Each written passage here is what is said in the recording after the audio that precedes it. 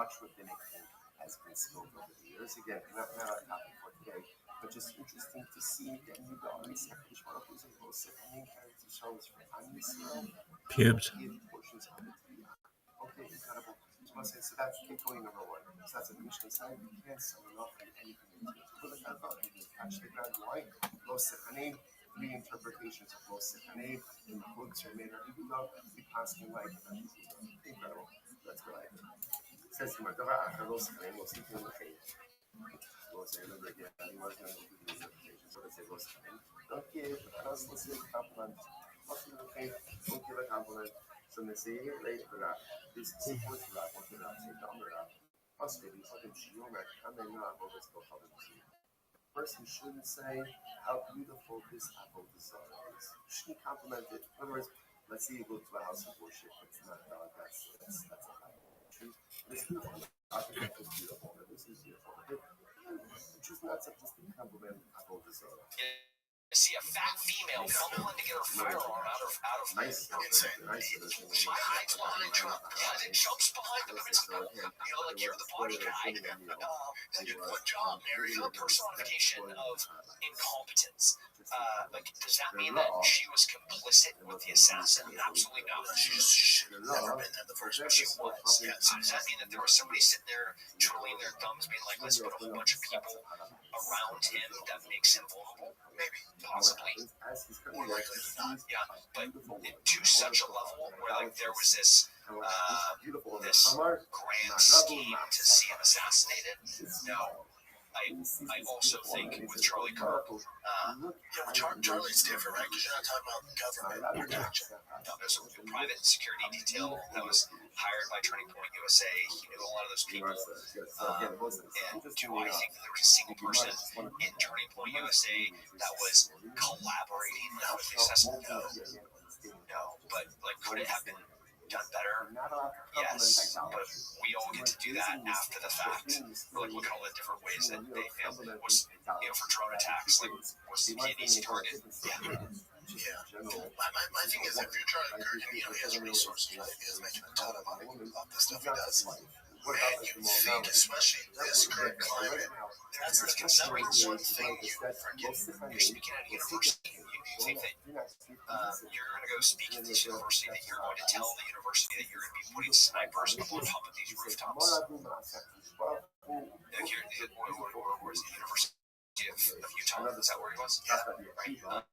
No. You're going to go to the university police and tell the state of Utah that you're bringing private PMC, private military contractors, and you're going to be positioning them with long rifles up on top of rooftops. That's exactly what I'm doing. You're not allowed to. Good luck with that.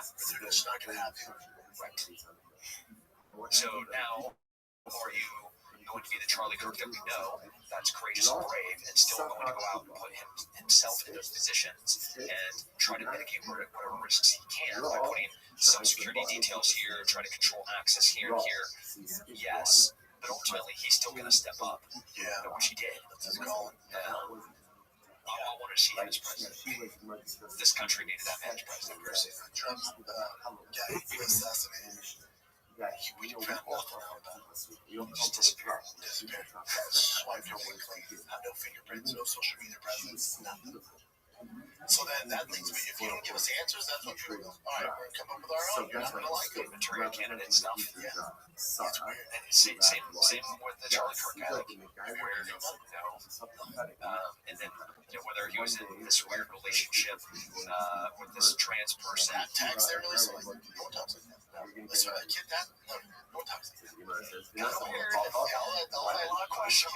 He's a suspect here and get any answers. And then the public just goes, okay, that's the one. Okay.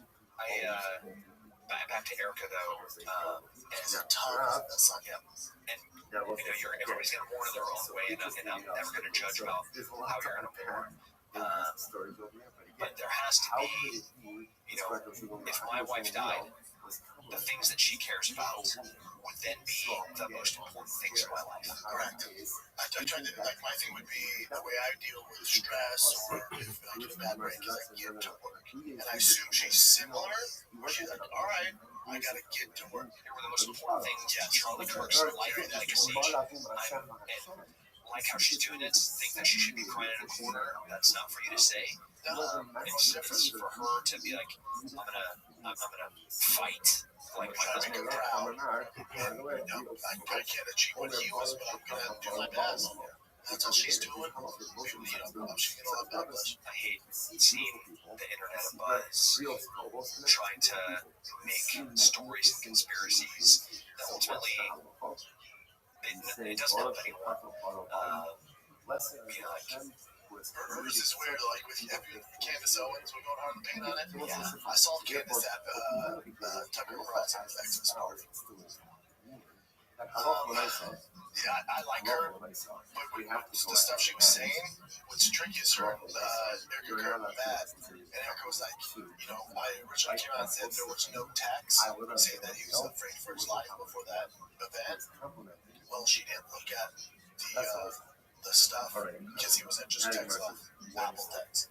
They had a whole other text chain, whether it's iMessage or where the fuck he's using, WhatsApp, whatever he's using, where and that's why Candace, she was like, no, that's what I'm saying. She's like, I was not privy to that at the time. I just got his phone, and there was nothing on there, but then we found this whole other batch, where he talked about affiliates and stuff like that. That's where he was saying, yeah, concerned that this is Of course he was.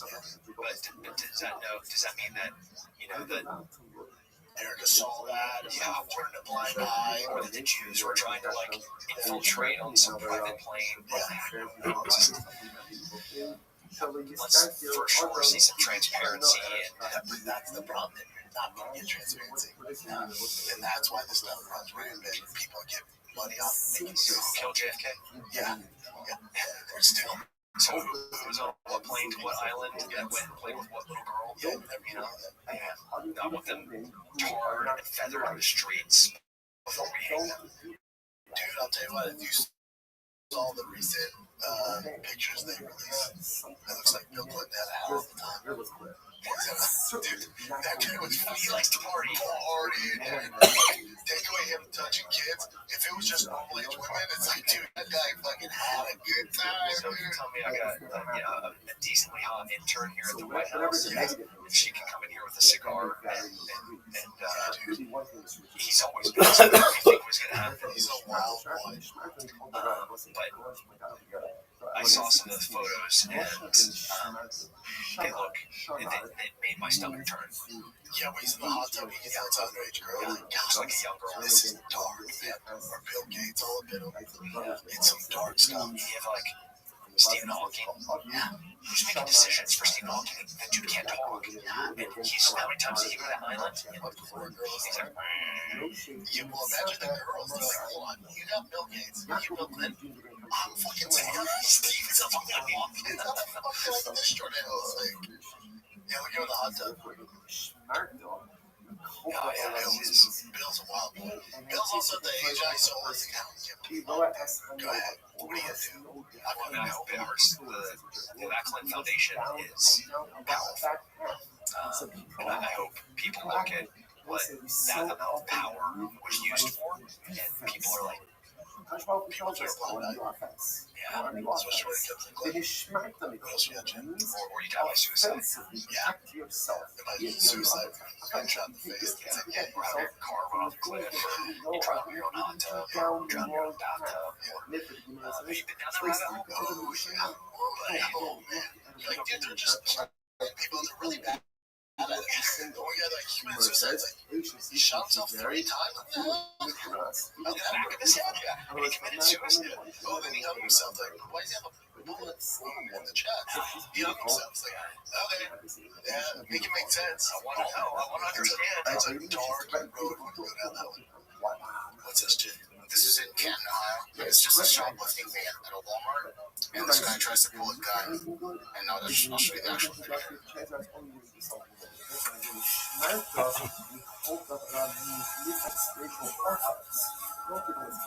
So that kid shoplifting. That's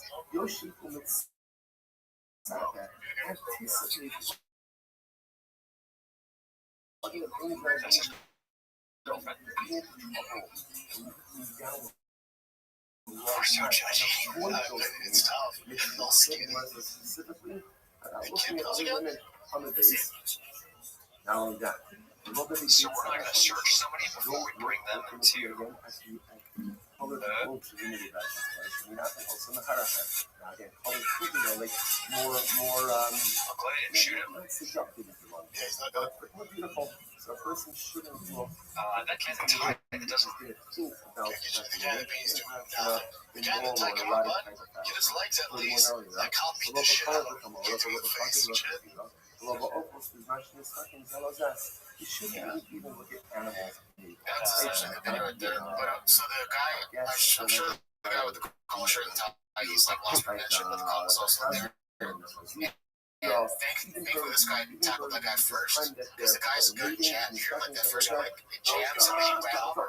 He was trying to kill the cop. God, man. It's like, buddy, hold on. It's a misdemeanor. It's just shot some juice boxes from Walmart. Then you shoot that cop, you're gone forever. And the cop did want to shoot him, but since the other guy was up on top of him, he didn't want to. That cop could have shot him. Yeah, it didn't. So kudos to that police officer. Also went straight to the gun. At our shooting response classes, we have this course called the Protector 1, and you learn basic fundamentals of marksmanship. You learn some grappling, but by day 2 of grappling, we're putting guns and knives onto the mats of glove to see what you have so much fun. And it changes the dynamic of how you're grappling. Like, I'm like an invert, or like a next guard. As a guy has a knife or a gun, and you're like tapping somebody on the forehead, you're like, how's that foot lock going for you? So I love seeing high level grapplers like yourselves come in, because Gordon Ryan, great example, where he got it, and yeah. 2-on-1 of the weapon, controlling the direction of the has arm bar or wrist lock or floor flex to get the weapon away. He's going to go to a corner as a weapon retention. Thank God nobody got hurt. Yeah, just like he didn't get shot. But now he has felonies. It's also, you stole a Game Boy from Walmart, dude. You shoot that cop, you're so fucked. Battle 2 weeks. This video's been going viral. It's a woman at a restaurant in San Francisco, and she just starts going off on the entire staff. It's pretty fun to watch. Over and over. I get and then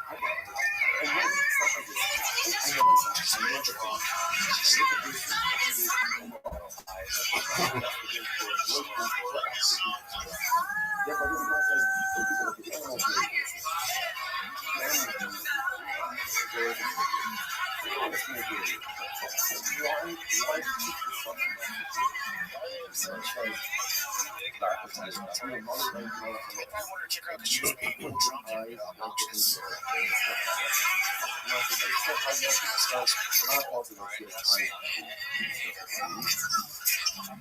I know myself. I know the wrong.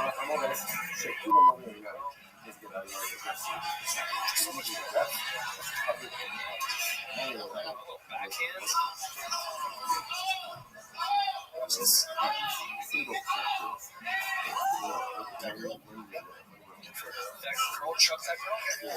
Like a judo throw. Yeah, that helps out. So recently on your truck. You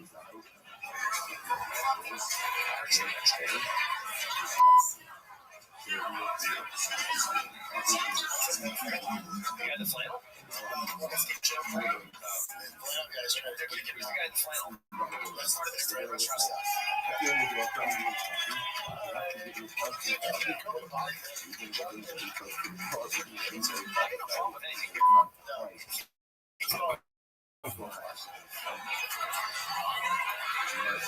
He's just trying to disengage. Like you're already out, and it's just too tough.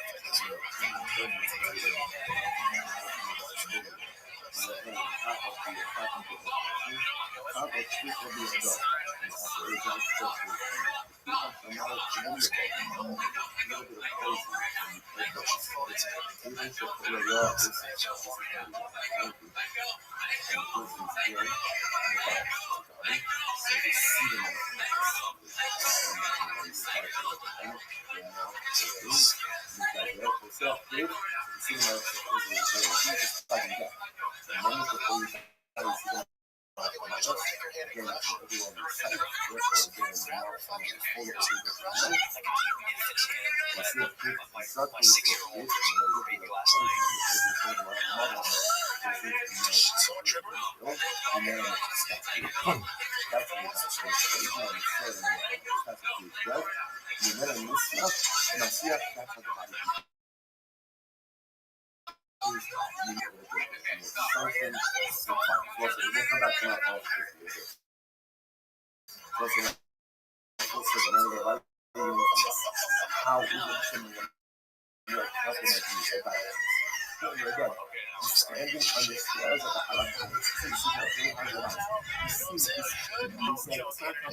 You can find just about anyone now.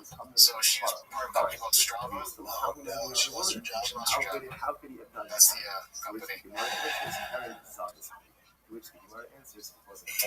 I know Strava. What's Strava do? Damn, I just looked it up too. Hold on. Back to those kids. That's what ROTHSCHILD. Whether it's hiking, cycling, what yeah. Yeah, I have Strava for my dad. It's Yeah. How do you feel about when the companies, when the people get the online, will find out where they work and make sure they get fired?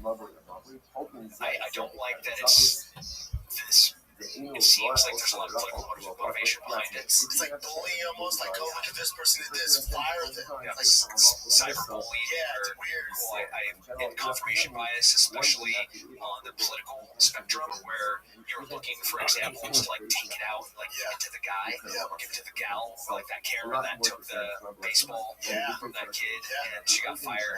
I know. But then consequences where you're at a concert and you're both married and you're like making out with each other at a concert and the camera's spin up and you both try to like disappear from like a fart in the wind. Coldplay was like, oh, But at least we all know Coldplay again. yeah, I know.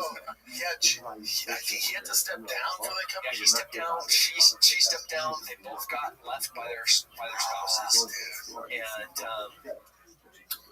consequences like that. Yeah, I get it. But cyberbullying, That's always weird to me. yeah, there's a really scary trend right now where overseas, African, Nigeria, Niger, they go and find a teenager and they befriend them with this account that's age appropriate with pictures. It's like a pretty girl. They find like a 14, 15-year-old boy and they're a 14, 15-year-old girl that's pretty. They learn, they go to the boy's social media page. They look at what sports does he play, where does he go, what kind of food does he like, what school does he go to, what clubs are you part of, and then they start talking to him like, yeah, I see that you're like really into baseball and like you're my favorite players. I could friend them. It's a 40-year-old black dude in Nigeria, right? Posing as a soft puppet, an internet puppet on social media to befriend this 14, 15-year-old boy To get like, ultimately gets pictures and then they blackmail the kid and these kids. If you don't give us money, we're going to send this to your coaches, we're going to send this to your church, we're going to send this to your youth pastor, we're going to send this to your girlfriend who you're cheating on. And these kids, my money, go ask your parents for me.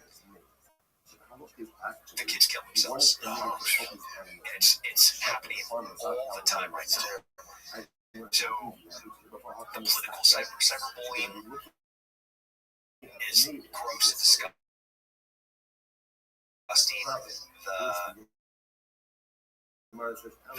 The social media in general, I'm finding me less, more and more disgusting. It can do so much good. My friend Johnny texted me, one of his friends just got in a car crash and died, and he's like, hey, can we find ways to help his widow out? Like, yeah, man, go for it. Yeah, absolutely. And there's a lot of pros to social media. I see a lot of cons with your kid and cell phone. Where your wife at? hell no. Actually, when he's like 16, 18, Yeah, 16 sounds kind of okay. Or he gets a flip phone, right? At any age is safe. I know that like Rogan's whole take on it, he's like, well, I don't want my kid, like it's just part of society now. I don't want my kid to be late to the game. So was a social contagion of like thinking of a different gender. Yeah, I think that was a social contagion that only existed in these like densely populated, high socioeconomic groups. Like that doesn't mean that it's okay for you to like forget that you have a penis. Agree. I told like nobody gets cell phones.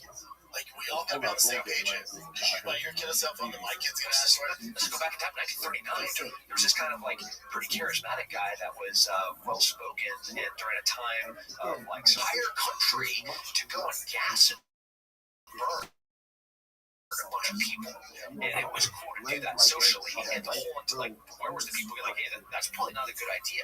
So like, just because it's the cool norm in the area that you're living in does not mean that it's a good thing. No, there's not a single study that's saying that. Read this book called The Anxious Generation, and all it does is point to study after study of depression, anxiety, like ultimately like there's not a single study that's like this looks okay. There's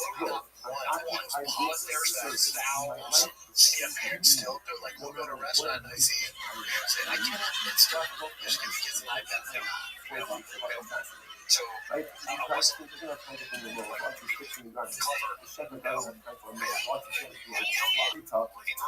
a kitchen counter phone, right? He's gonna go out with his friends. Hey, you got your phone with you? Absolutely, call me if you need me. You know, like the camera, I'm gonna take a drill tool. Because the last thing that thank God I didn't have a phone at 6 years. No pros. Yeah, there's no pros. I mean, look at how many times I have said the dumbest things possible, even as an adult. Like go back to 18, 20, 25, 30-year-old idiot. Yeah, I'm with you, brother. I'm with you. I picked T up. Janet, too.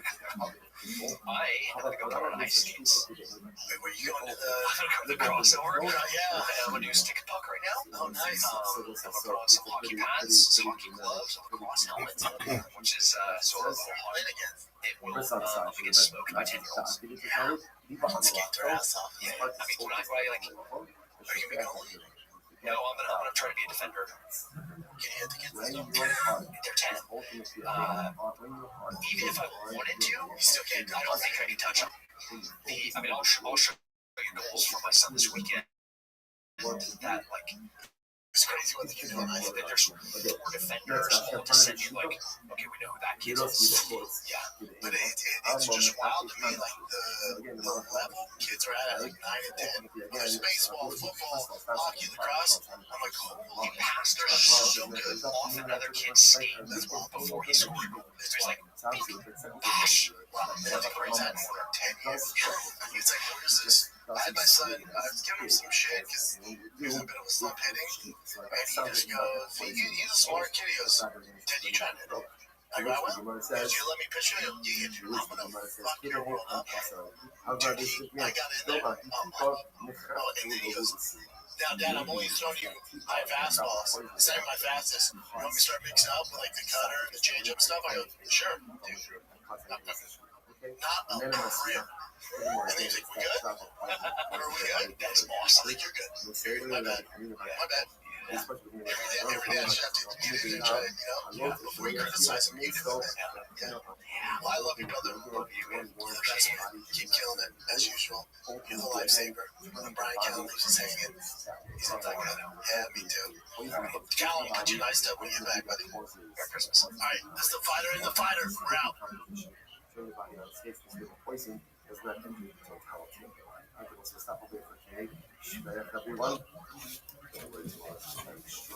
Thank him. I hate that guy. Is he your least favorite person on earth?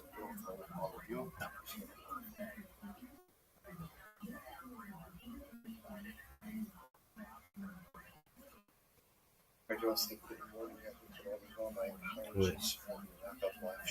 He sucks. It's not very good. So what shot is Rabbi? Wool and linen mixed together. What about cotton? Well, Rambam says that you can't even have a cotton meat intermediary. But the Raj says you can. What do you say? Bitch, I think you should Oh, for serious?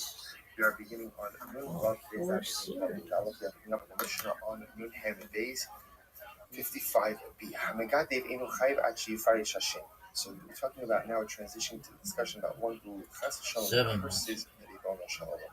So a person is only chayiv for cursing. The English word that's used is blasphemy. Which really means is cursing HaKadosh Baruch Hu until he actually uses the No name one of cares Hashem. about It actually points out 13 long video. Yafish es Hashem. Rashi says means 35 Yizkar es Hashem, aval lo holtzi shem mipiv, el sham Hashem yotzi mipi acher u'baruch hu pater. In other words, that 9-minute video. Hey, we made a 9-minute video. Dog, it takes me 9 minutes to piss.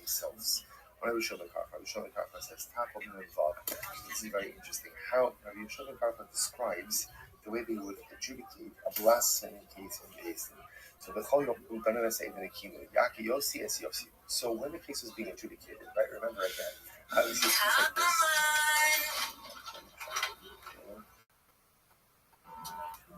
A case like this is adjudicated based on this shit is the worst. Witness is going to come in. They're going to say, we saw, Do you like these tablets? These tablets are the worst fucking tablets in the history of humankind. And if anybody thinks that these aren't the worst tablets in the history of humankind, you can go fuck yourself. I like that new thing that I do. I stream on 24 hours a day, 7 days. What is it? I'd say, I want to make you a millionaire if you're not right now. I want to ensure that you friend your family. What do I say? Make you your friends your family financially independent if you're not already. I want to ensure you have a generation if you don't already. And I want you to be able to start charities and philanthropic organizations up your own. Why? Because I'm sick as fuck, baby. Up your own. I'm like any I'm unlike any influence you. You're ever gonna meet. Really? Dog, what other influencer do you know who streams their life 24/7, 365 for world peace? Oh, wait. A person just says, oh, dog, well, that seems kind of lame to me. Well, I don't give a flying fuck about your opinion. I mean, the way blasphemy takes form is Hashem should curse Hashem. It's as simple as that. Well, I don't like that you do that. I don't give a. Well, I think you could be doing something else. Dog, when I want your opinion, I'll give it to you. Shut the fuck up. You can't convict someone if the witnesses were never explicit in their testimonies. As much as we wanted to, avoid explicit. Well, that seems lame. At this point, Hey, what'd you do in the last 4 years? 5 years or whatever. Well, I had kids, and I had a wife, and blah, blah, blah, blah. Okay. How much of that is archived? What do you mean? What, you have pictures? Yeah. Okay, do you have any video? Yeah, we have some video. Okay, do you have 4 fucking years of it? Well, no. Okay. Well, how do you even know those motherfuckers exist? Well, they're in, like, the room right next door to me. Well, guess what? All those memories of them are gone. You can't relive them. You got some up here, but a lot of that is wasted. With mine, you know every motherfucking thing I've done. Really? And they do not go ahead and mend the tear. My data are my children. Really? It's kind of lame, I admit it. Why? What have I done? Except archive all the coolest fucking shit in the world. When people find out about this, they're gonna shit themselves. Really? These ones that actually pass the guilty verdict, we require explicit testimony from the witnesses. They're gonna have to do extra cleanups of the make fucks because so many bitches are gonna be. that they indeed heard the same thing. Cleaning themselves in the Actually, bitches. is bar the shame of the shame. We're gonna need mikvahs like 7-Elevens in this fucking country. Why? Why the fuck? No. The way that this blasphemy, the way that Are you this done? of Hashem takes place is one You know how many mikvahs I'm gonna have to build? with Hashem. Hashem should Porta Hashem. potties. Georgia, folks. How do we know that's not? This shit sucks. The no gave shame. Alright, Doug, so stand up. So it's Do interesting. your thing. The hospital one's putting over here is the no gave shame Hashem. Most you must. Now the one who's with the word. This shit is the worst. I like how you made up your own sign language. This shit is the worst. Why? You just did. Again, You just did. curses the name of Hashem, you will be Why? put to death. So there's two expressions of cursing. So from here, the Gemara says that means you Look at curse this. the name of Do Hashem you want to see? with Do I'm going to put it into Hashem should curse athletic Hashem. terms for you? You got this asshole talking about bullshit. Why? Dog, this is the most obsessive compulsive bullshit I've ever heard in my life. Really? Oh, it looks like this woman dropped a jar of Smuckers on a sailing table. Really? Ugh. Should I go to the doctor? Bitch, you should be in the emergency room now! Why? Fuck. Lady, it looks like the beaches in Normandy down there. Why? It's like the tide at Omaha Beach. Why?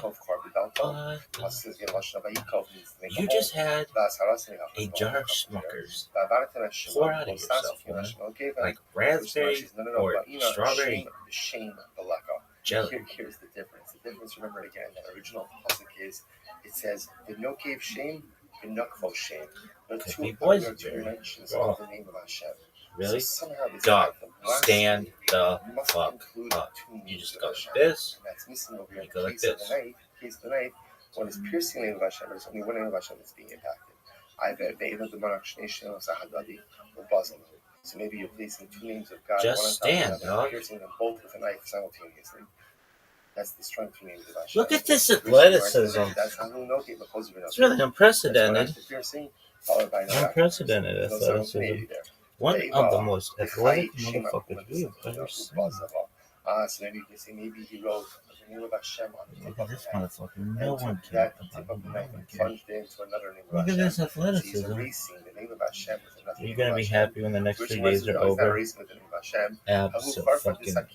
I hate these It's not days. the name of Hashem that's it. It's Why? not the name of Hashem on the knife that's erasing. Because the name they're of the Hashem. worst.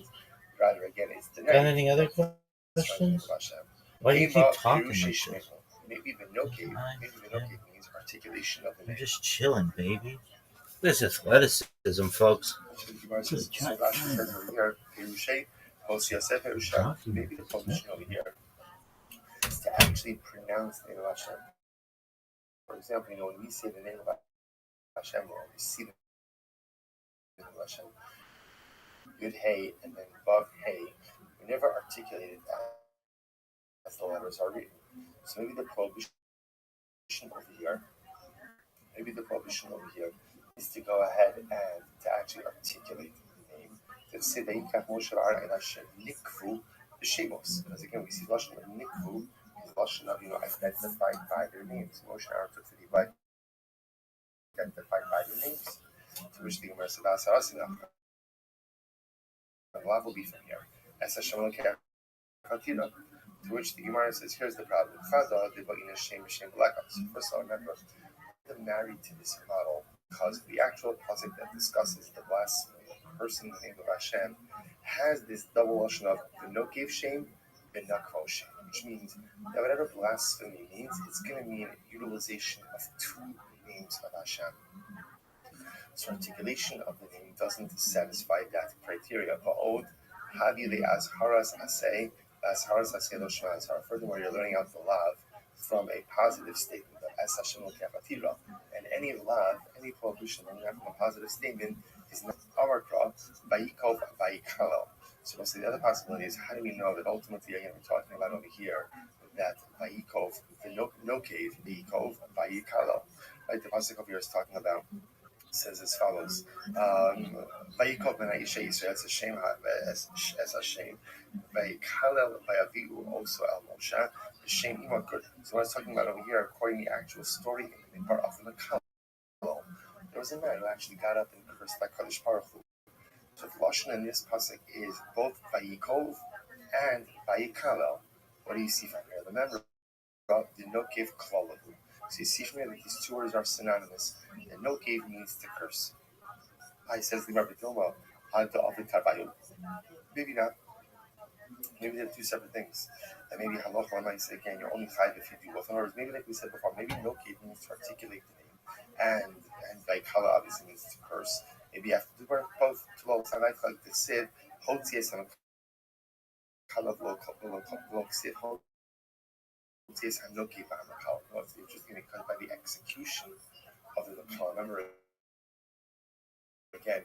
In the Jewish, when the Jews were in the desert, there were two dramatic acts of desecration of halacha. One was the Makoshesh, the guy who gathered wood on Shabbos, killed Shabbos, desecration of Shabbos. The other was the Makalel. So when they executed the Makalel, it says, take out the Makalel. And you see from here the fact that it just calls it the Makalel indicates to us that Nokev and Makalel mean the same thing, which both mean ultimately cursing of the name of Hashem. Shema Minah, Chaveru. You see from here that they're both really one thing. So we'll say, so therefore, what comes out of here is as follows. So therefore, now we have the model of Megadev, of one who curses HaKadosh Baruch Hu, is one who uses the name of Hashem to curse the name of Hashem. Interesting formulation, but nevertheless, that's the biblical prohibition, really based on the idea that the pasuk that talks about blasphemy uses the lashon of B'nokev Shem Hashem and B'nokvo Shem Yomas. It's two lashonos. Uses the expression of curse twice and shame twice. So from here we see that in order to be chayiv biblically for cursing the name of Hashem, one must curse the name of Hashem with the name of Hashem. Okay, so Tarabanon, Ish Matal Omar, what does the pasuk mean when it says Ish? So if you remember again, this is the El Bnei Yisrael to Davar Leimor, Ish Ki Yekalel El Kaven Asachet Om. This is every person when they curse Hashem will bear his sin. Who's the Ish? Matal Omar Ish. Says the Gemara, it's very interesting. Ish, the Rabbi says, "Al Dekochal Shemus Haram Berchas Hashem." So we'll say, so now the Gemara is going to take an interesting turn over here, and the interesting turn is going to go. It really is a fascinating sugya. Yeah, I think that was fascinating as yesterday. But fascinating sugya. I'm sorry, I neglected to thank the Rabbi for giving share over the last few days. A tremendous shkaya kind of thank you. It's actually not such easy sugyas. So the Gemara says as follows. So here we're transitioning to the interesting topic of seven Noachide laws. So the Gemara says, what does it mean when it says ish? Right? Why does it say ish twice? So the Gemara says ish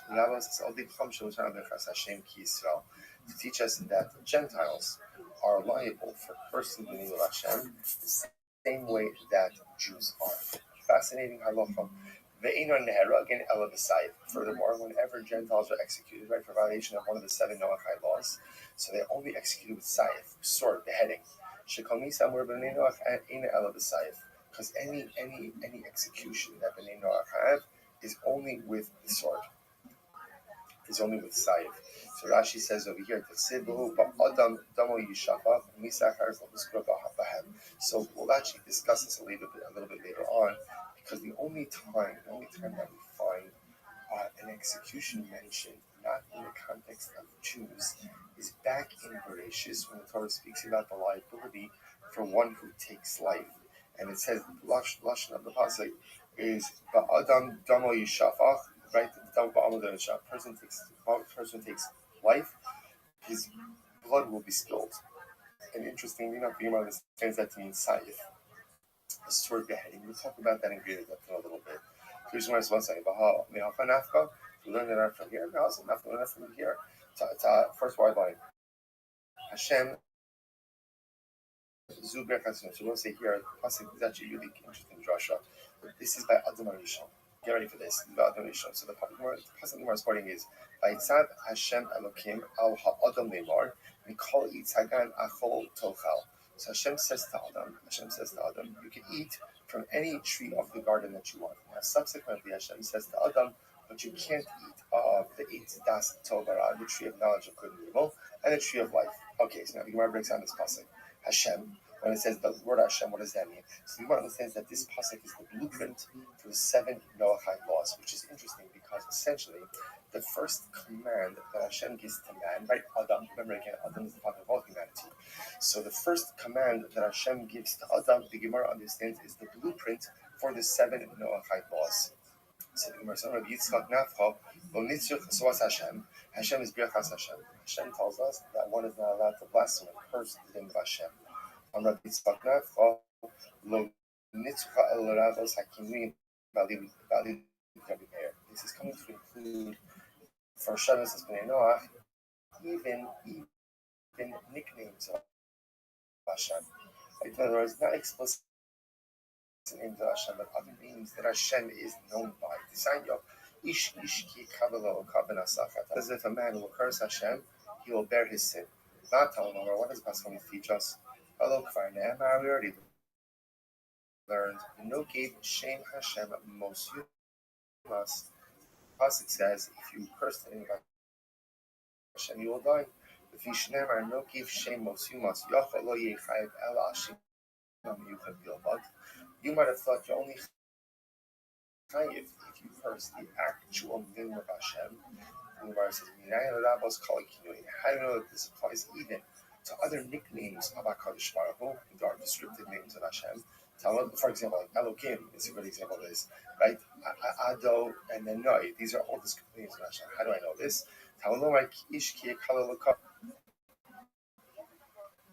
One is not only chayiv for blasphemy, for cursing Hashem, with the primary names of Hashem, but even chayiv for the secondary names of Hashem. Right, Mary, Chacham say no. Hashem hamiyuchad bilba, Hashem kobanisa, lakin nevazar. Chacham disagree, and this actually we find that what is only chayiv execution if you curse the explicit name of Hashem, unique name Yud Hey and then Vav Hey. But if you curse any of the other names of Hashem, that is allowed. That is okay. Pliga de Rav Meisha, and this argues Rav Meisha, because Rav Meisha said, no, Rav Meisha, Ben Noach shebeirachas Hashem.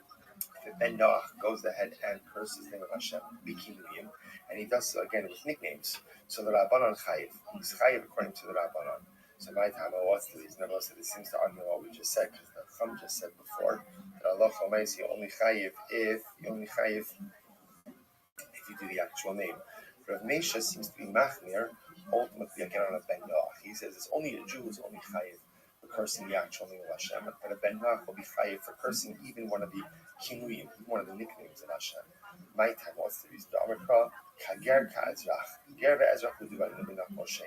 It's only a ger ve'ezrach. In other words, right? It is only a Jew, right, and a convert who are chayiv if they curse the explicit name of Hashem. But Oved Kochav is going to be chayiv for blasphemy, even if he uses one of the descriptive or nicknames of HaKadosh Baruch Hu. Very interesting. So we'll say so fundamental machlokes. So on one hand, is machlokes in general about Jews. Hey, Rabbi. Are Jews chayiv if they curse a nickname or a secondary name of Hashem? So that Rabbi Meir says yes, Chachamim say no. And then interestingly enough, Rav Meisha comes along and Rav Meisha says a Jew will only be chayiv if he curses the primary name of Hashem, but a Ben Noach will be chayiv even if he curses one of these secondary names of Hashem. Very interesting. Rabbi Meir, Hai Keger Ke'ezrach Ma'avalei. What does Rabbi Meir do with this phrase Keger Ke'ezrach? So the Gemara says Ma'avalei Ger Ve'ezrach B'skila. If you just said a Ger Ve'ezrach gets skila, Aval Ovei Kochav B'sayif. Ovei Kochav will be executed ultimately again by a sword. I would have thought Holavi Israbu. I would have thought that since maybe Ovei Kochavim, right, or Bnei Noach are included in the prohibition of blasphemy, that they should get the same death penalty as a Jew, i.e. skila. Kamash will know that whenever a Ben Noach is executed for some transgression, he always receives sayif. And Yitzchak Nafcha Lim D'Rabbanan, Haike Ger Kezrach Ma'avalei. What does Rabbi Yitzchak Nafcha, according to Rabbanan, what does he do with this phrase? The Gemara says, Ger Ve'ezrach U'Deva'inan Shem B'Shem. It's only a Jew who is chayiv in this, what we'll call this framework of blasphemy that we established. But again, if an Oved Kochav, even if he just curses the name of Hashem, doesn't do shame to shame, doesn't use the name to curse the name, he's going to be chayiv as well. Incredible. Ish ish. What is it? Why the phrase ish ish? Dibra Torah kalashon bnei adam. Ultimately, again, the Torah is just espousing the halacha the way that people speak. Incredible. So we'll say there are three takeaways so far from this daf that are important to take with us. Number one, the construct for biblical blasphemy, for which there is a death penalty for Jews, right, is going to be only if you curse the name of Hashem with the name of Hashem. Which name of Hashem? So again, we're going to see that we pass in halacha makes like the Chachamim. Namely, it's only if you use the actual name of Hashem, Yud Hey and then Vav Hey. No kinuyim, no descriptors, descriptions, nothing else. Just the actual name of the Ribono Shel Olam. Bnei Noach will be chayiv again for blasphemy as well. But interestingly enough, Bnei Noach will be chayiv. Even if they curse any of the other nicknames or descriptive names, even if they don't use the explicit name of Hashem. Furthermore, a Jew, when he's chayiv for blasphemy, will get skila, and Ben Noach ultimately will get saif, will get beheading with the sword. Now again, that's not unique over here to Megadev. Anytime that a Ben Noach is going to be punished, he's always punished in this same way. Incredible. Shem Mitzvos Esam Bnei Noach. There are Shem Mitzvos Bnei Noach. Also, a really interesting sugya. Dinim. So dinim is the halacha to establish a judicial system. Right? The Birchas Hashem, cursing of HaKadosh Baruch Hu, Aval Dazar. So, number one, establish a court system. Number two, you're not allowed to curse the name of Hashem. Number three, Aval Dazar, can't worship Aval Dazar. Number four, immorality, Gila Rayos. Number five, Shichus Damim, can't murder. Number six, Gezel, theft, you can't steal. And number seven, Edom and Acha, you cannot eat. You cannot eat the limb off of a living.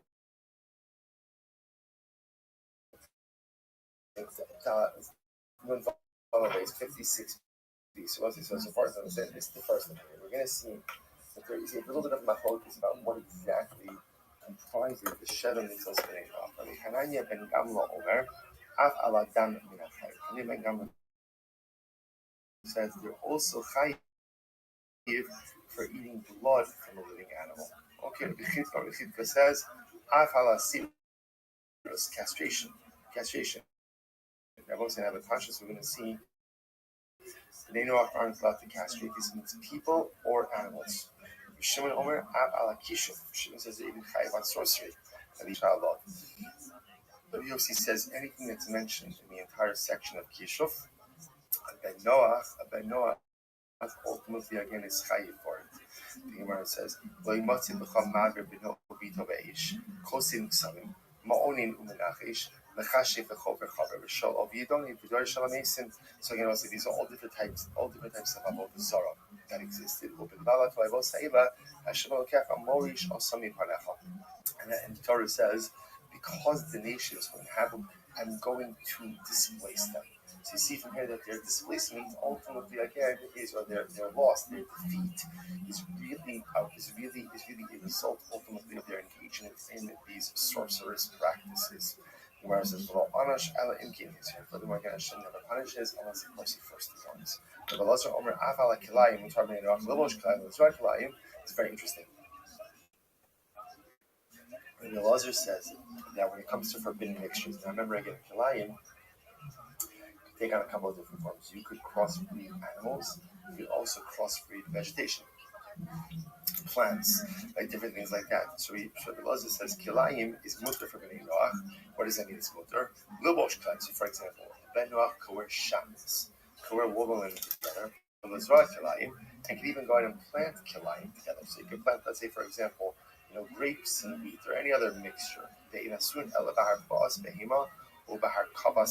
thing they're not allowed to do is ultimately again to cause interbreeding between animals and to graft trees.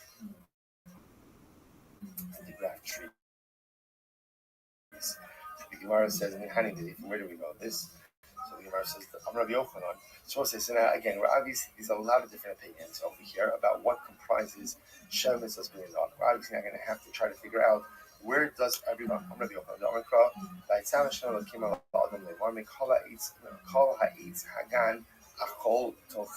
So this is interestingly enough, that this is really quite fascinating. It would appear right beforehand we had Rabbi, now Rabbi Yochanan, all quoting this same pasuk. And Shem Mitzvos Bnei Noach comes from the original command of Hashem to Adam, because this was the first mitzvah that Hashem gave to Adam. This is the first mitzvah that Hashem gives to humanity. And the Gemara understands this to be a blueprint for Hashem is Noach. So, for example, the Gemara says, Vayitzav, he commanded him, Elu Adinim. This refers to the obligation to have judicial systems. Omer, Hashem, what does Hashem do? Hashem. This refers to blasphemy. In other words, Ben Noach can't curse Hashem. Omer, the no cave, Shem Hashem most must. Elokim, what is Elokim? This refers to the prohibition against idolatry. Omer, lo yelecha Elohim achirim.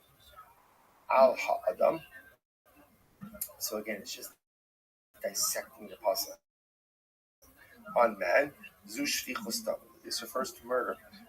Omer shovech dam ha'adam ba'adam amos yumas. Lemor, saying, ze gilui arayos. This refers to morality. Omer lemor hein yishalach ish es ishto v'holcha mi'ito v'haisa v'ish acher. So let's say, so just listen what the Gemara is doing is, the Gemara is seeing that each of these words represent a different halacha, and it's showing how this word shows up later on in the Torah in the context of this particular halacha. Incredible. So the Gemara says, when you call eitzakan, you could eat from all the trees for lo gezal, and not from theft. So that's theft. But you can't take bullying from a living animal. Because Rabbi Yitzchak, we'll say third wide line, when Rabbi Yitzchak came along, he actually understood this in an opposite way. By Yitzav, it says he commanded, this refers to idolatry. Right? Elokim, Zudinin. This refers to a judicial system. So Bishlama Elokim Zudinin. I understand that a judicial system said the Nikar Balabais Ela Elokim, because again, the pasuk itself, when speaking about adjudicating a case, says that the Balabais, the litigants, will come before the Elohim. Now, in this case, Elohim actually means the judges. And breakfast Shkash Baruch as well. Ela Vayitzav Zu Avodah Zarah by Mashma. How do you know Vayitzav means Avodah Zarah? V'chista Rabbi Yitzchak Barati Michad Amar Saru Mahav Min Aderech Asher Tzivisim Asulahem. So one says, they have quickly departed from the path that I commanded them. So again, this was an admonition against Avodah Zarah. Right? They quickly is by the eagle, by the golden calf. They quickly see over here that derech is also referred to. I'm sorry, by Asher Tzivisim, the path that I command them. So command over here is a reference to theology. The other opinion quotes the pasuk here from Hosea. Ashuk Ephraim Tzutz Mishpat Kyohil Halach Achar Tzav. So the Gemara says, so once again, you see the same lashon Halach Achar Tzav. So Tzav representing Avodah Zarah. My ben Av. So what's kind of lives in these two psukim? Mikibinayu Akum Sha'asa Avodah Zarah V'lo Yishtachar Allah. It's very interesting. Practical lives in these two opinions would be a Gentile created, fashioned in Avodah Zarah, but didn't worship it. Lemanda Amar Asu. According to the one who learns that from us, so a Gentile would be liable for Avodah Zarah the moment he fashions the idol, even if he doesn't worship it. The man damar ki hoyel halach, but one learns it from the second. If I say ki hoyel halach, and the asl basra halach, he wouldn't be chayiv for idolatry until he goes ahead and actually worships it. That doesn't make sense. Rabbi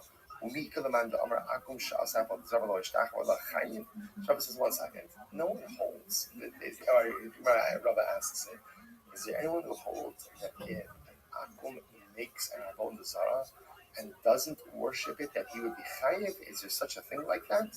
So the Gemara says, V'atanya we learned, Ba'akum dvarim shebeis din shel Yisrael memisin alehem ben Noach musra alehem ve'im beis din shel Yisrael memisin alehem ein ben. When it comes to an akum, right? When determining the legal liability of an akum, of a Gentile, so we write that a Jewish beis din would execute a Jew for. A ben Noach is also on warrant for. In other words, he wouldn't execute a Jew for a particular infraction. Then a ben Noach would also not be held liable for that infraction. So what does this come to exclude? The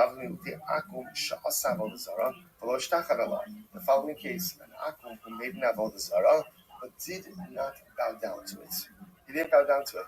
So what do you do in a situation like this? Right? So here's a perfect case, right?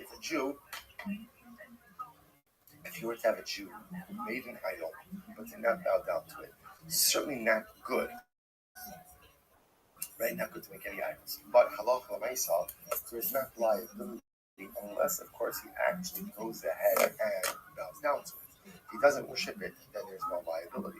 Papa, and again, as you just said before, if a Jew doesn't have liability for it, then an Akum doesn't have liability for it.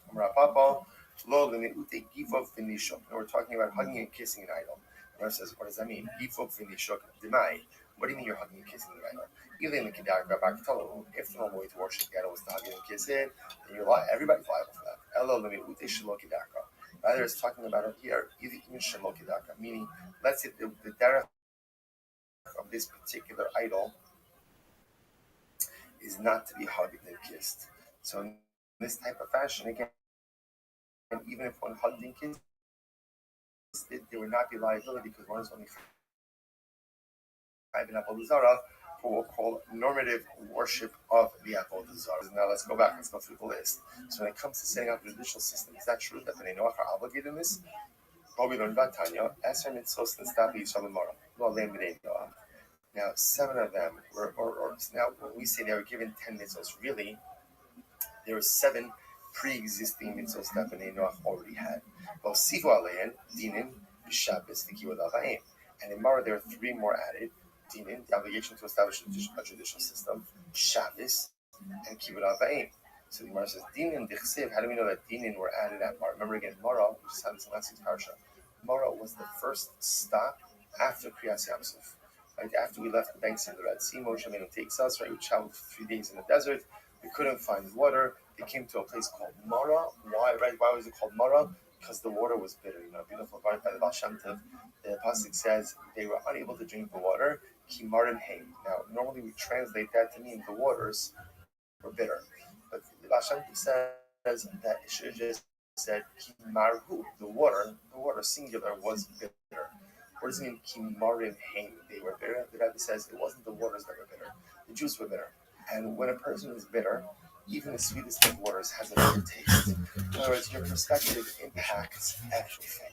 A positive perspective, the world looks beautiful and incredible. A positive perspective, even those daunting of challenges become an opportunity for personal holistic growth and transcendence.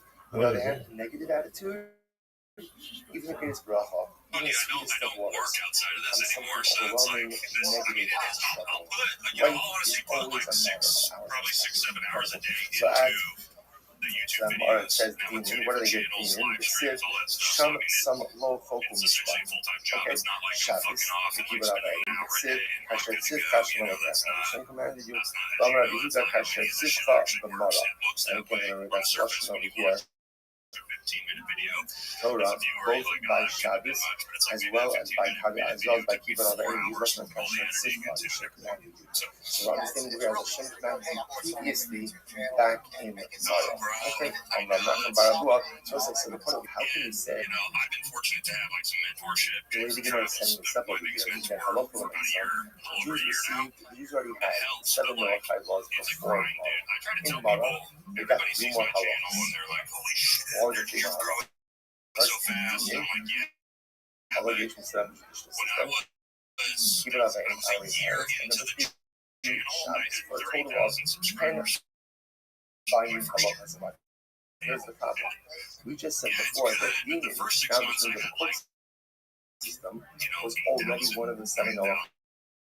I was getting like 1,000 a month,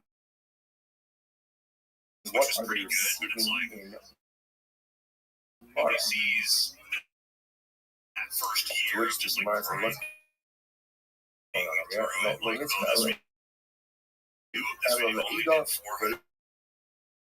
the last one. Well, that's The when more I did once it got 600 the more views, like, they legal don't see details.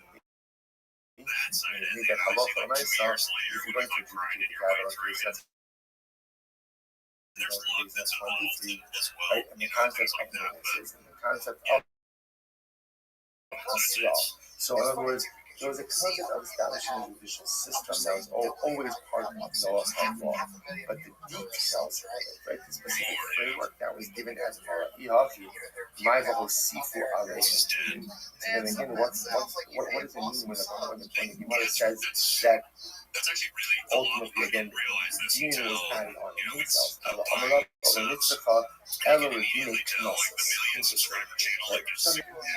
What's normative law? Normative law, right? Again, financial cases, capital cases. And in Mara, they got the concept, right? It's still, should have said about Sifu Bidi, not from Sifu Dini, because Sifu Dini makes it sound like the laws of the judicial system were added on in Mara. And if you tell me they had should have said about Sifu Bidi, as part of the they were given the obligation to establish a judicial system. And in Mara, they were given the obligation to establish a Beis Din in every city, and popularly in every neighborhood, and every city. Every city. Local, but they did. I have been enough or not obligation to do that already. That time with distinction is now being sort of hosted, but they didn't go back. So they're here, tackling something not hosted, but they didn't go back. But they did. In every city, and in every locale, every city, essentially, high Tana, the national, the market, the IOSA. Right? Okay, so this Tana has a different opinion as to what the sermons of the Noah was. He takes out that is demon, and therefore establishing the judicial system, and blasphemy, and instead he adds in Sa, which is serious castration, and Chaf for Kilai.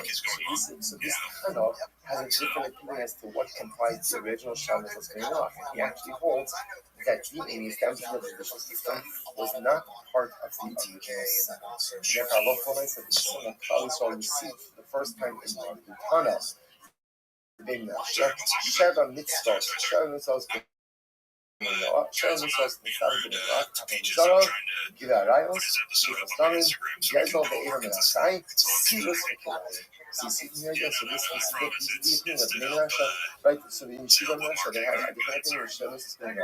There's 7 different mitzvahs. Now they agree on 5, but they disagree on 2. So whereas the primary opinion said that including Sheva was establishment of the judicial system and blasphemy, the Yeshiva Rasha, they took it out. Not blasphemy, they take out blasphemy and judicial system and instead replace it with serious castration and killing and laughter. And again, like we saw with all of them. So we'll have to stop up here for today. We're going to pick up tomorrow with a beautiful game about Marshall. Sorry again that I wasn't with you in person today. Sorry for the last minute cancellation of the last year. But thank you for the opportunity to know over here. He was super nice, respectful, but at the same time, right. That doesn't excuse all right, so let's say good morning, and let us begin. We'd like to thank all of our sponsors for this morning's today. Our annual Talmud Torah Show, so close to Mr. Haber's for dedicating all the shul instructions this year, as is the most for the source Tovos for Am Yisrael. Our Talmud Torah sponsors for the month of Tammuz, Habarim, and Tova, Aaron and Alana Weinberg, and thanks to Hashem for all of his wisdom, both revealed and hidden. The miracle of Yonatan Shine Weinberg 14 years ago, for the source Tovos for Am Yisrael, for Eretz Yisrael, and the merit of the speedy arrival of Moshiach.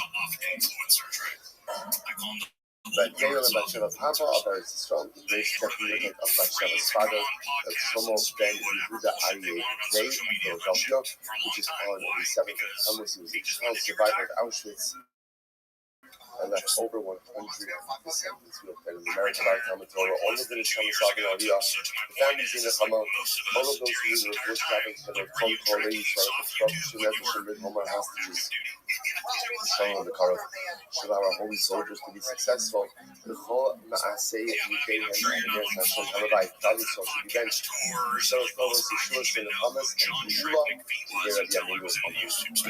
Let's with that, let us know a lot of people are reading incredible God ahead of us. Today's task is 2014, and we are picking up Amir Hashem on 15 more days, 13 weeks. We left off at 2 dots before the Mishnah. So it is 2, 4, 6, 8, 10, 12, 14, 16, 18, about 13 lines up from the bottom. So Yaakov Shabbat Sandal. Again, in yesterday's Mishnah, we were talking about the concept. Once again, we continue the discussion about halacha patronizing stores that may be paying taxes to the Avodah Zarah. And especially again on the day of Yaakov's celebration itself, being concerned that if one goes in and patronizes one of these establishments, so one could be inadvertently going ahead and supporting Avodah Zarah. So along these same things, the Gemara tells the story. So the Gemara says, Rabbi Yaakov Shabbat Sandala. Rabbi Yaakov went ahead and bought a pair of sandals from one of these stores. Rabbi Yirmiyah Saban Pita, Rabbi Yirmiyah bought directly. How many times we encountered each other after having made their respective purchases? So right in exchange. How many times happened? So one said to the fellow, Yasma, you Abba Rabbi, would your Rebbe have acted like this? And I will say, now when you call each other orphan, that was the stuff, right? What do I mean by that? So obviously, just like the orphan doesn't have a parent, they were accusing each other of being like orphans of a Rebbe. Like the orphan, what do you don't have a Rebbe? You don't have what do you an orphan? Would your Rebbe have done this? Amar Ida, the other one was like, so one said that to the other, then the other one responded, Yasma, you're the Yasma. Alvin Ras Bahasi, right? Don't call me a Yasma, you're a Yasma. Right? When you grow up yet after the church, obviously they're both doing like they're giving each other a stuff for having patronized the store owned by Apple. So listen, 1 second, hold up, what happened here? The Tarvayu, Mipalabai, both of them, both the purchases were totally legal. Why? They actually did not buy it from shopkeepers. Who did they buy it from? A bottle of right? I get a bunch of these. Alright, the private individual, so we say way back in the Mishnah, that this whole issue of patronizing the store of an outlet and having the outlet pay taxes to whatever the local level, these other establishments, but again, about a buy just stamps, goes ahead and sells the stuff. From the home, the pastor should not pay the tax, and therefore local lemons was permitted. The Chol Chad, so in fact, interesting enough, they both had engaged in the activity, but they both thought that they both assumed that the other which I must say is such a fascinating idea. If you think about this, they say pretty heated words, right? To call someone a yasser, right? Essentially, that's like saying, like, obviously you have no record. Obviously, you have no one. It's a pretty strong statement. And incredibly enough, they came to that realization just based on what they saw. And again, they both were wrong. Tremendous mishaps. How often does this happen to us? Like, we see a situation, we see a circumstance around their behavior, only to find out I was wrong. I was wrong. So the Gemara goes like, the Gemara says, the shocking myths of the day. This whole prohibition of patronizing the store of an apple is therefore only by a formal proprietor by a store. Why? Because when you purchase in a store, the shopkeepers are all shopping within themselves. When you purchase from a household, they just come and die and spend a lot of us. You're a apple. Your mother, how you let the open up the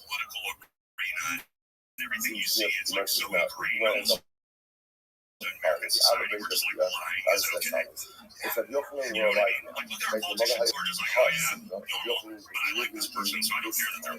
So the answer to Hashaki Nifsat Balabayis have us. So the Abbas practices seem to have evolved and changed, and there were places like the individual guy just selling stuff out of your house. There were also collecting taxes. So the Abbas has been alive now, and collect taxes for Balabayis have us. Ultimately, again, he would have asked for this practice as well. In other words, which makes sense because once they're collecting taxes from Balabatim, then by definition you can't buy from the Balabas either because you're also inadvertently supporting Avodah Zarah. Ella Indu Hates one second, here's the problem. Now the Gemara is making the assumption that Rabbi Abba is referring to the times in which Rabbi Yaakov and Rabbi Yirmiyah are living as well. In which case we said before that Rabbi Yaakov is able to buy the sandals. Rabbi Yirmiyah is able to buy the bread because they bought it from a Balabais. But Rabbi Abba makes it sound that even a Balabais is paying taxes. So what's happening over here? How are they permitted to go ahead? How are they permitted to make their respective purchases? If they're going to be paying taxes, if the Balabais is paying taxes, it's very interesting to see Ella Indu. So how are Rabbi Abba and how are Yaakov and Rabbi able to buy the sandals and the bread for Balabais and taxes, which the Gemara says, the Balabais she'ino kavua. They bought it from a Balabais who doesn't regularly sell it. Take a look at Rashi. Rashi says, She'ina Kavua. Rashi says, even though already in terms of Rabbi Abba, everybody was paying taxes. Merchants were paying taxes, a Balabais regularly, so he was always paying taxes. But that was only if you were what we call someone who sold stuff on a regular basis. But if halacha l'maisa, again, you're cleaning up your garage, you put stuff for a garage sale, you're not an established merchant, they would not tax you. So apparently, again, when the Yaakov and Yirmiyah bought the sandals and the bread, you're buying it from one of these. There's essentially three categories of sellers. There's the classic Tagar, who is the merchant, who Mishnah tells us again. On any day where there's a young thing, you can't purchase from that person. Now, this I just want to point out how this is a little bit different. So remember again, beforehand we were talking about just engaging in transactions with the Apple. This is now in a more commercial setting. So the Mishnah tells me I can't do that on the day of the young thing. Why? Because they're going to pay taxes to the Avodah Zarah. That's category 1. Category 2 is so between the Tagar and the Balabais. The Balabais is selling, I don't know, from his house. But this is what he does. He's an established vendor. He's also apparently going to be paying taxes. Therefore, you can't patronize him either. That's on the young thing. This third category is just Stam Balabais who's not Kavua. This is an individual who's going to go ahead and sell stuff, but not really in an established. And therefore, again, halacha l'maisa, you can patronize such an individual. Okay, fascinating. So we're going to continue on the same theme here. So Mishnah, the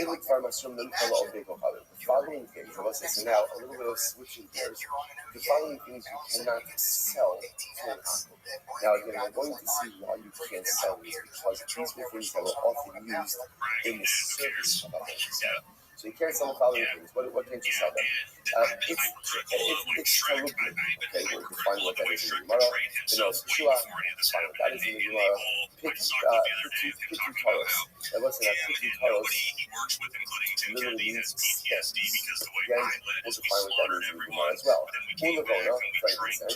Tana Go Halavan, a white skirt. The Ruda really says, look at Lin Tana Go Halavan, Gina Tana Go. The Ruda says, if you're selling an apple, a bunch of roosters, and in that Tevra, the rooster Tevra is also a white rooster, that's going to be permitted. That's not going to be fine. But with Martin for Ansel, what happens if you want to sell a single white rooster to the home? So the Gemara says, you could cut off one of its fingers, one of its, I don't know, either a finger or a toe by a rooster. Well, okay, so you could cut one of the claws and ultimately decide, I don't know what to cut back. But interestingly enough, apparently even by the Akron, if the animal is deficient in chasser, they don't offer it. So apparently we're going to see this something with white roosters. So if you're going to sell a white rooster, ultimately again to the Akron, then cut off one of the claws and ultimately sell it. The fish in the Makridim chasser out all this ultimately again because they do not go ahead and worse, they do not go ahead and offer up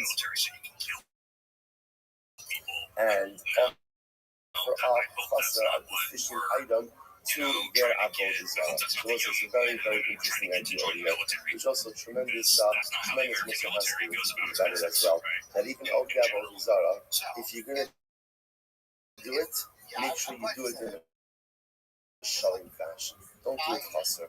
So many times we say, right, we start things, we do things, and then we just kind of like, we don't give it our all. So halacha l'maaseh, if you're going to do something in life, make sure that it's shalom. If you're going to engage in spiritual service, make sure there's a sense of shlomus. Even the old Yaakov Zara understand. Don't offer up something that is chasr. Incredible. Ushar kaladvarim, and again, all other items, staman motor, uperushan asr. All other items, it sounds like what it's saying is, if you just sell it stam, ultimately against the motor, but perushan, if you go ahead and it's explicit, or get rotten fine, this means asr. Remer says, Remer Omer Af Tekel Tav, the Chatz Tav Asr Min Kol Al Pikol Chavi. Remer says you also can't sell a Tekel Tav. And we'll say Tekel Tav literally sounds like a good palm tree. A good palm tree, you can't sell a good palm tree and a chatzah. See what that means? For an oven. Good. Here we go. $W. Let's go. Says the Gemara. My itztarublin. What's itztarublin? Tarnisa is a tarnisa. It's very helpful for us. Rashi says over here, right? What's tarnisa? So it's a type of cedar tree. Thank you. A type of cedar tree. Okay. You must remember this price that was over here happens to be that shmita. Rashi says the Indian shvius. So now, by shmita, Osifu aladen. Allah sins mi'itztarublin mu'sasin u'gnos shua. These items ultimately again that are included in the Shemitah prohibition. Besides, itztarublin tarnisa, tarnisa means the shvius. Now, if you think that the itztarublin is in fact this tarnisa, which is a type of cedar, is this item will be included in the Shemitah prohibition? That was like, this is very interesting. Why isn't the cedar tree included in the Shemitah prohibition? It's fascinating. And he says this now, Zachar, Koshiyish lo Fikr, Yish lo Shvius. The Kosher Ein lo Fikr, Ein lo Shvius. So that was actually a fascinating halacha. Fikr means a root. And you learn that whatever has a root ultimately is subject to the laws of Shemitah, and whatever doesn't have a root is not subject to the laws of Shemitah. Now, what is the root? Look at Rashi. Rashi is the second line, second line from Shas. Kosher Ein lo Fikr is Chaim Ba'aretz B'Yemos HaYishamim K'Yom Kishur V'Luim. So this is this. Any object, any item, transit item that has a root that is able to live through the winter, ultimately is subject to Shemitah. But any item that has a root source that dries up or that lives away during the winter is not subject to Shemitah. Fascinating halacha. So therefore, you're going to tell me this itztarublin. If itztarublin, here's our problem. Right? Let's just trace this. Mishnah says you can't sell the itztarublin to the apple. Gemara. What's itztarublin? Gemara is answered Taranisa, a type of cedar tree. Gemara says that can't be true. Why? Because again, in the Mishnah over here in Shvius, or I should say it's actually Mishnah in Shabbos, in the Mishnah in Shabbos, it says it's itztarublin. Only items subject to the laws of Shemitah are items that have root system to enjoy during winter, and it's the root. And again, the tarnisa, the cedar tree, does not have that type of root system. Therefore, again, tarnisa is itztarublin can't be tarnisa. That's the point we want to make. Ella, don't say that. I'll just also point out the wording of it is very beautiful. Koshiyish lo Fikr, things we have in our Yiddish type is Shabbos. Shabbos is what makes Shabbos so special. What is it about Shabbos that's so incredible? So the real power of Shabbos is the day in which you really reap the collective benefits of how you spent your life. A powerful Shabbos is one that follows on the heels of a powerful Shesh Yomim Hasan L'Achtecha. If for 6 days I'm plugging away, for 6 days I'm working hard, not just at my job, but in my ruchnius. Like, again, I'm learning, I'm gathering, I'm doing chesed, I'm doing everything I'm supposed to be doing. And Shabbos ultimately becomes so powerful. Shabbos is a composite of 6 days of dynamic activity. This is really the lesson of the also. Kol sheyesh lo ikar. Whoever has a purpose in his life, whoever has an ikar in the way that he lives, Sunday through Friday, yesh lo shvius. 7 days Shabbos will be incredibly special. So like, otherwise, In order, you see this. Shabbos could be a day in which I crashed and just working very hard during the week, in which case you emerge from Shabbos physically rested but not necessarily spiritually restored. Or Shabbos could be a day where ultimately the collective benefit of how I toiled through is kosher yishlo ikar. Whoever ultimately again is purposeful, intentional living life, Sunday through Friday, yishlo shivas. That person's Shabbos will be. That's the membership in England and Haba. So again, what's it? It's the Rublin. Amar Safra, Kiri Darza. Oh, so it's the Rublin is not a receiver to yourself. Rather, what is it? It's the Rublin. Ultimately, again, it is the fruit of the seed. The fruit of the seed. Kiri Darza. The thing ki asa Rabbi Amar Belazar, Kiri Darza. Ultimately, again, the fruit of the seed. Incredible. Okay, so therefore, we've got our first definition now. So apparently, and again, common denominator amongst all these items is going to be that these were actively used in Avodah Zarah. So you can't go ahead and sell Avodah Zarah. It's the review. Okay, next. Benos Shlag. Amara Barachana Amar Yochanan Se'eni Hirasa. White dates. White dates, once again, it was like nothing special per se about these items except that just they were actually used for Avodah Zarah purposes. Okay, next, Pitu Taros. What are Pitu Taros? I'm going to open on Pitu Sehen Shana. So again, remember, Pitu Taros are stems. So when you read the Mishnah, what it sounds like over here is that Pitu Taros is a separate category, right? The Mishnah reads, these are the things you can't sell to an Obit Kohav. You can't sell to the Mishnah. Then established as the fruit of the cedar tree. Right? That's the what they do below white dates. And then it says Pitu Taros, stems. Almost on the stems of the third category. And also, no.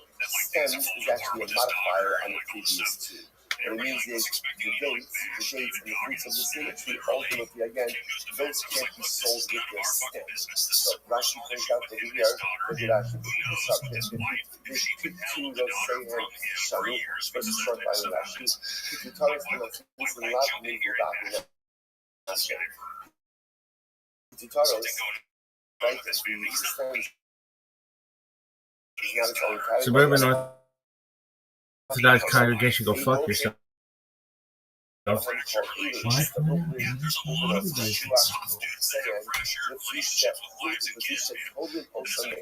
What would they do with the white figs? And what would they do with white figs, I should say? And the fruit they would dangle it. So what they would do is they would keep it on the stem, they would tie the stem on the idol, hang it on the idol, hang it next to the idol. So the stems were necessary part ultimately of the seed. Okay, incredible. Zero was like live on frankincense. I'm ready to start on a shimmer luckish. Livona Zaka. It was not just any frankincense. That's any Livona. Look at this athleticism. Okay. Where it says Hana, Umikula and Mochen or Henshakila. So this is Dog. interesting. So now I can't sell Livona to an option. This is really. Interestingly enough, What is that? Up until now, everything we've been dealing with has been date-centric or date-specific, right? In other words, I can't transact business with an Akum on a particular day or a certain number of days leading up to a particular day. If you notice over here, the conversation has switched. And now it has nothing to do with date and everything to do with product. The following items are items that are regularly used in the worship of Avodah Zarah. Therefore, it doesn't matter when you cannot sell these to. You cannot sell these to an item. Or interesting one gives an interesting exception to this, which what he says. What you can do is you can sell to them in bulk, essentially. So I could sell, let's say, Ravona to an Akum in bulk. Now, what's the logic behind that? Because since I'm selling it in bulk, the assumption is he's going to resell it to others. That's the assumption. In other words, if somebody's buying something for that, Avodah Zarah, you're going to buy a small amount. You're buying a large amount, you're going to resell. So you want to say, become a Chabila, how much is considered to be a large amount? Right? So you can say that in Chabila, the person is $3 million.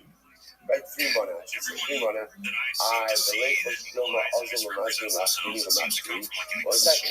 For a small amount. To sell out label full of components when I'm not allowed to do, because ultimately, again, it's easy for Apple Zara, and I can sell them a large amount of components, because I know that's for resale. That's for resale. What up, Zoot, you little bee? How you living, man? Dog. I've been waiting for you, big man. What's new? So I'm on the process. Coming back from I was operating hard. How was it? It's very interesting. I'm Rabbi. I'm listening to Fakinon. I'm listening to Fakinon. Was it the best movie you've seen all year? And I am charged ultimately again with, or I am prohibited from listening Iver Losite Mitchell. What was the Bonnie Blue documentary? Why can't I sell? Why can't I transact business with an Obed Kochavim on his young or leading up to his on some of these items? Baby, do you remember that time? I am putting a stumbling block for him. I am facilitating. One of the is that I am facilitating Who, Bonnie Blue? the performance of his avodah zarah. Gemara says, when is this? Oh, is that a movie? With direct. All right, are you ready to play mini golf? What we call lifnei to lifnei. No, I'm gonna bust right now. 2 steps. That's some bullshit. I'm going to sell it in bulk to the Akum, which is committed. What up, baby? And he's going to resell it to someone else. And I am betting your president gets him. I bet Donald Trump Are you really going to stop anything? So profound. The lifnei they're talking about him here is lifnei Iver. He's been impeached twice. Yeah, he was impeached twice in 2020. What happened when he's selling in bulk to the Akum? And him reselling it to someone else, that's what's called lifnei. It's 2 steps. The House votes to impeach you, and then the Senate has to ratify the impeachment. And if they don't, by 2/3, then, well, it's just like it doesn't go all the way through. So he's impeached by the House. Then it's really, it's kind of moot. Then you're just known as an impeached president. It's only ever happened in United States history. There's Andrew Johnson, which happened after Lincoln. There's Bill Clinton. Baby, I'm not lagging. You're lagging. Make decisions in life. Definitely contemplate what's in front of you. But if in life you begin to contemplate. No, you're right. I am lagging. No, I am lagging. Hold on. So first of all, there's no end to the what. Yeah, just a moment. If you contemplate every single one, what if, that'll lead you to only one and non-performance. Life is this fascinating balance. Yeah, just one moment. Between, on one hand, thinking about the possibilities and the dangers. Yeah, just one moment. In front of you, the alifnei, but alifnei to lifnei, thinking things out too much, unfortunately, just lends to a systemic life of passivity. Incredible, or a life of systemic passivity. Next, don't sell white roosters to an apple. Says the Gemara, I'm Rabbi Yonah, I'm Rabbi Zera, I'm Rabbi Zved. Take it the mastinle, I'm Rabbi Yonah, I'm Rabbi Zera. Tarnagol.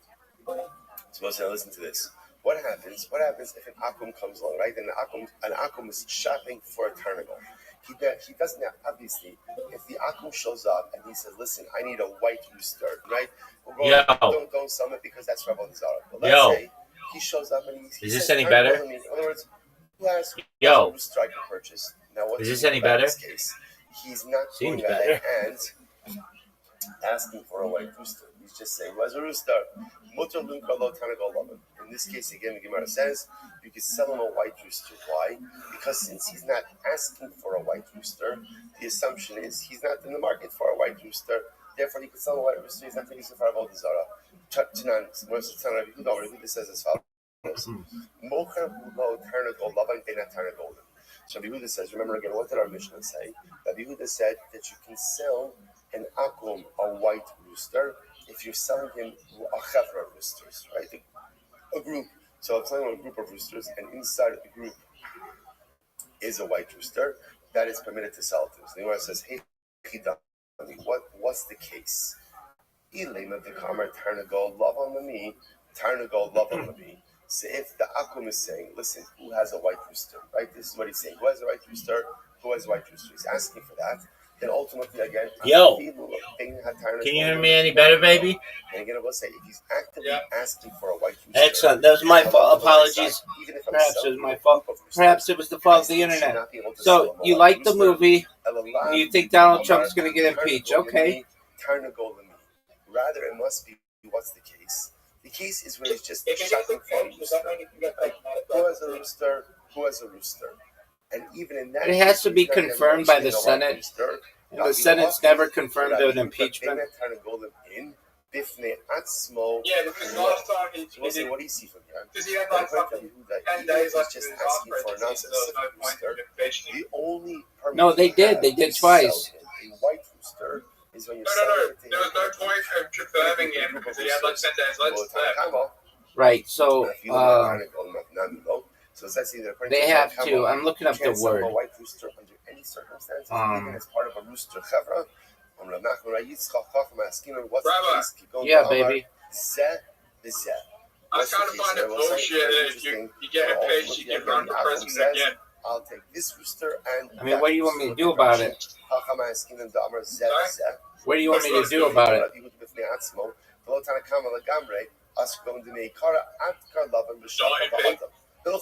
So it's very interesting. So let's say the Akum right, says, so, I'll take a white rooster, a black rooster, and a red rooster. Right? So what happens? Senate, He wants all kinds of roosters. So Rabbi Yehuda also give the maker adkar. The Senate does not confirm impeachments. They hold trials and they convict. So, and it takes a 2/3 majority of senators present. The purchase is going to be prohibited. The only time ultimately. So they acquitted Donald Trump is when color was not identified. Just buying the chevra of roosters, a group. Then ultimately in 2020 twice. Incredible. So the most time that supports this only Yehuda. A Masai. When is it mutter? So I was saying that they have to confirm. They have to convict him.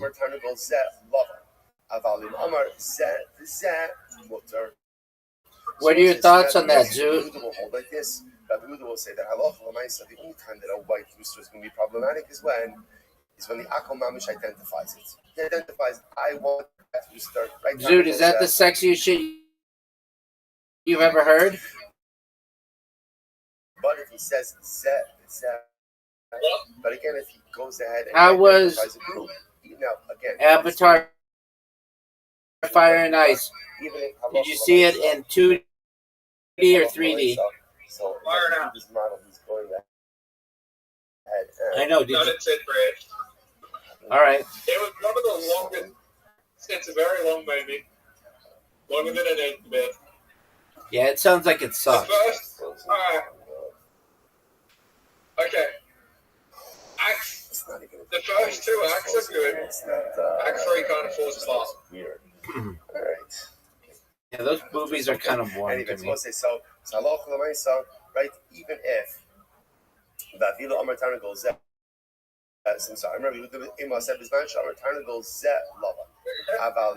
those movies are kind of boring to me. So the Gemara says like this, that if you just go ahead and a little bit. a white lavan, about Amar Zed. So again, if you I don't know. They're just like, even if no, I like realistic movies. I like true crime movies. That shit's tight to me. So I say there is an interesting exception to this rule. What's the exception to this rule?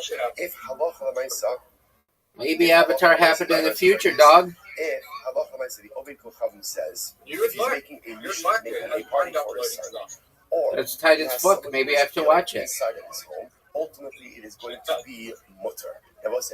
Yeah, there's some cool shit in Avatar. I should say, I actually do like some elements of the first one a lot. I didn't see the second one, so I don't really know. Oh, yeah, actually didn't see the first one? I saw at least the first part of the first one.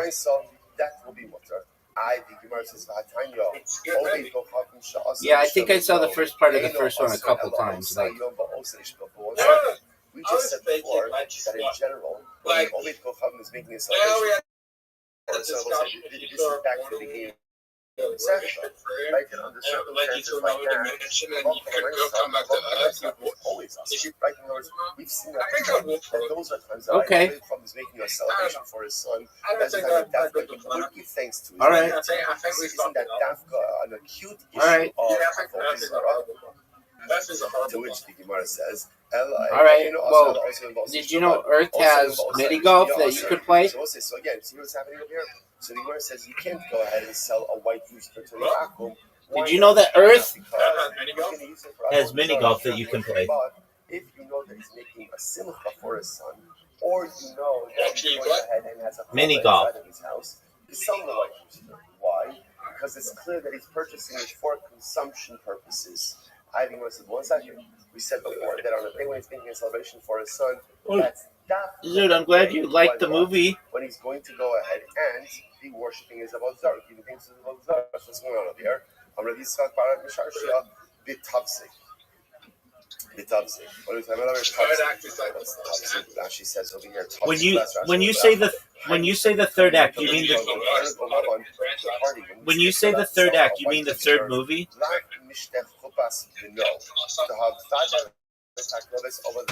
Just one moment. I'm just going to reset my browser. I'll be back in. Just one moment. I'm going to reset my browser. Just one moment. I'm going to reset my browser. The person would go ahead and definitely give thanks to their Avodah Zarah on a day where they're making a simcha for their son. So what's the party we're talking about over here? What are you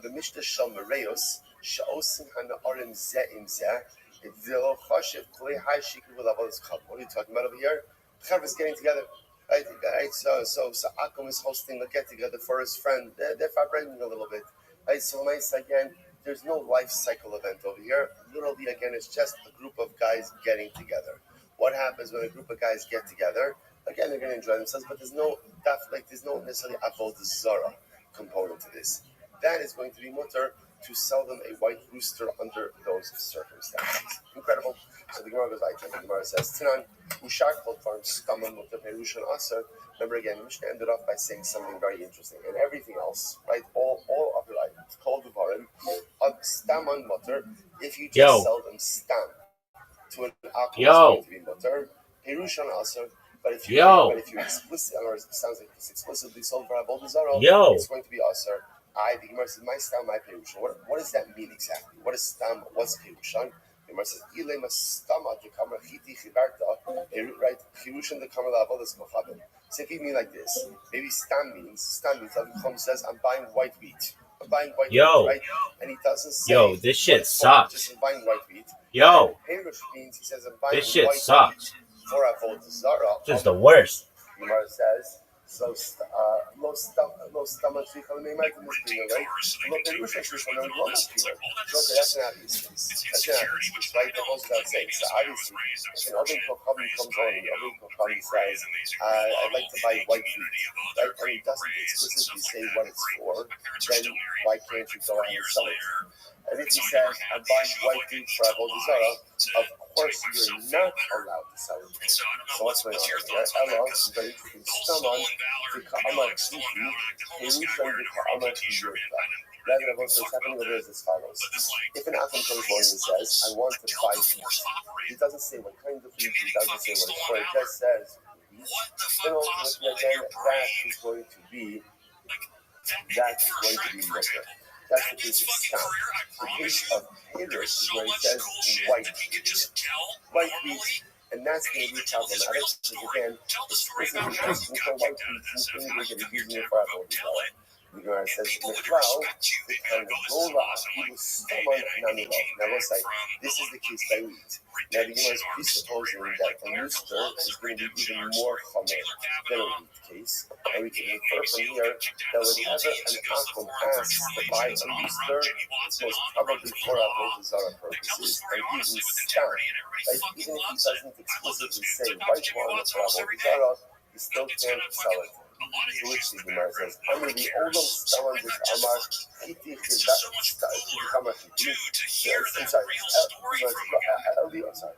The Olam Staman Dik Amar Chiti Chida.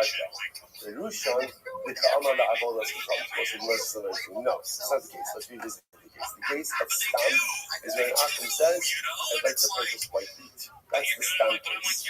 What's the Parish case? The Parish case is where he says, "I'd like to purchase white wheat for Avodah Zarah." Now what's that? You have an Achim goes into your store and comes to your house and says, "I'd like to buy white wheat for Avodah Zarah." Right, so what's the check? Obviously, you can't go ahead and sell that to him. So what's the check? The Gemara says, so this is fascinating. The Gemara says, "No, I'll tell you why it's necessary." So I'd like to come, Hi, Kavra. La, Avodas Chacham. What's this? I would have thought like this. Even when the Achim comes over to me and he says he's looking to buy white wheat for Avodah Zarah, it's not really buying a Avodah Zarah. It's not really about Avodah Zarah. I said, why does he say Avodah Zarah? Ella, maybe it's the other Avodah Zarah. Listen, the guy isn't Avodah Zarah guy. Right? He is. He works Avodah Zarah. The Sabbath, the Rebbe that was not the public day, fully Alvin Nani. So what's this? Listen to this. So sometimes, right? The Ovid Avodah Zarah comes over to me, right? And he says, listen, he's a big Ovid Avodah Zarah. And he assumes that since he worships Avodah Zarah, therefore what? Everyone worships Avodah Zarah. Right? That's what he's assuming. Therefore, he comes over to me, which was just is fascinating, right?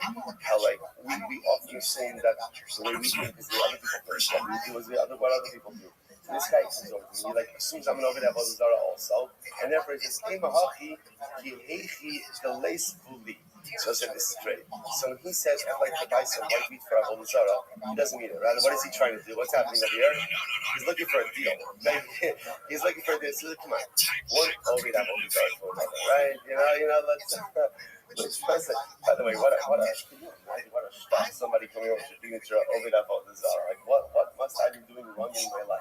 If someone thinks that I'm also an Ovid Avodah Zarah, see, he doesn't need it. What he's just trying to do is just trying to get a deal over here, right? And therefore, I might have thought that he's not really using it for Avodah Zarah. He's name dropping a little bit. Busy day at the ball today.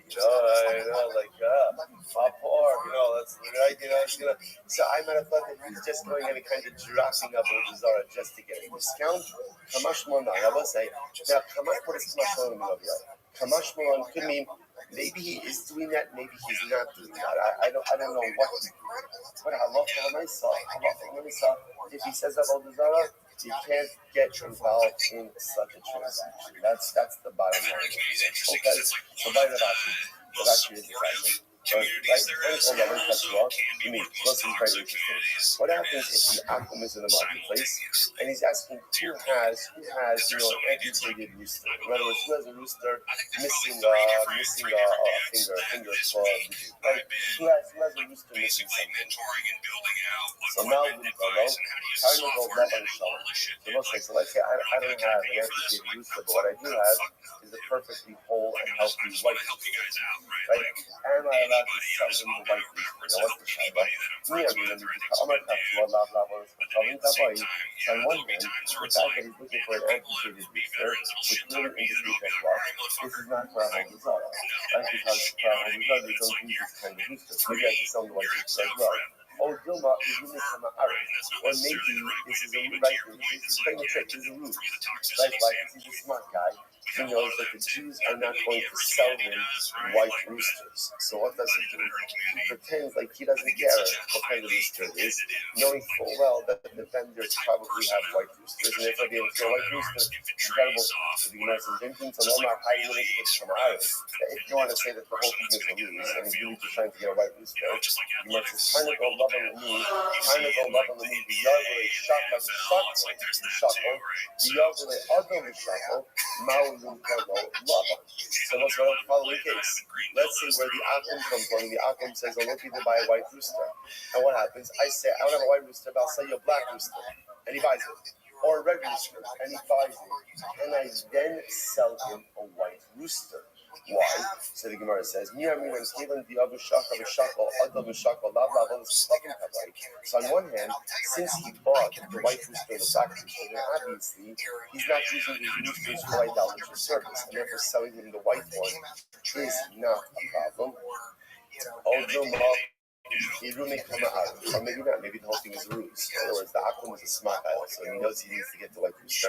He's not going to get the white rooster straight out, so maybe he's just pretending like he doesn't care. Ultimately, in order to get the white rooster, which the Gemara says, take this. Okay, so we'll leave this as an open-ended question. Back then, so when you said even. When he calls Dekel Tov, what is this? I'm related to this Kimiri, was is incredible. Kimiri, the Apostle spoke of the Avnavinu, Dalit Mea Pirki happened. So you have Masora, the Avnavinu also had Masaka Savol Gazara. No Masaka Savol Gazara, because once again, Avnavinu also had to know how to navigate the Avodah Zarah realities of his time. Because this, Avnavinu's Masaka Savol Gazara was 400 prakim. 400 prakim. The Gemara says, "Va'anon chamisha tanan below yadina." Whereas our Masechah Avodah Zarah is only 5 chapters, and yet we struggle with it. So as I said, obviously, interestingly enough, the fact that our Masechah Avodah Zarah was 400 chapters indicates to us that first of all, this was halacha l'maisa, right? Profound halacha l'maisa, day in and day out. You have to know how to navigate the theological complexities of the spiritual landscape. Yo, nobody gives a shit. Stupid bitch. Really? Oh, she's cool as fuck. Look at this athleticism. Look at this. Just to understand that our fathers, our grandfathers, our great-grandfathers, everyone saw the same speech with the same words. It's something so beautiful to know, and there's the power of Torah in general. Torah links the entire historical continuity and the future continuity of Klal Yisrael. My children look at the same black Gemara, and my grandchildren will see the same black Gemara, and my great-grandchildren will see the same black Gemara. It's the most incredible and beautiful and overwhelming thing in the world. The mitzvahs. There's so many things in life that will change. But Masechah Avodah Zarah, Daf Dalit, this was the same for generations before me, and it will be the same for generations after me. So often in life, there are so many things that we put our efforts into, or we spend our time with, and they may endure or they may not endure. One thing is clear, when I put an investment in Torah, that is an investment that will last before but it has lasted up until this day, and it will absolutely unequivocally last until the end of time, right? How incredible is it to think? You pick up your Gemara, you hold your Avodah Zarah, Avnavinu also had Avodah Zarah. My grandkids, I don't know how many looking that is in our school, right? 400 chapters. For a chapter, it's like a shelf, right? Right? But what my son was saying, how is it think about that? Avnavinu held his Masechah Avodah Zarah, and you and I, as we go through our different Masechah Avodah Zarah, the continuity of Torah, to be rooted in something that is nitzy. So many things in our life that we spend our time on are fleeting. In reality, are generally unimportant. But the Torah we have is absolutely eternal. It's incredible. So the Gemara says, oh my gosh, so what's the issue? The Torah of Meir Omer, up, Dekel Tov, the Chashav, the Niklas, the Chashav, all these Chashav. So the Gemara says over here, that remember, the Mishnah said all of these items. You now know that's all the Chashav. The Gemara says, so Dekel Tov, the Lomar Fiyon, hot Dekel, fish Nisabiyon. So I don't think you can't sell a good palm tree for an apple, but you can sell a bad palm tree. Like, what does it even mean? But in the when we learn in general, you can't sell an apple anything that is attached to the ground. I must say, we'll get to this in just a couple of days, that you're not allowed to sell an apple land. You can't sell land. Right now, again, we're going to discuss this. Clearly, it's Eretz Yisrael. Is it Eretz Yisrael? We'll talk about this.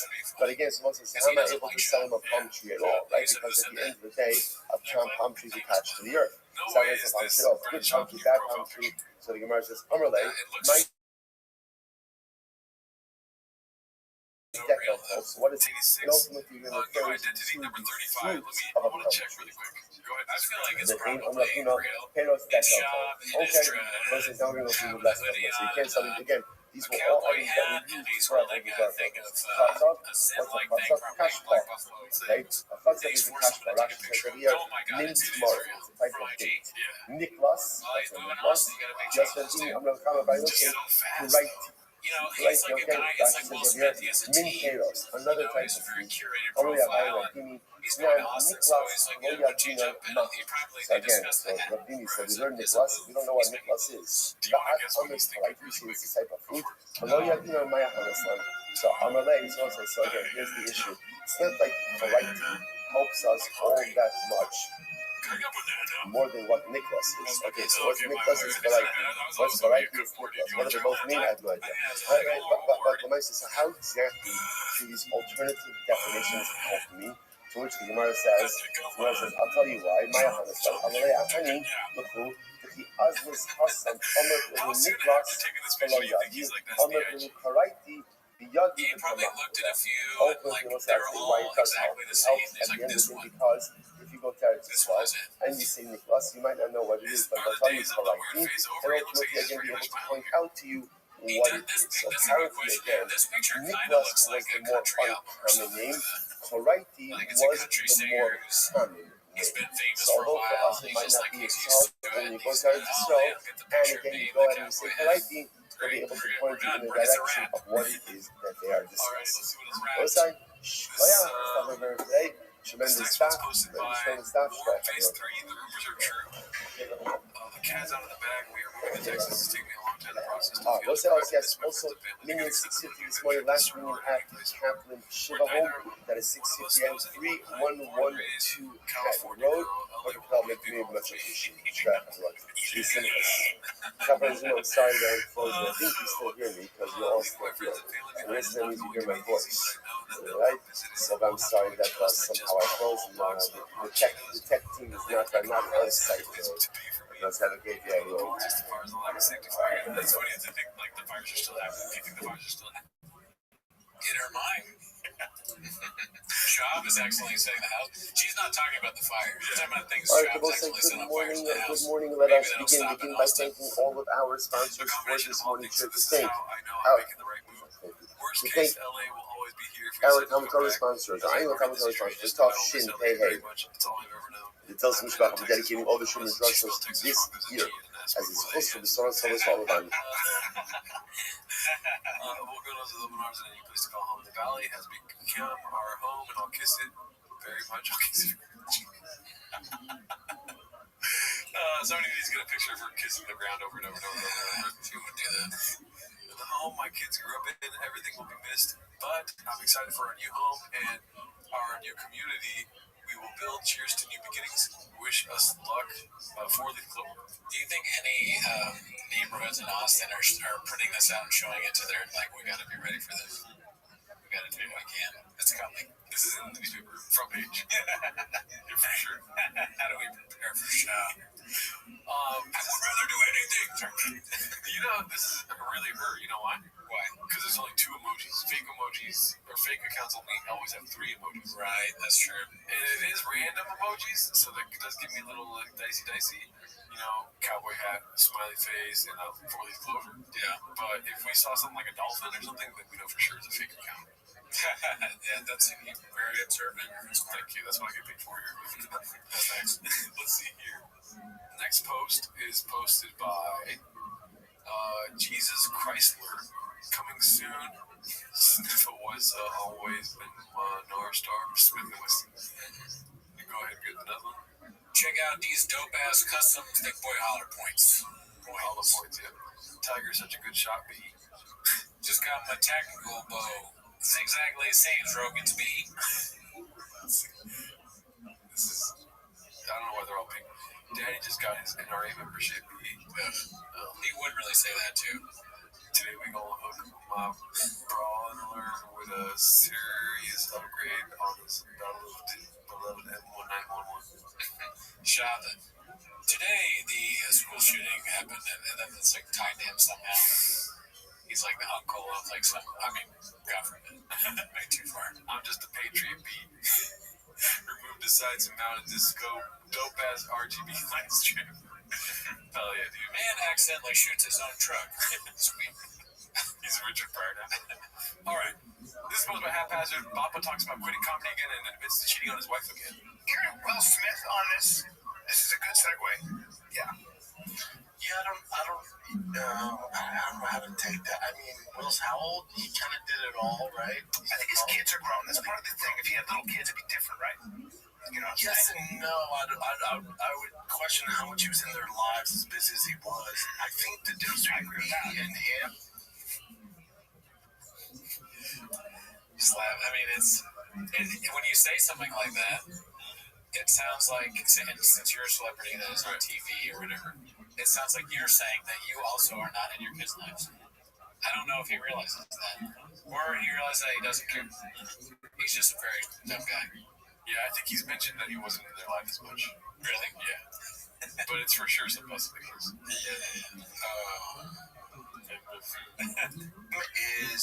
I'm telling you right now, if I could stop, I can. I know what I want to. I like listen to other podcasts and do stuff. But if, out of everything I do, nothing comes close. And it's going to be happening with Boss. He's not that favorite Tiger. Bossy's more talented than Tiger. But when Tiger has a good game, like dominates, dude, right? You've been in the UFC, NFL. Nothing is better. There's nothing else I'd rather do. There's nothing. Yes. There's absolutely nothing. Like when he's playing well and balling out, that's all I need, man. Literally. I don't want to do anything else. So that's what I'm saying. There's nothing. Yeah. Only when he's good at sports. That's the best thing, is when his kid is good at sports. That's awesome. The best, dude. Well, he can never experience that with his podcast because it's never good. You know, I didn't walk in chicks who struck didn't really work out. Yeah, they struck out there. Yeah. And maybe, I don't know that Will, because, so you give up a lot when you are that busy. I can tell you, and you can tell, you know how busy that guy was. Like, you and I aren't even a fraction of our busy. Yeah. He's that Will Smith that worked too much.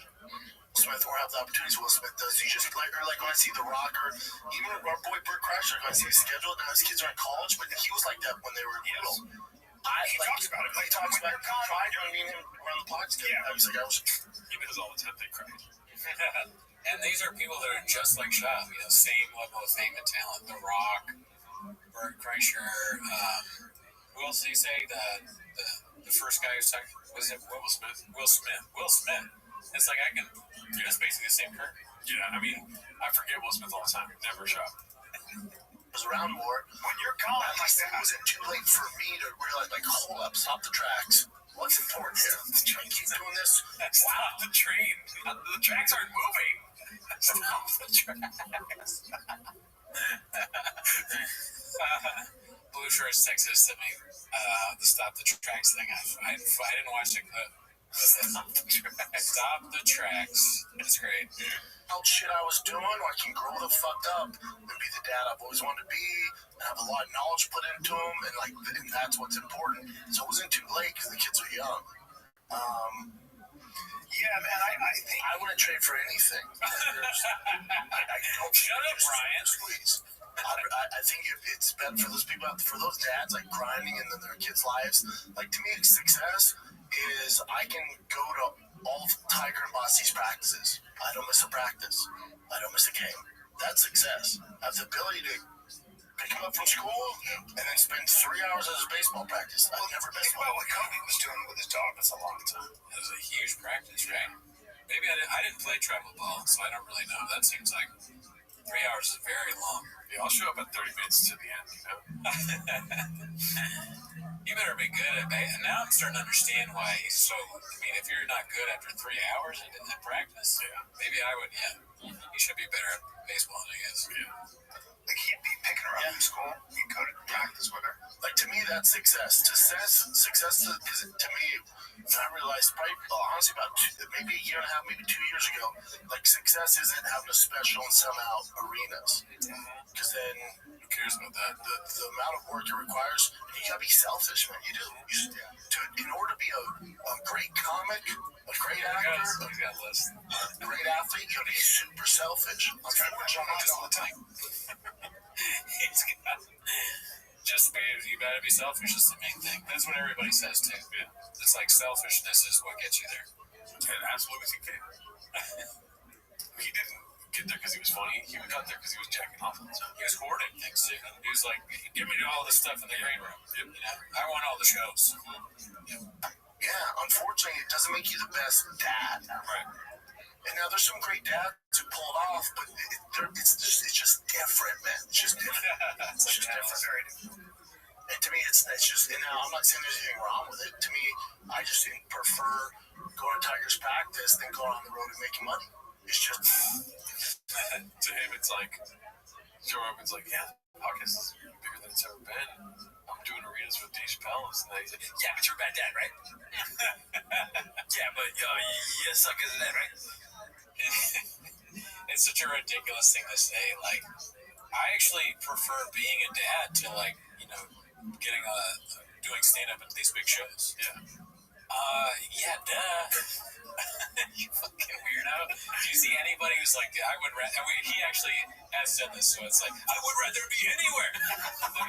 But you never see people being like, God damn it, I wish I could be on the road. Yeah. Like, I cannot. My son hit a home run. I could win an Oscar. That's just not said. It's a very, like, who cares? Oh, being a dad's great. Yeah. Wow. Yeah, perfect show.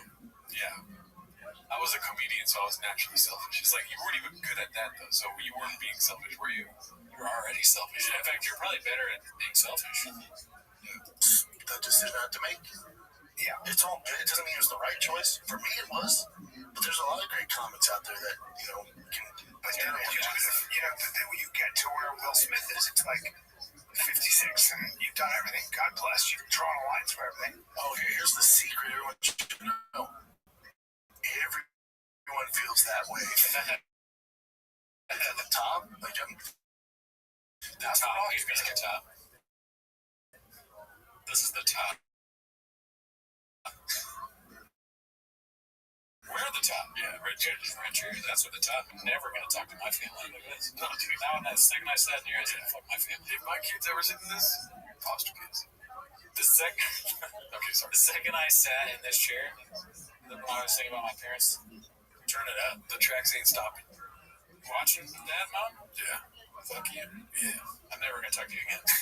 No, I can speak just when I was 50. Yeah, I'm so successful. I'm not even a bad dad. I'm a bad kid.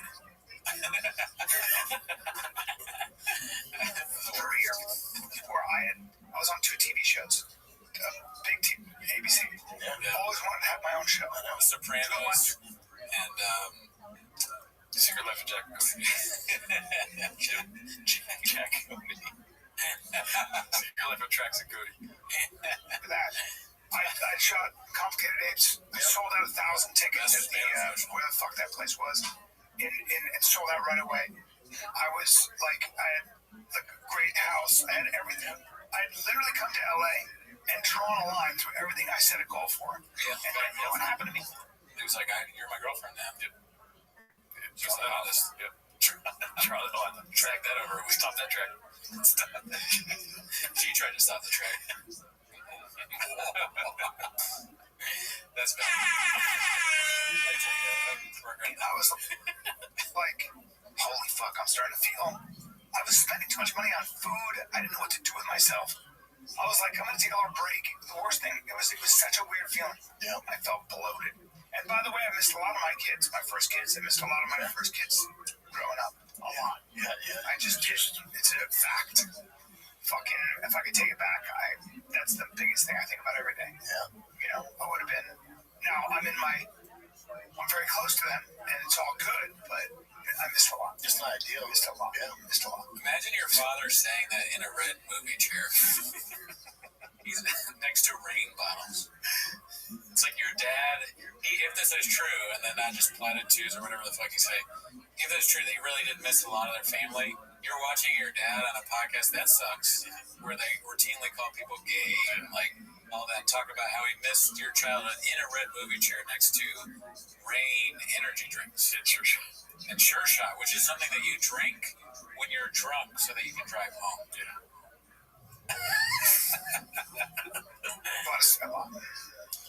Yeah, I think for me, I'm just growing up, and I need to grow up. Like, I was wild on the road. I made a million mistakes. Yeah, on the road, I was just wild. I couldn't do both. I was wild, you know? I was wild. Just drinking all the whiskey. Do you remember that joke from Dave Crawl? Which one? Where he's like, I've never met an unfaithful Latino man. I've met a lot of Latino men that made a lot of mistakes. That's funny. So he's Mexican. Anyways, yep, I was just doing things I shouldn't have been doing, and like me and Joanne's discussed that, and it's just I was going down a bad road, not being the dad I wanted to be. I wasn't happy. I was making more money than I've ever made. I just was. You weren't present in any capacity. Nothing mattered. For the podcast, the show, I could see it. Nothing. I was just going, doing this show, doing that. Also, show. Like how you did all the stress of everything that went down. Everything. Yeah, I just worked because that's what I know to do. You dealt with the stress by fucking ruining women's lives. I was miserable, making more money than I've ever made, but miserable.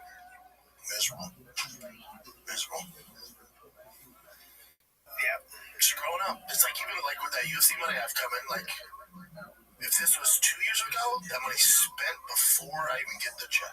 I would have spent that money on a car or something, and so I got allocated the new ZR1. Super hard to get. They're expensive, like $200-something thousand. Babbling about it. What is the ZR1? I don't know. I got this other car. Is it the Jeep, the purple Jeep that he bought? I don't know. It's hard to get. Most people don't. They won't just give it to anybody. They only give it to the dumbest guy. So most people don't want it. Big red chair. Guard, fastest American production car ever. Me and my brother inspected out everything.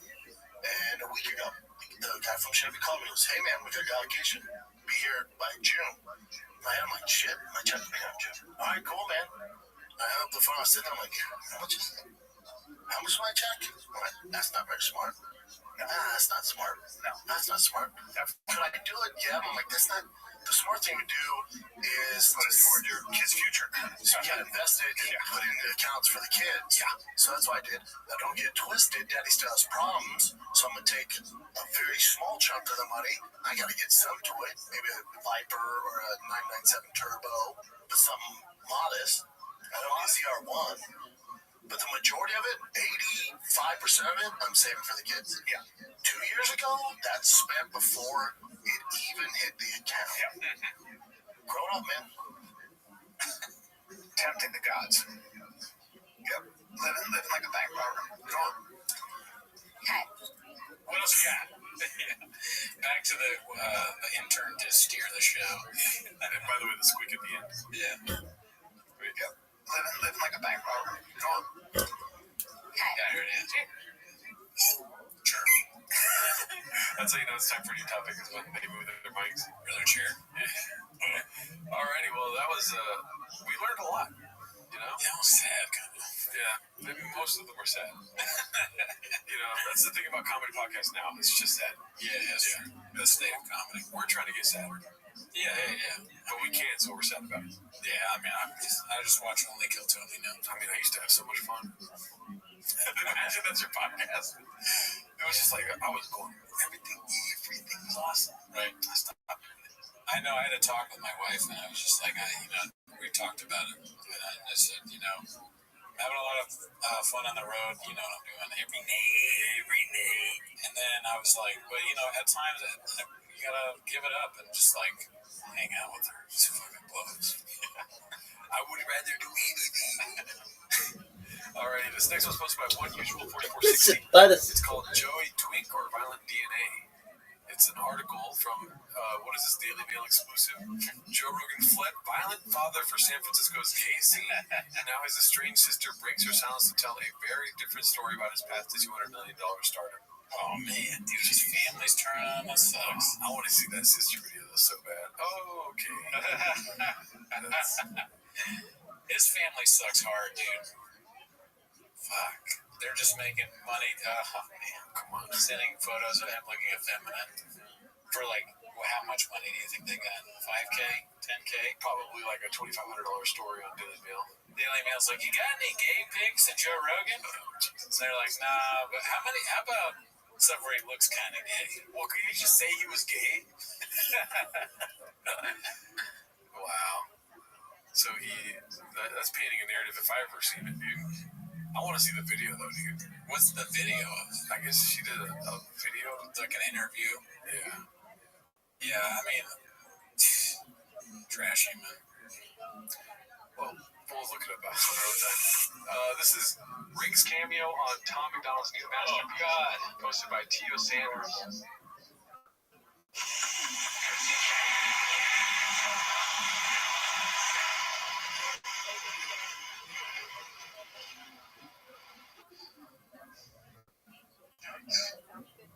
Why? Like, who's in the studio with you? You know? Like, is anyone in there like, all right, we could make this, but like, let's not make it like an AI song. It sounds like AI. You know? Yeah, it does.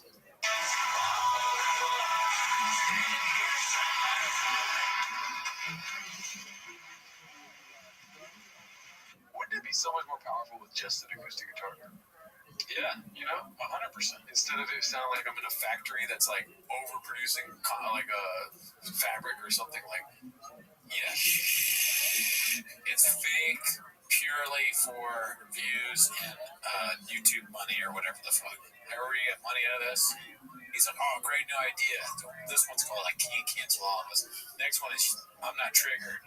Next one, and then we get all the greats. Brian Callen. Yeah. And then Fat Guy with Beard. Yeah. I was actually. This guy. I made a cameo. This is me 2 years ago. When you were still attracted. Yeah.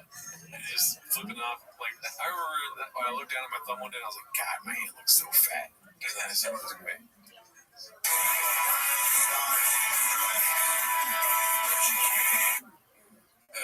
Terrible. Get a tripod, dude. You know? Would you want to be in this? No, right? No. I wouldn't even want to be in the version where we're like, we're gonna cancel you if you did some bad things. It's like, no, we don't need to make either of those songs. No. You know? If you deserve it, we're gonna cancel you. I would absolutely be in a little browse thing over this. Okay, yeah. 100 little browse calls me up. I'm going, although that might be just the thing for shut up and murder me. But I'm down to be in a little browse. I feel like I'm being serious here.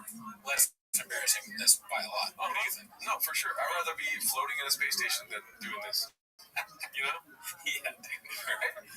Absolutely. Oh, I don't even have to show up. You're just gonna AI my likeness? Go for it, dude. You know? I don't even think there's that much stuff embarrassing about being in the low browse thing. This is horrible. This is terrible. The song is absolute garbage. Yeah, it's not good. We've listened to 23 seconds of it. Usually, if you listen to 20 seconds of a song, you're like, maybe it gets good, and then I'll like this part too. Trash. All around trash. I went to the Universal movie theaters just to see a movie, and I was walking out, and there was this horrible song playing. It was like, we could be heroes. And like this chick, the music video was horrible. And it was also better than I'd also rather be in that music video. I'd rather be in the new Jurassic World. Yes, dude. Yeah. And that's bad. You know that's bad. Oh, yeah, I know it's bad, but I want to be in it for Scarlet Zombie. Hey, Scarlet. Take that kid. Let's see here.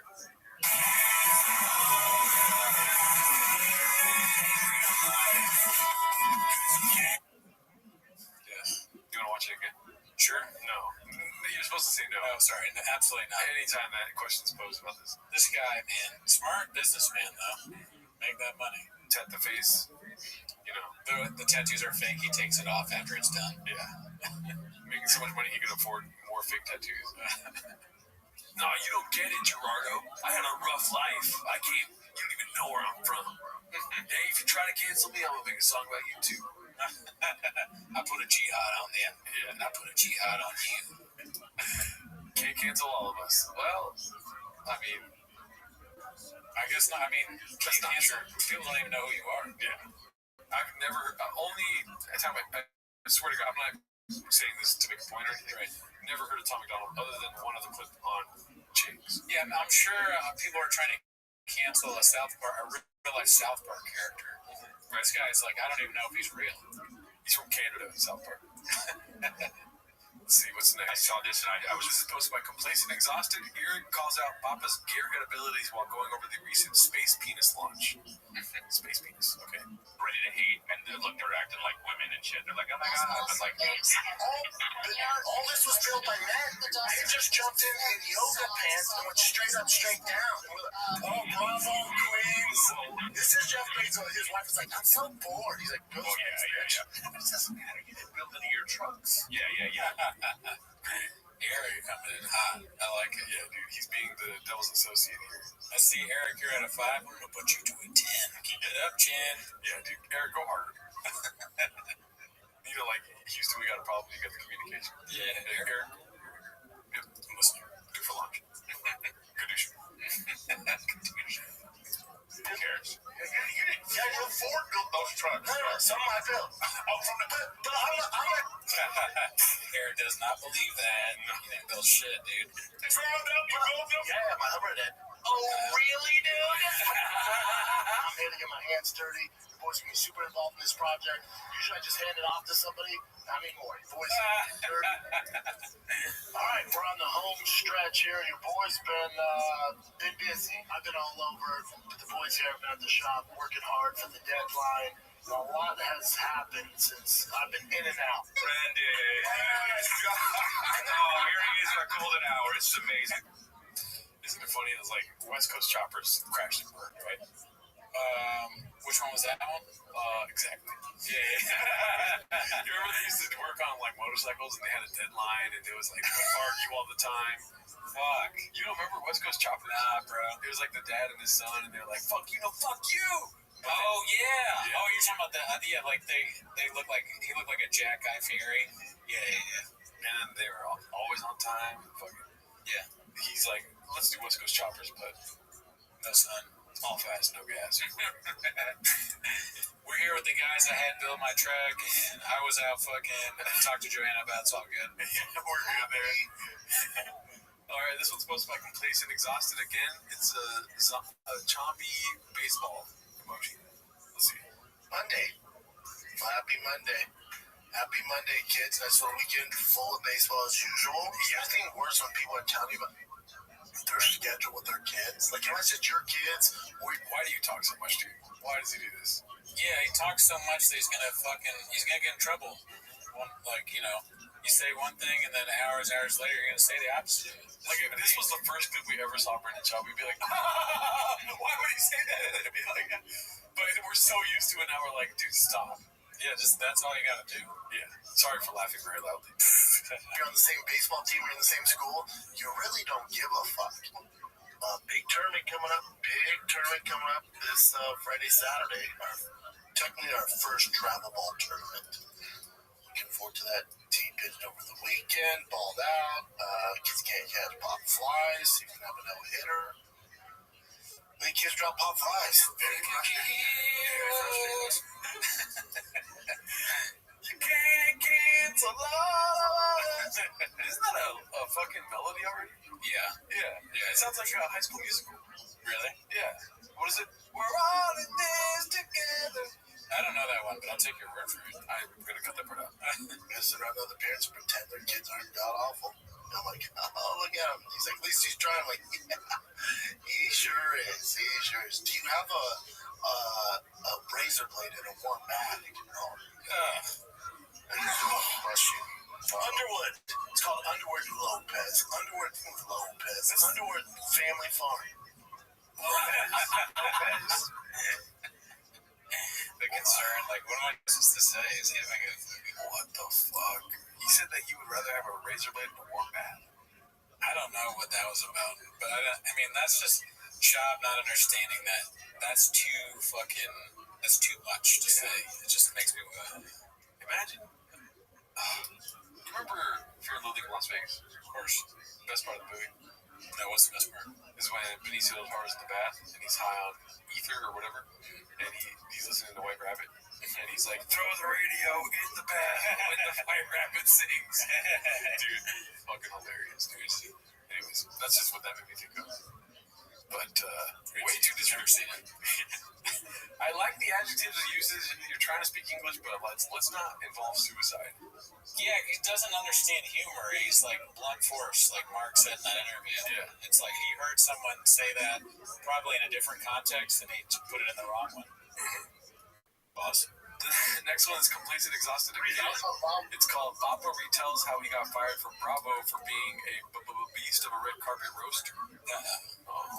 I like these days when he would just go on random shows on Zoom. For a hot second, doing the pre and post shows like the Grammys, the Oscars, all that stuff, man. And I knew my time was coming to an end because they brought me on, and these celebrities, they look ridiculous. They're watching the red carpet. We're live, dude. And I'm just lighting these dudes. I'm lighting the guys up. I'm lighting the girls up. Just having fun, like roasting them. Because at the time, also, I was doing King of the State with Theo Vaughn, which was an all roast show. So that was like my pattern. I was just like roasting people every Tuesday, Thursday. And I got on the E. And when you roast, who was it? It was like Little. And, he was just like sad. And I just like lit him up. And then the producer in my ear, like, dude, you gotta back off. I'm like, I can't. And then Lady Gaga walks down the aisle. Yeah, because he's not being funny, right? No chance. Yeah. I mean, if he's doing this at all, he might just be making it up in his head, but he's incapable of saying anything clever. He's like, why are you dressed like that? What are you, fucking gay? Yeah. He's like, why would you dress like that? Do you also have a razor blade and warm water in your pockets? Because I would end it all.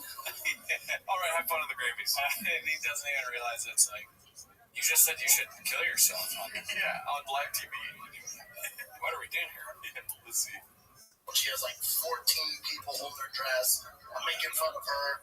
And at the end, the producer's just like, I think we're good, man. I think we're good. I was like, no, I won't be back. I'll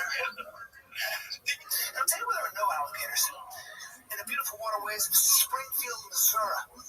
We're on the Friday, Saturday at the Blue Room, doing comedy. You're welcome. Ravens coming. Don't get ready. Ravens coming. TED Talks. Brent, thank you for being here, man. Appreciate it. Of course, man. It's pretty badass to have you sitting next to me. I look like a great white shark, but in my DNA, I'm a dolphin. He's a blooded. Yay. Another episode of TED Talks, guys. Thank you for tuning in. He ends the episode like that. Great editing. That's so funny.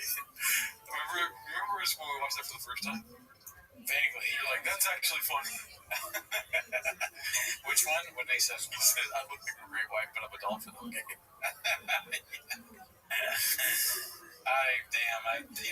That's an indictment on me.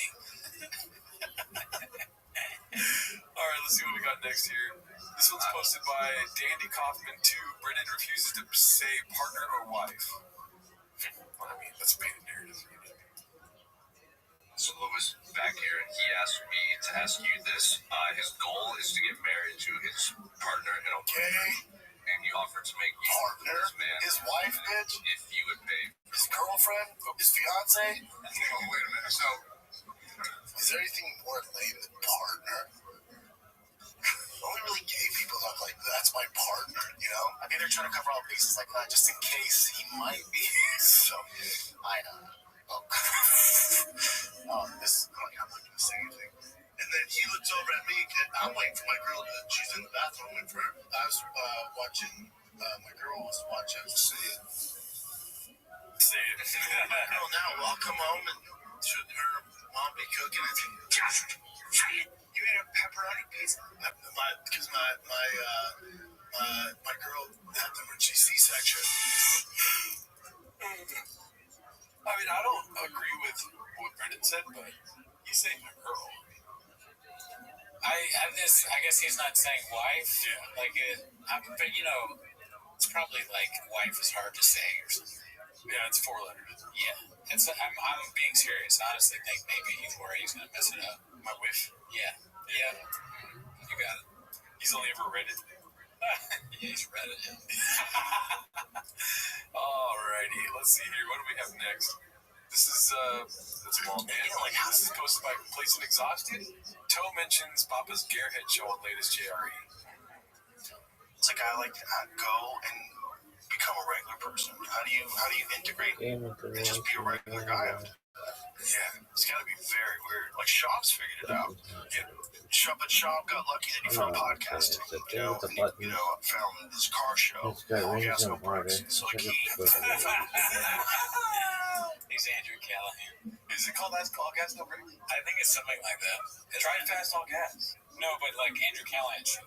It's like all gas, no brakes. Oh, what is it? All gas, He's no talking about brakes. Brendan Shaw. I know, but he fucked it up when he said it. Gotcha. Didn't he? Isn't that what it's called? All gas, no brakes? Whatever. Andrew Callahan is Channel 5, right? Yeah, but he had that show for a while where he's driving around. It's called like All Gas, No Brakes, I think. It's funny. It's hilarious that he got his show wrong. Yeah, he thought it was because, Rogan's probably watched the Callahan show. He's never seen Drive Fast, All Gas. way to transition and still have a good time. Yeah, it's very few guys. Because you see, I remember just the era of watching Tyson go from fighting to finding a rhythm. Yeah. And being able So to... there's fighters like Shaw, the Elite 5, top 10 heavyweight in the UFC. But then there's champions, world champions, guys who sell out arenas, pay-per-view stars, like Connor. How's that guy go and be a regular person? Chris D'Elia just became a regular person. It took a lot before. Yeah. He was a really dark soul. He wasn't even human. And he did it. He did it by telling the truth. Yeah. Like showing Hollywood, hey, listen, you think you can fucking cancel me? Well, guess what? I'm going to tell everything, including the fact that the craft service table food was not good. And after that, Hollywood was scared. All facts, no lies. I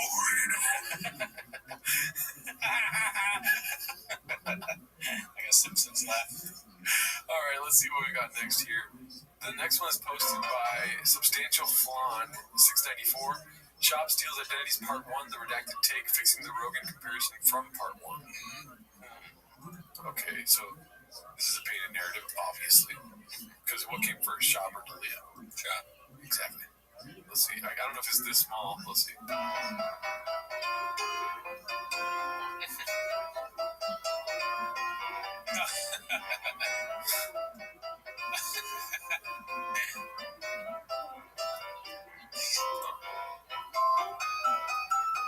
That's just both of them on the same. Yeah, they were doing a bit that time. Come on.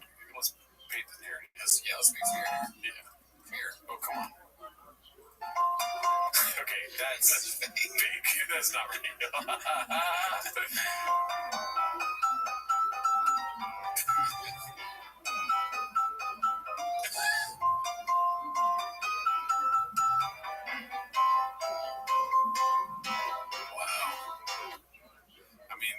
Evidence, there's fire. You know what I mean? That's facts. Yeah.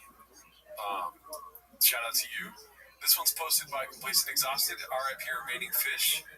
Shit is getting real. Posted by Shop. Fish tanks are shut down, lasting before we move. That's crazy.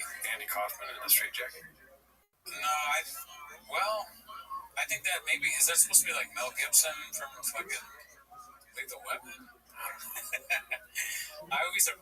That's kind of funny that Andy Kaufman is in Shop's house.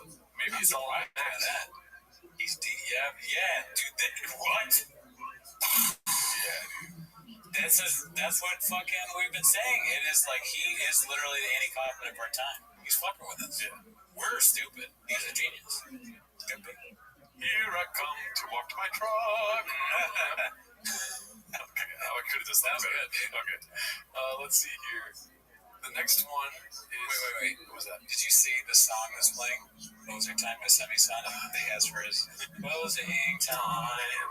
All the fish are dead. And I'm not taking them to Austin. The next one's posted by Negative Chemistry 519. Unique still trolling Papa.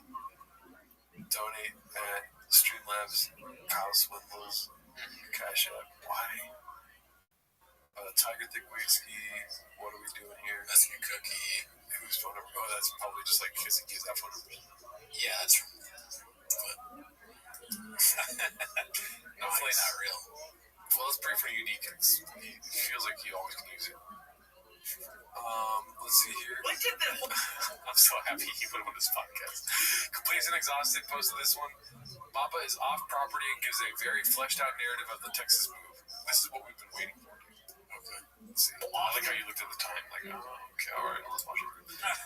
The thing come about? Like, we talked a little bit about it off air. Was this major plan for a long time, or was it like, I remember you're like, hey, Brian, you got to go there. Like, you got to be there. You're being a good guy, good friend, good brother, right? You're like, you got to go. Did you think in the back of your mind you were going to go? Like, how did... dude, I can't. I got 4 kids. I can't move across. Answer the question. 2 year plan. He's shopping. And shop is like, this is how you ask questions. How'd you get this done, bro? I know. It started with the fires. Like, so if you don't know the way LA works, so think of about like this. California is here. I'm on the other side of the mountain. The only thing that separates is the mountain. So when the fires hit, this is North Korea and this is a beach. They're both the same thing. everyone I'm sure heard about. There's all these fire trucks around my neighborhood, like everywhere. And one of the fire truck guys recognized me on top of them. That's hilarious. And he goes, buddy, get your kids out. I go, really? I go, we're good here. He goes, you're not. He goes, because forever we're here because if those winds change 2 miles an hour this way, you're the Palisades. He's like, don't wait for the government to tell you to get your kids out. So we dipped out, power shut down. We were shut down for 2 weeks, living with my mother-in-law. And in the house I bought her. if I wanted to move during the pandemic, I'm so sick of LA in the pandemic. And that's when all my guys moved. My wife just wasn't having it. She's from here, her family's here, wasn't having it. And the fire, she looked at me like, let's get the hell out of here. I'm like, really?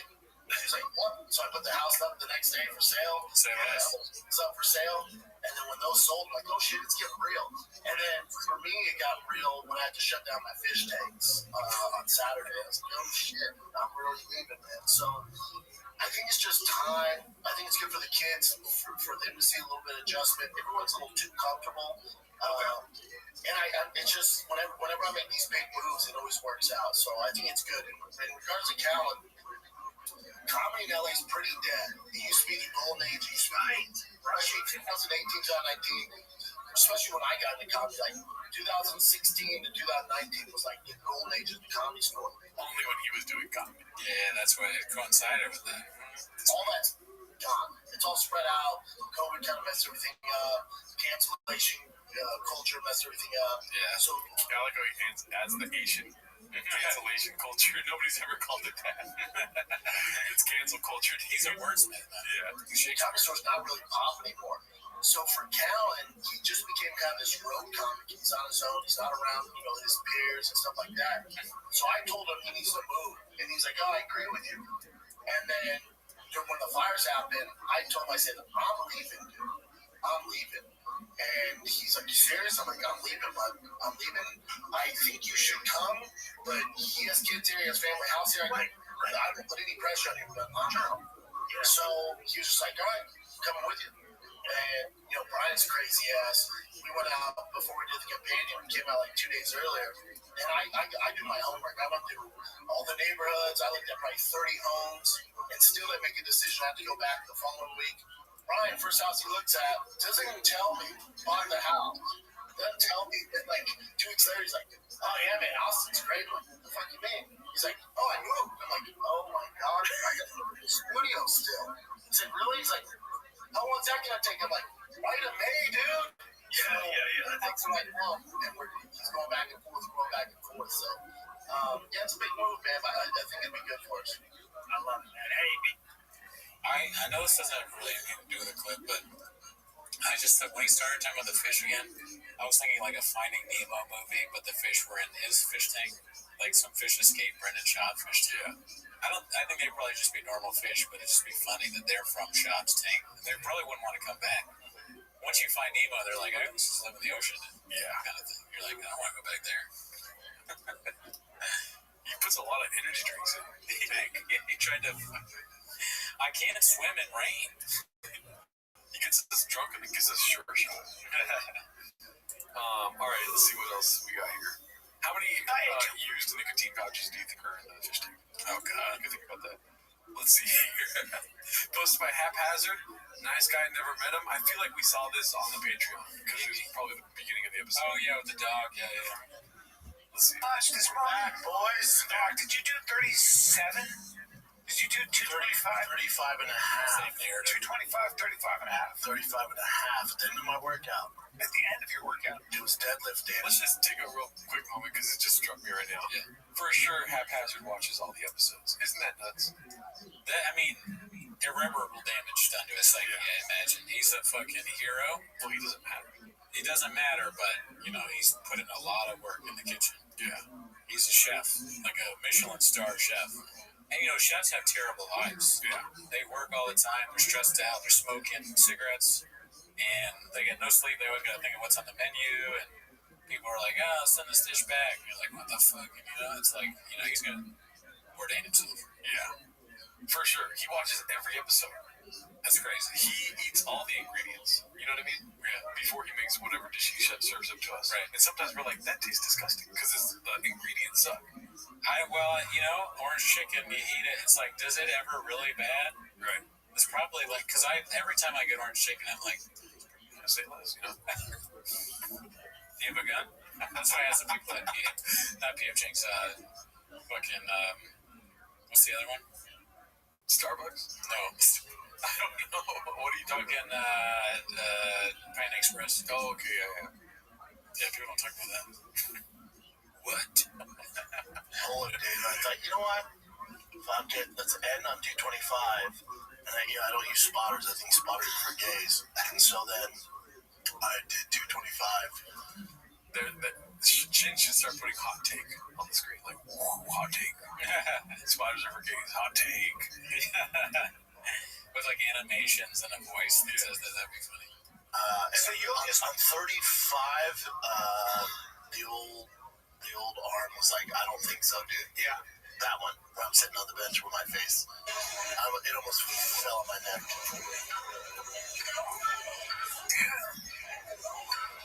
It's so funny to watch the whole video. Shouldn't you have a spotter? No. See the young guy he's not a young guy, he's an older guy in the back with his trainer. He's not paying attention. They thought I needed help. Sir, I got this. Nice guy, though. Never met him before. Yeah, we saw that on the Patreon. It blew our minds. He actually said it out loud. You were convinced that he's doing a bit now. Yeah, I thought he was. I think he probably did that on purpose. But maybe not. There should be some sort of... You think Schaub's going to do that and not wink and nod? Yeah, you're right. It blows my mind still. I don't know why I'm not used to it, but he's just so crazy.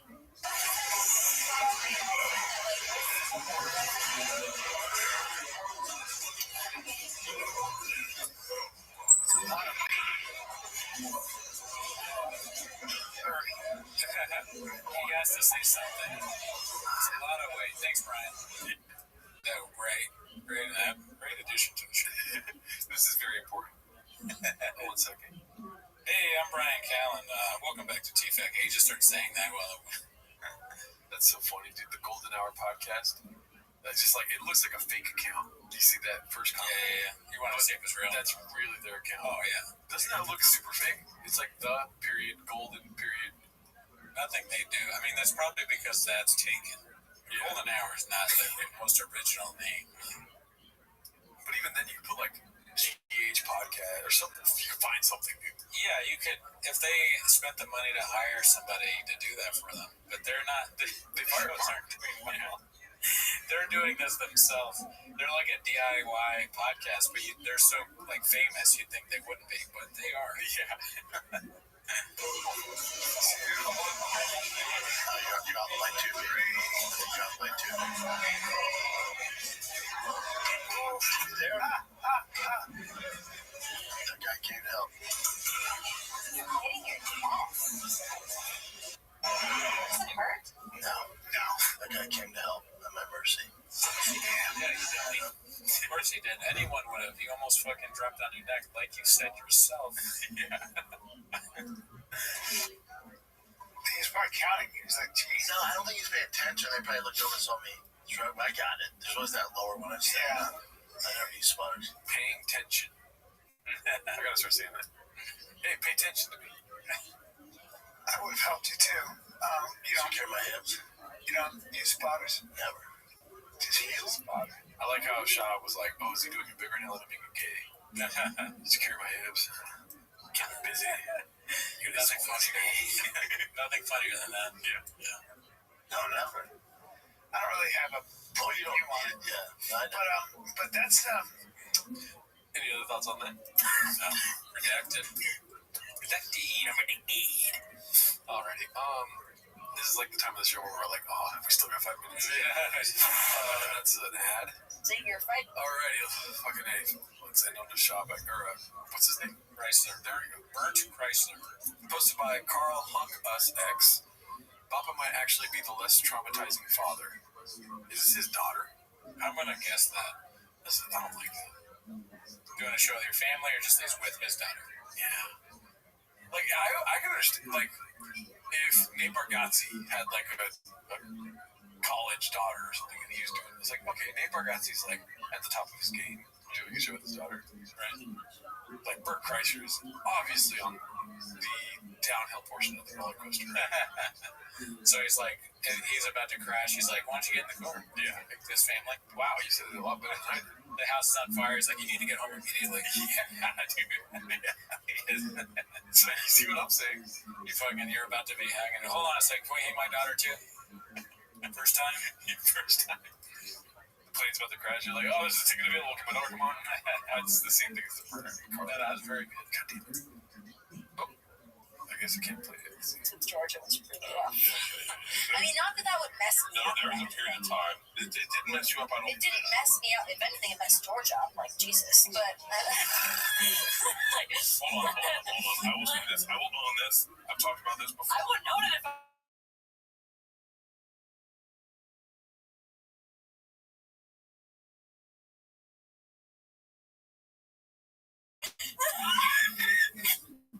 Oh, they all do it. The family of banshees. Yeah. That's interesting to me. You start listening to the podcast. I know, this seems like a good plan. You come back next week, you're like,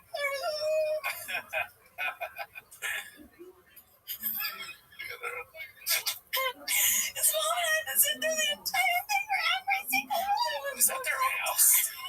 I was so traumatized. I didn't know what to do. Even then, you wonder why I don't test your boundaries now. oh, this is horrible. No, not that. We're so good now. So we should just leave it now. Oh, good now. Yeah, COVID was a rough time, wasn't it? COVID was not so fun. Damn, dude, the podcasts are crazy. This is like a whole new.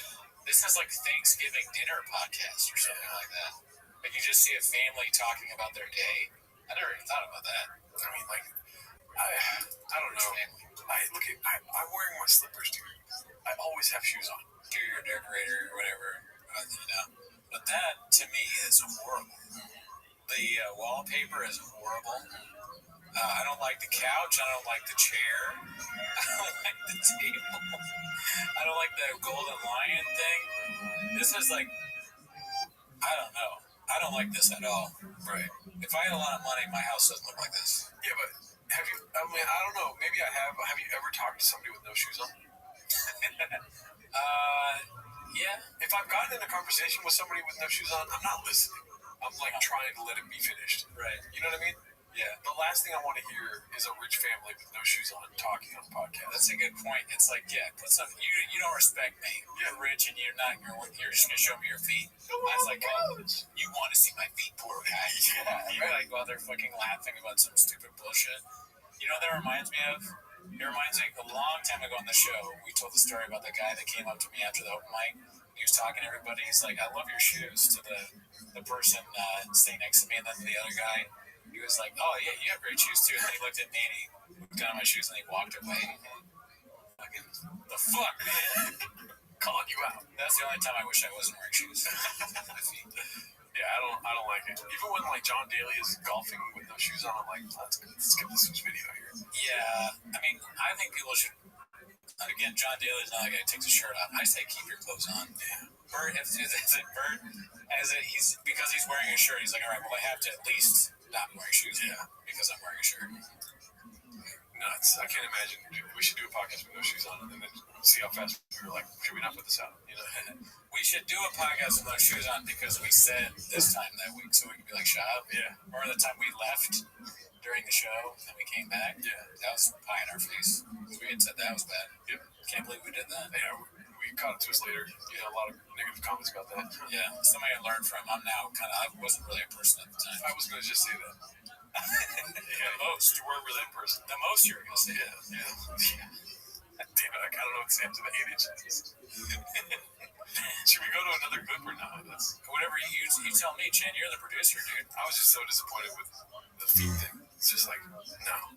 Yeah, I get it. You're depressed now. Something's turning them on about that. That's what I don't like. It's like, you are conscious not wearing shoes more than one person.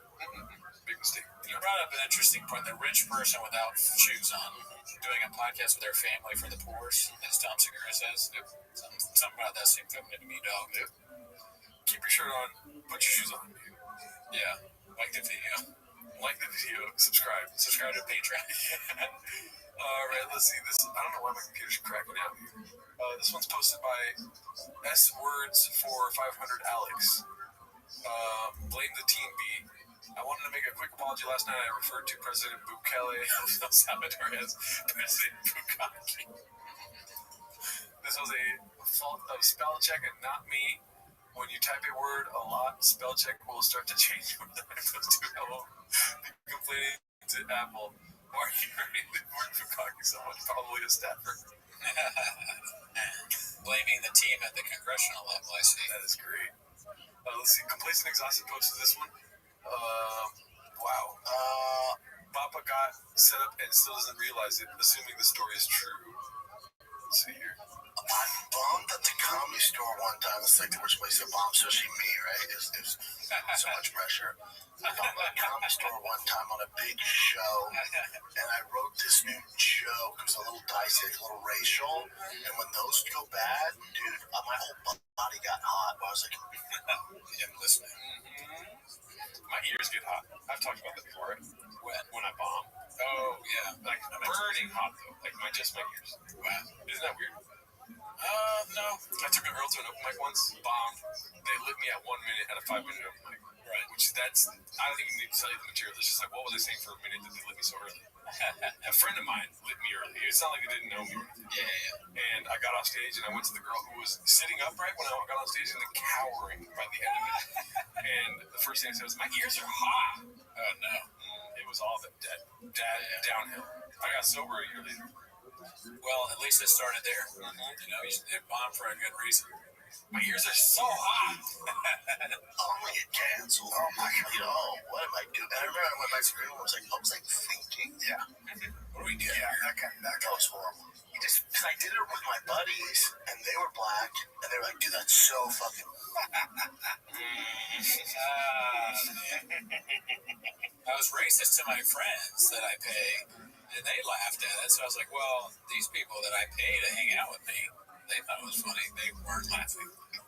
They were amazed you would say that. Yeah.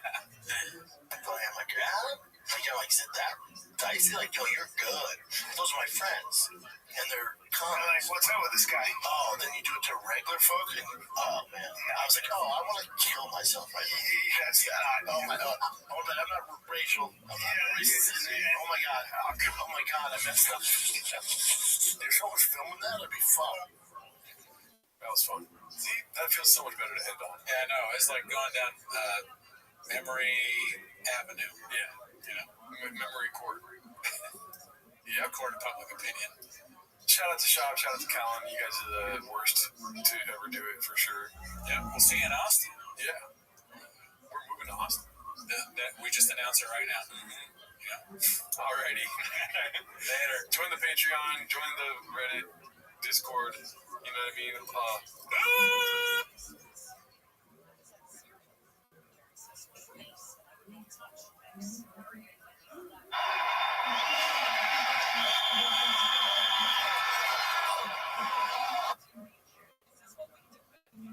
the right, Chris. Monday morning. Oh, my bad.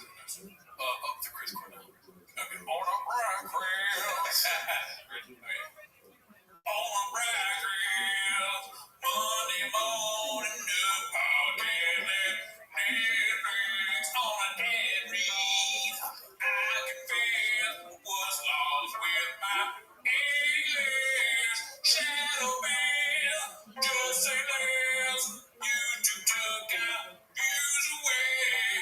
Go move with Rebel. All where we want to go.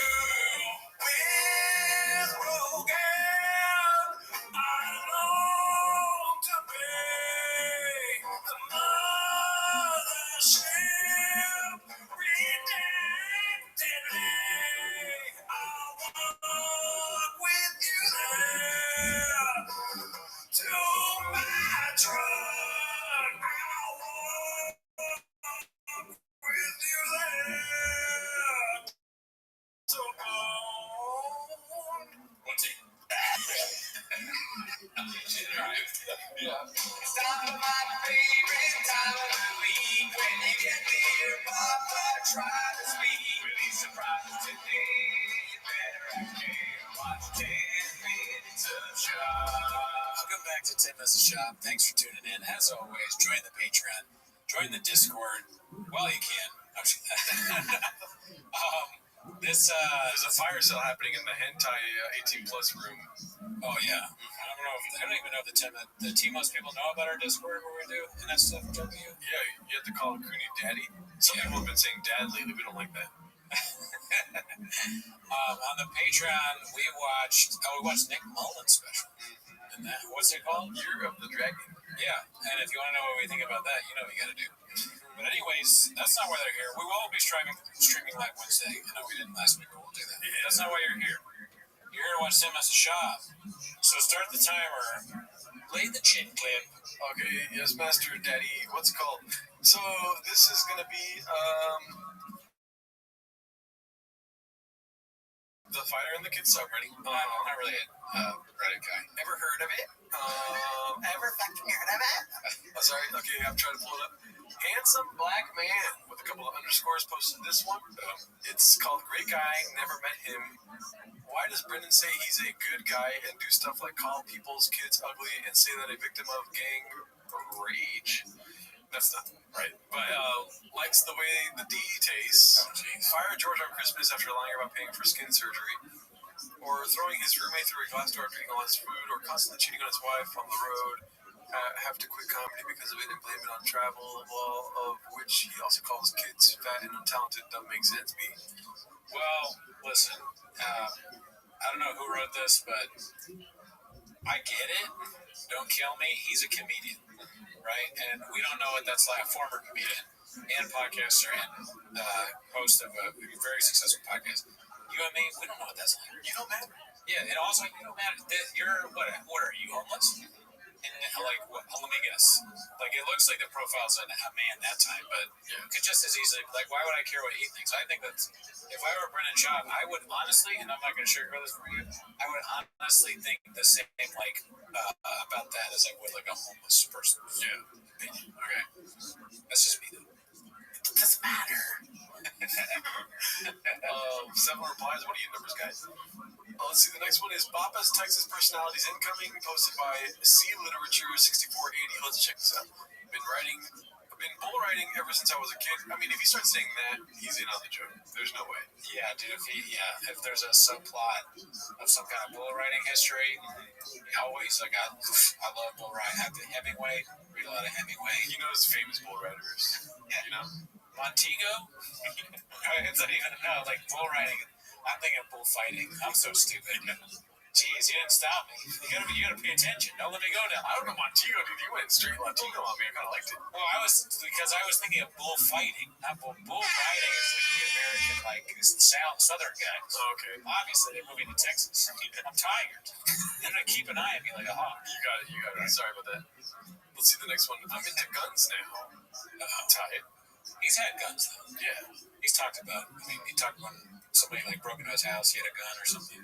I like how instead of saying Hummer, it says homo kind of, or 4 letters. That'd be cool if he rode around a Hummer that said homo on it. You know, that would be kind of funny. Yeah, and is it his or Brian's? I mean, that would be like their first way of being almost not homophobic, right? Because it says homo on their car. That'd be the first time where they're like accepting of gay people. which would be good, I guess. Let's see here. My Texas mechanic is working on the new build. These Legos are cool. I like this. Yeah. Can you imagine how great, like, we start having Brendan shop Legos at our house? We're like, whoa, dude, we're not too far. He doesn't make fucking Lego shit. He's obsessed. Yeah. Let's see here. Me and my dad would always catch bats under the bridge.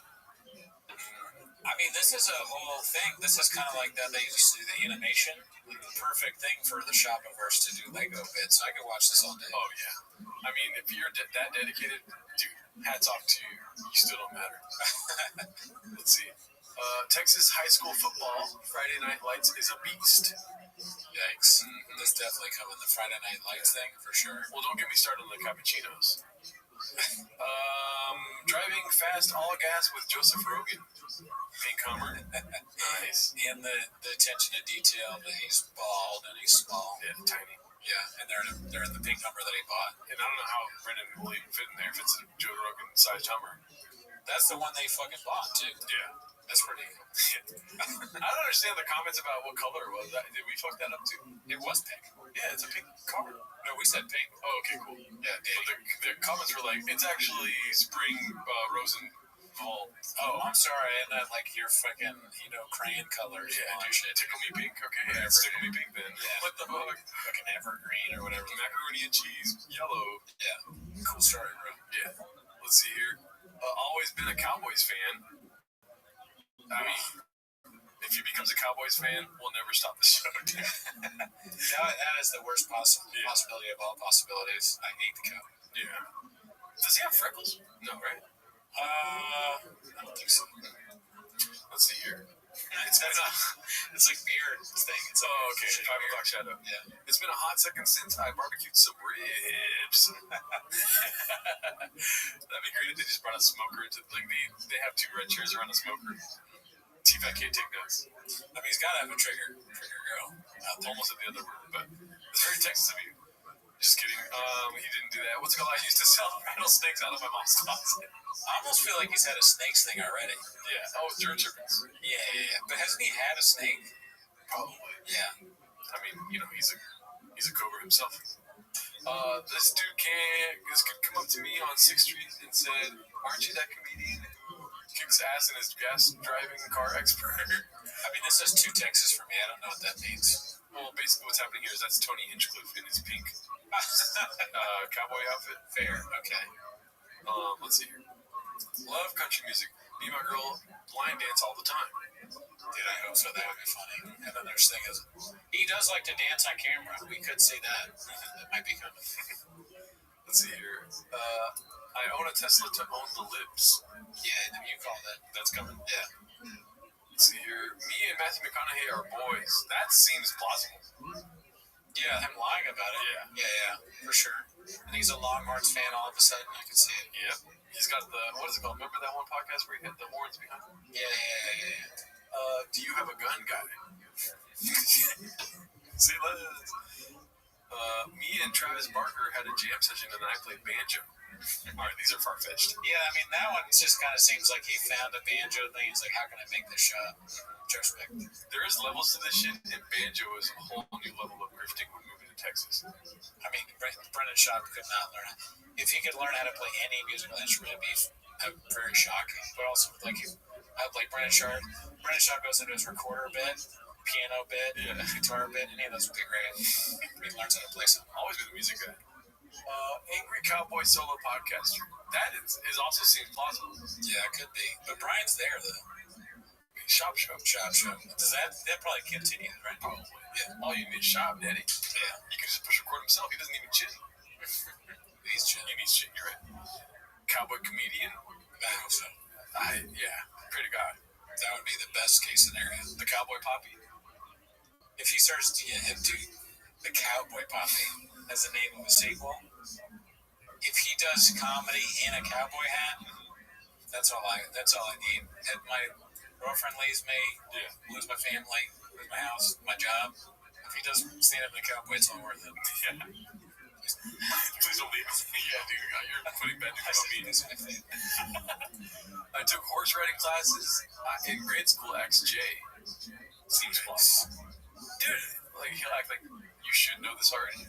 I've been riding horses. Everybody knows that. It's like riding a bike. You didn't know that? Dude. I had a horse, Stella. Let's see here. Texas is a country. Yep. And the Alamo. Oh, buddy. I wish those guys would try that shit now. That was great. I wonder what Chop would be like in war. Like, would he be the tough guy he makes himself out to be? Or it's like, fuck, they're coming. They're heading around the corner. All right, thank God we have you, Brennan. Like, you know, you're going to really help us out. And then you start the battle, and you're like, where's Brendan? And he's like hiding in the fucking thing with the women. SIAF, dude. Shitting in a foxhole, for sure.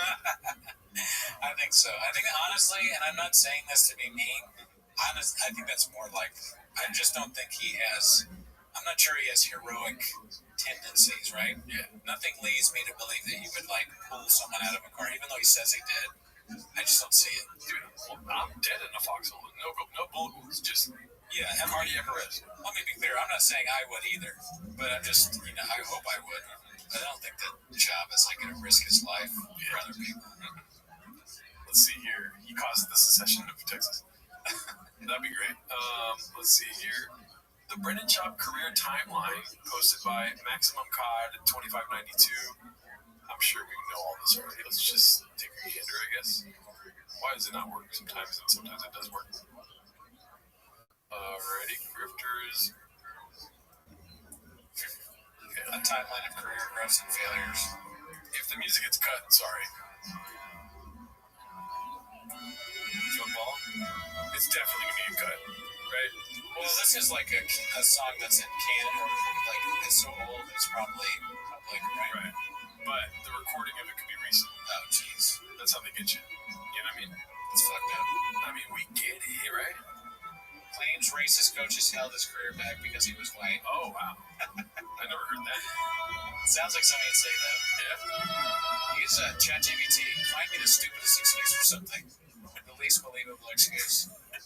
Banned from attending future UFC events after being in the UFC. Alright, that's Photoshop. No, there's no way that's Photoshop. That's probably real. Because he's running away from that fool.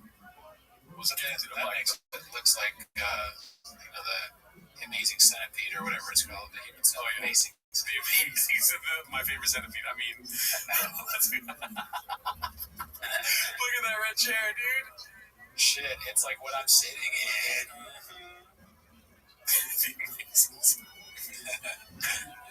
You know, what's that movie called? That centipede I'm really into. I try sometimes. Dude, where's my centipede? Dude, where's my centipede? Me and my boys hit a human centipede last night. Pretty lit. He was in movies. Tax Collector? No way. He was not in the tax collector, really? I've never seen it. That's the fucking... Isn't that the movie with Shia LaBeouf? Yeah. Special. Retired from touring to coach Little League Baseball, never performed at the mothership. 8 years. I'm not sure that you'd be surprised is better than the Gringo Poppy. You know? With rating-wise. The Gringo Poppy is insanely good. It's so good. Retired from touring. I'm laughing at what you said, not rating. Retired from touring to coach Little League Baseball, never performed at the mothership. Damn. Nice boxing analyst. Got bullied by Nate Diaz and was called a pussy post-fight. Was never hired by Showtime Boxing again. Coffee maker. He made coffee. Nah. Product discontinued. Wow. So Black Rifle went in with him on a brand for coffee? Yeah, Big Brown. That's not a good look for Black Rifle. No. I'll stop drinking that coffee. Now. Presented for E! Entertainment, which included Golden Globes and Emmy Awards. After party panelist for Bravo's play-by-play. Less than 3 episodes, was eventually fired from E! Entertainment after a short career. The Thick Boy Blake Club is something I missed, but when he told me about it, I can't stop laughing. It's so funny. My favorite centipede, dude. Creator of Thick Boy never completed San Francisco's Los Angeles charity background. You know, of course not. Charity, that never happens. You know one thing they will never have? Book club. There will never be a Thick Boy book club. Audio book club. I don't want to even be on. Hasn't promoted his whiskey since 2023. Damn, it's been that long. Wow. We've been in the thick of it, dude. Right. It took me that long to drink the first one that I got. Yeah. Started Thick Life Fitness, Comedy, and Lifestyle channel, abandoned after 6 months. Well, he's probably still working on an episode. He lifts like 225 pounds 1,000 times in a session. And that's like 2 cents of that. Network owner and creator of the Thick Boy Network, which produces podcasts including Chappelle's World and Cats After Dark. Haters will say, really underrated. Yeah, that should still be going on. Yeah. Thick Boy Fight News. Created Thick Boy Fight News channel as part of the Thick Boy Network. Ran for 2 months from July to September 2022. Thanks. Before being abandoned. Oh, here comes the music. Because I get little brows or whatever. Thick Boy Fight News. You think he'd be like? Well, no, the logo kind of sucked. And the 3 C's. What was he thinking? No chance. I saw a picture of Mark Hurley with his chick at Coachella. Oh shit! It's gonna tie that Super Bowl money, huh? Owner of Thick Boy Records, 1 release, no further releases. Fish enthusiast, collector of exotic fish, balls deep in fish, current fish kill count unknown. That's facts. Oh yeah, I mean he's one of the best. Go fast, don't die. He needs to work on getting better lenses. His face does not look good like that. Gearhead. Take it away, Peter. Started Toontown, aka D-Car, modding channel where he pays people to mod his cars. Crashed a T-Rex truck for 108K views. Currently raffling off second-hand cars to sell merch. Dude, if you do that on purpose, that's genius. I mean, it's very dangerous. 108, and that's only got 180K views. I feel like it probably got more than that. Baseball dad canceled international comedy tour last minute to train son in Little League Baseball. Self-appointed assistant coach, has a cubby, has built new dad life persona around occasionally spending time with his son. Occasionally. He was bullied off the live stream chat for most of the event. Commentator. It's rough. Walking to my truck, Baba. Panelists for MMA, Global Fight League, GFL. A week prior to being hired, Brennan said the GFL probably had 3 years before failing. Uses stated, however you want to paint the zebra, it's still an older zebra. It's not going to work. It's never going to work. You're literally wasting your money. The GFL has since canceled their first 2 events. Why would you say all that? And they look for a job there. He doesn't really think that much, you know. Like it's big gold brain. You know, he's just drinking and talking, pissing, all that. All right, let's see where we're at here. I hate seeing this guy's face, but it's posted by Toxoplasmosis. It's called "If You Thought a Redact Alcoholic Wouldn't Take His Shirt Off on Monday Night Raw, you'd be wrong." I mean, it's his bit. If that was our, thank God that's not my bit. I don't have to do that. Yeah. But if it was, you know, I'd do it everywhere. And by the way, thank him. It's a long air horn. Yeah. Was his beach frequency on the new Bert Kreischer video? Did you see this? Yeah, I did. It's funny. Pretty great. He does a great job. What I was thinking about Bert is like he's got to take his shirt off everywhere, right? Yeah. There's places that he would, like if he met the Queen of England, he'd probably, she's dead now, I guess. The King of England. He's dying. He's dying. And Bert, if he's like in the hospital visiting him at the hospital, he puts his hand on his chest where he has no shirt on. He goes, where else would it be inappropriate for him to, if he goes over to the White House, Trump, he has no shirt on. This guy, why has he got no shirt on? Why?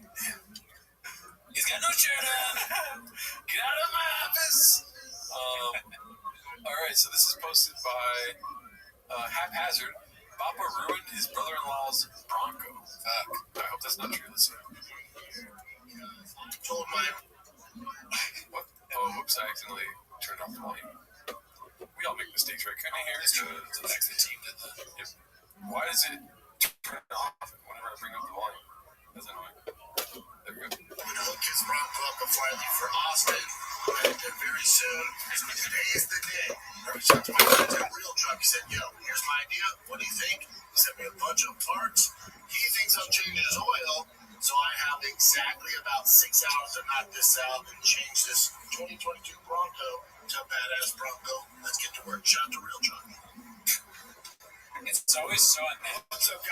It's always so unnatural. Yeah. He's done it so many. He does these videos constantly, and they never get any better. It's always the same. Hey guys, we're working with Real Truck, and they said that I had to get this new thing, and I said we're gonna mod it, and so that's what's going on. So stay with me, and shout out to Truck Real. It's like 45 takes to get that. It's just so weird that he does it. It's like SNL. There's a guy with the cards, and they're dropping them like off camera. And is this for his YouTube channel, his Instagram? He thinks he's Will Smith. This is Instagram, I believe. Yeah, it's like, bruh, Let's see. you're not Will Smith. You're not that That's guy. special. All right, I want to see how he fucked it up. My favorite boy's done. Started at 8 a.m. All right, fam, your boy is done. Yikes. That's what I say when I finish sex. Never said I was fast. I did my best. Got him. Shot the real truck. How they cook this up? All bumper. 4 rigid LP7 lights. White to match the white up top. Soft plastic fan. This is supposed to be a wrench here. So there's a lot of space. So I filled in with the lights, which I think will dig. Those are 3712s with the innovates. I did that a hot second ago, but 2-inch body. Tube doors, also from Havoc. Those easy to put on. Rear is pretty fun. Do you take off doors? I think so. I didn't see doors before. We can go back after the video's done and see if there was doors.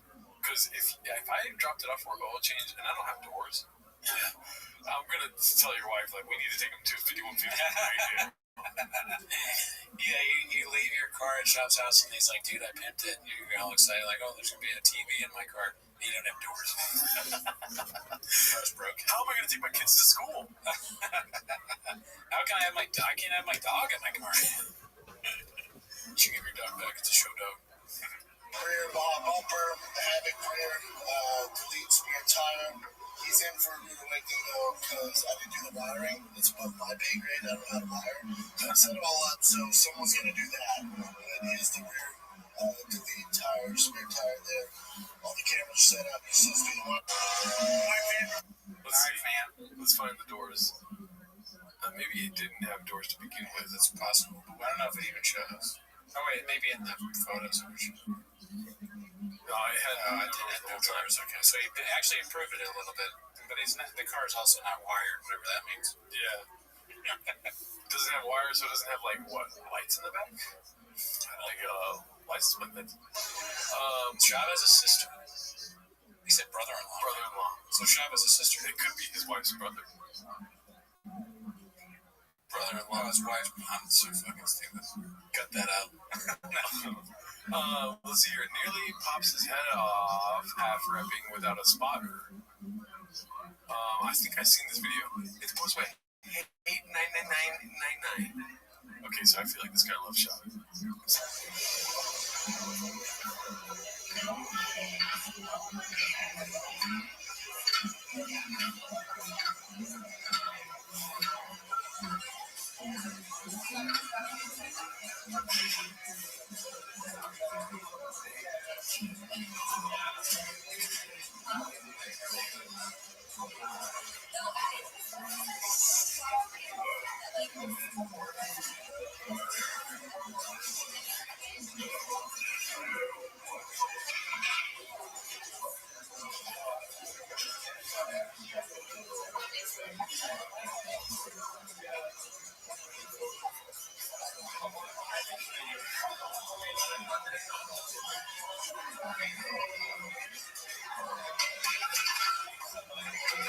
Jeez.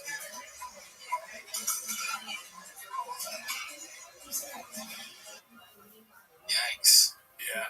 That's why I want someone to spot you there, deity. Somebody, or it was, I think Shab put in the caption, like, shout out to the guy that tried to spot me. I'm good, brother. It's like, no, you were not good. No, yeah. You're lucky that you were able to get it into the second hook, you idiot. Yeah. I've definitely done that. That is a scary thing when you get it in the bottom hook or whatever. Yeah. It's usually like 5 plates for me. But I had a spotter put it in the first hook. That was scary. Oh, wow. Because you could. I was pumping like 5 pounds of iron. She was difficult. Put it in the second one. What are you doing, spotter? Yeah. Yeah, no. That's not good. All right, let's see the next one here. Posted by Caterpillar Hot 7539. Live like a savage. Yellow sink instead of Yellowstone. It's pretty good. Pretty good work. I already read the poster, right? Yeah. Posted by Mr. Fieldy Field. Addies and baddies got the best of him. Yeah, wow. Yeah, I mean, he's had a fun life, right?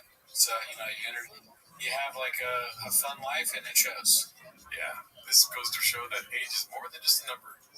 You know, you get old and wrinkly and fat and chubby all at the same time. As long as you sit in a red chair, it masks everything. And get your lips done. Yes. Oh, yeah, you gotta do that. You gotta do that. We did it twice this week. This is amazing. Barn door catching strays when he didn't even do anything for a change. Posted by Big Shoots. Looks like it's a Mark Norman's podcast. I'll say this right now. I had a friend one time who I've always supported say something shitty about me. And it hurt my feelings. Really hurt my feelings. Because this guy sucks. He really sucks in life. And I've always been a fan of his. And I've never said a shitty word. When everyone trashes him, I've never said a shitty word. Is this about Ari too? No. And I texted Tom, and I said, I was drunk. I was like, I'm gonna text him. Yeah. I'm gonna put a post out. Tom goes, man, your silence is so precious. Yeah. Don't say anything. And I never said anything. And now I just don't like the guy. And I'd much rather not like someone and know you're a shitty person. And I'll tell you exactly what it is in 2 seconds. Uh-oh. Yeah. And I go, Dak Shepard. Edit that out. No, I'm kidding. No, who was it? Edit it out? Yeah. Yeah. What are we in a fucking wide shot this whole time? No. Well, yeah. I'll tell you after this stuff. All right. Well, it's interesting because in that situation where you're like, if I care about the person, I'll confront them. I care about the person so much. Well, as a friend of this person, it bothered me so much that they would take a shot at me, and I go, I know who this is. You do. I know now. Did I text you? No, I put it together. Yeah. But don't respond to that. Okay, it so bothered me. I was like, and then you go, you know what, your silence is perfect. Don't say anything. Just let it go. Have you run into this person since? Nah, he's not doing stuff. That's all you have to say, stuff. Anything out of that stuff gives it away. Man, Nah, he's buying fish. Bert always has this problem with people, though. It's always like, they talk shit about me and all this and stuff. You're rich, man. Yeah. Just live, like, why are you even thinking about that? I like how he's like, I've always supported him. I fucking hate him. I was like, wait a minute, that's a... Me and you are the people that should be having these small petty gripes. Yeah. Bert, your life, you're a rich guy with a mansion and a wonderful family. You should be hating like watchmakers. Yeah. Like, this guy tried to get thousands of dollars out of me for a watch. It's too much. Yes, both hands have watches. You should be, you're sure, you did say your wife's tits smell and you're special, but other than that, things are going good. Puto, cabrón. Relax. That's one of the beauties of this guy being... Oh, wait, no, it's not you. Oh, okay. By the way, Never mind. I know who you're thinking. That is so funny that I know who you're thinking is you said, no, he's not doing stuff. Well, he said he was a piece of shit, or he's going nowhere. Well, now I know who you're thinking of. They laughed there. That was funny. That was good. All right, I'm sorry. I'll take this time to apologize. Partner, it's funny. It's quite a game of telephone here. Telepathic telephone. This should be a game. This should be a game. I know you're thinking. Not that guy. Yeah. I'll say this right now. I had a friend. That's so funny. It got funnier because it thought it was just going to be funny for like you talk shit and all this, and then Mark Norman's like not doing stuff. But then it got even better because Mark Norman wasn't even the guy, and they started laughing about that. And then they shit on him again. Poor Brennan. Yeah. Imagine, that's what we're talking about. That's like the two. You know? Yeah, and you know what, dude? My silence is full goodness. You're redacted as hell. My silence is what speaks the loudest. So this one's called Adonis in Full Display, posted by Intelligent Note A8497. It's just, his mouth. Like always. After putting the thing in, he almost died, and then he's got his fucking tongue out. Thanks for spotting me, bro. I got this. Yeah, thanks for thinking I needed a spot. Obviously, it's on the rack. Okay. Do I need a spot? Do you think he fixed it, or he just left it like that? Probably left it. Put the weights back. If I had to put money on it, I would didn't fix it. No chance Brennan puts weights back. No. Yeah. Let's see here. This is posted by Long Day, Slow Joe at her finest. I look like this to dress like Adam Sandler. Okay. Okay. Let's go past that. Look, do you know? No gooning. This one's posted by Lumbabao. BC crediting this subreddit for content. Oh, that's good. Speaking of future President Conor McGregor of Ireland fame, there are people out there who believe he can win the election. Do you know this? I don't know enough about the Irish system to say confidently, but from what I've heard, it seems like a long shot. Well, let's hear it. There's somebody that believes it. Fighting that's running for president of Ireland. I like everyone's like, they don't have a chance, you know, what they're doing. Like, buddy, did you not learn about Trump shit? You don't have to have a background in politics these days. Politics are not what you grew up with as a kid. It's not your dad's politics. Usually the most famous guy wins. So funny that Luke was like, I don't know about Irish politics today. Same. And then she goes to Brennan Chop being like, Dude, everybody's Chinese. Yeah, no pretense, nothing. Just straight into it. He could do it. Yeah, but he has this dark history. Did you not learn from Trump? He has some shit in his background too.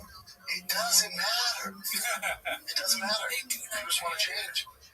You're not voting for him to marry your daughter. You just voted on something different. That's all it is. No give a fuck. You're gonna run on that, try and smear his name. How that works? Smear. Look, that's an interesting take. He went on to say that they're doing TiVos on fucking morning. Nice. So sick. We doing skits and bits here? No, he went on to say that he doesn't know a lot about Ireland, but he believes Conor could win it.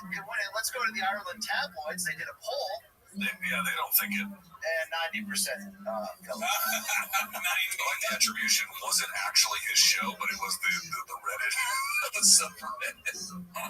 Hey, wherever we It's an ant. Dude, that's awesome. That's great. Shout out to BC, dude. This was posted by Haphazard. The podcast is doing great. As you can see, I already saw this video. Because that's clickbait, dude. This podcast is doing great. Oh, yeah. Great. Well, let's see here. I'm sure it's painful. Needles? Are you worried about needles? No problem. They said I can't do anything. They said my donor is too weak. They're like, we're sorry. Really? Yeah. You get away. You don't have any power. How do you get away? Yeah, I'm doing the little fibers. Like the fibers sound crazy. you're out of your mind. All right, keep going. Get away, dude. Come on. Sometimes I'm just so tired of life. I just want to not do anything about it. Yeah, I'm sick of social media. I'm sick of talking about Botox. I'm sick of everything. I'm sick of my culture. I'm sick of what we're doing. I'm sick about talking about Trump. I'm sick about talking about everything. Podcasting. I'm just.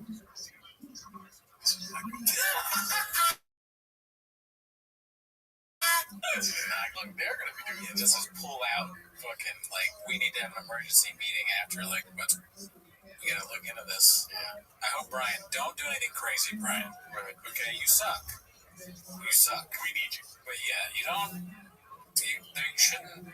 You know what I'm saying. Yeah. That's all I'll say. Don't do it. Don't do it, dude. But that one is I'm sick of podcasting. It's like, oh, the heads need to be going out. About everything. Podcasting. I just don't want to talk. I want to be able to quit, huh? Yeah. Sometimes I just do. Set yourself on fire and protest. Just Brennan Chop. He's just the worst. Like we've said this before. He is absolutely the worst person to go to with your problems. He's the last person you'd ever want to lean on for something. You will never. Now I know I say jokes when you say things that are serious sometimes, but he will never be serious with you. It's never gonna be let's talk about it, or I have an idea of what you should do with this problem. It's gonna be you're finally letting something out. You think you have a safe space. You're like, I'm tired of podcasting. I'm tired of doing this. He's like, why don't you set yourself on fire? Yeah, no. I mean, he's just the worst person ever to lean on. Also suggesting to kill yourself, basically. Set yourself on fire and protest. Why? Why would you say that? Protest what? And it's like, are you really going to say that when you have your hand in your ass? Yeah, his hand's in his ass. To go to Brendan for like moral support, you have to find like a situation where he doesn't have his hand in his mouth, his hand in his pants, his hand up his ass, which is like 5% of the day for him. Yeah, dude, unscathed with the Diet Coke. Look at that dude.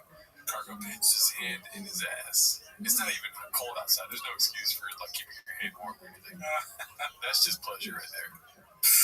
That's the digits in the anus right there, dude. No. All right, let's go to the next one. This is posted by Complacent Exhausted. Words of wisdom from the #1 podcast, Dad. Oh man, I get wet when I see 2 minutes and 30 seconds. Just doing that dad shit, dude.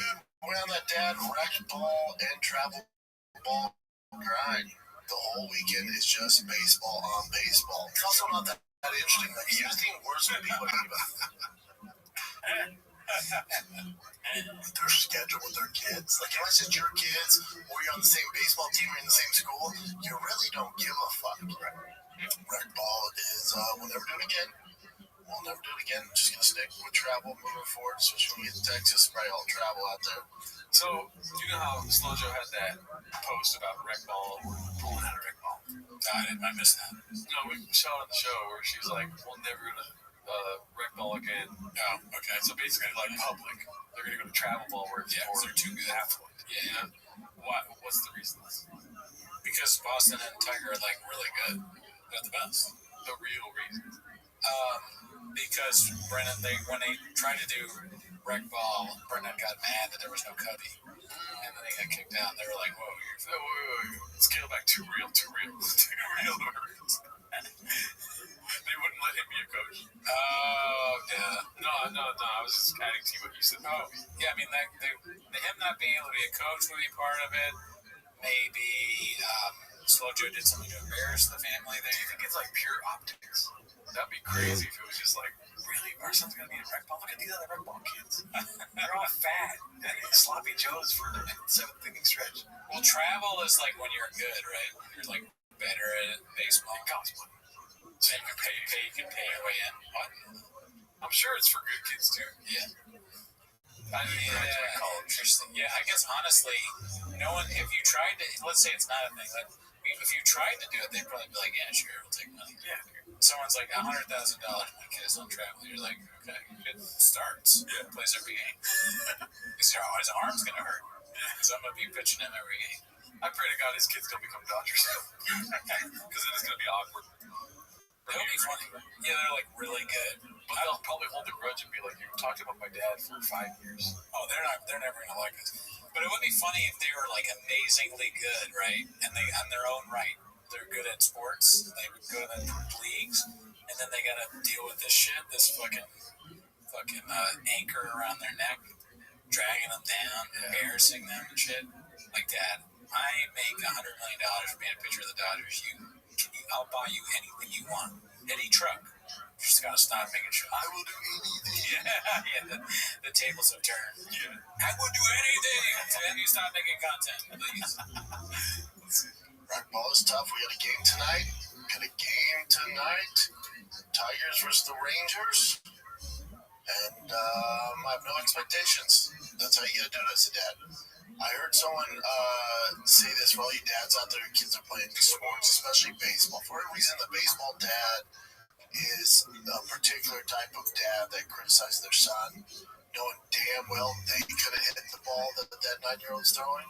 There's no way, but yet they have all the answers, and they probably quit playing baseball in high school. For those dads out there, if you want your kid to quit playing baseball, do this. And if you want him to quit playing video games, so if you want your kid, I think he's about to explain it. Like, what I think he's gonna say is like, if you want your son to quit baseball and only play video games, do this. And he's gonna say like that you're like yelling at him, but it's something he's done. Oh, quit and play video games. Yeah. I thought he was trying to like kill 2 birds with 1 stone. If you want them to quit baseball and quit playing video games, but yeah, you're saying quit baseball and keep playing. Honestly, they should listen to me because that's what I did. Playing less video games, criticize him while he's playing video games like you criticize him playing baseball. So whether he's playing Fortnite or Rivals or the MLB Show or Madden, sit over his shoulder. No, you should hit X. No, what are you doing? You should go here. No, hit X faster. Oh, come on, dude. L1. Do that. Criticize your son when he's playing video games if you want him to quit. Do the exact same thing you do when you're sitting in the bleachers and your kid's playing baseball. Not a chance is an original thought. No, yeah, you definitely got it from someone else. You're right. That's a good capture there. He's like, Chin's like, are we ready to start the show? He's like, 1 second. He's just scrolling through YouTube shorts. That's all baseball right now. He's watching. It would be funny if he was prepping. Like he's watching videos on how to be a good baseball dad. Yeah. And that was one of the videos. And he just doesn't credit the person at all.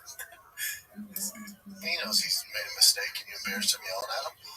Do the exact same thing when he's playing video games and he will stop playing video games. Because if you're going to do that when they're playing baseball, they're going to stop playing baseball. Little words of wisdom there for you. There's like a weird T in wisdom. Yeah, I heard it. Yeah, wisdom. He put a T in it. Yeah. Not even little. Don't sugar. There was a T in it. Not a T in the word, though. Baseball. Little words of wisdom there. There is like a DT wisdom. I guess you're right. It was a little. It wasn't as big as I thought. Yeah, definitely. What we heard, TD. it was just as loud as that door. For you. Just go ahead and criticize the kid when he's playing video games and he'll shut that shit down. If you want to play baseball, Hey, just be my dad. shut your yapper, okay? Just shut your yapper. It's tough to do. I get it. Boy, do I get it. Do you want 2 for 4? I get it. I definitely get it. You gotta put a little effort in, pal, because you're wasting my fucking time, right? My entire weekend's dedicated to this, and you're not gonna apply effort? Oh, well, fuck me.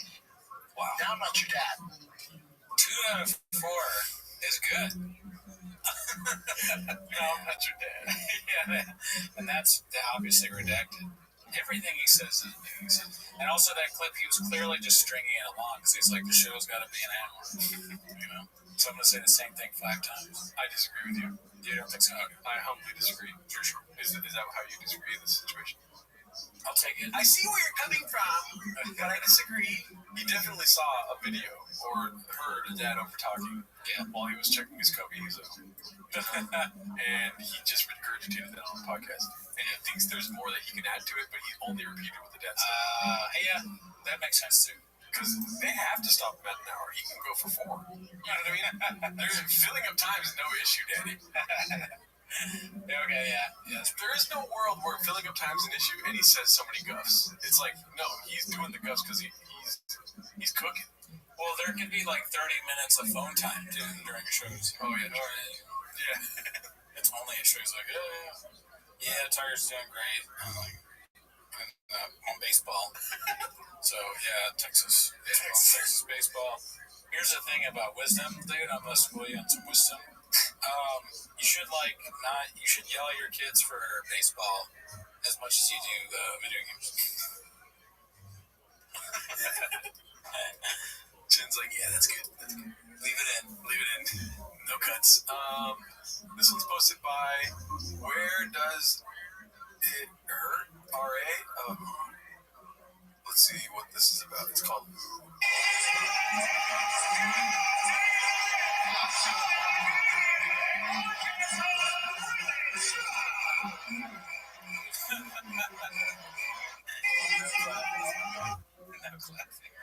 This is where I don't know. Dang, the kids have their own Instagrams. It's crazy. Alrighty. Next one is posted by Dirty Buns Fart Nugget. Great name, never seen it before. Is everything all okay? You guys know Zuckerberg's not a cuck. He did not tell me to say that. Definitely not. He's on TRT. He does jiu-jitsu. That makes him a man. Okay. Definitely not a cuck, guys. You should definitely get the nasal cleared. Just all that gunk is in there. It's probably all the oil and fish paste and dirt from the baseball field. Just get it cleansed out. Yeah, maybe a deviant septum or something. Not a cuck. Yeah, where does this new voice come from? Yeah. It's definitely part of our team. Okay. Okay, I'll buy that. A bitch got a train. Check out my 2 chains. I'm just like the rest of the guys. Okay. Just to make it manly, dude. Like, okay. Okay. Do you know how hard it is to run that company? I bet he had no clue about the Biden stuff. Okay. We'll buy that narrative. I'm a UFC fighter. I'm paid from Zuckerberg. The guy's pretty good. Okay. Okay. Yeah. Okay. Yeah. Obnoxious. Okay. Okay. Yeah, we kept doing some new thing he's trying. Peaches Delight. They got 2 big red chairs and they kind of replicated you said, okay. Okay. They talk about you every week. Okay. That's the thing. While he's chasing us around the chairs, he's going, okay. Okay. You don't have a penis. Okay. Brandon has a mangina. Brandon has a mangina. You piss in the sink. Okay. Let's see here. My computer's cracking out. This is posted by somebody on the Reddit. Air pumper. Papa doesn't go anywhere. Okay. Okay, so it's another okay. Let's see here. Oh man, why is it doing this to us, dude? Let's see if you click the link. I know you say you love Dana and you guys are all good, but why don't you ever go to UFC fights anymore? I don't go anywhere. Yeah, you don't really. I don't do anything. Okay. Okay. Run-of-the-mill. Robots touch screen. Lots of creature comforts. Yeah, that's Brandon Shaw, the MMA fighter. Good for him. I hope he's okay with the Tuscanero Pearl. I don't know. No, my kid's baseball ended on Saturday at... Is that the color Tuscanero Pearl? Oh, okay, gotcha. Now I understand. All right. Yeah, pink. 5:30. UFC fight nights are on. I don't go anywhere. Tear down off the top first, and then we can also rotate it over. I feel like I'm doing like internship and I'm moving to free college. I mean, I don't. It's nothing against the UFC. You're busy. Okay. Okay, I'll buy that. I don't go anywhere. People might be wondering who is this gentleman sitting next to us. Brendan Shaw. Why don't you... Yeah, I just don't. It's probably stressful. I'd rather watch it at home. It's not even stressful. I just... No. Okay. Okay. But don't you have like a show dedicated to MMA? They don't even know what to say in the talk show. So we have Brendan Shaw. He's you recognize him. You've seen clips of him on Reddit. The top pick of the Boston Bruins. Yeah, I think for Woodley, he checks all the boxes that you want as a first pick. Of course, it's a first pick. The thing about Woodley, since he's retired from the UFC, so if I go do it live, then I get to rewatch it when I get home for the show on Monday. It's a lot of work. Okay. Okay. I don't go anywhere. Yeah. I'll tell you right now, though, after seeing Cage Side, having the best view in the stadium, in the arena, I'm glad I'm on the outside. Because it's brutal. No, but I'd rather watch at home. Yeah, I don't deal with the hassle, parking, all that shit. Okay. I don't go anywhere. This guy is multi-talented, multifaceted, and he has a multi-talented team. Walked in here with like 30 people deep. I thought it was a team to come pick up this guy to fight Sean Strickland, but it wasn't. He was the only guy, one of the only guys on the other team on the Ultimate Fighter that I actually liked. Yeah. You always respect the guys like you get married and don't be cheating around their wife. Okay. Okay. That's so funny. Okay. Rampage was trolling. Maybe he paid Rampage to say that. Yeah, he's like, can you hook me? Yeah, man, my wife is suspicious. I didn't believe it coming from you. Yeah, and then it shows her as evidence whenever she accuses him. Just so ham-fisted. And you don't cheat on your wife at all. He's a podcaster, YouTuber extraordinaire, stand-up comedian. Hey, he don't cheat on his wife. Oh man, can you imagine? That's actually kind of a funny thing to be introduced as on a show. It's almost like, can you put that in to be funny? But your wife's not gonna like it. Yeah, probably not. I know you say you love me. Let's see, the next one here is posted by Creamy Shark. Welcome to Austin. Oh man, Dude, I mean, the over-under on Callan leaving is dicey. getting out of Boston No, or just the show? The show. Oh, I don't know. What else has he got? The world is his oyster, dude, if he gets out of that show. Maybe. I don't know. He's Well, think of the freedom you'd feel after not doing the Fighter of the Kid anymore. It's not about, like, being in the public eye. It's like, I don't have to do that anymore. yeah. I mean, it's embarrassing, but like, look at it. He's in a fucking pony. Dude, he doesn't give a fuck. He has no self-esteem whatsoever. He does anything that you ask him to do. He's desperate. It's very funny you brought up that, like, you think that's a real picture. Yeah. Like it's based on a real picture, a cow or whatever. You don't think that he's been in a horse costume? Yeah. Brian Callen's been in a horse costume. Not just a cow. I'm more than a cow. Brian is gonna be like, he's like the kind of guy that like starts doing private like videos for people. He's the kind of guy like Rabbi would be like, you're my girlfriend now, you know? That's gonna happen to him. Yeah. Okay. This one's posted by Complacent Exhausted. Chin acts like a butthurt girlfriend and then is one of the worst performed April Fool's jokes in human history. Well, that's a clickbaity titles. Yeah. Well, let's talk about the box. Before we can get to the box, I had a camping trip that I planned with Nick. It was one of the best things that would happen this year, especially since I'm leaving to Texas. Maybe I might stay, depending on how, Still be determined. the after our army. What do we call it? After our army? Because we always say army for a lot of things. After army? After army? I like that. After army. I don't want that. We're still gonna go camping for anything. Yeah, sure. He lives in Spain. He's a professional gambler. He's got a big following. Worked with boxing forces. I'll put a link in. That's not legal, right? I don't know. Looks like a machete. They need a machete. They're so stupid on this podcast. The producers need machetes to put Amazon. Well, maybe this is the big. Okay. The arena MMA. That's exciting. Nice. Nick. I wanted to stream with this guy for like a year. We did it once. I guess he gets migraines sometimes staring at screens and stuff, but he's all in. Oh, nice. This is unnerving. Yeah. Don't, motherfucker! Oh my god!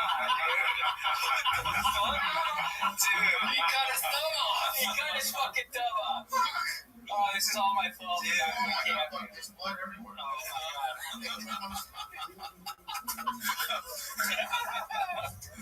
Oh, June's an April Fool, sir! Bro, you got me. For 2 seconds. No. They didn't stick the landing. Oh, okay. Let's move on. That was bad. That was so bad, dude. It was bad. P.F. Chang's HR manager posted this. Imagine if he actually tries to answer off the top of his head. I'm sure this won't get asked because it's not a softball question. If it does, Shab will probably have a scripted answer that he would stumble over all his words. But I would really respect him for answering and appreciate you for asking. Why did Brendan Schaub take a shot at the Anti-Hero podcast and call them all losers and haters for exposing the obvious stolen valor claims of Tim Kennedy? The podcast is all former Army Rangers who give back to the community. Attached is a screenshot of the comment he made about actual Army Rangers with multiple combat tours. He wouldn't know the first thing about being in the military, and for him to chime in like that is Bush League. What does this hit? But please ask. Okay, Jesus Christ. The last thing I expected was sorry. Okay. Yeah. So that's an email. This is an email to the Fighter of the Kid, which, let's be honest, they probably forgot the password to that email. Yeah, and then, like, there's 500 pages of it. There's all the Tiger Belly stuff going on. Mm-hmm. Yeah, Tiger Belly definitely hacked into the email. Let's see here. That's a promotion. This is posted by Doesn't Know Who to Axe. Austin TV already stood for the new celebrity couple in town. Oh no. Oh, Everson's been hard at work creating a special base just for us. Joe, you happy with the way it came out? Yes, very happy, and I hope you will be as well. We'll see. Okay, so this is how it works. Yeah. Wow. All right. Are you done? Yep. Are you ready? Are we ready? No, it's final step. He's sure, because if it's not perfect, then we're going to give it back.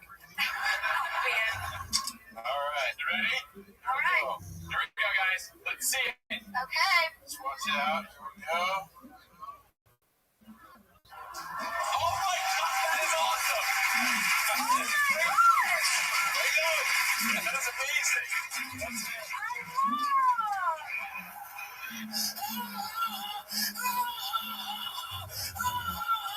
He gave my mother HIV. Oh man, there's so much funny shit on the internet. Oh, great. That's not real, right? Which one? The video. Just kidding. This was supposed to be complacent and exhausted. Bob has gone off the deep end with his best beast outlier genetics being passed to the Chompies narrative. What does that mean? No idea. Hold my son to a standard that I couldn't reach. I'm going to hold my son to his own standard, and he's going to have a good time. It's been a game changer for my son. I hold my son to a pretty high standard. Different standard than other kids. But that's because he's got certain genetics. Yeah, 100%. You know, he's definitely going to be a T1 athlete. Yeah. You know, and so there's actually more pressure because that might be his path, and that's no joke. The minute I see you being lazy, buddy, you want to see me mad? Get lazy. Or if his coach makes him spring, he's in the back, dude.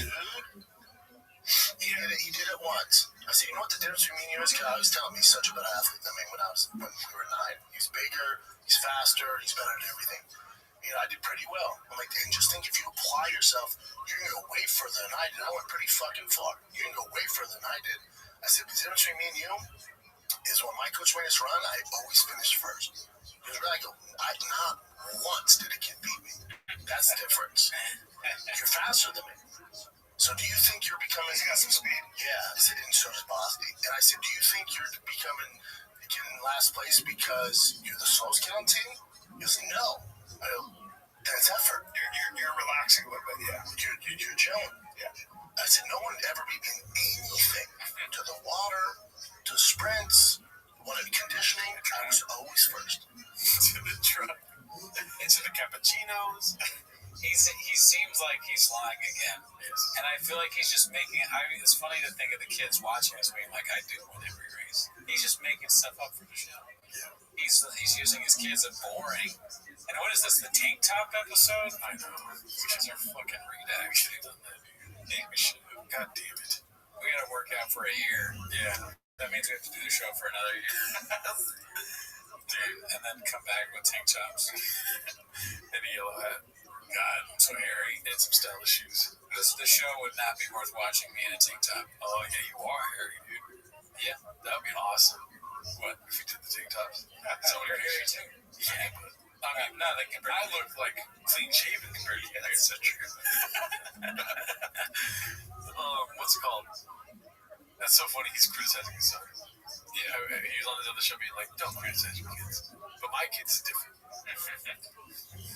You're the difference between you and me. Yeah. Also, isn't that liar speech when you're like, every time, never was I second place, first place all the time, every time. Not once. But what about Chappelle Lacey? Yeah, that's true. He lost to Chappelle.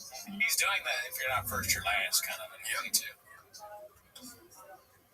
And everything. That's how he has to. I tell him if you want to make it beyond the rest of these fucking kids, that's what it's gonna take. I mean, if he isn't an athlete, he needs to he'll take that, you know, learning. He's learning how to learn, and he'll take all that stuff and apply it to something else. I was asking an athlete, he's too gifted. Yeah. It's just different. I tell them all, it's just different. You're expected to perform at a higher level than the rest of these. That's his next gift, Dallas. You're gifted a certain amount of athletic traits. You can fuck all that away, play video games, and put your thumb up your ass, or you can get to work, and the payoff's huge, dude. Huge. Yeah. But it's discipline. Your buddies gonna be out playing and shit. You're being baseball. Yeah. Getting footballs. A coworker of mine told us that I don't know what happened before he told us this. I forget. It was in context, probably.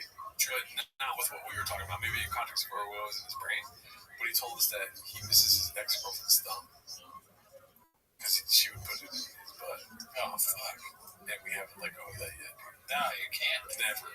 No, you gotta make a lot of jokes about that. Whenever he's happy, I'm like, oh shit, where's Sarah's thumb at? You know? Oh, where's she? Only thing we need now is Sarah's thumb. If you're feeling it down, just get a thumb. Anyway, so some people like a thumb up their ass shop. What if T came up and said he wanted to fight like you? No. No, that's the one pushback you'd get. I know you've said it's like specific to the kid and stuff, but like, what are your thoughts on just He doesn't have the issues I had. He doesn't have the anger and the chip on his shoulder. Again, he's such a better athlete than I was at 9. It's not even funny. And I was fucking good. He blows me out the water. I had to fight because I had no other options. He has so many options. Hey, Dad, I like your podcast. Can you not talk about it, please? It'd be funny if he was like, what if T came up to you and asked you if you could do a podcast? No. He just doesn't have the creativity. You don't got the issues I got. All right, let's go to one more and see what happens here. This is posted by Wonderful Salary 5432. Schnoz is the talent. Producer, talent, provider the kid full time. Assistant booking talent to feature engaging posts. No guests. Okay, so she's looking for a job. It's very good. Like, I don't know if we have the budget, but we hired it. Right? So she works on one of the top shows, but I don't know if we, went on a coach or anything like that. Yeah. There's the respect that we have for T-Fact. I don't know what the salary is either, so. Yeah, we would pay her 6 figures. Pay her 8 inches.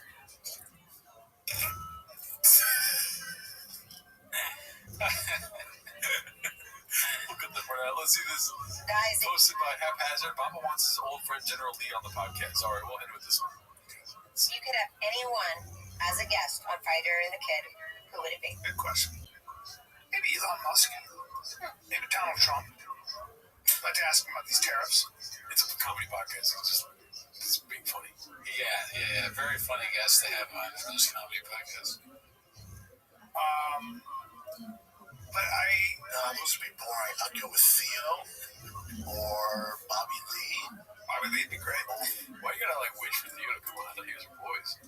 That's a good point, but I like this, Brennan. Listen, every once in a while, it's like, and he's speaking sense.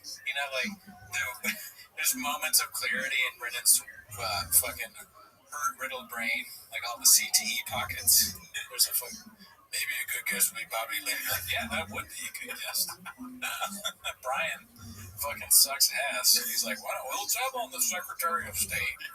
Fuck up. Hillary Clinton. Stupid old bitch. Dumb fuck. Or, I think something fun. Yeah. Let's with Trump or Elon. Yeah, That's not what we do. Bobby Lee would be great.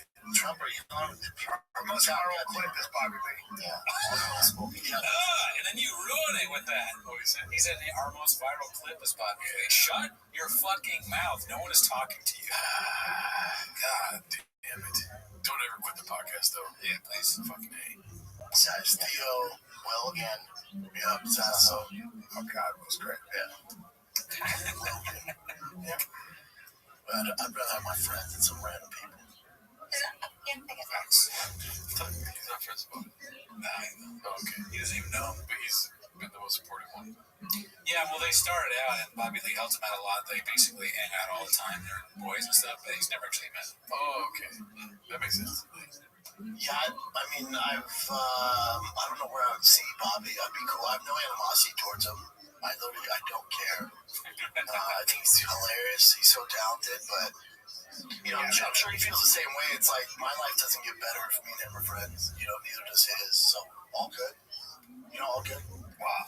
Imagine coming in and being like a manager, trying to get you guys to have a bigger show, and be like, "Oh, this one is super viral. It's Bobby Lee. Why don't you guys get him back on?"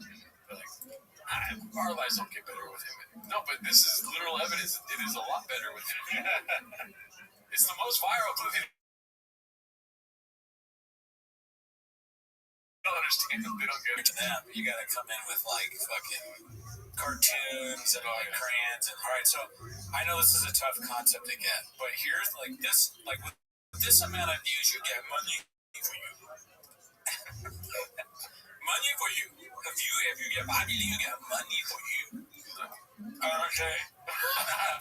Okay. What is that? Yeah, okay. He's a great guy.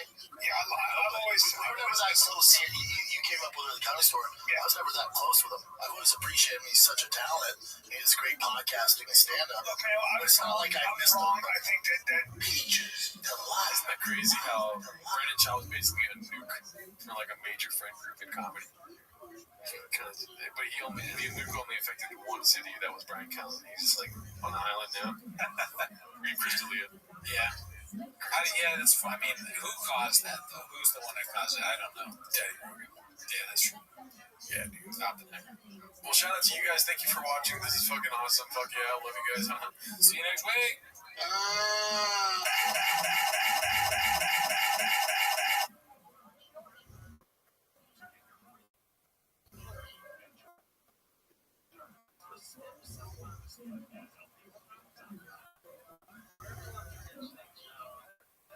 All around me are redacted comments.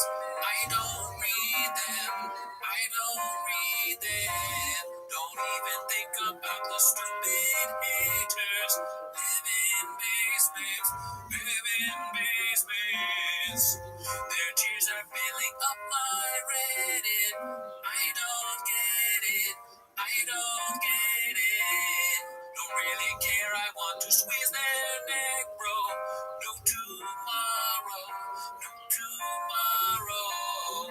And they say that I'm a dummy. They say I'm kinda sad. I am going to kill them, but I'm not even that bad. I find it hard to tell you. I find it a mistake. When haters talk in chat rooms, it's a very, very cat's world.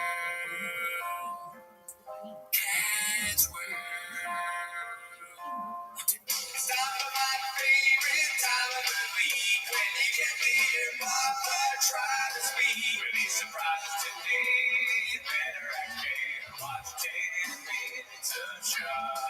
Welcome back to 10 minutes of shop. Thanks for tuning in. Listen, I want to just take this time. I want to look directly in the camera when I say this. Okay. I want to thank Brendan Schaub and Brian Callen. I didn't look directly in the camera. Oh, yeah. I can't do it. It doesn't matter. I want to thank Brendan Schaub and Brian Callen. I mean, we've been doing this for, 2 years? Who's counting, right? Ever heard of it? I want to thank that. I can't believe we've been doing this show, 10 Minutes of Shop, for that long. I also thank you to everyone that watches. Thank everybody. I don't know how much longer we can do 10 Minutes of Shop. Okay, I don't know how much longer they can do their show. It's not looking good. All right, and at the very least, though, it'll be every week in May and April. And then we'll see. May and April and May. But, it's rough. So, I mean, I'm just putting it out there. There's a timeline on everything. Yeah, it's like, how do we even fit all that into 10 minutes sometimes? Yeah, and every week, 10 minutes? That's a lot of, stack that over a week. That's a lot of 10 minutes. And I've never been a numbers guy myself. I mean, honestly, I don't even know. Like, sometimes it feels like I'm playing 4D chess with myself. I'm trying to think of the next Shauvism. Exactly. And, you've been looking at places in Minnesota. You've always talked about the Minnesota scene. I think you'd be great there. Right. There's a lot of cool people up there. Tim Walt is up there. Yeah. And he's always begging you to move out there and find you a house. You're going to put your house up for sale. No one's going to buy it, though. How are you going to what are you going to give your dog away? No. It's a show dog, so it'll be cool. Yeah, it's my guy. That is Bubba, I know. It takes 6 months to do a truck show, and that's something that we're thinking about. Here's the thing, before we start with the timer. Oh, yeah. What's the over-under on them having red chairs? In Austin? Yeah. I don't think they're going to do that. No? I mean, they have the money to move everything. I wonder. love to see what the shipping.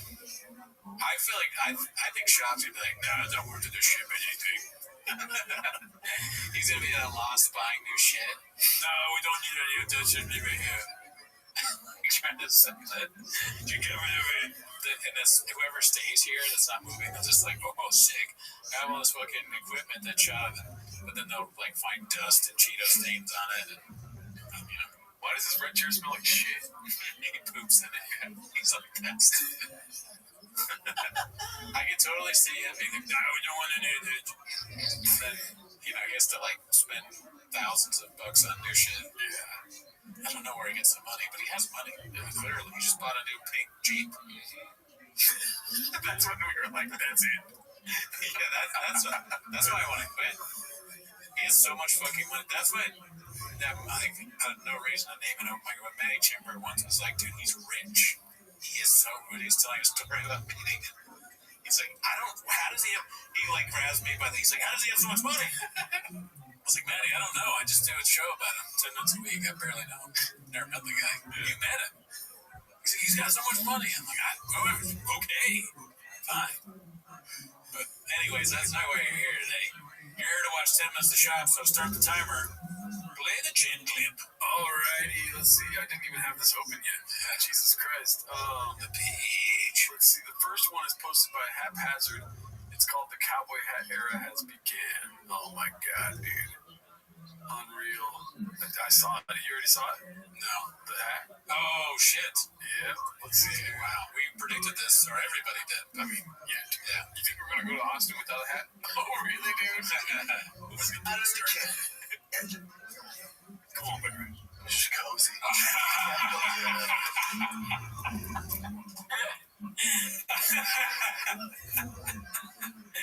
No. Stop it. Stop it right now. You fucking gotta be what? Out of control. Those pants are probably the worst part. Yeah, those have Diet Stars Monday written all over them, Daddy. I mean, that's like Crocodile Dundee style hat a little bit. Yeah, it looks like a sepia tone on Instagram or something. Everything that he's wearing. Yeah, man, he matched it, and he's got the shoes. I mean, this is very scathed. Where do you think he bought it himself? Great question. Maybe wifey bought that. Do you think he's an online shopper?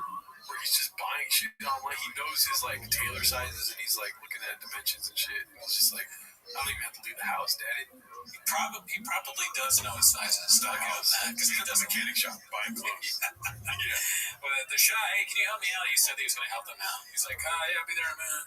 One second, I'm buying these fucking checkered pants right now. He adds to cart a lot. I think he probably does know his sizes because he's a shopaholic. Look at he has a lot of shit. Yeah. So he's got to know his sizes. Unless he just goes to stores and he's like, hey, can you hook me? I have this really big podcast with Byron Kid. Joe Rogan. I'll wear your hat on TV on YouTube. I'll wear your hat. Can I have it? They're like threatened. They think they're being robbed. He's joking about the whole time. That hat is crazy. Yeah, we're a couple cozy guys. Now, you and I are a couple of cozies. Now, here's a couple things I want to start this podcast with. I'm looking at your cowboy hat. Thank God he addressed it. Imagine they just had a podcast with a cowboy hat. We should do that. Yeah, we did. Fuck, we have to get cowboy hats now. I want to get a cool cowboy hat. Shit. We're moving to Austin, dude. I'm telling you, blow up our lives, bro. Why are you fucking faking, dude? Why do you not want to move to Austin? I don't need a job. Well, he's giving to with or without you, dude. My boy Christian gave it to me, And we know also the rule. See, somebody gave it to him. Oh, yeah. But that's another thing. It's a gift. No, please don't hurt me. Take my hat. You're going to need this in Austin. Yeah. Or no, you're still in it. It's all good. If you are a cowboy, you can wear a cowboy hat. If you're born and raised in Texas and you're going to an event, a cowboy hat, boots, and a belt are also part of it. That's it. If you are from Aurora, Colorado, and you work with horses, you can wear a hat. But if you are a guy who lives in LA with those pants and you're wearing a cowboy hat, still can't wear it? No. I didn't say that was given. Of course, you can wear the hat, but it doesn't make you a cowboy. It does make you a dick, right? Technically, fair, and that's fine. Fair. But I like that was given to you, and I approve because it matches your outfit. Does it match? It's a nice Stetson. That's a nice. It's a proper cowboy hat. Proper Stetson. I might get bullied and tight, so I might take it. Right? The thing is, nobody can bully you. So at the end of the day, you're fine because you all have cauliflower ears and you're a giant. And I'll wear this fucking hat if I want. Yeah, and you're also not. You're not old Brendan. There's a lot of Aurora Brendan back. Yeah. The real Brendan is back. Yeah. I like that I don't wear this hat if I want. I'm obviously thinking about other hats that you shouldn't wear. I'm sure oh yeah, like it's like I can wear whatever hat I want, but I don't think you understand why. Oh, it's my hat. I like the way this is. And he might give you a chop. This is what I say about this is what, can I just tell you how I work people? It's peptide, Brendan. Well, this is what I say to people about Brendan. So go ahead and say, just go ahead and start dissing Brendan for a second. Just if you're a guy. That strong. I bet I can do this to him. Yeah. Say, he seems like a dick. Just go ahead. He seems like a bit of a dick. You guys are always wrestling. Yeah. Hey, listen up. I love that you're saying all this and you keep that to yourself. You don't want to say that with an earshot and say, why? Why not? Because you might get gripped. What the fuck they're talking about? He's doing the squeeze you thing. Oh, I don't know. I had to stop it. It was going on for so long. He's keeping you busy right now. Watch Cal. I think you're saying all this. His feet start to shake and his body starts to move. You might get you keep that to yourself. You don't want to say that with an earshot. Look at him. He plants the feet. He's like, he's gonna keep you busy right now, dude. He's getting ready. Let's see. Why not? Because you might get gripped. Yeah. You don't want to get gripped up. Yeah. Horrible. I wonder, did that start off ironic, like how we go, yes, and now we can't stop? Like, because I think it's funny, but I'm doing it ironically. I don't feel like he's doing it ironically. Like, you're gonna get gripped. Okay, so I think it is ironically because he's saying, like, this is how we talk. You know? Double up the funny. But when he's doing politics stuff, he's like, different voice, this and that. And he doesn't randomly go, like, Rob DeSantis. You know, he doesn't hit that voice when he's doing real talk. His politic thing is so funny, like his politics voice. Like he talks as if he's that dude from the meme who stands up with the thing in his jacket pocket. But what he's saying is stupid bullshit. He has no idea he's an idiot, dude. God help him, dude. Let's see what else we got here. That's a promotion. I gotta make this bigger. Pause. Okay, so posted by those people. Oh, Jesus Christ! Why is it not letting me stop it? Oh my God, this is annoying. Screen. Here it goes. Okay, so this is posted by Mock It Farces. I know this is a hater sub, but I really like the show. I made a highlight video for the guys to play while they make the move. I don't know where else they might see it. Please be nice. Maybe you'll like it. Alright, something tells me there's going to be sarcasm. Oh, yeah. T-Fat K Best Moments Fan Edition. Let's see here. If you want to reach a large audience, those people the same I view a homeless guy critiquing my art or critiquing my set or critiquing a podcast. They do not matter. What do you care? It'd be the same as if a cat created a profile. That's a good example. Who cares? Even a homeless guy. Let's get retarded. Oh my God. It's definitely not going to be the episode. But we can watch the clip. But hold on a second. I used to think giraffe was giraffe. I thought it was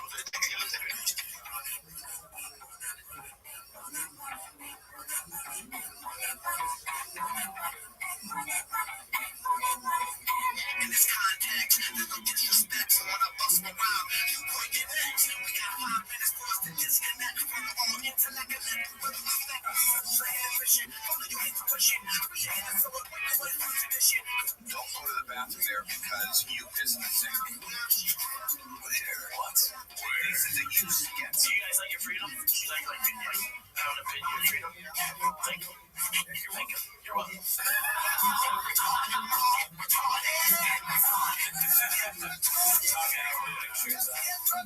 Michael's. It says Michael's on the wall. Something's telling me this guy is not a real fan. It's like this, right? It's like this. Santa lives here. Yes. Polar bears live here. Santa doesn't really have to eat my polar bear, so he's up here. As I remember, polar bears are down there.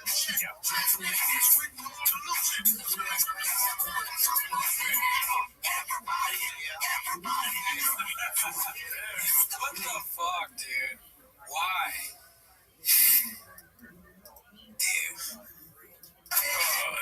That's not a real hole in his pants, right? I don't think so. That's CG. That's whatever it's called. AI, whatever the fuck. That's not real. That's not real. I didn't have to go all the way in there. This fox is crossing a river in Germany, and then it just froze, and they just... Sometimes they can bring it back to life, yeah? I thought they can't lift it off road. No, sir. That's the movie. That's the movies. They did. That's pretty funny, though. Dude, if that was on purpose, that's amazing. Yeah. That would be such a funny bit, because hilarious. He's like thinking of cryogenic freezing or something like that, but it's just a frozen fox in the ice. They can bring that back to life, right? Somebody had to Walt Disney, right? No. Walt Disney. Really is actually kind of funny there. Yeah, that for sure, the song got cut out of the main episode. Oh, yeah. No chance. It's so funny, the amount of times I've said that it got cut out and it's still in there. What'd you think, dude? Just the greatest hits? That was good. I don't think I've ever seen the Fox thing before. Oh, yeah. Have you? I feel like I have, dude. I don't know. Let's see here. Let's go to the next one. It's posted by Glitch Doctor. It's called Always Been a Blue Collar Drug Guy. With some sure shot, obviously, in the shot. Just... Yeah, it's the cowboy hat. It's the new thing, dude. How many episodes do you think he's going to wear it in? Just this one? I just pray to God he sticks with trucks and fish, and, he's going to start working on the farm. You know what I mean? How do you fit all that in T-ball? Like, yeah, it's a lot. Yeah. He really is going to be that white boy that works too much now. Yeah. He pulled a bicep, so he's already ready for the farm. I feel like everyone that works on a farm has a pulled bicep. Maybe. Let's see here. I saw Travis Barker. This is posted by Chin Puller of Clips. Me and Travis Barker are boys, talk damn near every day. What happened with Travis Barker that they're reposting this? They just go through like the greatest hits. Oh, they haven't been posting in a while. Yeah. Oh, the show. Yeah. I guess that new episode is the one with the hat. I see. Let's see. But they should all be moved there, right? Because it's April now. I remember he said they were going to do a bunch of best of for a while. Did they do that? I think so. I think that's why people are making their own best of. Right. And it's like the classic, random celebrity that he's friends with, but not really friends with. You love that. Adam Sandler. Who do you think was Carmelo Anthony? Someone thought he was Carmelo. Oh, he thought Jay was Carmelo Anthony? Some guy in the elevator thought that Shaw was Carmelo Anthony, I think. Right. Okay, and then... Well, there's Adam Sandler, Pete Davidson, I guess Travis Barker, but not Crystalia. They didn't know Crystalia. They only did it with him. No. Because before Crystalia, it was kind of like he was barely a person. He had real hard, evil, dark eyes. When he became a person, they met him. Yeah. The real Chris. Let's see. Dave Chappelle. He told Dave Chappelle to stop smoking. Yeah, Dave Chappelle thought he was really funny. I picked my son up. I was driving down. Oh, yeah, flick me with it. The road up here, and there's a guy tailing me in a Rolls Royce. I want to start doing that. Taking out my eye. Oh, yeah, I do the same. All black Rolls Royce. I'm like, what the fuck? And I tell him, stay down. He's riding my ass. I'm like, what the fuck? And he's like, fucking, I'm like, who the fuck is this, man? And he pulls up, rolls down the window. He goes, what's up, dude? It's Travis Barker. What the fuck you doing, man? Because Travis Barker's my boy. Travis is one of the best people Travis is literally one of the best people on earth. He fought to him, so I gotta imagine Machine Gun Kelly is a good person. Thanks for that follow, Travis. That's so funny.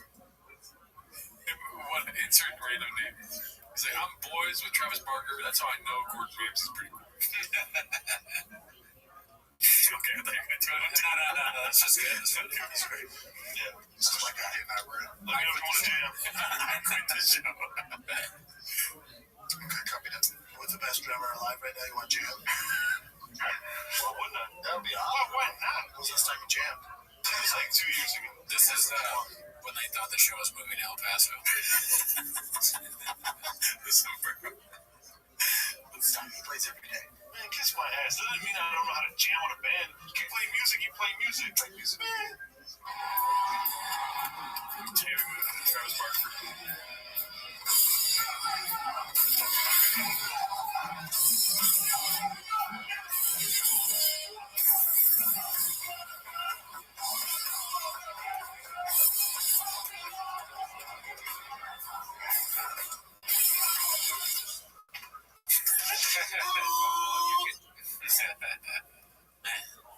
Oh man, Bit of a pain in the narrative. Who do you think made that happen, dude? the show. I'm painting narrative too. Oh yeah, I have no clue. I think probably. I don't think Shop made it happen. I think Chappelle probably knows him. You're right. You know why? What? You think Shaw wouldn't have brought that up on the show? Oh yeah. You're right. Yeah, he would have taken credit for it. He would have been like, I was riding my bike and this guy was running after me. He's tailing me. I was like, what? Chappelle Lacey. He says, thanks for having Travis Barker put me at that show. Thought it was a dirt serpent. Yeah, let's see what the next one is here. Posted by complacent, exhausted Malik resurfaces with a claim of Diddy-like behavior on Papa's comedy road gigs. This isn't new, is it? I feel like this is old, Right? Yeah. Stand up better than Brandon Schwab. Yeah, for sure. You got it right. Schwab. Oh, shit. Can you wear no more? Nah. He didn't, great turn. Why not? Y'all swabble up? I know you're a box. Y'all swabble up? Oh, so he was on his podcast. How long was he on there? For like a year during the pandemic.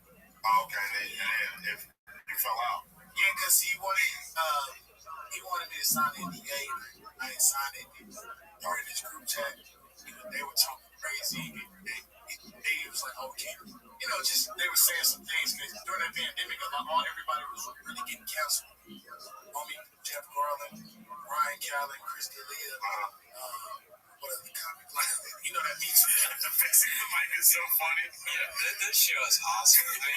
The fact that they don't know anything about Brendan Schaub is so fun. The immediate disrespect with the Schwab thing is always so funny. It's hilarious. All of them said Schwab.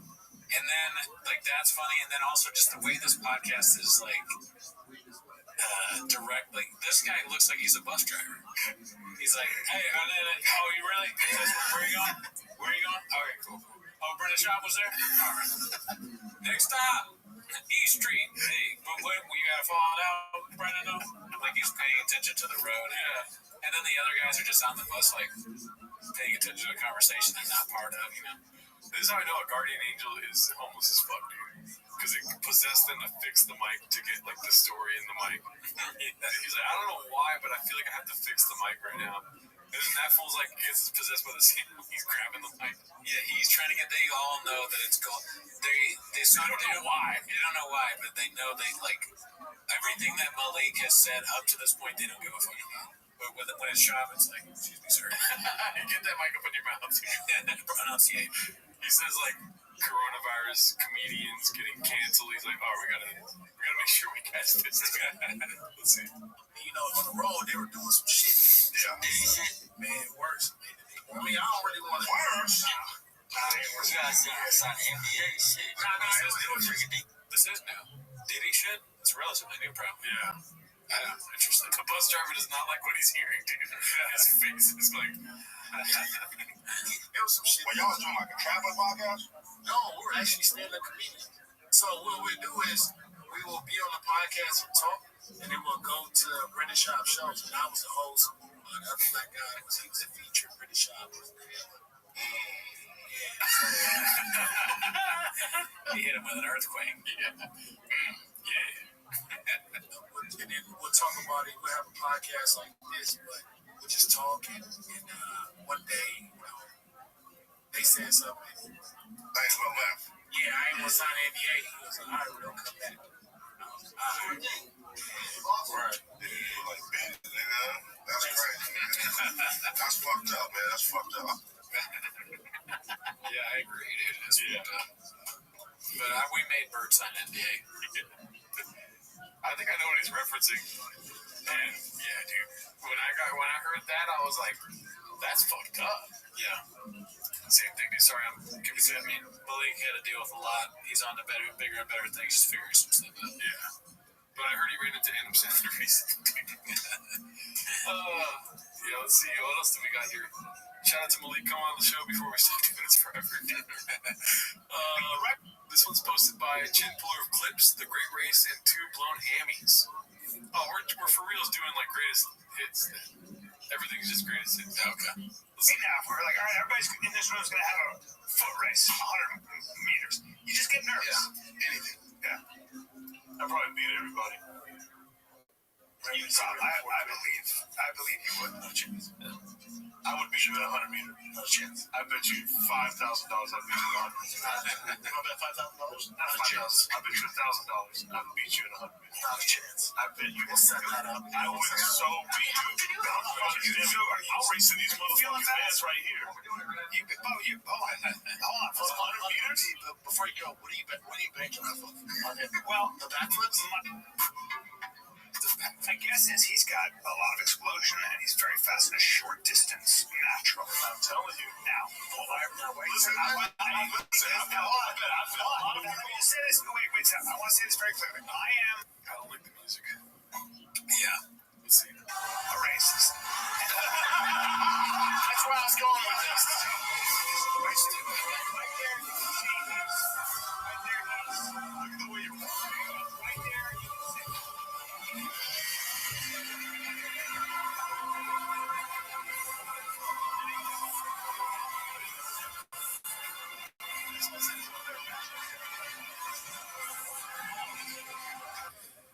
So funny to grab both your legs. It's so funny to grab both your legs. And laugh like, it's that funny. I mean, I can't believe I pulled. Like, wouldn't you be in a lot of pain? Yeah. I don't think you'd be able to stand on it, right? I don't really know how I know Achilles is super bad. Like, you can't walk, but he said a hamstring, right? That might be less painful. Yeah. I really don't know what the hamstring, but I assume it's painful. Yeah. Right? Nobody can stop running. Yeah. He's laughing. Oops! Bam, I lost. He realized he was losing, right? Yeah. Let's see here. So.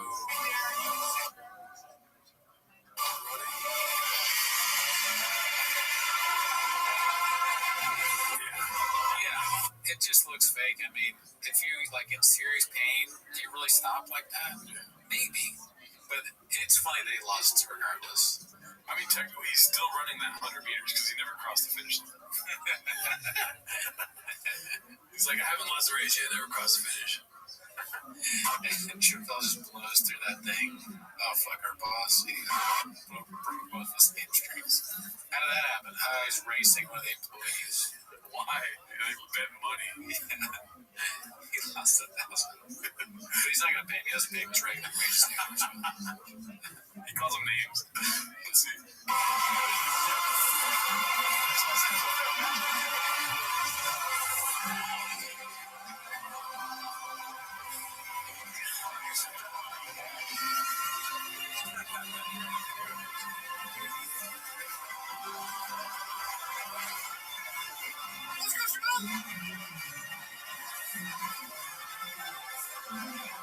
This camera shot is great because it's like, where's Shop at? And he comes all the way back.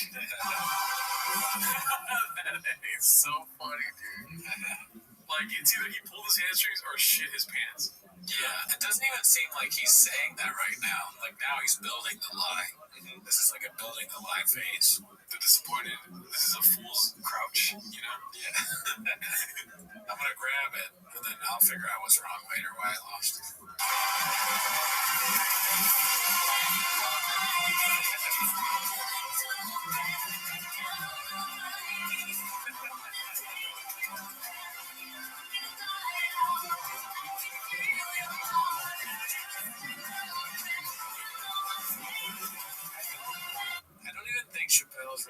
full speed, to be honest. I think he's like kind of keeping pace, and then when he's confident that he's going to win, he just goes, and then he notices that Brennan's not even there anymore. It slows down. That's that Michael Jordan gene, dude.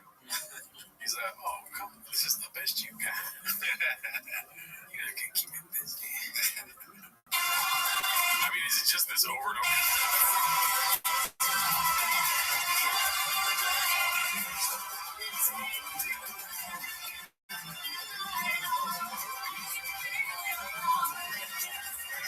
Happier Wednesday for some people than others. Now, the thing about life is that as we're younger and as we get older, we learn. See, I'm not smarter than anybody. I just made more mistakes, and I always beg them. And sometimes they don't. And what happens is we pull not one, but two hamstrings. And so Brennan has got two severe pulled hamstrings, and he's a little heavy right now. He's a little heavy of heart. The left one is. I pulled it when I went to camp the Buffalo Bills. The last time I pulled it. Yeah. This is way worse than this. This is way worse. Oh, no, sir, it crushed my NFL dreams. Alrighty. Yeah. Regular old Brennan Schaub dreams, dude. You ever had a Brennan Schaub dream? How do you define that? It's like a dream you had before you had another dream, and then you were pursuing all these dreams at once. NFL, comedy, fish, podcasting. Yeah, I mean, I'm pursuing this podcast, but also my other dream was directing the Gringo Poppy documentary. Right. So I'm still kind of like, ever since you were a kid, you dreamed about directing the Gringo Poppy documentary. Let's see. This next one's posted by Don't Know Who to Axe. Moving to Texas, me come to. It's from Dumb and Dumber. no, it's something about Mary, right? Oh, okay, yeah. I think That's funny. Let's see here. This was posted by Chin Puller of Clips. Meeting Drake, Robert Downey Jr., and Will Smith the same day. They're huge fans of the hybrid. The car. Fuck. Hopefully not. That's electric. Yikes. Let's see. The only person I've ever been in the same room with, I'm like, I gotta get a pic. I have to. And I was like, how am I gonna do it? And then he came up to me and was like, man, you think this guy really has a chance? I was like, holy shit, it was Drake. I was working for Showtime for the Floyd Connor fight, and I was like the MMA expert for Connor. So I'm in a suit and tie, getting ready to go on stage. And I was like, oh fuck, we're in Toronto doing the press conference, and it's wild. It was the first date, wild, sold out arena. And I'm like, man, this is crazy. I see Drake, I'm like, holy fuck, that's Drizzy Drake running through the six. And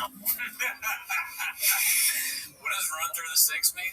Running through the six. Yeah. Great question. Yeah. I'm pretty sure the six is representative of Toronto. And running can be a number of things. Right. What do you do? Pulling both your hammies in the six, basically. Right. Yeah. Okay. There's just too many saying. Yeah. Meeting Drake is a peach's delight, dude. We're in Toronto. Oh shit, Drake's running through the six.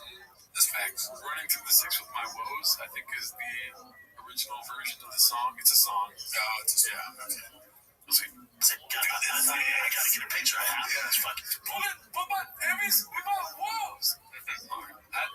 The way Will Compton reacted is how I reacted when he said, and how I would in real life too if I shot to the See Drake run through the six. And I was like, I gotta get a picture. That's me. I could be on Mars repeating it. Never heard of it. Exactly. That's what I'm here for. That's fucking, he's my favorite. And I was all nervous, and I hear out of the corner of my ear, hey, you think Connor really has a chance, man? I heard you talking all that bullshit. And I was like, yeah, check. Holy shit, what up, dog? I need pictures. I can't note down. I was like, oh, fuck. Yeah. One time But you were also there where Will Smith and Robert Downey Jr. I didn't ask them for a picture. Yeah, but they were like, oh, it's the hybrid, and they wanted to talk to you. Yeah, Robert Downey was like doing front kicks at me, like, very cool, man. That's what you need, like a producer. You need somebody. Yeah, but I can't you guys I know. get in and get a photo. You know what? That party took all our phones. It was an Oscar party, and everyone was in tuxedos, so there was no cell phones. I've been to those parties. And Will Smith asked me if I did private training. He did. Will Smith was like, hey, man, you're the reason why you private training. Face. I didn't train with him. The reason why Chris Rock. No, I didn't train with him. I didn't train with him. Take him up on it. I get different vibes. What'd you say to him? No. I'm going to hold mints for you. You didn't say no. I promise you. I was like, well, at the time, as a current UFC fighter, I'm like, oh, I don't like hold meds, dog. If you want to put me in fucking whatever the fucking I Am Legend. Will I Am. He said, Will I Am. If you want to put me inside of Will I Am. He's just like, the vibe I get from this is Will, and I forget the other guy's name now. They're all like, they're back in the locker room, right? And they're making fun of the guy that's dumber than them. You know? They're like, oh yeah, what'd you do? Yeah, what's that? And then afterwards, they're like, dude, we got him to do so much stupid shit. It's hilarious. Fuck your mother. They're like giving each other high fives. We're like, we gotta fuck with that. You know, I won't say what they say, but we gotta fuck with that more often. You know? 3? But I don't hold meds, Daddy. I don't hold meds, Daddy. Whatever the fucking I Am Legend 3. But I don't hold meds, Daddy. You get there and he's got a latex with him. He repeated it to his mids, Daddy. That's crazy. Mask on you. Oh, fuck, I didn't plan on this. You're gonna be a zombie. Can you go? That's the vibe I got. Best in the business. I mean, dude, I wish I met half the people he met. Is that what he wants people to say? I think, maybe just he thinks he's a name dropper, dude. He thinks he's painting interesting aspects of the story. You know, you always want to talk about the most famous people you met in a story. I gotta write that down. This is posted by Fudge Runyon. Wake up, babe. Oh, wake up, babe. We're in Austin. That's so fucked up. That's so mean. That's so fucked up. It's extremely mean. And then Brian over getting arrested. Yeah, it is a pink Jeep, though. I think that's something. Look at her foot. Her foot. Ew. That's so gross. I mean, just mean. Oh, so all the zombies, too. Yeah. Alrighty, let's see what we got next. Love seeing the community in the comments. Able Statistician 1. It's Pornhub. Can't believe that this dick that's going in cat. Whoa, pause. I didn't know that. Talking about Luke King, the hammerhead is blockbuster. Same dog that's been said by his guy, biggest slinging. I mean, out of all the crossovers, I expected this one. Yeah, this strangely it should have come sooner, probably. Yeah, cats jacking off together, for sure. Okay, crazy. All right. So I think what I'm reading is that Cat is dating a porn star or something. Can't believe that's the dick that's going in Cat from T. Oh my god, I didn't catch that at all, dude. I had a really weird. I'm so stupid. I thought that this was a video about boning a cat. And I'm so glad it's not. I feel like a weight has been lifted off my shoulders, honestly. You think homeless cats are watching cat porn? I mean, it makes sense. I don't think the cat porn exists, hopefully. But I just was like, it just, my brain shut down. It was like, cat porn. And I was like, can't go there. I'm just going to let it go. But cats being a porn star, that's fine. Well, look, no judgment here. Not for her. It's yours, Daddy. Maybe he's a nice guy. Posted by Busy Middle 8108. It's called Quick Chip Season with a couple lies for y'all. Let me know what you taste. Looks like a while ago, right? Or it might be new because of the positioning of the sure shots. That's how you can tell they're Those are magic mines, bro. Right? My bad. I don't know what it is anymore, dude. Sure shot, magic mine, yo kratom, happy hippo kratom. There's always something in front of their feet. That's true. Imagine the ad space they have, like, for sale. Like, if they give out, like, a fucking portfolio to people that are, like, in front of the feet's the best place. You're wearing fridge kicks. Behind this is your rent, you know. What do you think is the most expensive place to put anything in here? I think rain, probably. The rain position. You know, because I barely, like, you didn't even know that was magic mine. You were just like, sure shot over here. But there's no mistaking the rain. I mean, I can't be the only one. Basically, dude, Basti, he's been obsessed with bats because I told him there's bats in Austin, so we walked to get bats. Some dude, whatever knew I was around town, came up and was like, hey man, welcome to Austin, give me a cowboy hat. Oh, come on. How great is my name on everything? What? No. Dude, I didn't understand a word of that. So somebody walked up to him and gave him a cowboy hat with his name on it and everything. Okay, that part I got, but what the bats thing? We went around. Basically, dude, Basti, he's been obsessed with bats because I told him there's bats in Austin, so we walked to get bats. To get bats? Okay, I see where you're confused now. So they're known for bats, which are scary creatures that fly in caves. But also, T-ball is ever present in their lives. They use bats to hit balls. Right. So that it sounds like he's obsessed with bats. I don't know how you're obsessed with the baseball bat. Right. So it sounds like he's obsessed with scary bats. Yeah, I'm thinking that. I'm overthinking this. I think they probably went to get like stuffed animal bats. Right. Probably. Because he is a young kid. Yeah. That's my bad. Look, that's the team's fault. Some dude, whatever knew I was rapping. So they're going to get bats. Stuffed animal bats. Little did you know, you get a free cowboy hat. With your name on it. How would he have his name on it? Maybe it was like in the store. The guy was like, "I got a cowboy hat. I could put your name on it for free." They make hats in the store. There's some engravers because they're getting baseball bats. Listen, it's a lie. Or a cowboy's leaving his house every day like, "Now that I know Brady John on you, y'all gonna get in my hat because the thing on him, you know, surprising." And the first day he goes to Austin, somebody has a hat for him. Brian's hat says or his realtor just got him a hat. Yeah, I mean, I don't believe a word of that story, honestly. Oh, well, that's your takeaway. I believe Baba. Believing Baba, the new documentary coming to Netflix next year. Let's see, the next one is posted by Miserable Number 104. It's called Look What the Cat Dragged Into Blockbuster. Milking the Scorpion. I don't know what role Chin plays in Milking the Scorpion King. And who's that at the bottom? Brian? Yeah, it's Brian. Alright. Homeboy was like, "Careful, boys. Tow my hair." Complacent Exhausted posted this one. Let's see what this is about. Hey, find me the fucking evidence. There's no evidence. It's also like, with all due respect, cold plunging. Like a lot of doctors are like, doing cold plunging every day for no reason is not necessarily good for unless you're an elite athlete with inflammation. It really doesn't do much. Also, it can actually make you up. Was that us? Or was that their squeaking? That was them, dude. Let's see. Because if that was us, I apologize. What the fuck was that? And if it's them, I also apologize for playing it twice. Could be the door.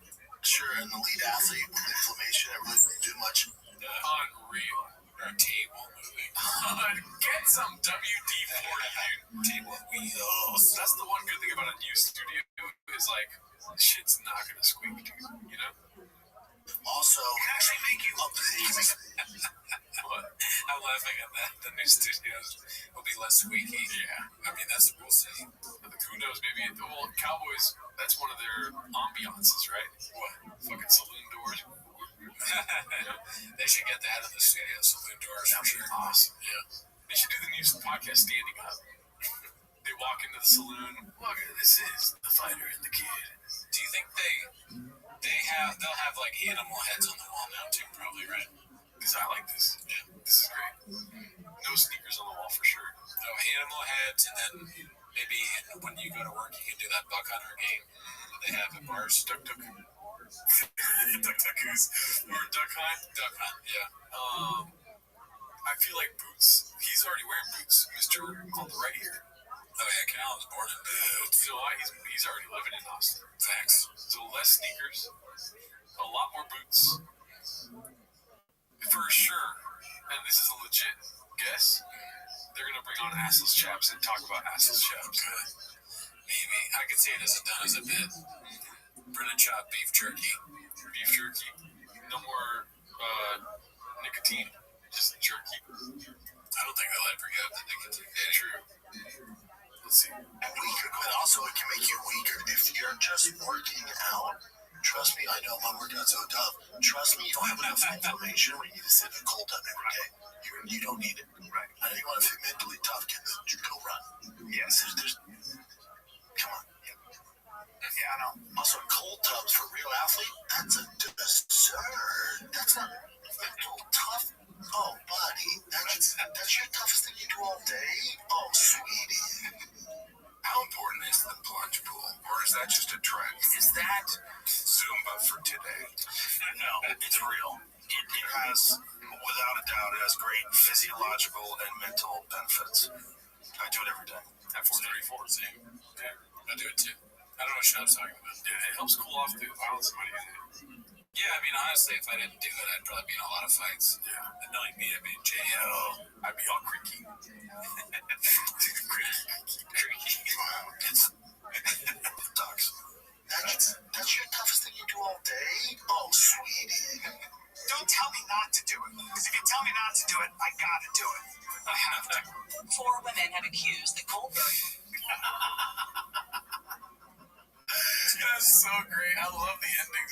sometimes. Yeah. Star Brian Callen of sexual assault and misconduct.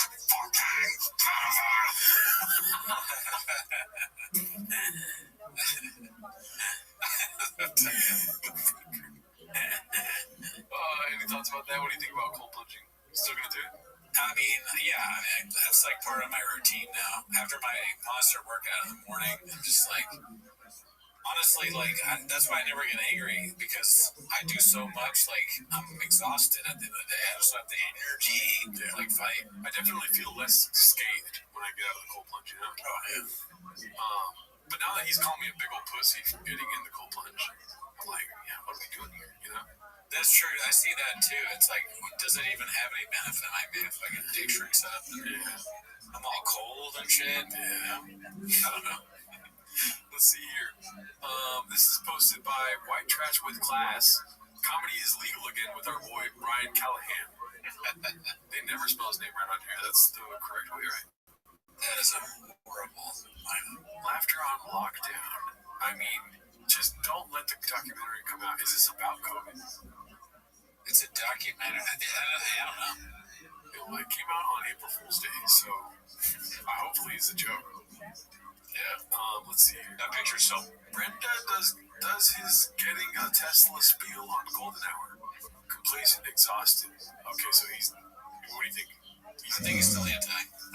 I'm still sticking to he's gonna get a Tesla. Maybe, but I don't think so yet. It's a lot of build towards like being a Tesla guy. Meaning he wants to be like a spearhead of like pay me money and I'll promote Tesla everywhere. Oh yeah, that's definitely not gonna happen. But I don't know. If for me, because I'm also thinking about doing this with my Tesla Cybertruck, I would just take a V8 engine and put it in.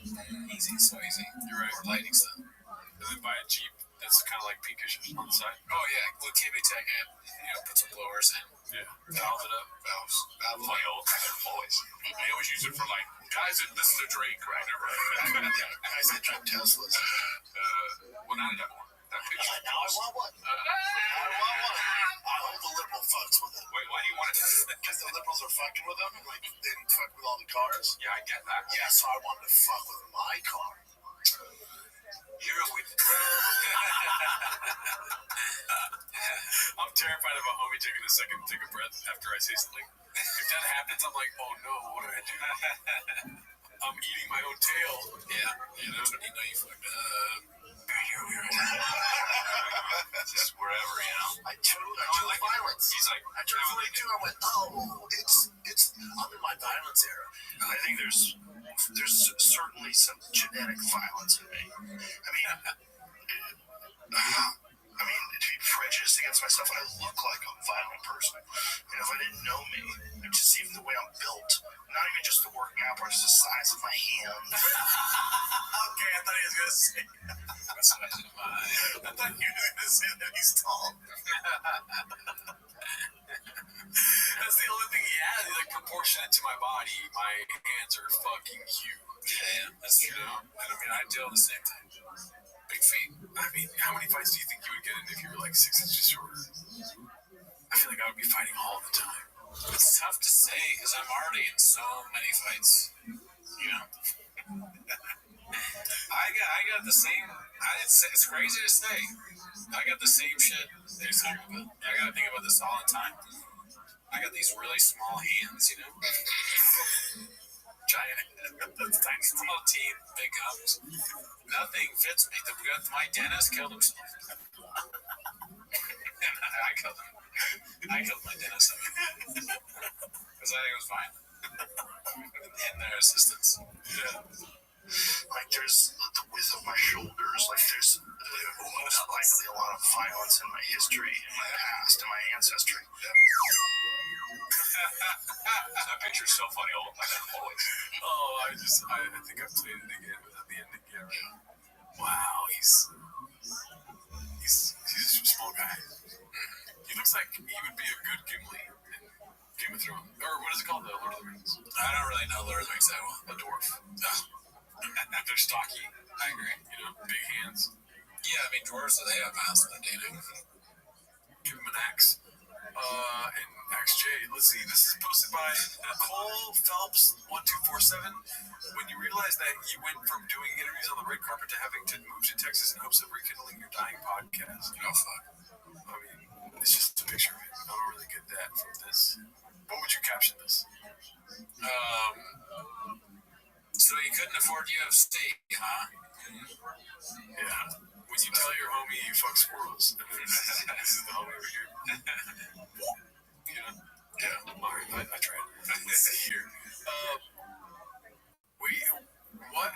What till you see the new studio posted by Air Pumper? Looks like it's the Joe Rogan spaceship. Oh man. This is posted by Complex Situation. Getting ready to see this every day. This will be his new style for a few years. That's a good pull, like callback. Yeah. Oh, dude. He's got the stupid Cat Woody thing on. Yep. It's not that far off from when he's dressing like now. Yeah. This is on camera. Complacent, exhausted. Chin dropped a new vid. Going for a ride with Papa. It says Brennan took us out for sushi with his souped up Ford excursion. What? Yeah. Sounds like a spaceship. Sounds dope, dude.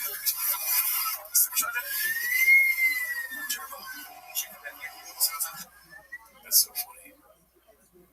Yeah, it almost feels like before the video started, Shop is like, all right, when you get in, you gotta like play it up. This new car I got, and then you go supercharger, and I'll go turbo. Well, you know what's funny is, do you know what another word for supercharger is? No, turbocharger. Turbo. They're the same. It's the turbo, yeah. I made that mistake before, and I'm pretty sure maybe I'm not saying it right again because I'm a Prius guy. I don't even know what a charger is. Your phone's always dead. Supercharger? Turbo. An extra melted. Where's Beanie Guy? Sounds dope.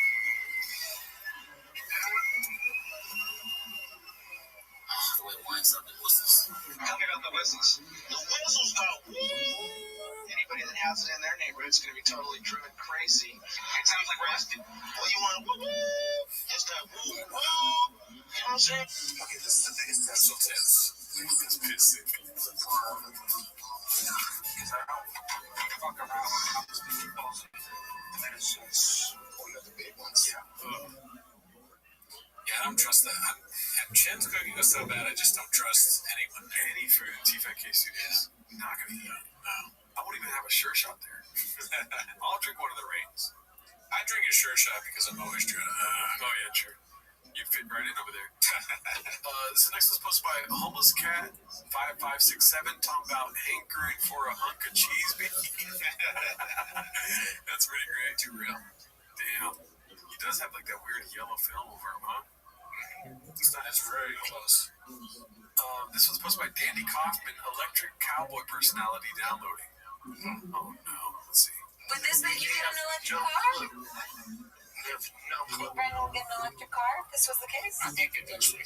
I was watching my whole narrative on my head it says anti-electric, but now that the libs are putting fucking Nazi signs to electric cars and fucking electric cars, it makes me want one, so I'm conflicted. Like, my extreme. Oh my god. Hate for electric cars is kind of dulled down because these fucking woke liberals are going after people with electric cars now. I'm like, god damn it, now I want one. Look at that. That's a beautiful car. You know me, I'm on that team. And when he did, I went, oh, buddy. Bubba, listen. That's a Nazi thing, Bubba. That's so funny how people are like, we just stop making politics about teams and this and that, whatever. And this fool's like, I'm on the team. I want a liberal to fight me, dude. Yeah, we're like, they're trying to calm the rhetoric. He's like, I want it because I want to fight people. Why? So stupid. He's like, this is the outsiders, dude. Fucking West Side Story. We're gonna fucking stab each other outside of the park. Alrighty, let's see what's. The next one is Complacent Exhausted posted this Rinks Blazing brand flakes on his new house in Texas. Did I read that right? Perfect. Tight. What do we got, Chin? It's a good podcast. Well, brain's good first. Yeah. I get excited. I get excited about Austin. I get horrible anxiety. I get excited, horrible anxiety. Best decision you ever made. You're looking at me one sense. That house you got. How cool is that? What? Yeah. Peace. Hey, did I win? I love my house. I don't work it, but did I win? Oh, dude. Because I love my house the night it's like this. Got a little tight in my seat. I was like, backyard. By the way, I got a backyard seat and coach. I had to take it right away with my boy. Yeah, you got chill. So I was in the middle. Flight. And I was like this. And I'm happy for my boy. But I was like, a little tight in the mouth. Well, Watch it. damn. You know, the show is really about the success of Brendan. Yeah, Brian is along for the ride. So he's got to talk about how well Brendan is doing, or else people are going to tune in. Yeah.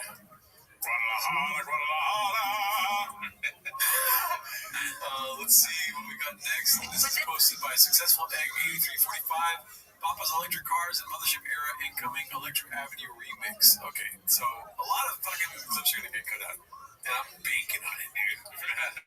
Let's see here. Say you got an electric car? On these sides, electric cars and fucking electric cars are making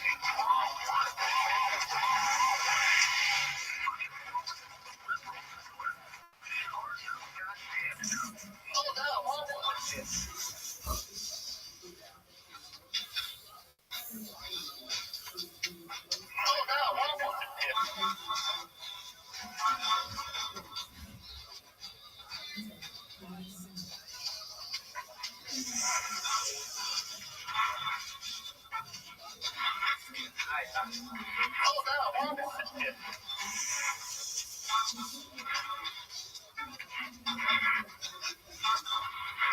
I'm gonna need you to be hanging out in the mothership down.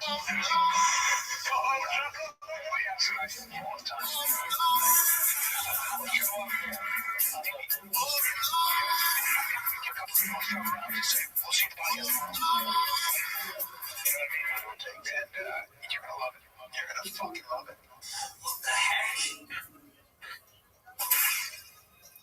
Wow, that's crazy. MPFJs. I was absolutely wrong. He is going to buy an electric car, so that was a wrong guess on my end. I've been day one. He's getting an electric car. Yeah, well, you have a better sense of this stuff than I do. I've always said that. I don't like that though. I want you to have the better sense of this stuff, dude. I don't want to know what a redact's gonna do, dude. Yeah, dude. When it comes to what happens next, I ace it every time. This is posted by Successful Egg 8345. 2-inch been in the nation. Doctor walking into a bar. Smart for your loss 2.0. All right. I mean, this looks like old, right? He's wearing a thick boy hoodie. Oh, yeah. Those are like $5 now. I have 4 of them in my car. Don't even ask me how many I have in my closet. Can you sorry for your loss? Each giant Asian doctor walks up to me and goes, Mr. Sharp, I'm sorry for your loss. I go, I want Big Nog in Brazil. The night before, my coach, who speaks Portuguese, sat down with these 2 dudes in a suit. He's whispering and he goes, hey, when you knock him out, we put on this jersey. It's the rival team that he represents. Like, oh, because soccer's huge out there. You don't give a shit how much? It was like $80K in cash, which at the time is, yes, all the money in the world. Yeah. So I'm like, fuck yeah, I'll do that. So these 2 henchmen in tuxedos work for the Brazilian mafia. Knock on my door, I answer it. They go, good luck. They put the money into the hotel safe. And they go, well, once you knock them out, we're going to call you and give you the code so you can get your money. But if you lose, we're coming back and getting the money out. All right, whatever, man, I'm going to knock this dude out. Didn't go my way. Back in the locker room that night, crime eyes out, concussed. 2 minutes around walking, go, sorry for your loss. Take the fucking 80 grand cash, walk out. The turns around goes, you can keep the jersey. Why the fuck you lying? I always lying. Oh my god. Why fucking lying? Yeah, that story made no sense. Yeah, dude. I mean, that's your takeaway. I just saw a UFC fighter spill his guts. Talking about the bad side of the industry. Oh, shit. Do you see that title, dude? Do you want to read it? Go for it. El Gringo Papi Dos in Austin, Texas. What the fuck, dude? Dandy Kaufman 2 posted this. Amazing. Well, and on this one, dude. I'm gonna need. There's no way. I mean, there's always been a way. You're right. There's always been a way. We should be working on it now. We should be writing him jokes and DMing them to him every day. Anything I can do, I'll give anything for another gringo puppy. Like, hey, puto, cabrón. Here's a joke. You know what I mean? Let's see. You to be hanging out a little bit at the mothership. Yeah. In that green room. I'm gonna need, because everybody asks about you all the time. Why are they asking about it? Yeah, they want it back, dude. We got people in this. We don't know. You guys don't know. We have people at the mothership that are doing some stuff behind the scenes. We know some people there. I won't say names. Yeah. They're also working with us. Bobby Lee's been giving us so much money that we have expendable income to give to other comedians that are already mothership regulars. Yeah. And they are giving money to others. That's how much money. It's like a pipeline. Yeah. Door guys, regulars, interns. A whole lot of Tiger Belly emails. I don't know. I'm just saying. I need you to just of course, show up. Yeah. Maybe we give a couple people a shove around. Just say, we'll see you at the podcast tomorrow. Yep. Right? Yep. You know what I mean? Whatever it takes. And you're going to love it. You're going to fucking love it. What'd you see the new studio? I'm excited. Did you see the new studio? Yeah. I'm excited. Yeah. It's good too, buddy. Yeah. Dude, you're going to love it. Well, I know you know. I'm going to need you to hang a little bit at night. Yeah, I will for sure when I get there. And, I did Brian Redband's club. Fantastic. It's right. Redband's killing it. He's killing it. And, there might be a world where we maybe get you back up eventually. Yeah. I don't think so, but I'll do live 5K minutes. I'll do live 5K minutes. I'm saying 10 minutes. I have no desire to see what happens. You're going to do something. It's the amount of work. Yeah, I know. You're right. So just sit and think. I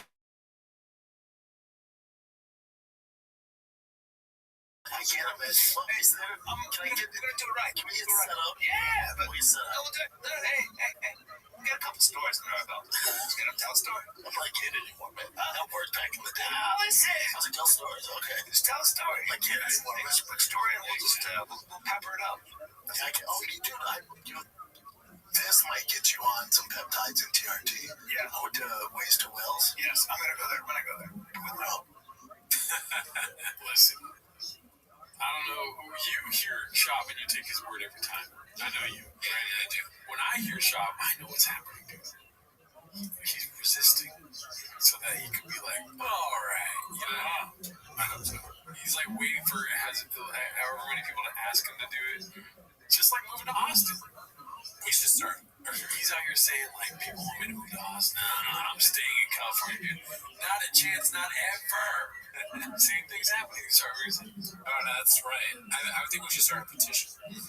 We should start like a moveon.org thing, Brennan Shop to do stand-up again. Can you do that? Let's do that. Let's fucking do that. Let's do it. Yeah, I'm down. All right, you heard it here first. Here's the thing. Should it be, because you got a 4D chest. Okay, 4-0 chest. Right? You gotta play some 4D chess here. Sure. Okay, I'm listening. Do we say for Brendan not to do stand-up ever again? Or for Brendan to do it? Because if you get enough haters, you know what I mean?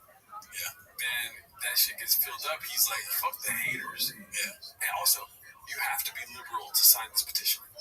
Brendan Schaub should never do stand-up again. And we're knocking off a bunch of fucking C-clamps. I don't really do C-clamps that much, but we're knocking off a bunch of triggers for him. You know what I mean? Haters, liberals, Spark beat, don't do this. Yeah. You know what I mean? Logic. Yeah, those are both such good ideas. I don't know which one's better. We should do both. Yeah. We should start he should do stand-up again, Republicans. And then he should never do stand-up again, liberals. He's at the top, it says Republicans, liberals. Okay. Yeah, both. Why not both? Yeah. Okay. All right. I'm down. Let's do it. Well, yeah, I think that's the last clip for today, dude. All right, that's our show. See you next week.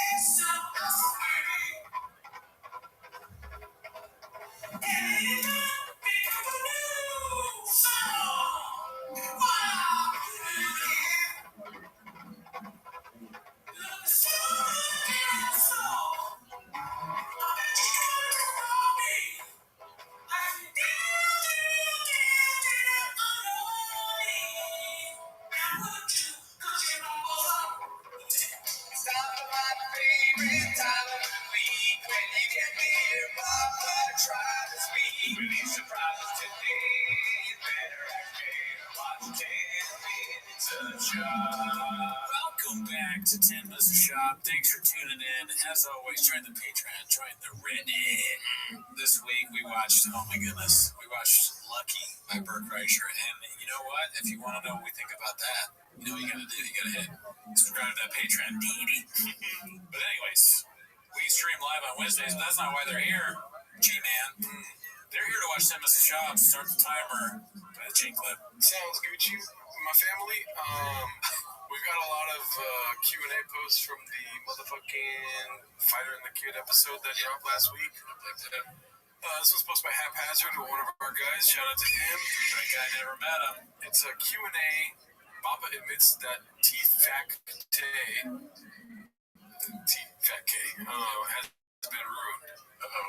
Let's see. Martino77 wants to know, what's one thing you would both do differently if you had this podcast over again? Not the Bobby Lee stuff and listen to people. But as far as do things different,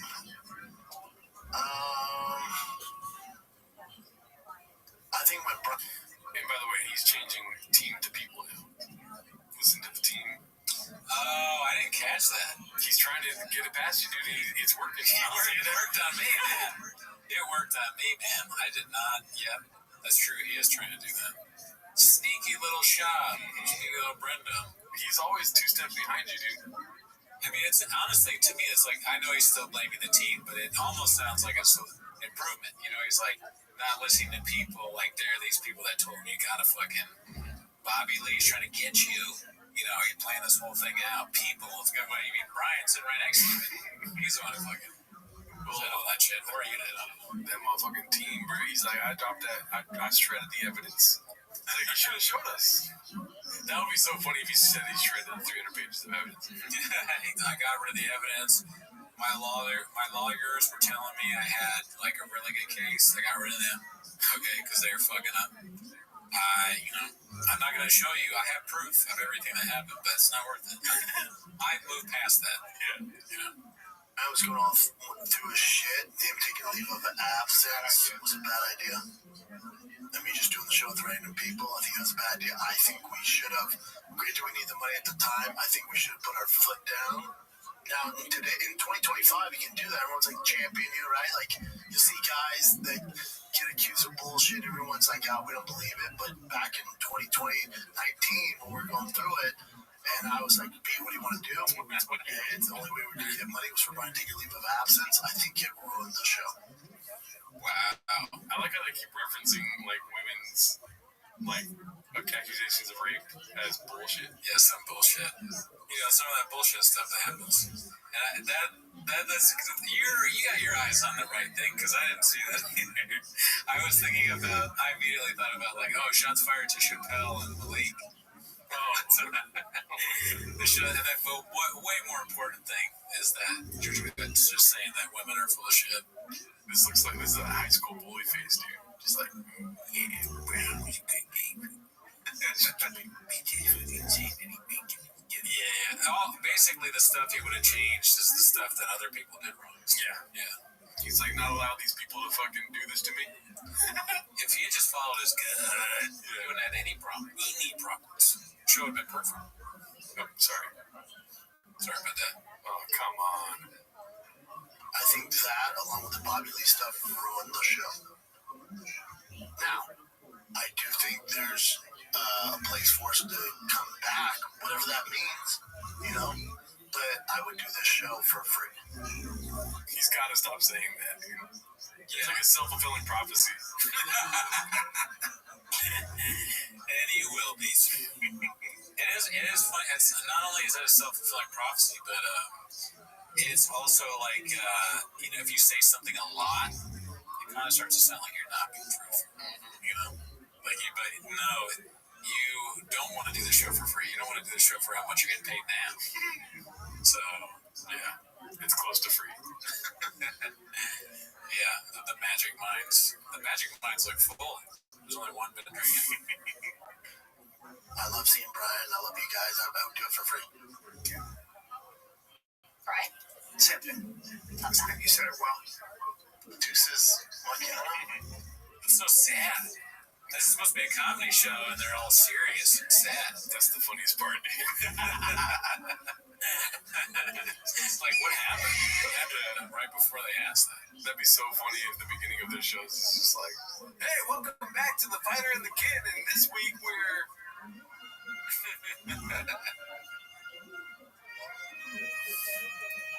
My son died.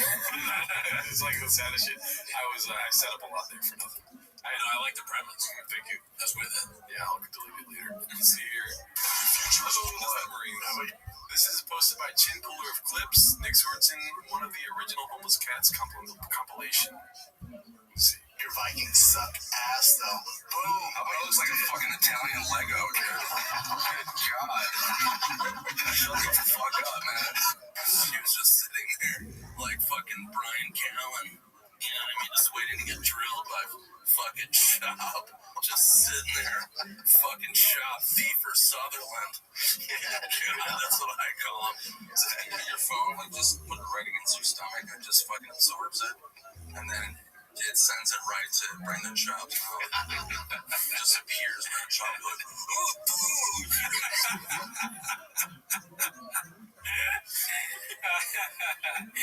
Oh, fuck. This is one of the 250 right here. The eating thing, he even got down the weird way he eats. He's been watching Drug Walk Diaries, I guess. it just appears Brendan Schaub like, oh, eating at some fucking stupid restaurant. And then shit just fills his mouth like a fucking Italian chipmunk. Just harboring nuts for the winter. And he gets back in his leopard skin Miata that he bought for $8 million because he doesn't know how to buy things.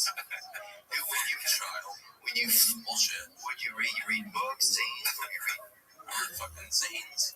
I read books. Yeah. I can read. I think I used to read Outdoor American. Can you pull that up, Colin? Unlike Callen and Chop, I can read. There you go. I don't have that. They have to have an armadillo. Fucking idiots. What are these people? I don't know. Rich people, probably. People making your movie, probably. Brendan Schaub is probably a fucking camel of fucking dillos. Oh, sure. Fuck it. I'm gonna go with reading the future. If you read somebody's mind, you know, it couldn't be like literal. Sometimes I'll just think of weird shit. Yeah, what if the guy's an idiot and you're stuck with him forever? Dude, how have we not seen this before? You know what this reminds me of, like, us, because I mean, it's like super funny. I'm not saying like we're as funny as Schwartzen or whatever, but it's like we will shoehorn Shop into things constantly. Like they could be talking about something totally different. If I was the department or Secretary of Agriculture and they were asking me about farms, I'd be like, listen, I've always been a farm guy. You know? And then they'd be like, why did you do that? I'd be like, well, I'm not like Brendan Schaub. And they're like, can we stay on topic? This reminds me a lot when I was a kid and sold comic books. I don't know what I'm talking. And he just keeps going at it. It's really, once you get in a little taste of it, you cannot stop. You have to keep doing it. That's why I'll never put milk in tea, dude, because I don't want to know how good it is. That's a good strategy. But if this, you're in a job. Brent's a friend of mine. But it's only 2 paragraphs. Yeah, you're like, damn, this month. Just like, dude, what? Hold up. But yeah, you're cold. Oh, dude, this guy's that's our fucking job right now. I'm addicted to Christmas. He's got a reverse mortgage deal he's putting together for me. I also got to deal with the nose master. It's like thigh master, but it's for your nose. Gets it all ripped up. You can do push-ups with it. Everyone's doing it. It's I know insane. exactly what it is. I do Kegels with it. I just got accepted by PF Chang's. What? Put on speaker. Whoa. Looks like he's in a movie. The leopard skin Miata thing is hilarious. That's very funny. Spending $8 million doesn't know how to spend money. Yeah, it sounds like both those things are amazing. Leopard skin Miata sounds like a street princess. Do you see how weird Whitney comics look like? Yeah. She look like I don't know. honestly don't know. But her face, she can't be normal in a thing because her face looks like that. Yeah. She can't act anymore. Yeah, I don't know. I don't like Whitney Cummings. She's too much, dude. Oh, this one's posted by Vicky184. Yikes. It's called Ode to Papa. Yeah. This is scary. Yeah, this is terrifying. Oh, I can't. Picasso B?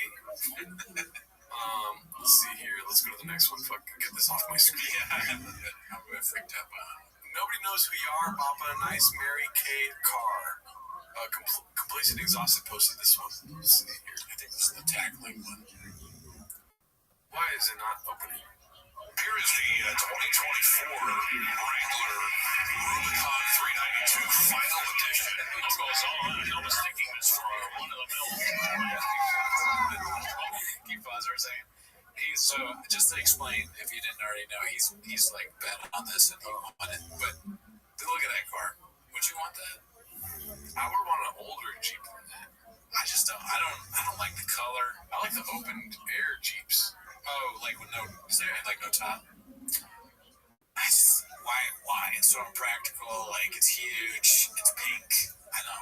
We'll find out in 6 months. Yeah. It takes a long time to make an episode of Toontown, dude. And they just gotta mod it. It probably doesn't have the right blowers, or at least not big enough for Brandon. Here is the 2024 Wrangler Rubicon 392 Final Edition. What goes on? 92,000. That's a lot of tips. Crazy. Yeah. I was thinking this for one of the mills. Robots touch the ground. Lots of creature comforts. That guy's hurt that old man too. That guy's ribs are broken. He's the new Chin. Just tackled somebody. I know. What is he? He's just an oaf. He's like the, we said it before. He's the guy in the locker room that doesn't know what he's doing. Yeah,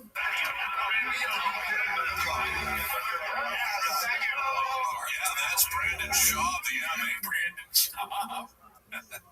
It's so funny. Yeah. People just innately disrespect him. Yeah. Fighter. He was released in Kissimmee a couple of months ago, and I think he just bought that Wrangler. Good for him. I hope he's okay with the Tuscadero Pearl. I don't know what the Tuscadero Pearl is. It's probably a valve or blower or something. Well, shout out to Shop, dude. You got a new car, daddy. Yes, so. The next one is posted by Financial Skin 4969. New persona uploading. We saw this on the last episode, but Justice Redacted. We did? I believe so. Let's see. Oh, really, dude? Posted by Raz Skunt. Rachel Zegler's Snow White is officially the worst movie of all time on IMDb. 1.7. So, Gringo Poppy is a film. Is this Gringo Poppy erasure? Wow, I want to watch this movie now. I kind of do too, just to see if it's that bad. Yeah. It's Snow White. I don't really have much opinions on Snow White. James. Yeah. Oh, wait. Let's see. What's the next one? Okay, Gringo Poppy 1.1. Yep. 1.1. God damn. I honestly forget sometimes that is 1.1. The lowest possible. Because you can't go with 1. Yeah. You can't go 1? Well, we'll see Gringo Poppy 2. When you get bots buying 10s, yeah, you're going to get a 1.1 when everyone else is voting 1. Do they do like 0.5? Or we don't know? No. You can only do 1. It would be lower. That's so funny. And then it's always funny to see produced by Thick Boy Studios too. It says written and performed by Brandon Shaw. They didn't even spell his name right. Let's see, what's next? My life doesn't had to update this tasty dish posted by Cartesi. Let's see here. Get better if me and him are friends. Neither does his, so all good. Oh, do you know what that's in reference to? No, I don't. I think it's in reference to Bobby Lee. Oh, fuck. So he's saying, my life don't get better if we're friends. His doesn't either. That's such a weird thing to say. So about anyone. You know? Yeah, it's not like he's talking about like Bashar al-Assad. Yeah. It's another comedian. Yeah. Bobby Lee. Some random guy in like Germany. Like, yeah, us being friends, like, we wouldn't make our lives better. Yeah, like it's him talking about supporting Hamas or not. It wouldn't help Hamas, I can tell you that. That actually might be a good point. It would not help Hamas. My life doesn't get better if me and him are friends. Neither does his. So, all good. All good. Wow. I think he's a great guy. Yeah, I've always... We were never that close. You came up with it at the comedy store. Yeah. I was never that close with him. I always appreciate him. He's such a talent. He has great podcasting and stand-up. Okay, well, it's not like I missed him. I think... Real quick, Brian's closer with Bobby. He's always been closer with Bobby than I was. Like, me and Bobby didn't talk, like, weekly or even monthly. If I saw him at the store, we're always cool. Yeah, but... it's not like if I tell you, which is the truth, I don't talk to Bobby. I didn't talk to him before, so there's no falling out. We were never that close. Yeah. Really, dude? Bobby Lee is one of my closest friends.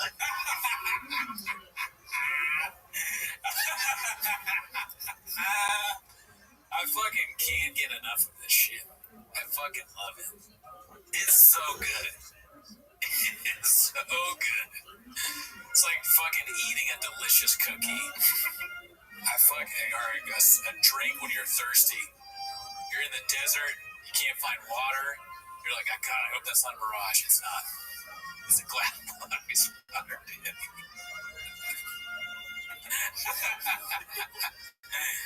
Oh, fuck, my God. Let's see. Bobby talked about no one's been more supportive when I started than Bobby Lee, dude. Really? Besides Rogan and Cal and Dalit, like, nobody's been more supportive. So, this is also after everything happened. Yeah. That's so funny, man. Comes Kyler.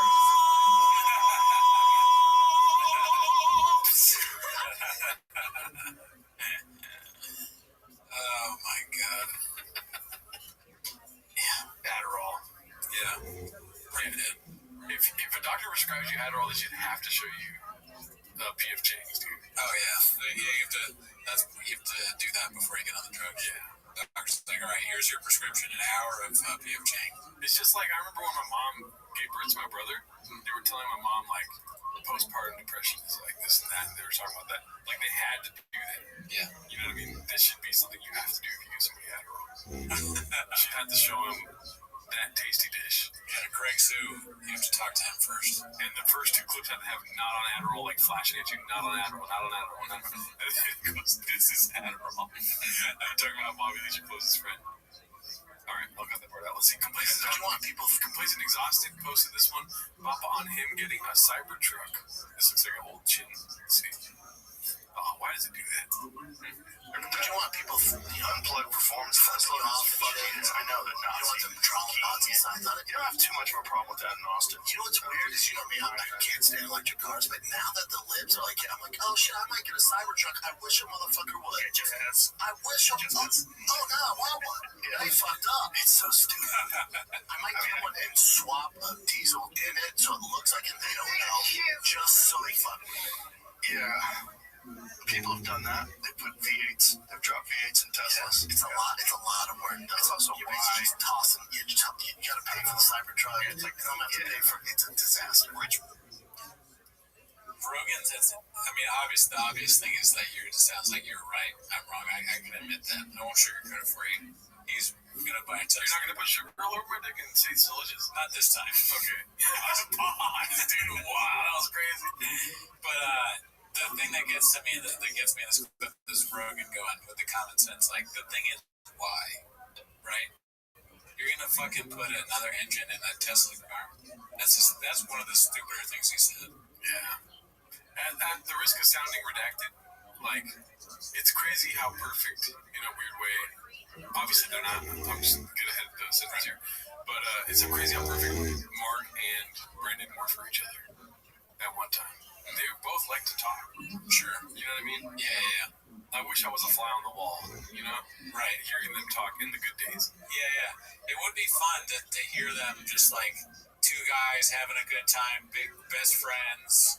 They're probably both guys that can make friends best friends right away too, right? So like they're out and they're like talking, another guy hears them and they say, I like that too, and then they're all talking about drugs and they're switching, testing the stuff. And how do you even lift that thing? You know? Yeah. They would like when they're out there, friendliest and like it's probably a great time. Yeah. Let's see the next chin clip. This is gonna be posted by Macho Biz Don Kressler. Homeless Cat's Origin. It's always good to revisit this. But for the people that are negative or are on forums and create troll accounts, I view those people the same I view a homeless guy critiquing my art or critiquing my set or critiquing a podcast. They do not matter. It does not matter. That's so crazy. This is laughable and Trey. I mean, not because not homeless. Chin's like, please, not homeless. Person who would go out of their way to create that account or to live in their mom's basement or whatever job they're working. He's so fucking mad. That's what's funny. Like this is what mad thoughts get you when you're stupid. He's furiously angry at these people. Yeah. And this is what you get. The lowest thing to him is a homeless guy. Mom's basement. And of course they live in the mom's basement. Yeah. You need my pee-pee. After this, he immediately ate a burrito. I will say Charles Barkley has had this take recently. Oh, really? And I was like, oh no, Barkley, no. Because of the whole LeBron James, Stephen A. Smith thing. Oh, really? Charles Barkley was like, you can't listen to these people. They're in their mom's basement. They're just making things up on the internet. They're homeless. They are a lot like a cat, a homeless cat. And they making P.F. Chang's orange chicken. Dude, this is one more thing that Shop ruined too. Because like you could probably before Shop go like that you live in your mom's basement and it may not be as, but now it's like a deadly sin if I can say that about people on the internet. Yeah. Even fathom the amount of work it takes to pull off something, whether it's a set or a good podcast or a business or merchandise or it's just. It does not matter, and I hope my son, I hope other people, they start to discredit those people even more. My son. I don't know. I don't know. Maybe like for his son. I don't know. No, it does not matter, and I hope my son, I hope other people, they start to discredit those people. Yeah, like I hope my son, like in the future. Yeah. Even more. Because the type of person that were to go on YouTube and not leave a negative message to even create an account to be that way is, I don't associate with those people. I don't know those people. It does not matter to me. So when people lets that affect their mood or their life, it's mind-boggling. It's crazy to me. Yeah, but it'd be the same as if a cat created a profile. That's a good example. Finally, now the ball's working. Cat. Even a homeless guy. The homeless guy was just created. He's like, no, Chin. Profile talking shit. It doesn't matter. Right? Because they're all the same. I wish you would have said homeless cat. Yeah. I mean, that's looking back at your history, dude. That's like walking through the fucking National History Museum. Look at one of those video clips, you press the button. Where it all began. It's like the Black Mirror episode where you can see your memories. Alright, what's up, God? I blame the team, posted by Haphazard. Let's see what this is all about. What do you think he's going to blame the team? I feel like an episode got lost. I have no idea. Honestly, I don't guess. When you start with what's up, guys, like that intense, I'm like, episode got lost. Let's see. What's up, guys? As you might know, merch. Something to do with a merch drop. We're supposed to have a new hat. What the fuck? Dude. What? Oh, why is my computer doing this? You see that though, right? That screenshot of his face. It's just like... yeah, he looks redacted, yeah. We are in the process of moving this entire operation of the Fire the Kid to Austin, Texas. Now, Now, with that, Brian decided to move way too early. I get out there, I'm right behind him, but Brian just moved way too early. So our schedules are a little here and there, and if we can't make it, a little here and there. It's not. That sounds like a fable, or something like that. It's not there. It's not there. It's everywhere. A rabbit versus a tortoise. Studio, both at the same time.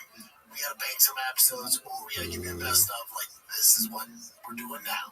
So we appreciate you guys. We're gonna do our best to give you real episodes. We're gonna get it done for the most part, but every now and then we gotta give you the best of. So enjoy the best of Fire the Kid. Thank you for understanding. You're right. Yeah, it's I gotta get every once in a while. You're not gonna get a real episode. I've been there before where I fucked up or corrupted an episode, not on this podcast crazily, but on other podcasts where it's like, all right, so it's not what I've said, but it's how I feel. Hey guys, look, well, listen, we were supposed to have an episode on Thursday, but actually, we gotta have to do a best of because we have a residency in Austin. Alrighty, let's see. This is posted by, fuck yeah, Icarus Lives. What happens next part? I feel like I saw this one on my own time. I couldn't wait, dude. I saw it. Oh, I had to watch it. I don't blame you. So she was acoustic. Yeah, I saw that. Do you have your mark? I freaking need to get that home, yeah. You gotta plug it. Bubba unplugs the guitar and needs help from Chanel. I mean, that's an obvious one. I just read that. Want me to? I got you. You're gonna put your middle finger on the low E, The top chord. The top string. The chords code. It says the alphabet. E, F, G? No. G, F, H. Those are chords.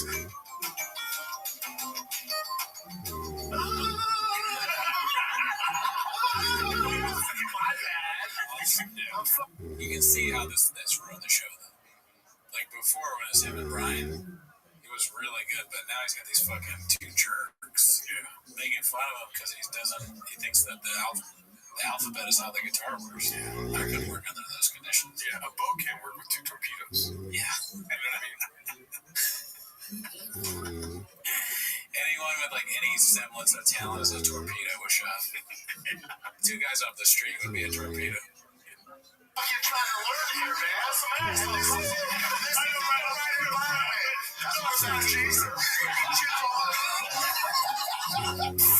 Do you know who Michael Jai White is, first of all? I know very well.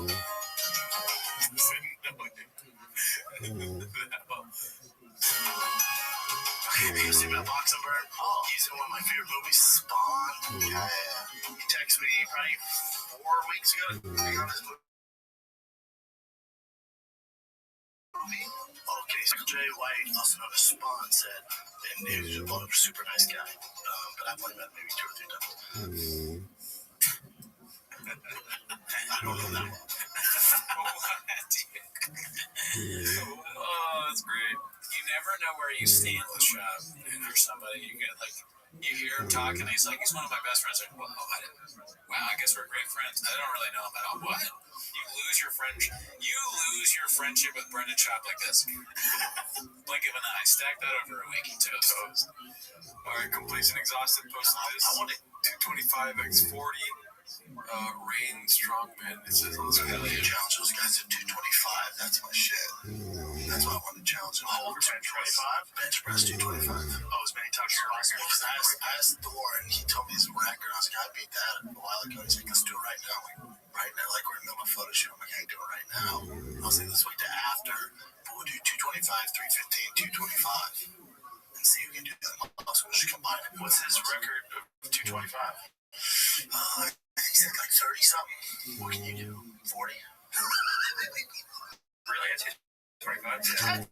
That's fucking nuts. That's so my strongest ever. I was like 225. I weighed like 225, but I did 27. That's at least. Christ. That is so crazy. Every Monday, Wednesday, I do. I don't know what they're talking about really, but that guy just sounds so more familiar. Like it actually happened. Oh, like I feel like that guy maybe is telling the truth. Papa did post a video of him doing a whole set. Really? Yeah. He has video evidence that he can do it? Yeah. Damn. Okay, so we were just been haters of fucking homeless cats. I mean, but, you know, it's still funny. Yeah, no. Because you're right, it does sound more believable. Yeah. And then Shop's like, that's amazing, but it's way less than him. And I think it's probably because he weighs less. Right. That would be funny, like, just to be like, yeah, that's amazing, like, because he's so great that anyone near him is like, wow. I mean, I'm something else. 25. I usually get at least 20 something. The first time I do 315 for 5, and I do 225 for again 20 something. So bam, bam, bam, every Monday. But when you max out, you can get to 40. Yeah, if I do just one, I can do 40. He's gonna kill us, dude. He's gonna laugh like we're not gonna die. Why are we still doing this when he can do that? Yeah, he rip us apart. Bench 40 times 225 pounds. He could punch through the strongest bone in my body. He's gonna kill the both of us. Alright, I just wanted to like make sure you knew that. But is he chair-proof? We just gotta maneuver around the chairs. That is my last hope, is that we can protect ourselves with the chairs. I've heard how much press. Pretty close. But it's all I train. It's all I like to do. Because my workout. Just bench. Yeah. Almost such a meathead these days. It's bench, deadlift, and pull-ups. That's all I do. I'm gonna gym for an hour. I usually do like 5 sets of 20. Jesus, like good 20 pull-ups, straight arm, like a proper pull-up. Big guy, like you weigh like 250 or 240 something. Jesus Christ, that's a lot of weight. I'm so fucking strong right now. That science is amazing. I like that. I'm so fucking strong. Honestly, that's Brandon at his best. I like that. Proud of himself for being really strong. That's good. I like that. All right, we got another hazard clip. These guys are asked about the General Lee situation. This is a longer chin. I think it's some of what we already saw. A question from the same It's person. weird to see someone talking about our boss like this. Don't you feel like that's weird? Like our boss, Bobby Lee. Random basis. Yeah, like, I don't know. I just, do I have to defend my boss? I don't know. It's weird. Yeah, because he doesn't really talk to us. He just gives us a lot of money. Yeah, he's just like, we get a check in the mail every week. I just, keep doing it. Let's see. Do you guys think you'll ever fix the relationship with Bobby Lee, and who gave you the info about Tiger Belly that caused all the mess? Look, Bobby Lee and I on text have fixed that relationship. We will, I think you'll see us together in something, in the future. And, I've apologized and taken full accountability. I love him. He's a great guy. I won't go into the Tiger Belly stuff. But it's over. It's over. It's done. It was a huge mistake. And he's our boy. I love the guy. I think he's really funny. I don't make any excuses. I never had him. I apologized right away several times. And I throw myself in the mercy of the court. And yeah, I mean, I don't know where I would see Bobby. That'd be cool. I have no animosity towards him. I don't care. I think he's hilarious. He's so talented, but I'm sure he feels the same way. It's like my life doesn't get better if me and him are friends. Neither does his. So all good. All good. I think he's a great guy. Yeah, I've always never that close. You came up with the gun store. I was never that close with him. I've always appreciated him. He's such a talent. He has great podcasting and stand-up. Look, man, I was wrong. I think that putting him in that mix was wrong. 100% wrong. And I was working on bad information. And I take full responsibility. I don't even blame the information I got. I take full responsibility for that. I blame the information I got. That's for me. I always. What does that even mean? So who gave you the information? Yeah, I think the information is that they were in control of the Reddit. And so Shop still thinks that they were. Yeah, that's what it sounds like. Imagine, but to me it sounds like Brian Callen saying it's his fault. It's his own fault. Like he's the one who did it. Brian Callen sucks. So Brian Callen ruins your friendship with Bobby Lee. That sucks. It's like, what? But you suck. And now I'm not friends with Bobby Lee. You already suck. You fucking God. You suck, Brian. I always say it was when I spoke to him. He was always my friend. Always somebody I cared about. Didn't deserve any of that at all. Not even a little bit. And you know, I've not made a lot of mistakes in my life, but when I make mistakes, I've always accounted for them. And I believe a man should say, I was wrong, I fucked up, huge learning experience, no excuses. No excuses. And I had a bad moment, and I was in a bad way. I was personally and emotionally in a bad way, man. I was in a dark place. It's bad time. And then also, I should have had in hindsight been like, what are we doing? No, we shouldn't do this. Like, we just weren't thinking. I had a million things going on. Like, it was so dumb. Whether he was or wasn't behind it, which somebody that we cared about who was a good person. The dog's trying to help. The dog's like, Chop, don't say nothing. Who had nothing to do with it in the middle of it. Was outrageous. And I've that's my mea culpa. But like, if it happened now, like, we're in such a better spot. If someone would have came to us with that same information, I'm like, get the fuck out of here. It was a weird time. It was so stupid. Yeah, so stupid. But I think you'll see. I think you'll see. He's talking to himself. If a dog drank Magic Mind, it might actually be smarter than Chop. Yes, that's certainly me and Bobby in the future, and I just love him. I don't know what me and Bobby would do. You know, it's not like Donnie and Tino's can roll, whatever. All right. Peaches, delight. It just seems like Chop legit hates Bobby Lee. Yeah, and there was no apology, and he said, why would your life not be better if you're friends? Yeah. Weird. It's a strange phrasing. Yeah. All right, let's go to Successful Egg. Or Successful Loan 7521. Another open house. Don't worry about button nose real estate. Where is it? Well, Brian did say in the clip, he goes, he said, I've made some mistakes, not a lot of mistakes. Brian Callen hasn't made a lot of mistakes. That is a painted narrative. The fax machine was turned off for that one. What are we looking at? Oh, I guess the house. They dropped at 252K. That was we already know that, but I think the new thing is this open house. Oh, that's not. Yeah, no, there's some homeless cats. Jesus Christ. We're not stalkers, so we're not going to go as much as I want to.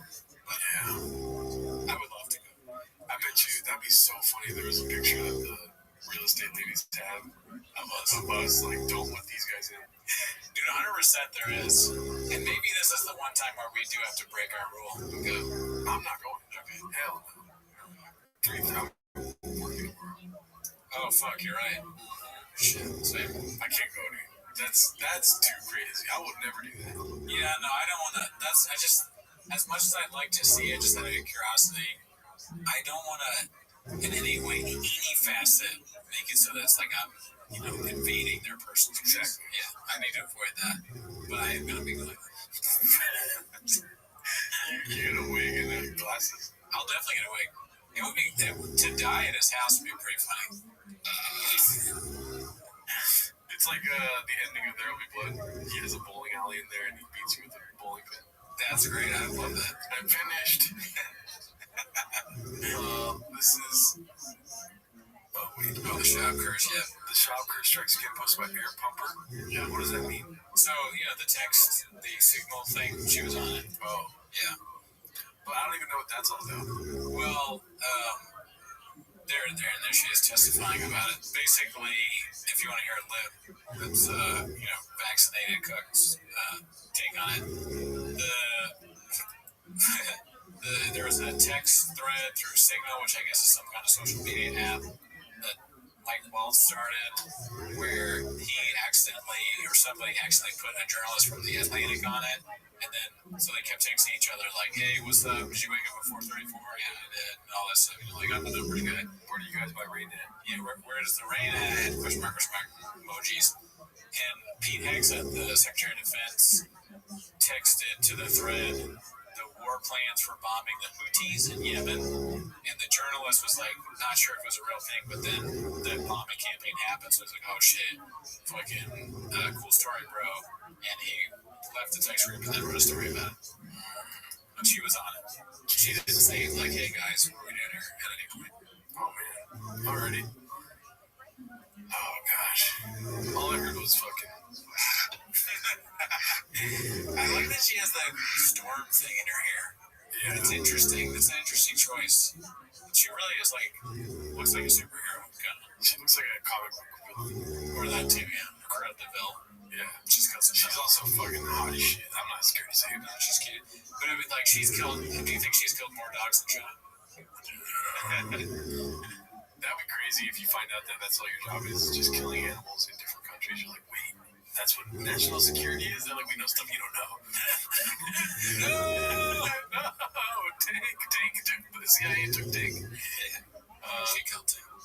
All right, let's see. This is posted by Dracula Don't Suck for all the homeless cats when you stop regularly watching T-Fat K. Wow. Good question.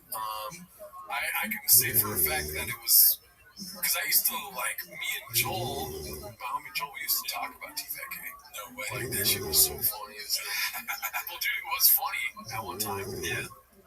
And I didn't listen to it in the Fox days, but I did listen to it when you know that Bobby Lee episode where he talks about getting molested by a dude with Down syndrome? Yeah. Like around that time, dude, the episodes were hot fire. They had like Theo Von, Chris D'Elia, what's his name? Bobby Lee, and Will Sasso coming on all the time. Yeah. And then I just stopped listening eventually. And then fucking fast forward to Gringo Poppy. I found out about the Reddit, and I'm like, oh my god. And I watch all the Fox Day stuff where it's like beating up a dude for Triscuits. And how do I fit in that thing? You know, one thing leads to another. We're doing the show. Yeah, that's a crazy. I didn't know the full story on your thing. I used to listen to T-Fat. I knew that. And I used to listen to Big Brown Breakdown because I was into UFC. I didn't see that. I had no idea when this stuff was going on that he had been doing Fox. Like those old clips of him and Callan. I didn't even know that was going on. I became aware of Brennan Chun because he put out You'd Be Surprised, and I saw people on like Facebook, so that was a while ago, being like, oh, of course it sucks, he sucks, that's it. But when I heard that, and I'm sure I've said this before on the show, I really was like, those are haters be. Because it's like, I was like, there's no way he's going to say that. He's fucking some MMA guy. Probably bad, but not like what I know now. I had no idea. I was shocked by what I saw. I was not prepared for what I saw, and I still am not. And then Mark coming over the second time and us talking about it, I was like, oh my god, he's always been a bad guy. Yeah. He's just always been a bad guy. Yeah, he's just not a good person. Yeah. But, hopefully. I will say he's fucking hilarious. Yeah, he's a great entertainer. Not always are people that are talented, like I said, never met your hero situation, you know. And we unfortunately have met him, you know, without meeting him. Yeah, I feel like okay, this is called It's DeVry. It drives me nuts that Papa does not know this. Posted by Successful Egg 8345. I'm doing like internship and I'm moving to free college. Jesus Christ, the kid's an idiot. What's the else that? Yeah. All right. To free college. And then there's like other stuff. DeVry University. Yeah. You clearly have a learning disability. And a DeVry graduate. DeVry. You learn the DeVry prepares you to end DeVry. DeVry graduate. Check out DeVry. Check out DeVry University. DeVry brings you. After going to DeVry, you learned so much at DeVry. Please have to DeVry to graduate from DeVry. DeVry. It's like, no matter how much you search the internet, you will never find somebody saying DeVry. Yeah, you won't. And I always wonder, what, does he have an accent or something? But his accent is just CTE. He has like an accent of someone with CTE. That's why it's DeVry. DeVry and DeVry. Counting at DeVry. DeVry. You're on your way up. None of these people are. These are all people that act like they have accents and none of them say it. He's DeVry. Yeah. Yeah, DeVry. I went to DeVry. I got the degree. DeVry instructors gave DeVry Technical Institute. That's what I learned at DeVry. And DeVry, you can earn an education. DeVry was the right choice. DeVry University. DeVry, we're serious about success. Yeah, where do you get the E's? DeVry. Wow. Alrighty. Like, I would understand if debris was spelled like that, but with a Y at the end. But it's not. Let's see here. Majestic Nobody posted this. Majestic Nobody 5542. I'm Skeptical B. So this is part of the video that he had posted. I don't know what that's in reference to. This is over here. It's hard for you to see. Oh, maybe the weights aren't actually 45. Those are smaller weights than 45. Oh man, why did they have the fucking? Oh, God damn it. Oh, like it's, yeah, I think he's saying they're not actual plates. It could be totally redacted. Fake weights. Oh my God. Look at me, dude. Stack that over a week. I'm a gym rat. Strongest fucking guy on this podcast. Wow, dude. Fake weight. Imagine finding a gym with fake weights just so you can prove to the world that you can lift a certain amount. There's no way he did that. That's just too crazy. Yeah, I don't know. It seems like a lot. I'd rather just believe he could do it than, like, get to the bottom of it. This is posted by ETID 1986. Burn. As long as you're going and enjoying it, but seriously, the volume speed's a bit high. If 225 is that easy, the first 18 reps did nothing for you, pretty much. LOL. What is it? Okay. Oh, he's just okay. Okay, I couldn't see that. Alright. Roasted. Let's see here. The origin story of Thief or Something. Posted by Chin Puller of Clips. Let's see this. You do it right there. Got a great joke here. It's more than a meal. It's very exciting. When you order a feed, you order them. And then a couple of Have you ever heard about this Laugh Factory video thing? What? Where they share videos of comedians and they hate it. It's like, from what I understand, unbeknownst to you, you signed something at the club. Yeah. But somewhere in that legal paperwork, they're allowed to take your material and post it to their YouTube. Oh, yeah, maybe vaguely. Yeah. And I think that's why, or Dave Chappelle talked something about that and said that he won't perform there again. Because they shared, remember when he was in his hiatus and they shared those clips of him in the green shirt talking about The Secret? Yeah, you got pissed about that. Oh, yeah, I remember those days. That was what I watched all the time when I first moved here. Just you fucking Laugh Factory clip after laugh. They were like, they cornered the game on like they had up stand-ups. YouTube on, or stand-up on YouTube. Or a Kevin Nealon show. Like, there's so many clips from that. Yeah. They Laugh Factory, they maybe fucked over comedians, but they made a good time for us. Months later, they bring them out, and it is loud. smoke. It's like 4th of July. Everyone's like, oh my God. What is that? What the fuck is that? Big trail of smoke. Who got that? Who got that? That is an exciting meal. It's all over the place. And they bring you the rest of the shit. Then it turns into an arts and crafts project. Another level of excitement.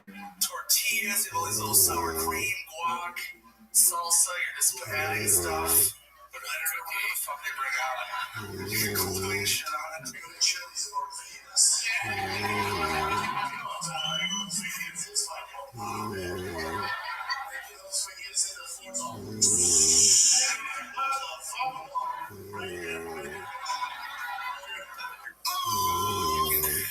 Thief or Sutherland. Yeah, that's what I call him. Dang. Wow, I love it. He's all like that. I'm all like, crap about that, please. I mean, if I was Nick Swartzen, would you be mad or would you be like, would it be funny? I mean, I would, and now I would love it. At the time, maybe I'd be mad, but now it's hilarious. Like, I want Chop to do my whole life. That's what I'm saying. Yeah. Like, just like I do. Yeah. Honestly, I'd be a real asshole if I called him out on that. I fucking do his act. I still shout. I drink his milk. Let's see here. Papa showing up the haters. Okay, so this is that video. I was talking about Showman 16. I think he speeds it up so. Why is it so slow or so small? How does it fit that way? I think that's 225. I mean, that looks like a plate to me.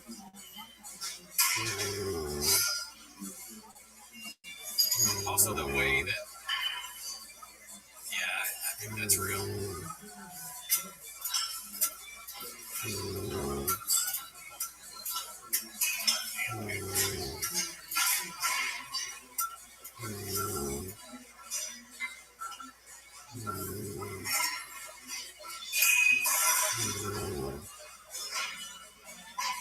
It's crazy that no spotter. If he knows he's gonna do it this many times, like I can see no spotter. He's a strong guy, but.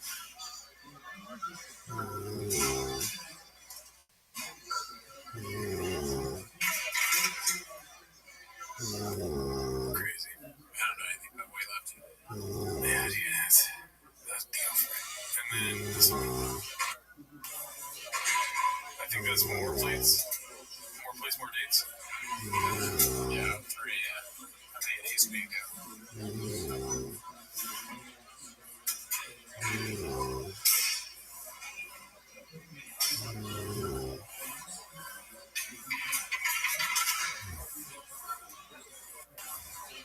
Wait, what? Block Brent? No. Don't. Why did it block Brent and Chop? And then let's go to the last one. So then I think this is the long one where he does a lot. Filming himself in the gym. That's what we do.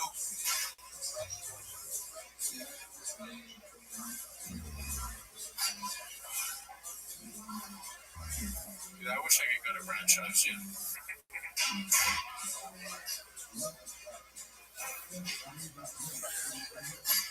He's kind of doxing himself here. Maybe they just let him do it because he's got a deal. Yeah. 4, 5, 6, 7, 8, 9, 11, 12, 13, 14, 15, 16, 17, 18, 19, 20, 21, 22, 23, 24. I don't know if I was right. And then he thinks Jesus and all that. And the scorpion venom. Oh, yeah. This is all with the red bicep or whatever. Pretty impressive. Damn. Yeah. Alrighty. Well, this next was posted by Haphazard Podcast Cringe. Brennan Chop's delusions are out of control. Link inside. I haven't watched that one yet. I haven't watched that either. I'll check it out later. But there's not a lot. Posted by Haphazard. It's also not that interesting.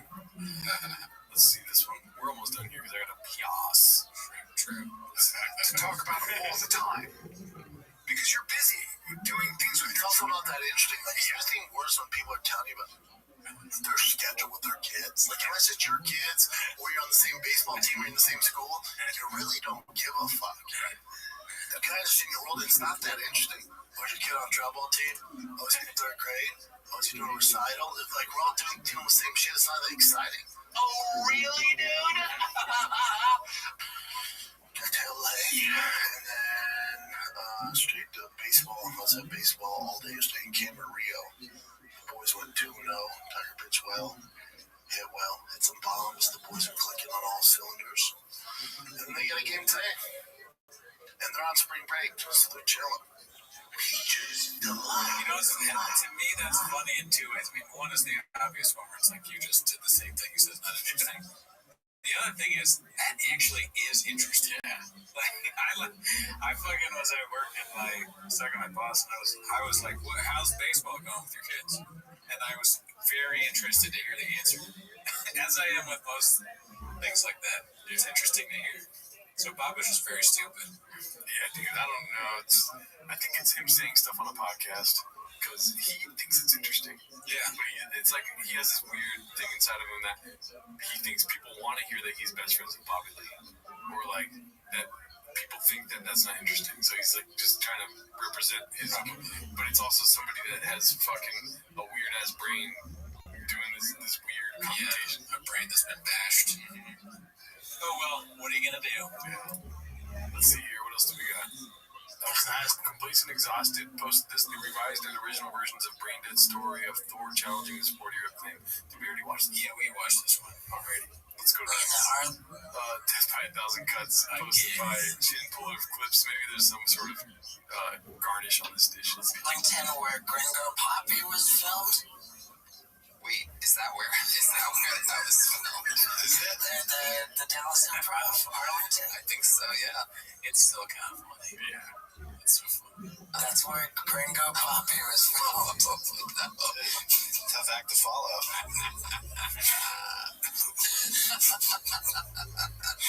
Pressure's on. Oh man, how do you know that? How do you know that was filmed there? I was fascinated by the entire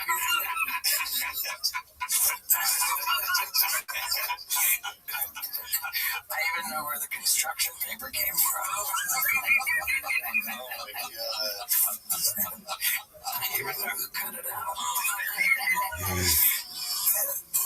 my god, it's so funny. Yeah, we all are. We're all very fascinated about it. It was fascinating. Yeah. I mean, just like, I'm particularly close to that because of the known for other things coming into stand-up, like first special on Showtime, you know, and then like putting out the second special on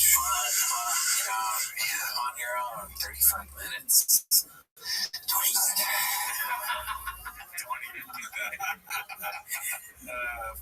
Was it really 25? Oh my goodness.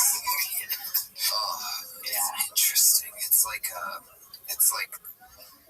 death by 1,000 self-inflicted paper cuts or something. It's pretty intense. This fight's gonna last a little longer, I think. You think so? Perhaps. Who fucking knows, man? Emmett, if he connects you, go to sleep, then you're death by 1,000 cuts. Fuck 15 minutes. Wow, that's crazy. Ryan can't be funny. Yeah, people sleep on Callan, but you gotta go. But notice how he wasn't going death by 1,000 cuts. I'm gonna squeeze ya. You're my girlfriend now. This is posted by Appropriate Duty 930. Rogan, Baba, and Gordo support Russia over Canada. You saw this? Nah. Oh my god, this is all over the place. Where's that at? I don't know. See if Jamie you can find it. Fucking unbelievable, man. I'm super impressed. Montreal, UFC 315, May 10th. Wow. I won't do that. I don't go to Canada anymore. I don't. Yeah, nor should you. No, discipline. Yeah, I'd rather go to Russia. Yeah, fuck yeah. When they become the U.S., they never know. That's never gonna happen. That might be a joke, you know? Yeah. But you know all the news. They're gonna, Yeah, they're all running with it. Yeah. That he loves Russia or something. Yeah. I think it was a joke. Old Joe trying to do some bits. Yeah. You know, he's a guy that makes jokes. Past there. Damn, dude, you look like you drank 3 Rain Energies at once. Here's what I'll say though. UFC. And I'm not a guy, I don't have much, you know, I watch it occasionally. I think the Russian fighters are boring. That's my take. I think that's why it sucks now. Jules. So fuck Joe. Fuck the Russian fighters. Anyways, that's our show. Yes. Hope you had a good time. Join the Patreon. We'll be watching some stand-up specials over there. And early access to the show. You get it. If you subscribe. Baby. Bye.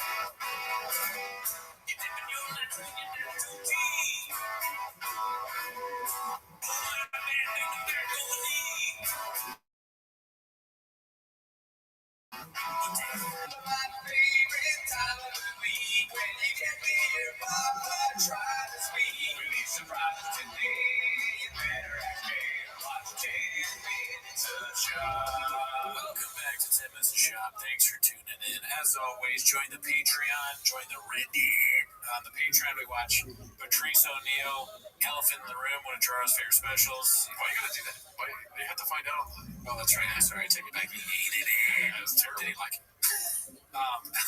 We also do early access for this show, so if you want to see this early, do that. But that's not why they're here, Chan. No. You guys are here to put sugar on their dick. Yeah, we're here to sugarcoat it. You guys are here to watch Timmons Shop. Start the timer. Play the chin clip. Alrighty, so the first one is posted by Caterpillar Hot 7539. It says, looks like Baba also lost the race to the mothership. Well, Chicago Lacey's there. at their first. That's a painted narrative. I bet you Baba was there on the tours. You know what I mean? Yeah, I mean, I'm sure he's been inside the building before. He's like best friends with Rogan. If anything, he was the first to get abducted.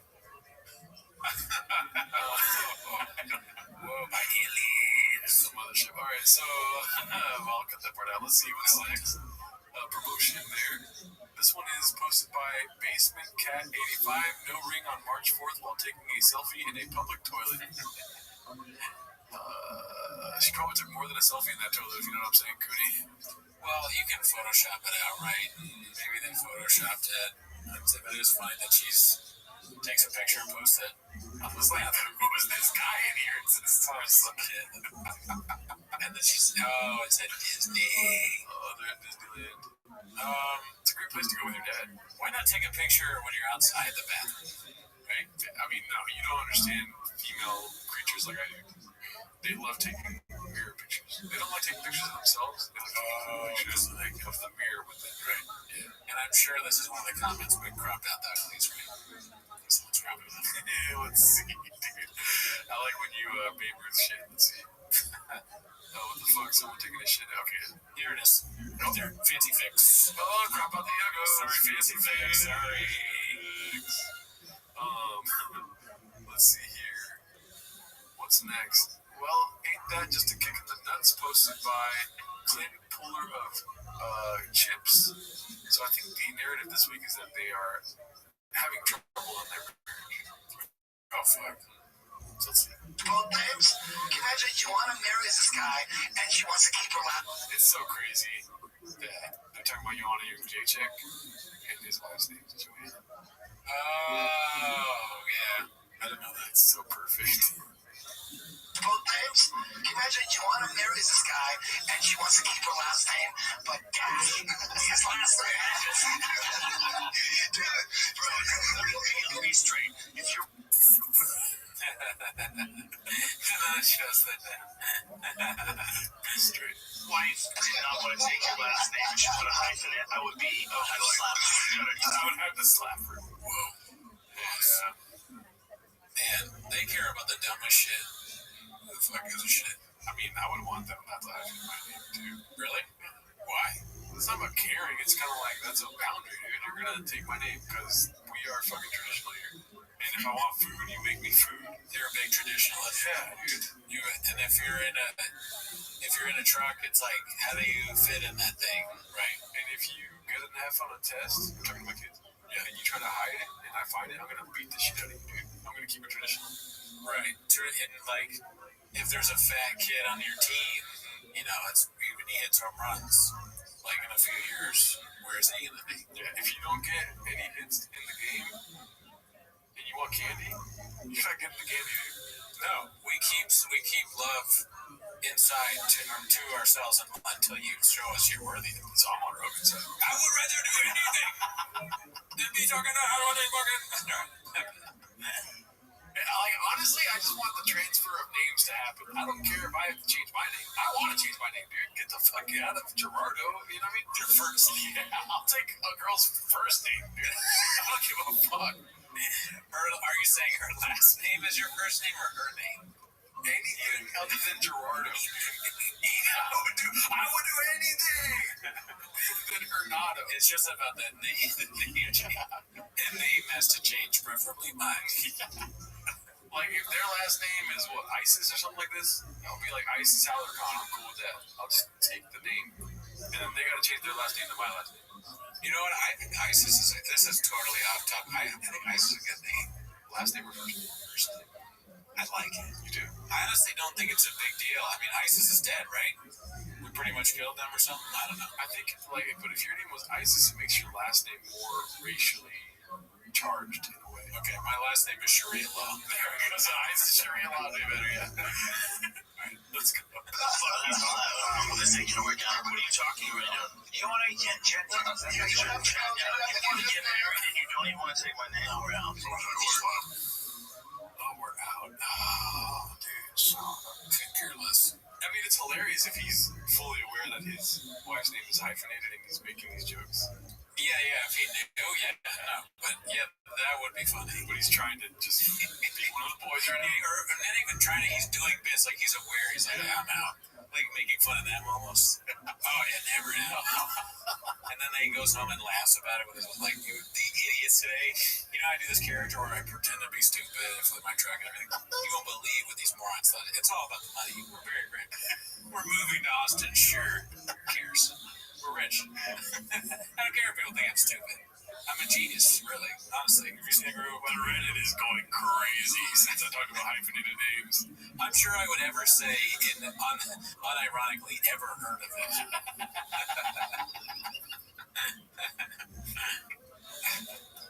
Yeah, Rogan's a fucking moron. Yeah. Rich, though. Very rich. Oh my god, come on.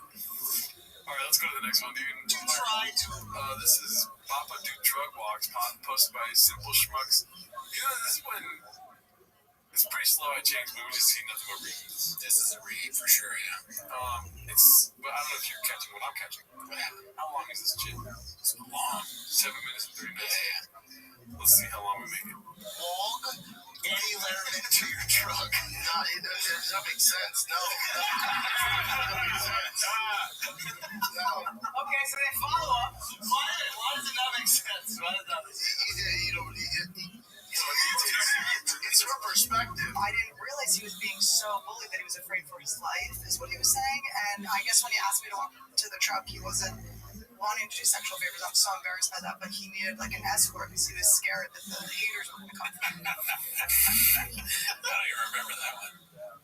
Annie, come on our show, please. Annie, you gotta come on. It doesn't make sense. It doesn't make sense for you not to at least, talk about it a little bit. Come on. Come on, Raccoon Tweeties. Don't come on 10 minutes a shop. But come on anywhere, boss.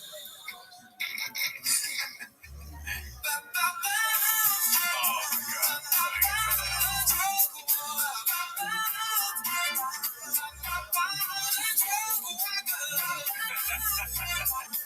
I like this. Yeah.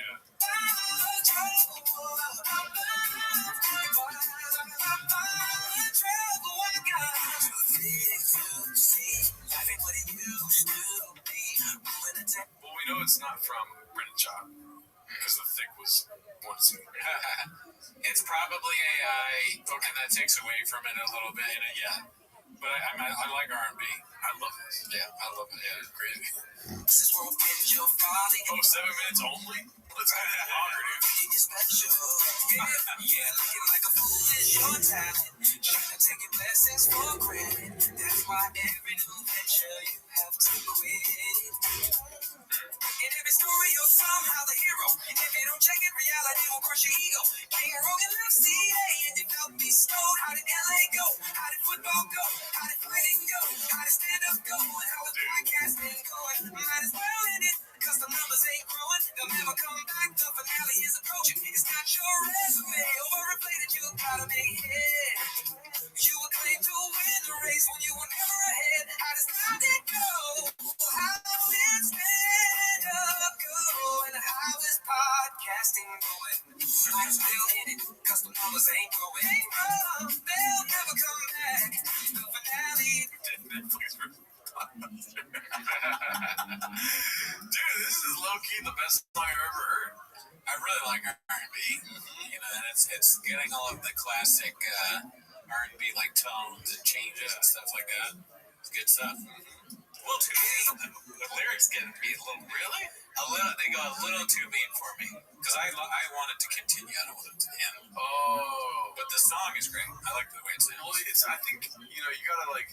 It's not how he really feels. Computer or whatever. Sure. It's things just rhyme. Yeah, I guess so.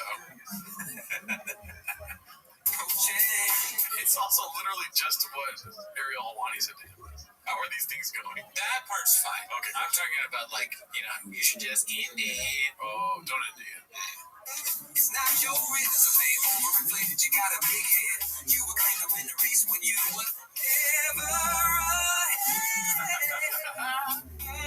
Practice, not the game, you're talking about practice. When you're talking about playing in the NFL, you should be humble. Getting lucky, making money, when you need a sneaking spell. And then you decided till we started to see your behavior. You're not that guy, fortunate to have met your Lord. You're not that guy, used to being able to move up despite failure after failure. Get the hit, Joe doesn't want you around, offering everyone, but you can buy them a home and some peanuts. It's not just real fun and needed things to figure out. Big boy nation, big boys down, ain't getting up, used up all of Joe's clout.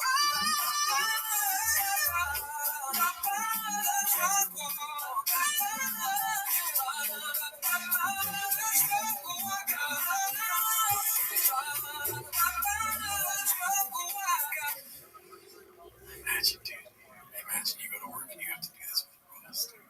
And also, I'm gonna be honest with you, But we're finishing it. But imagine having to go to work and just like dancing in the garage. Oh, I don't like any of that kind of stuff. Like the new thing with Jennifer Hudson where they have people walk and dance. I want to do that. I don't. I'm down. I hate that.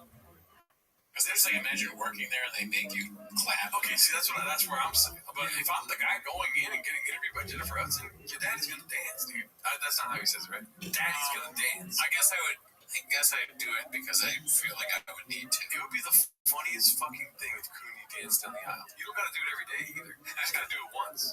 I wouldn't want to, but I feel more for the staff. Pretend like, yeah, whoa. I hate that. That'd be so funny if you walk out of the dressing room and you're just pointing at the staff like, you guys are stupid. You guys suck. They wouldn't post it on next. Probably not. Oh yeah, it is getting long, but we're gonna finish it.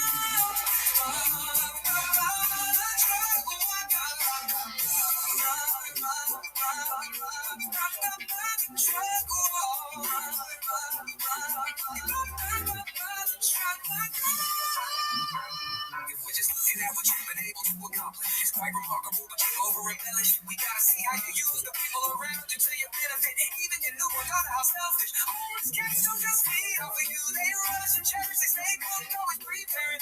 Any kind of transgressions the world would know, cause the truth will set you free at the be of change.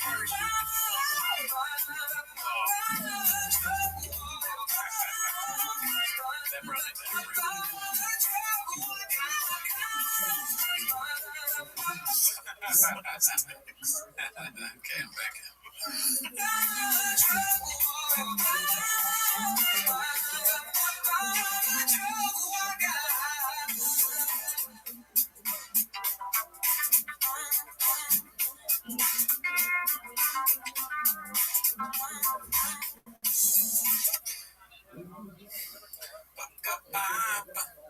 That's the short-sighted dance here. Yeah, I mean, this is,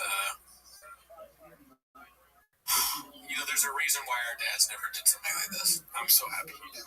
Right? Yeah. The reason is it's redacted. Our dads wouldn't do this, even though they loved us. There's videos of my dad dancing at Caesar Milan.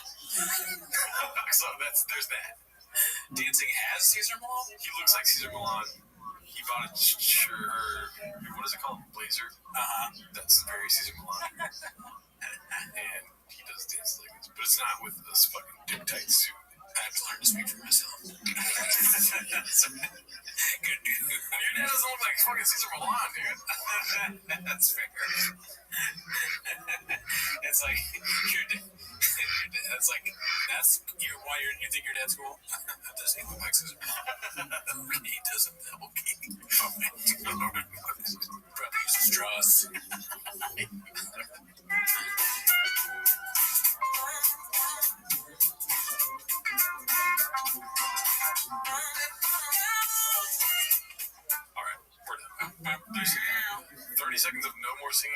I think we're out.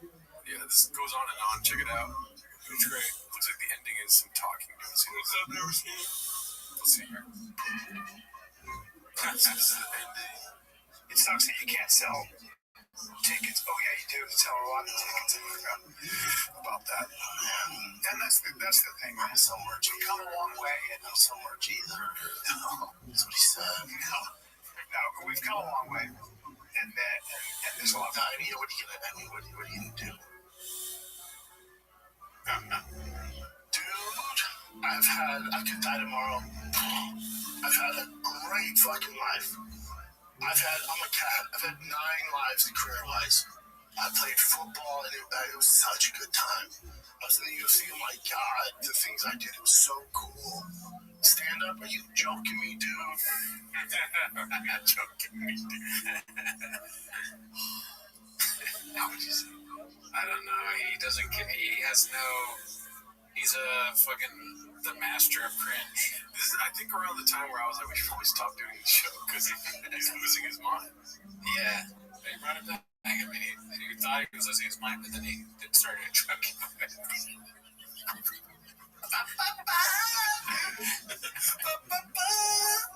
Oh my god, it's the best times ever. I'm so lucky. I've done cool shit. I've done cool shit with this guy. Truck giveaway. But I guess I did the truck giveaway. Turned it all around, dude.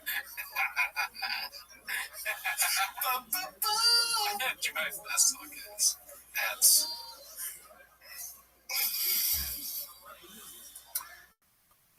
We've done cool shit. Yeah. Nothing. We've done cool shit. They have a cool shed in the back. A lot of sharp tools. Yeah, honestly, you wouldn't put it past them. They might have been saying shit. Yeah, a lot of bright crayons in the shed. That he's trying to eat. A lot of sugar. Nothing is better. It's true than that. Oh. If he's on Baton's like, what color crayon do you think is the most delicious? He sounds eloquent about it. Well, tickle me pink. You think would be good. Unmellow yellow. It's different. It's different. Alrighty, let's go on to the next one. Sorry for playing a long song. We didn't play half of it. This is posted by Jesse is so good. I'm a good guy, man. Part 3. Well, part 1 and 2. The level of rate is Ryan Callen. I'm still laughing at you.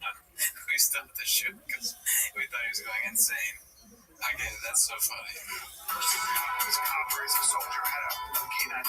Wrote me a long email saying, I've always loved your work. I'd stop and punch my car's window because my dog died in my chest. This is my service dog. I guess in the military. And you played that. You guys were actually making light of it. I'm sorry. It's not because you turn on the show. We don't really need you.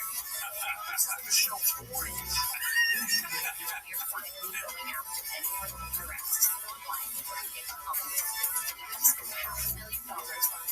Lawyers and that you have friends in dark places who are going to get the job done.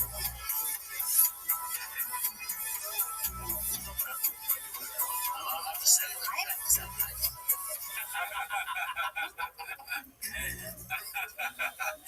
That's so funny. You thought he was going to win at that point. But is that nice? Like, did you think about whether that was like a nice thing to do? What are you talking about? Brian was just being nice. Yeah, was that nice? When he was yelling at Bobby Lee, he's going to take his career away. That nice though. Do you respect Brendan Shaw as a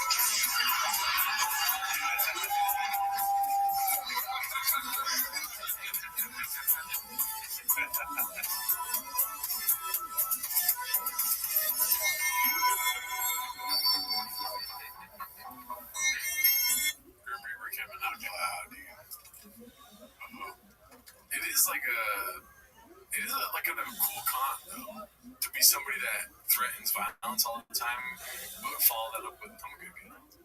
You know? Listen, I will fucking kill you, but at the end of the day, I want to be your family. I want us to be brothers. Don't call me a pussy. Because I'll kill you. I'm a good guy. Yeah. It's always, it's crazy because he's such a nice guy. That's great. Not only will I kill you, but I will be unfazed and unscathed. Yeah. With the Diet Coke. It's funny. That's kind of funny to be like, I will be unscathed, like saying essentially that no harm at all will come to me. I can kill you. So why not just, if you're so confident in your fighting abilities, maybe a few punches, you beat them up and you let them alone, or just don't fight. Because it'll be like me talking to a 6-year-old, and I'm like, listen, me and you, I'll fucking end you. Okay, you won't stand a chance. All right, I will leave unscathed because they're 6. But I wouldn't do that. If you're so confident that you can do that, you shouldn't do that, right? Yeah. Or maybe, I don't know. You have violence in your DNA. That's true, I do. Yeah. Let's see. This is posted by ABTB12. Is Theo trolling? Oh my god. One of the workers there. That's really funny, but I feel like Theo's checked out. He probably didn't even know that thing. The white boy that worked too much. Oh. So this is a troll, dude. You think so? This is a troll? Maybe. What is he doing? What is he doing? Stand-up comedy. Oh my god. Yeah. I just noticed that. I don't know, dude. Yeah, no, that's... Why would... There's too many layers. I don't understand. Is this a recent thing Shab posted? Or, Theo Von shared a picture of Shab doing shut up, pretend like I did on purpose. Theo Von shared a picture of Brendan doing stand-up. Yeah. That's the troll. That, and on top of that, he's got a motherfucking Sorghum bird ground you walk on emoji. I forgot that. Somebody on the Patreon messaged me about that, and I forgot that was the Sorghum bird emoji too. One of the hardest workers I ever met. Met him. This is like way too many.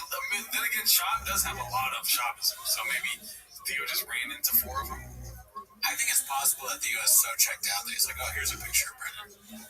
But doing stand-up, but you can easily go to his podcast and screenshot him on the show now instead of when he was doing stand-up. Theo only has one picture of Brendan. Yeah. And that's this one.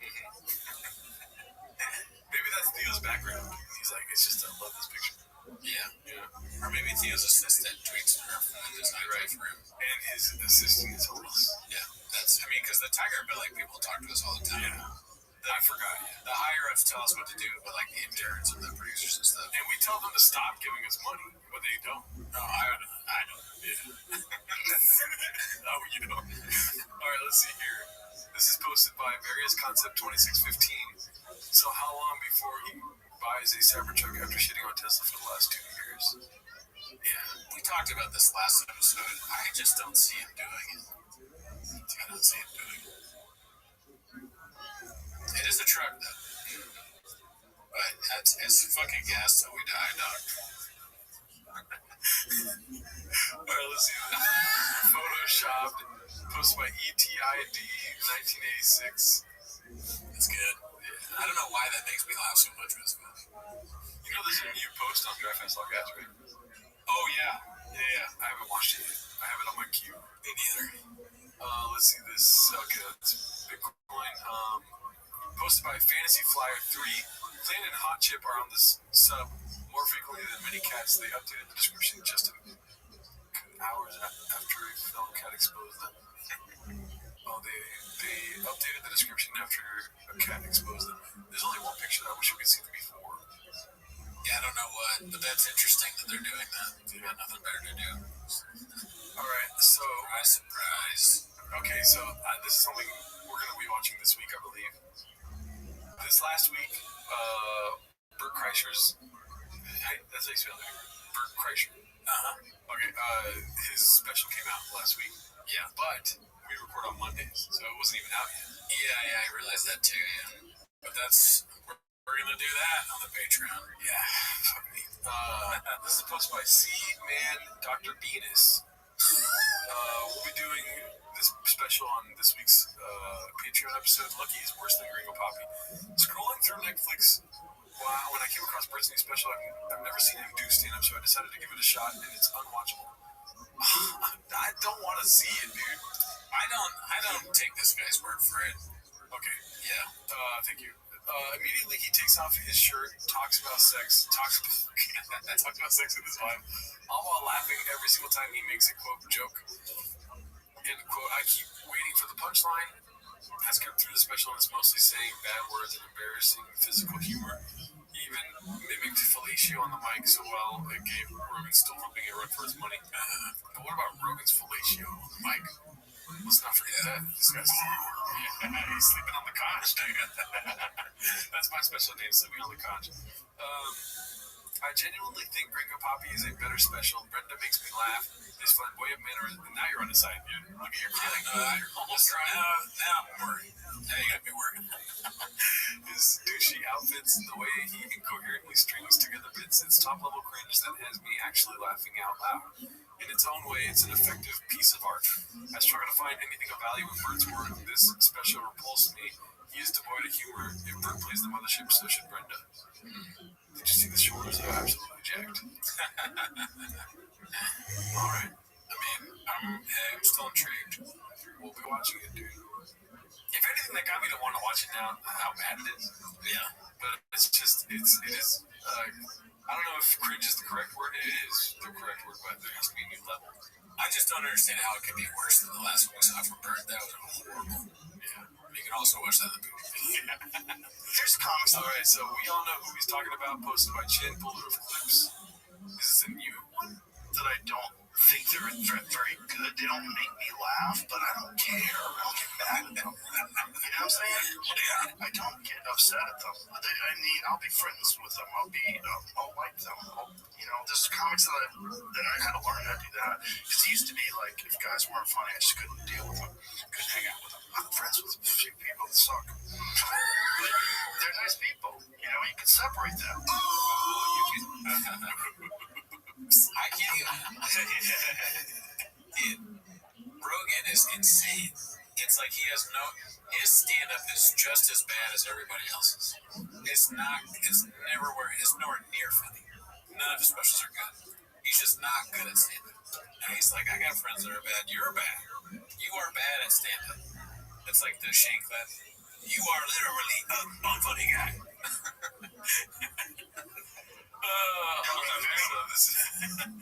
This is posted by Chud Muffin Zero. Love Crack Amico's new drop. Say what you want about Bert being annoying, which he is.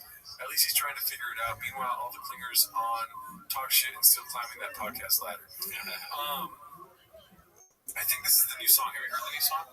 The Bert one? Yeah. It's funny. It's savage. I like how he's flowing with the song. Yeah, I mean, Crack is on another level. We got a Crack problem, y'all. Yeah, let's see. Shut the fuck up for a second. Come on, talk to me about me. Let's make it all about Bert. That's a Bert Legs. Because if it bothers people, I want to stop. It bothers people, but it's, it bothers people. The capacity to do it is not make it all about himself. Not make it all about himself. Not make it all about himself. Try and change your thing.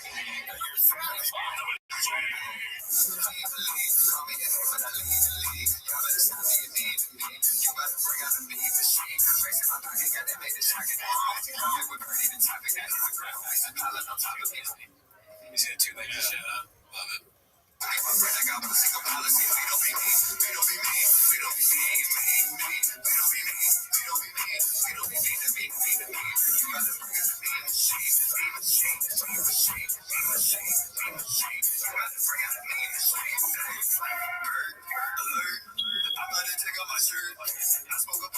So fucking good.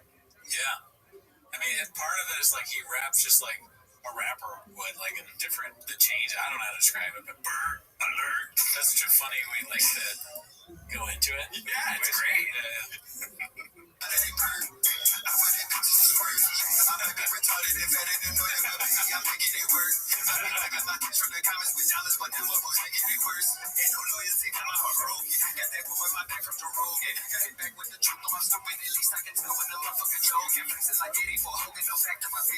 bitches, I go with no bogan. Act like you yo, but it's mirrors and smoke until leaving your toy body broken. I go up 325 on that bitch. I take your life in it, bitch. Fuck that you just so I said, you sweetie, you 5 foot 6. Not even the size of my shits. Oh, when you're welcome for sober October, that shit would have been boring without me. Say I make everything about me. Guess I'd be cooler if I had this part and turned into a billionaire mouthpiece. Real time scooter, listen the fuck up when I'm talking to you. Send my line, brother, I'm taking the stage bottle for the team. That I sing hallelujah, I can feel it. The fans travel land that I can't relate. I'm stepping cans, getting hit with them every day. It's too late for the grace, take me in with your face. Do the right, every time you can fight a fight. You know me to the walls for the sake of surviving. Fuck crack, tell me what I'm on my mind. See, breath and obsessive. Freaking man, stress and fight was cracking, I never will. I never play, I'm just not understanding me. When I take my shirt off, I'm just floating a party, not living out sexual fantasies. I'm a hack, never shit on the stage. Ain't no perfect, just pulling my balls out. Bitch, I'm such a good friend when you drunk to break me out. The baby to keep us from falling out. Ari and Joe are not funny, you're supposed to make money. I'm both of them choosing to throw away. Such a bomb and boomer and his chronic tumor. Ari Einstein in the Angela game.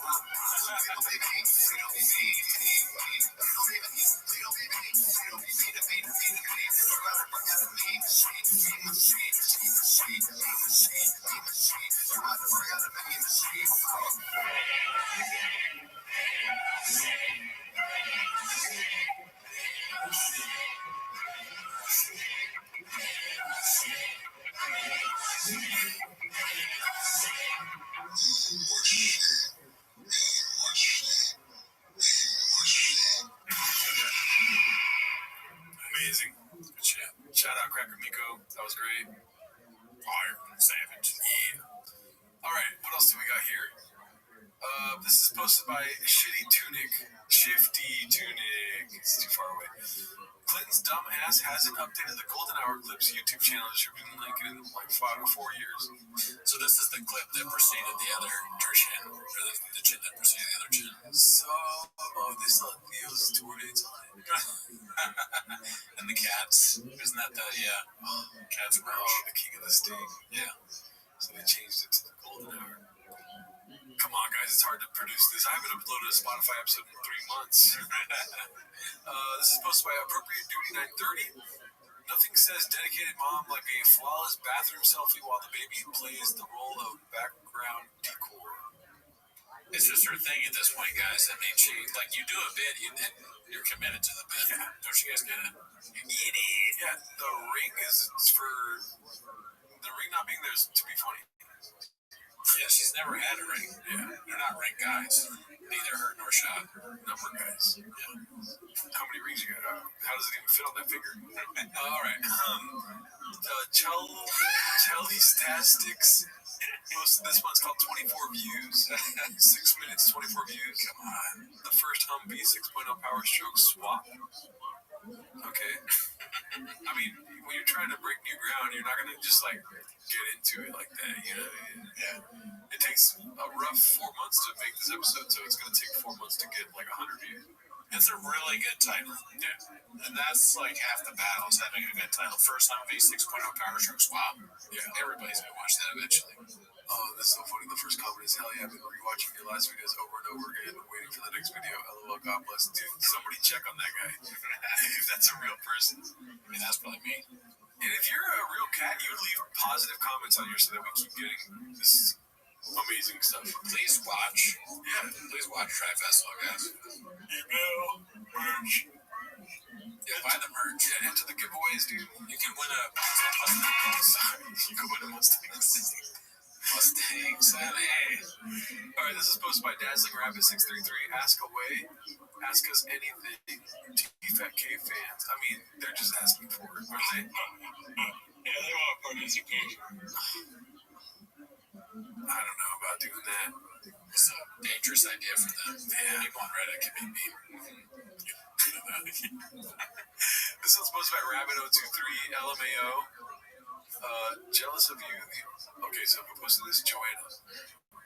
Jealous of you. The only girl who's be better than me will be my own daughter. Female boss success. Women are hating on her. Interesting. That's too bad. I'm sorry to hear that. These are facts. She puts at the bottom. You should just put a fax machine. Or Andrew Schultz's face. Yeah. Savage. Fire. This is posted by Jabist.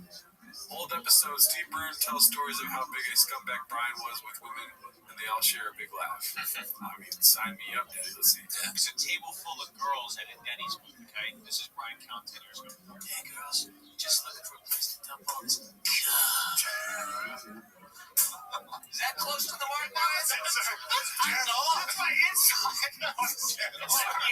Guys, that was my inside voice. I hit six. The voice had inside my jaw. Big old jaw. Is that close? That's spot on. Yeah? Okay. Hey, ladies. Problem is I haven't changed at all. White worms. Dude, he still does it. Hey, man, he still does it. Hey, Steve, you're out here. Yeah, Steve knew me back before I was married. When I was, I was a Paul. You're a scumbag? Yeah. Picture that you're doing right now? Because I was in New York City. I didn't even know you yet. And I'm standing outside the comic shop with this girl.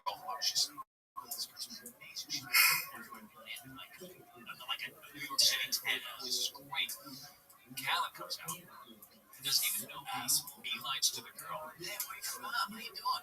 And he's doing this ballet shit, and he does a pirouette on the sidewalk. And I'm like, who the fuck is this asshole? And he's like, I gotta go and do my set. And he grabs her hand. I go, dude, what the hell's going on here? Completely ignored me. Full on doing ballet because you must have studied ballet or something. Yes, I did study. You're a bully. But he sized me up and he goes, Yikes. I mean, how many people do you think have said, who the fuck is this asshole about him in his life? Probably so many. I feel bad. I like Bird said that it's too bad that he's kind of being brought down in this by his association, but don't judge him. He's just telling it like it is. Sounds like a guy that had dinner with Crystal Lee more than once. You know? Yes. But don't shoot the mailman. Yeah, don't shoot the mailman. But also, this one's posted by Busy Middle 8108. Asterisk going through the books. Found it right here. Brendan Shaw. What does that mean? Let's see. No, but also it's like the Rogan example, right? Oh, the only reason people know you is because of Rogan, whether you Jew or me, right? It's like, man, you know how many people Rogan knows? So the only reason, if you see Rogan put somebody, if he puts them on, use his platform, is because he respects their work ethic. Yes. He's never, and go through the books, he's never put on anybody who has a shitty work ethic. Name one. No, you're right. In order to even run with that line, you better have your shit together. Otherwise, he's not entertaining. Would anyone describe Brendan Schaub as someone who has his shit together? Fucking his own wife wouldn't. Yikes, dude. That's funny. Why would you say all this? Just do your show. Yeah, you don't need to address the haters, B. Yeah. Post a ghost. You do this all the time. Oh my god, dude. Anyways, let's see this. Act like you own the plate. Posted by Positive Bull 2. Did he say that? Probably. Parasite, filled by Papa Junho. One of the spiciest dishes of the decade. Hilarious. It's good stuff. Parasite, great movie. Never seen it. Toe holds. What does it say? Act like you own the plate at the bottom. That's great. I hope he has said that, dude. Yeah, that's a good one. Papa has an inside man at the UFC. He also says any facet. Posted by Haphazard. And this is a Haphazard classic where he just takes the first 5 minutes and he finds the chin right away, dude. What else you get? Do you want to get into that UFC thing real quick? Which UFC? Them like beefing with ESPN because remember what happened the last time we had a pay-per-view. Yeah, I'm not gonna say my source, but go ahead and bring it up. 1 second. I'll directly read this source. So for a hot second.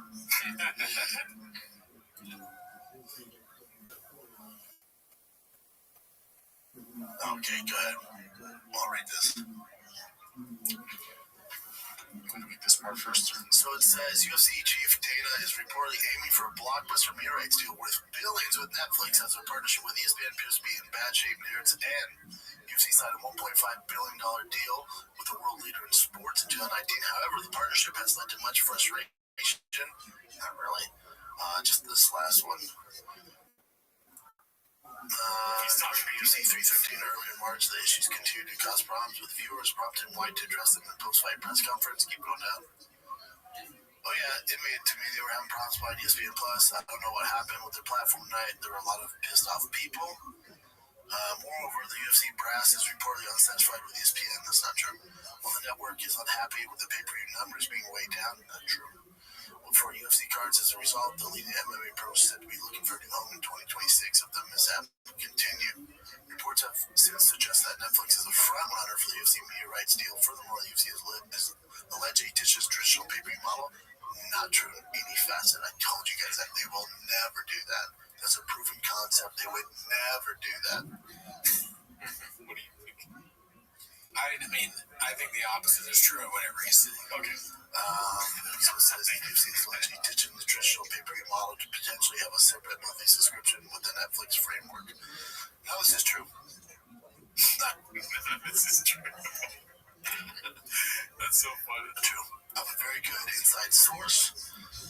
I thought he said, "No, this is true." Did he say, "No, none of this is true"? He said, "None of this is true." Okay. Now, I said UFC will be, they're going to do what the NFL does, where some of it's on Amazon, Monday Night Football's on different networks, Thursday Night Football, Sunday Football, they're kind of on a bunch of different networks. This is what the UFC is going to do. So, let me read this without giving away who it is. He has to tell himself that. Right away, he's like, "Let me not give away who it is." Jorge Masvidal says. Originally posted from New York Post. So this person says that connected source from the New York Post isn't accurate in any facet. Netflix isn't even the highest bidder. He didn't say anything fast. No chance. It's him texting himself. I don't know. Or is that like a popular word amongst fighters? Or phrase, rather? That would be funny if it was. They all say it weird. Yeah. Sometimes it gets out there, and then every athlete says the word the same. They'll get out of this unscathed. I send the text. At the moment. Don't be shocked if the pay-per-views and 4 big fight nights stay with ESPN and the Apex fights go to Netflix and or Amazon.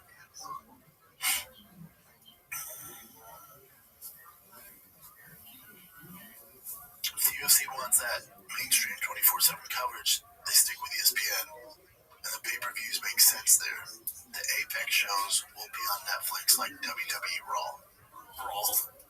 So they're gonna be a little all over.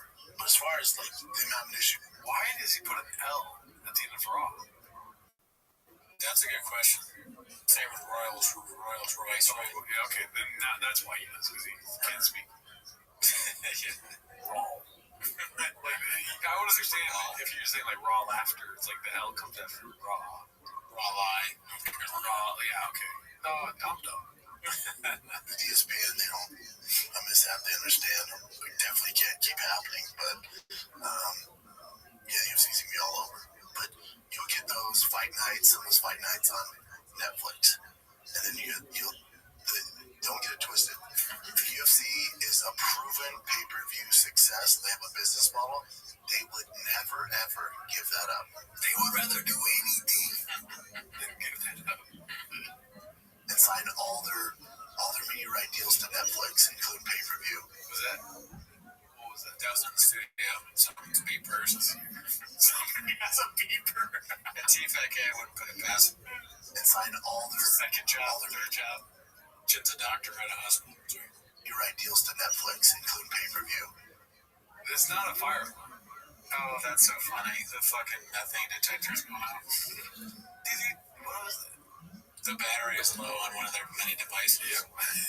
On shop. She has an ankle monitor. He got arrested for a DUI. You can't go to hospital. In 4 years, it doesn't work out. And then like, oh, hey, remember that Netflix you're paying for every month? And it included our fights? Well, we're going back to pay-per-view. They would never run that. That's just bad business. Get that out of your head now. So all these reports are off. I can guarantee you that. What else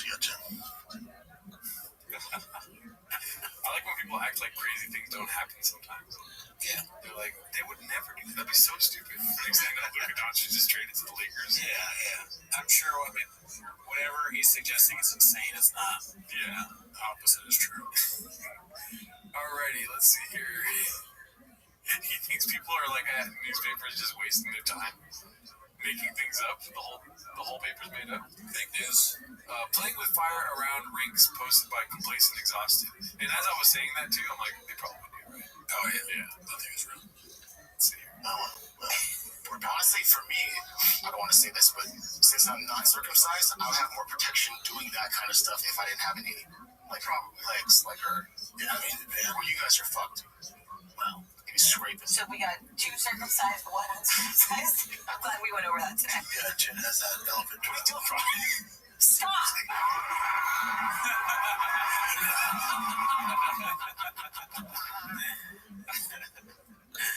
It's not a good look at the woman yelled stop the loudest. Yeah, no. Oh, that's hilarious. Playing with fire. He's just keying up. He's gonna pull it out. Someone's got a lot of comments in there. A leopard con who's in Austin was hit by a caterpillar on 7539. This is a great Photoshop. Happy St. Patrick's Day, everybody. Oh my god. Let's see here. Got a leprechaun problem. This is posted by DC32. Homeless cats are spreading. Who is more pretentious? Bradley. He started crying over a person in front of us. Okay. Great guy never Tom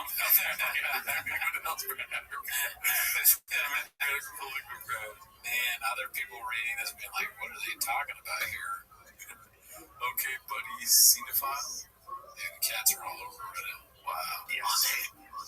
Haphazard posted this one. Snake oil meets scorpion venom, long cathartic. Okay, so this is the last clip for the day. Shout out to Haphazard. Shout out. Giving us these long chins. That's a clip on the show. Master of the chip. Let's see. Ready? 6 minutes, 27 seconds. I'm strapped in, dude. He's strapped in. Double check. I'm taking real scorpion venom, son. You are. You're putting it under your tongue. Yeah. That's so interesting. Where do you get it from? Wow. What's that site, Jen? What's that site? You're just like, whatever. Yeah. Damn. What is it? It's BlueScorpion.com. This stuff really works. Yeah. And it worked right away. Okay. Probably I took it 2 days, and I wasn't. I was like, yeah, I feel good, but I don't want to fuck up my arm even worse. I was going to go in the gym and just do some things that I can. I'm like, shit. I wonder how'd they figure that out? I started melting the scorpion. Yeah. It was like, I remembered while he was talking that he said he ripped his bicep apart or whatever. And who milked the scorpion? Who started milking the scorpion? Some guy's like, I don't know why I would think they're Australian, maybe because they're 7 days ahead. But he's like, oh, then now we're gonna milk the scorpion. Make sure he doesn't sting you though, because then you die. And the venom goes inside, so you can't really put it in the boat. You don't use a straw. I'm being British all of a sudden. You don't use a straw. Okay, that's important. Men don't eat straws. You suck right out of scorpion. hell of a dude. And they're showing me how they melt, and they put it in 4. I don't have the video. The guy was showing me how it's filmed. They put it in like 4 sections, so they milk, rotate, milk, and they just keep going around. There it is. They're milking it. It comes out of the stinger part, right? Yeah. The Caribbean blue scorpion. It's only How much do you take? 2 milliliters. Yeah. Morning every. Why does he do that to his lips, dude? Look at his lips. Yeah, they look weird big. So it's a drop under your tongue or something? Yeah. It's pure venom. No, it's mixed with something. It's expensive though. Yeah, dude. Someone's milking a goddamn tiny scorpion. It can be cheap. Yeah, I wonder if this is complete bullshit and this is placebo or if this is real. Per month. That's what I wanted to talk to you. I'm also on a lot of shit though. I get Jack straight BC 157 in my fucking butt. Yeah. Venom for cancer. That's McGill University. It's a real university. Can you go to that for a second? McGill? Yeah. Right now. Cancer patients from around the world have been traveling to Cuba for years to be treated for cancer with venom extract from the scorpion. It all started in 1980s. Blah, blah, blah, blah. Okay, go down. Cancer patients around the world have been traveling to Cuba. Blah, blah, blah. Okay, in 1983, a Cuban whose daughter had pancreatic cancer heard about the scorpion venom story approached Chivas who consented to give the girl some venom mixed with distilled water. She recovered. Yeah, one story.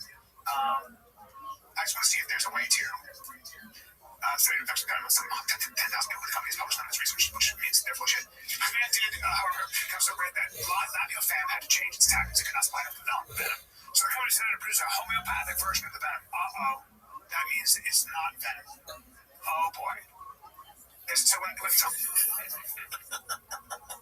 Shut up. I like that shit. That Colin's like determined to prove shot wrong here. Yeah. Homeopathic version of the venom. There's no venom, guys. It might say doesn't count at the end.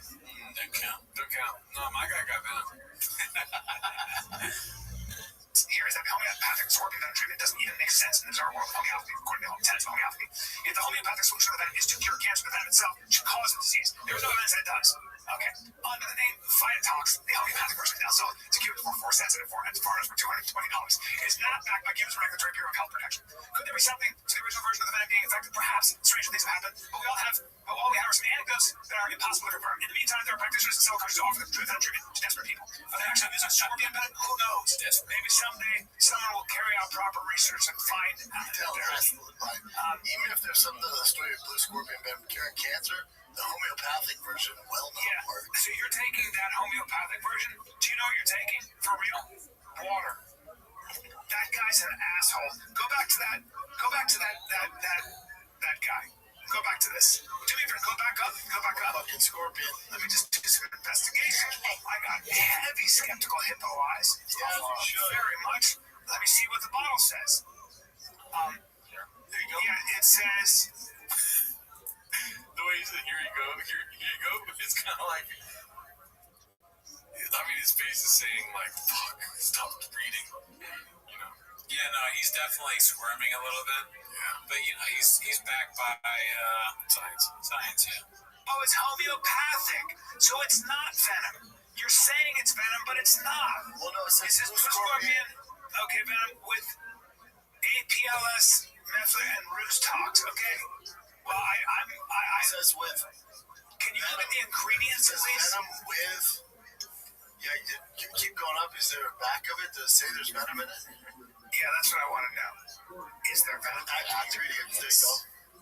Active ingredients. Oh, it's derived from venom of Caribbean blue scorpion. It's composed of a complex mixture of peptides, amino acids, and minerals. It is a highly diluted homeopathic form. Okay, guys, what that means is that there's no venom in it. If you look up the way they do homeopathy, it's literally just water. I mean, guys, that is such bullshit. What a bunch of. There's venom of bees. Yeah, but it's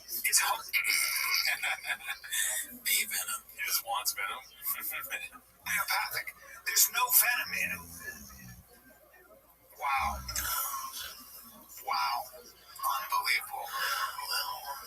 Placebo effect, right? Yeah. No, I feel like it's scorpion. Yeah. God, that is a huge con. What bullshit? You're saying there's venom in it and there's no venom. All right, let me complicate this even further. Yeah. Do you think he's actually taking it? Because I feel like so hear me out here. If he's actually taking it, I feel like he would be in defensive mode and be like, no, I've got the venom. You know what I mean? Yeah. Something's telling me that he just is advertising for that guy. Oh, shit. That's not where I thought you were going to go with that. What did you think I was going to go? I thought you were going to say, like, he's just doing a bit for the show. Oh, okay. But, yeah, more likely, he's advertising for the guy, and his brain is so small, he has no idea where to go with it now. Yeah. He might just at the end of it be like, yeah, well, you think that because you're gay. He knows how to make himself look like the good guy. Yeah. If it's something that he's truly doing, you know what I mean? Right. He's throwing the guy under the bus. He's made the decision. He's like, well, I wanted to show for him, but that will look bad now, so I'm just going to throw him under the bus. It's a highly diluted form, meaning, like what? That there's none in there. Like, what are you doing? People are unbelievable that they'll just make a lot of money with some kind of it's literally a gimmick. You're spending money on the bottle. God, that's so bad. That sounds cool. Look at that guy. Who is that guy? Yeah, it does. Right? That's the mark of the deal. Oh, God. Yeah, there's a guy like that out there who figured out a way to make money off of people who are just either desperate or too dumb to know. What?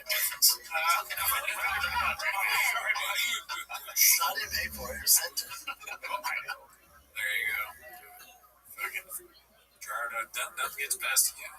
Okay.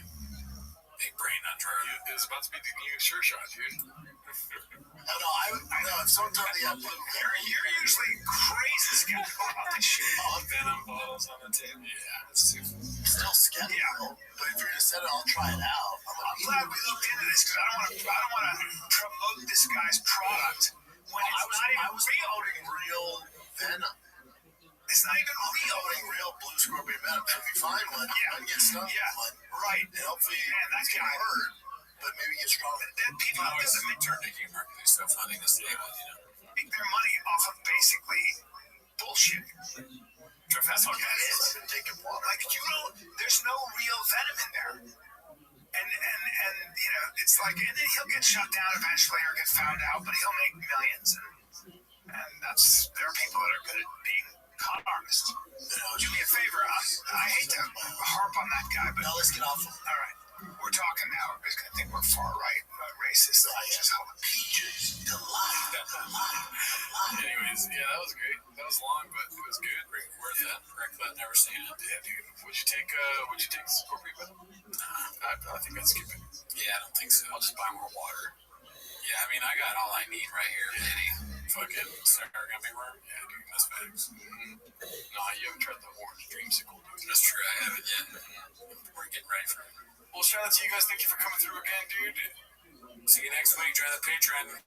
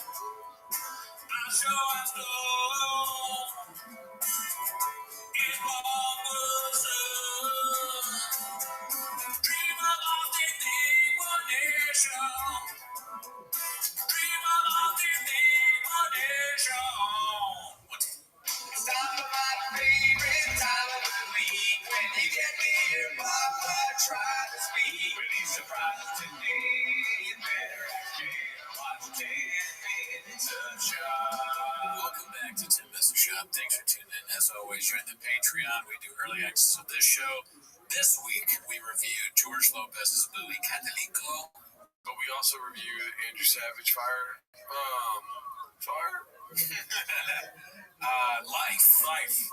Life Fam. It should have been called Life, Fam. It should have been called Fire Babies. Yeah, he got emotional there, dude, for a little bit. But anyways, that's not why they're here, though, right? Right. They're here to watch Tim Mess's Shop. So start the timer. Play the chain clip. We're still waiting for Caldo to drop a special speaker review. Let's see here. Fam. The first one we got here is posted by MNUFC fan. No ring dicey. That's what happens when you do Boston. You lose your wife. Dang. No ring. Ring on the index there. Yeah, I mean, I don't know.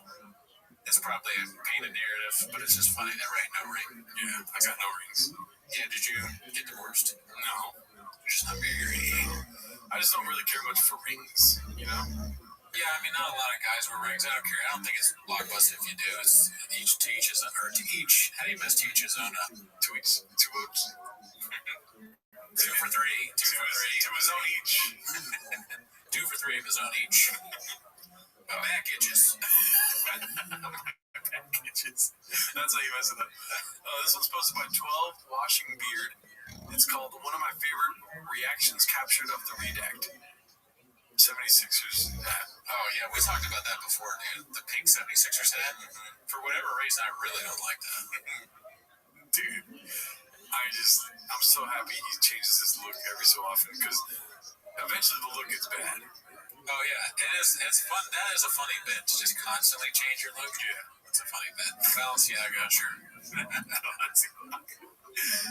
All right, let's see. This is posted by Vote for Muck 13. My Spotify top 4. I'm built different.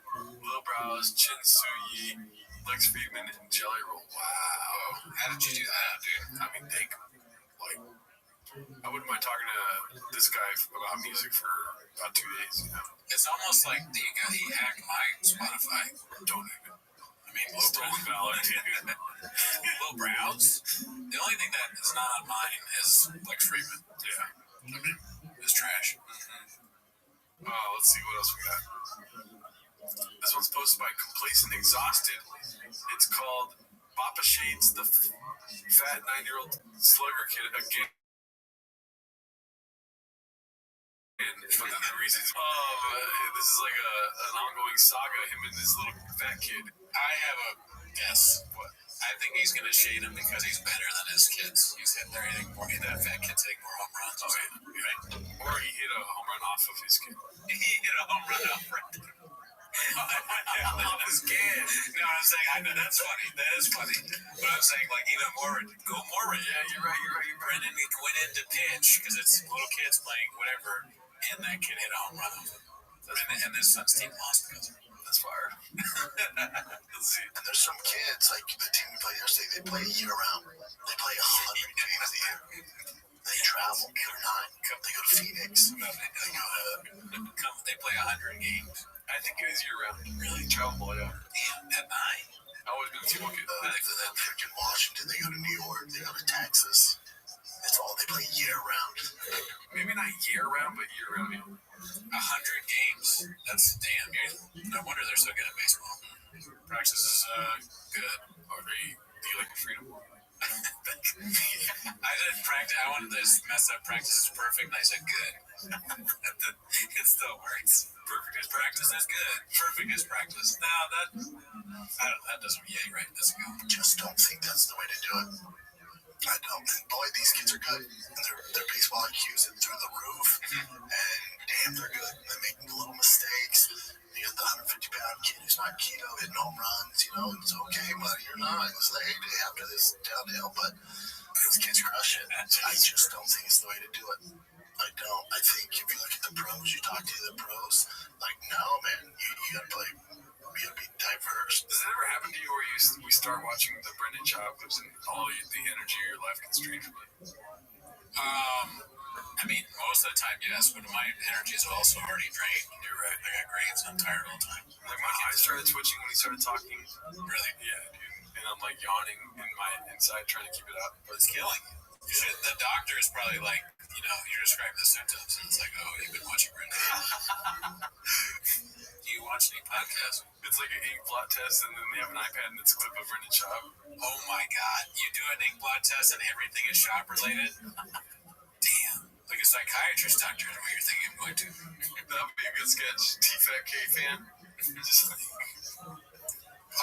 Netflix, Blockbuster, BFJs, gimme. And it just. You gotta play basketball, football. Still work on baseball, but it can't be just baseball full time. So you're gonna burn them out. These parents, Mookie Betts. I know he's very good. He played a lot of other sports. That's just my 2 cents, man. Tiger's in a bit of a drought right now. Hitting keeps lifting his head.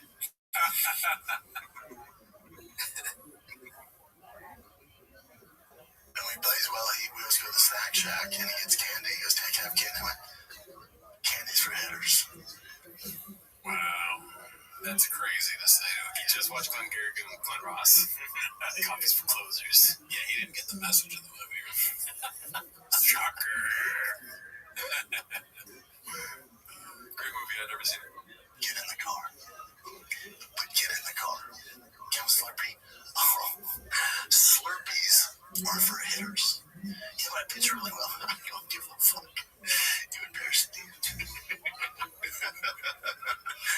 This fat fuck kid is eating quesadillas on the bench and getting home runs. Yeah, he's had so many home runs, he gets whatever he wants. His dad's like, yeah, here, pizza. Pizza's for hitters. I mean, this is kind of a genius bit on Brendan Shaw's part. Because that fat kid is hitting home runs and eating candy, getting fat. You know what I mean? If his kids were fat, then we know they were good at sports. Yeah. If they had a bunch of cavities. Yeah. It is kind of, it's only a good bit because it makes no sense. He's mad because the kid's not keto, but then he won't give his kids candy because it's a juice macchiato situation. Yeah, dude. It's a real peach's delight of a thinker. Dentist trips are for winners. Care if you're in third. Talk to him like that. But yeah, you need to candy. No, absolutely not. I can't wait till his kid starts a podcast. Oh, yeah. All right, let's go to the next one. Any thoughts on that? His kids are going to be like AJ Soprano. Mug shots and then the podcast. Yeah. Let's see here. This is posted by Complacent Exhausted. Jim talking about where he'll live in Austin. How's it going over there for you in Texas? How's it going over there? My brother's helping me out. We're going to probably look for stuff in mid-April. Just to look for, possible places to, because he wants to invest in properties. Yeah. So you might buy a place and you live there? He's cool because he's going to support me if I want to get a spot. Instead of me renting, I'm always throwing away money. Yeah, paying somebody else's mortgage. Yeah, so basically he's saying, let's look for some spots. Condos, you don't have to worry about the yard work or whatever. Yeah. And then just find something he always wants to do whatever I'm doing. He wants to be part of it. So that's cool. My brother's brother, he's awesome. Yeah. It's awesome. So that's in April, but that's still, it's just around the corner. Oh, yeah. It was in March here. I know. Yeah. Why you smile like that? So I'm trying to figure out how we're going to do this podcast for the month. There's some breaking sad news. Norm MacDonald passed away. What? No fucking way. From what? I haven't seen him. Just getting blown up. I saw him this morning. Right before COVID at the comedy store. Yeah. I didn't know he was a degenerate gambler. I was like, Oh, man. I forgot about that shit, dude. Dude, that's pretty hilarious to say that immediately. Yeah. Because his brain is so small. He has no control over what he says. That just it's like you're watching something, it's a cheap clip, and then all of a sudden, this clip that gets T-boned by this clip. Your truck's spinning around and flips over. Yeah, for sure. Where you are anymore. The fucking SOS is going off in the back. Your car is flipped over. A UFC fighter's asking you if you like Moana. You're like, what's happening right now? I mean, the chain clip, my only thoughts is, your brother reach. His brother's gonna buy him a condo. That's very nice. He must be doing well. That's cool. Dude, one of the best podcasts also. So it's not just his brother, it's also Chain. I don't know about that. I think his brother, and then obviously the thing to think about is chopping a racist impression of his brother buying the thing. Do you want to see my impression of Chin? Sure. You don't think I'm rich? Good. Maybe as he eats condom fish, though. Doesn't sound like a rich man activity to me. True. No. I didn't do the accent, by the way. You didn't give me props. Oh, good. Yeah, that's growth. When things are flat on and shit, I was like, what? We were glad that we had the opportunity. Oh, dude, he's gonna have a conversation, even though it was some terrible betting picks. I still love him. I'll be at the Bud Light event. That's right outside the arena where the Spurs play. It's not where the Spurs play. It's right outside it, literally connected to it. It's a strange brain, Yeah, it's one of those things where, we're all comics in a sense. You stop doing stand-up as much, but I'll watch something that I did way back when and I'll be like, I quit immediately. If they showed Brendan Schaub that clip, he probably was like, I'll stop touring. I'll stop altogether. Maybe. I don't know if he'd have the same reaction you would. You're right. Definitely a weird take from him. But what do you think about that? Brian Callen saying, how are we going to do this show? Oh, yeah. Kind of out of nowhere, honestly. We were just talking about Chin's living quarters. I think it makes sense. It's sort of a joke. You know, he's like, Chin's the whole producer. He's not going to be there for a month. So he's like, I'm just thinking about how we're going to do the show. It's literally a throwaway. I don't think I would read into it. This is the greatest show on earth. It's not going to stop. You're right. P.T. Barnum never stopped. The show never going to stop. I hope the show stops. Yeah. I know, I really do. I really want T-Fat-K to stop. I really think it'd be better for him. I think podcasting would gain more credibility and, prestige, and we can stop doing this shit. Fucking awesome. It's so funny. It's a curse. Like, we're cursed. We can never stop. How are they go? Yeah, dude, no, I think if T-Fat-K ends, I would be so happy, dude. I mean, they're not going to stop posting content, but T-Fat-K ending would be fun. We could say that we killed it. How would they stop? How would they keep posting content if they stop? You think Brendan Schaub's not going to post to social media? Oh, he will, but not as T-Fat-K, right? No, I'm talking about Brendan's going to post content. The shit's coming out, dude, whether you like it or not. If T-Fat-K stops, I'm going to move to Austin and become a stalker and try and get him to do a T-Fat-K with me. I'll be here for you, dress up your cow. I'll do anything. I'll be your bride. Yeah. I'll do whatever it takes. All right, this is posted by Paul C2, one of our guys. 30x entries. I guess it's if you buy the house, new sinks install a fresh fish in the tank, not the dog. I'm gonna die if I don't sell this house. That's fine. Oh wow, 30x entries. Wow. That is good. Well, it comes in 3XL. It's crazy. Wow. Are there any other bits we missed? I don't think so. I don't think so. No. Damn, there's like hidden bits in this shit. Drive fast, all gas, let go. Shout out to Paul C2. Oh, I didn't realize it was Paul C. Political stuff. Is this something I sent you or no? I don't. Oh, no. Me a clip from them, but I didn't see this one. I was just watching this video before we started here. Post by King Demo. Bappa and the Rogan Sphere comics catching strays. Dude, I love Abba and Preach. Abba and Preach are great. Shout out to them. Political stuff. One of his biggest faults is the fucking, the Rogan Sphere comedians. Like, what Cat Williams said? Joe Rogan and 7 comedians that were never funny. That would be like me being on Joe Rogan. Joe don't want me on that. I need to be on Shannon. Joe got 6 comedians that never been funny. He want to push out. That's a fact. And he always promoted the people. I like how much he laughed at that. It's so funny. I think it's still funny. Like him saying it's funny, Cat Williams saying it's funny, and then Shannon Sharp going, it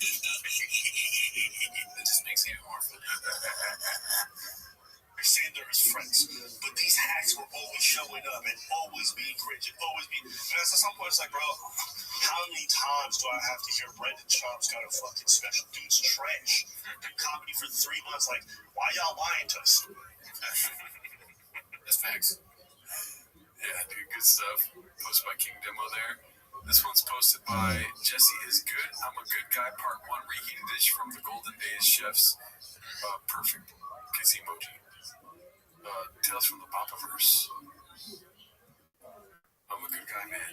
These might get cut out. Somebody has like a music, right? Yeah, somebody has a counter of like this many days of Gerardo singing is getting cut out. It doesn't get cut out.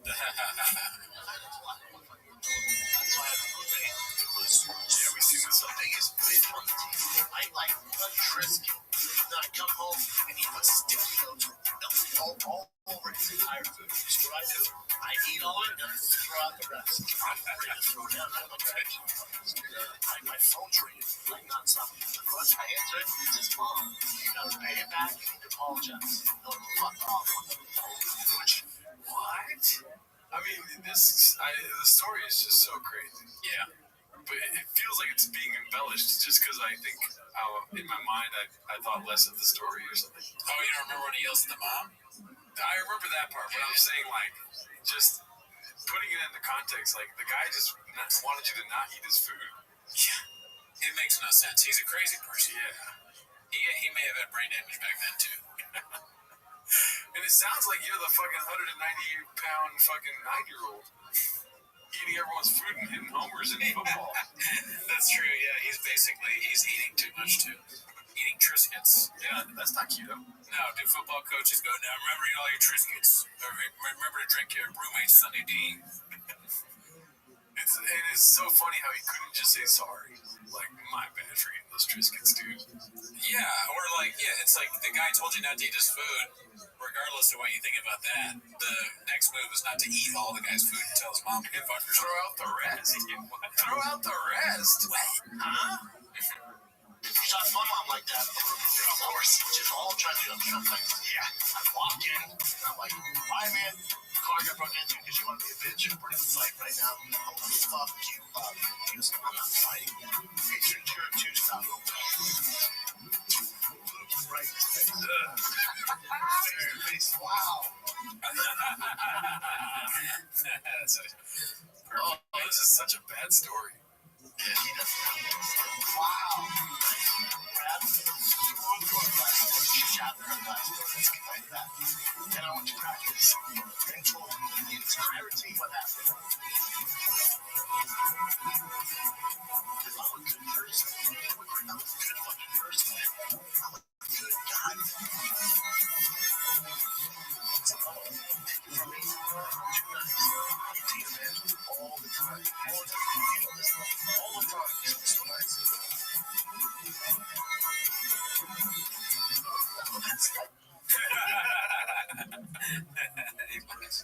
Oh, jeez. That was well done. Wow. Shoutouts to Tales from the Bobaverse. Classic. Let's see what else we got here. Remember when my dad... This is posted by Complacent Exhausted. Maybe don't publicly body shame other people's kids as well. Baba. Let's see here.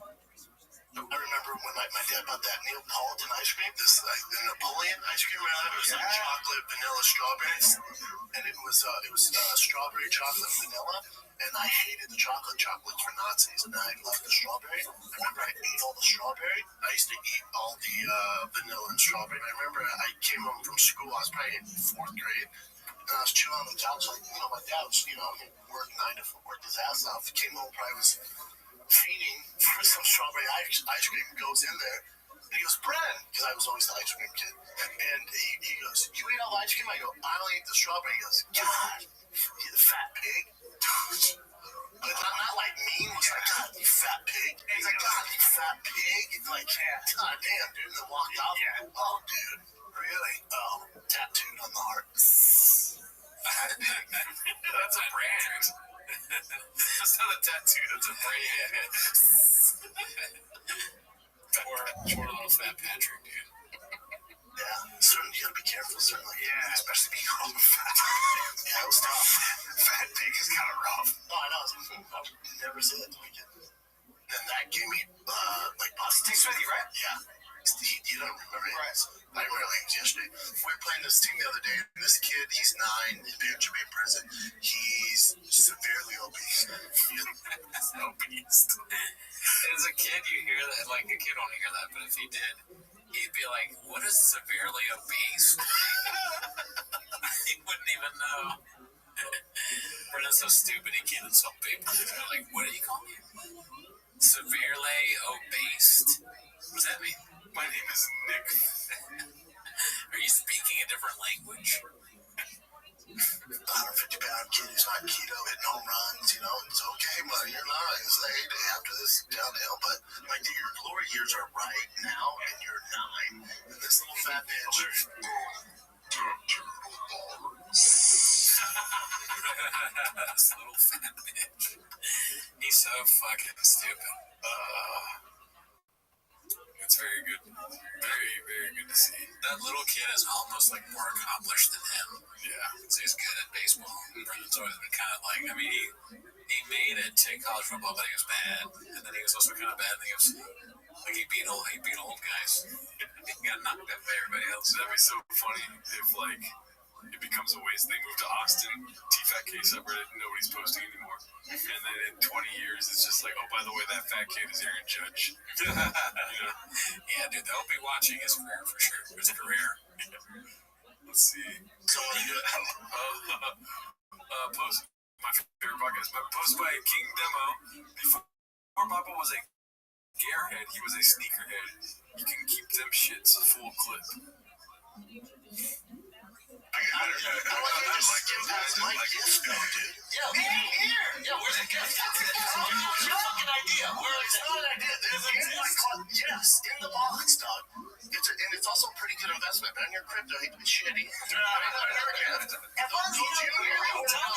me which one. The Union Jordan LA. It's the Lenny Kravitz Jordan. That's a good game. He said by Lenny Kravitz. Like, you know, for the best fans in it.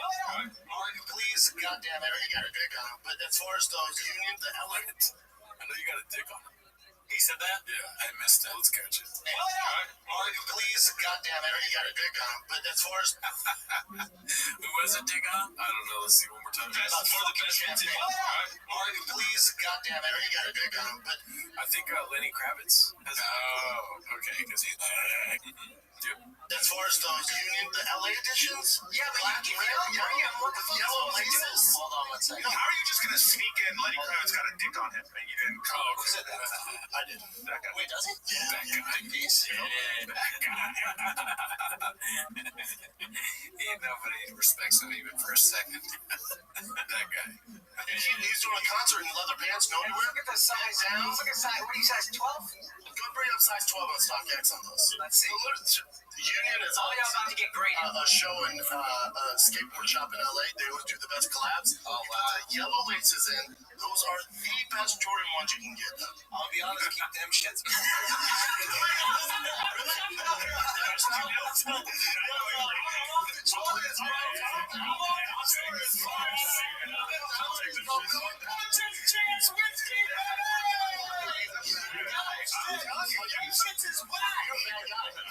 I'm kind of liking this. This might be the first.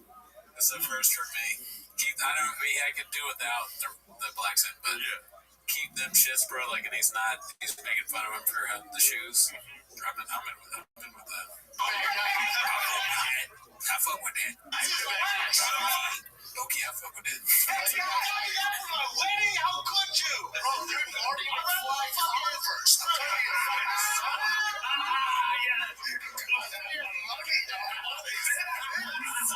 I get trying to be humble and all that, but those.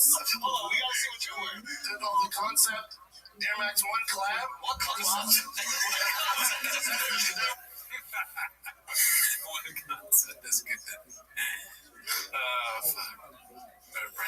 Brennan, put Brennan in a room with anybody and they'll make fun of him. Did he give up on sneakers? I think so. I mean, you have to after this. I haven't heard him talk about sneakers in years, man. Bro, now it's here, Boston. Boston pants. Yeah. Way too tight. Yeah. It's a store in Boston. No, if there's one place that knows sneakers, it's Boston. Yeah, in style. These are way better than those. Buddy. Boston can't even have a marathon without 300 stock. All the shoes seem fine to me, honestly. Even Brennan's shoes, I wouldn't kill for some shoes like that, dude. Yeah, they all look like nice shoes. I don't see an issue here with the shoes. The only issue I see is Brennan's brain.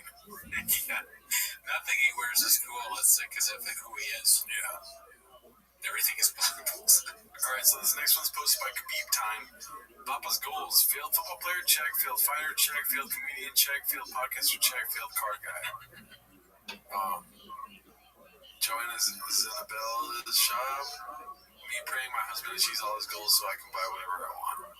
It's that. Interesting. Rough.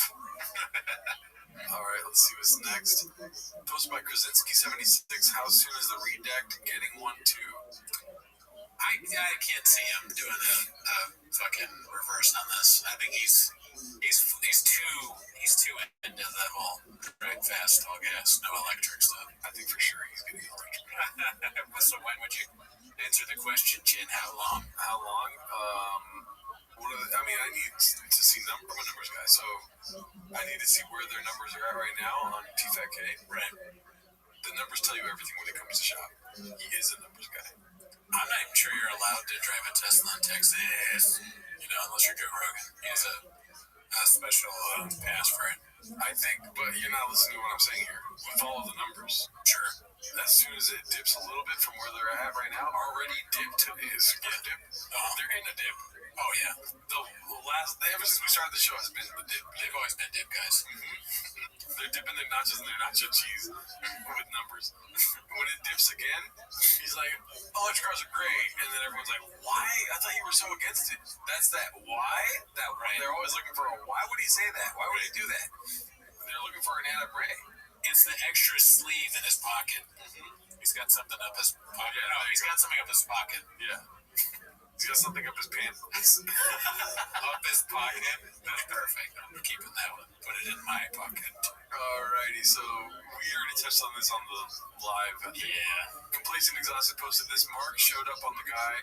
Papa lost his lawsuits to's live chat. He said he's got a massive drop on Papa after his labor board case is over. Oh, shit. Yeah, I'm honestly so glad they destroyed him. And once I have my case with him, the labor board, I'm gonna drop. What does it say? Something. I'm gonna drop some new shit that he'll never come back from. Be able to wipe off. Yeah. Never be able to wipe off. Shout out to Mark. Great guy. Never met him. Haven't met him once. Let's see. This is posted by Unusual 4460. Fike Chronicles Part 2. Getting KO'd by the BJJ guy. What does that mean? So that's just a sick picture, dude. You know what I mean? Yeah. He's ready. I mean, the lips are fine. Like, why did he juice the lips up, dude? You know? Bone. I can't help but notice the hat says Bony Acai. Is that merch from an acai? He's getting paid for sure. Yep. Still doing the weird lick. Looks like he's got. Why does he have Brazil on his? He's a BJJ. Yeah.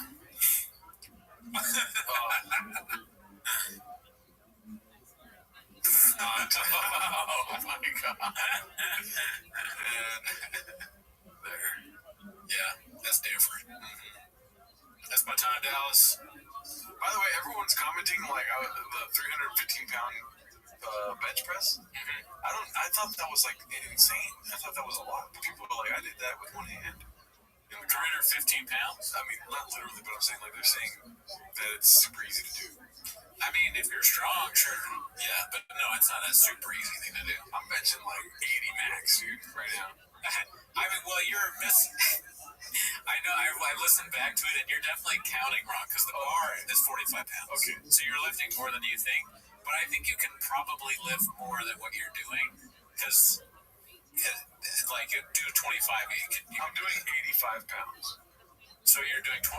How much? 2 10s on each side. You can do more than that. I cannot do more than that. Yes, you can. Dude. No, we'll go together.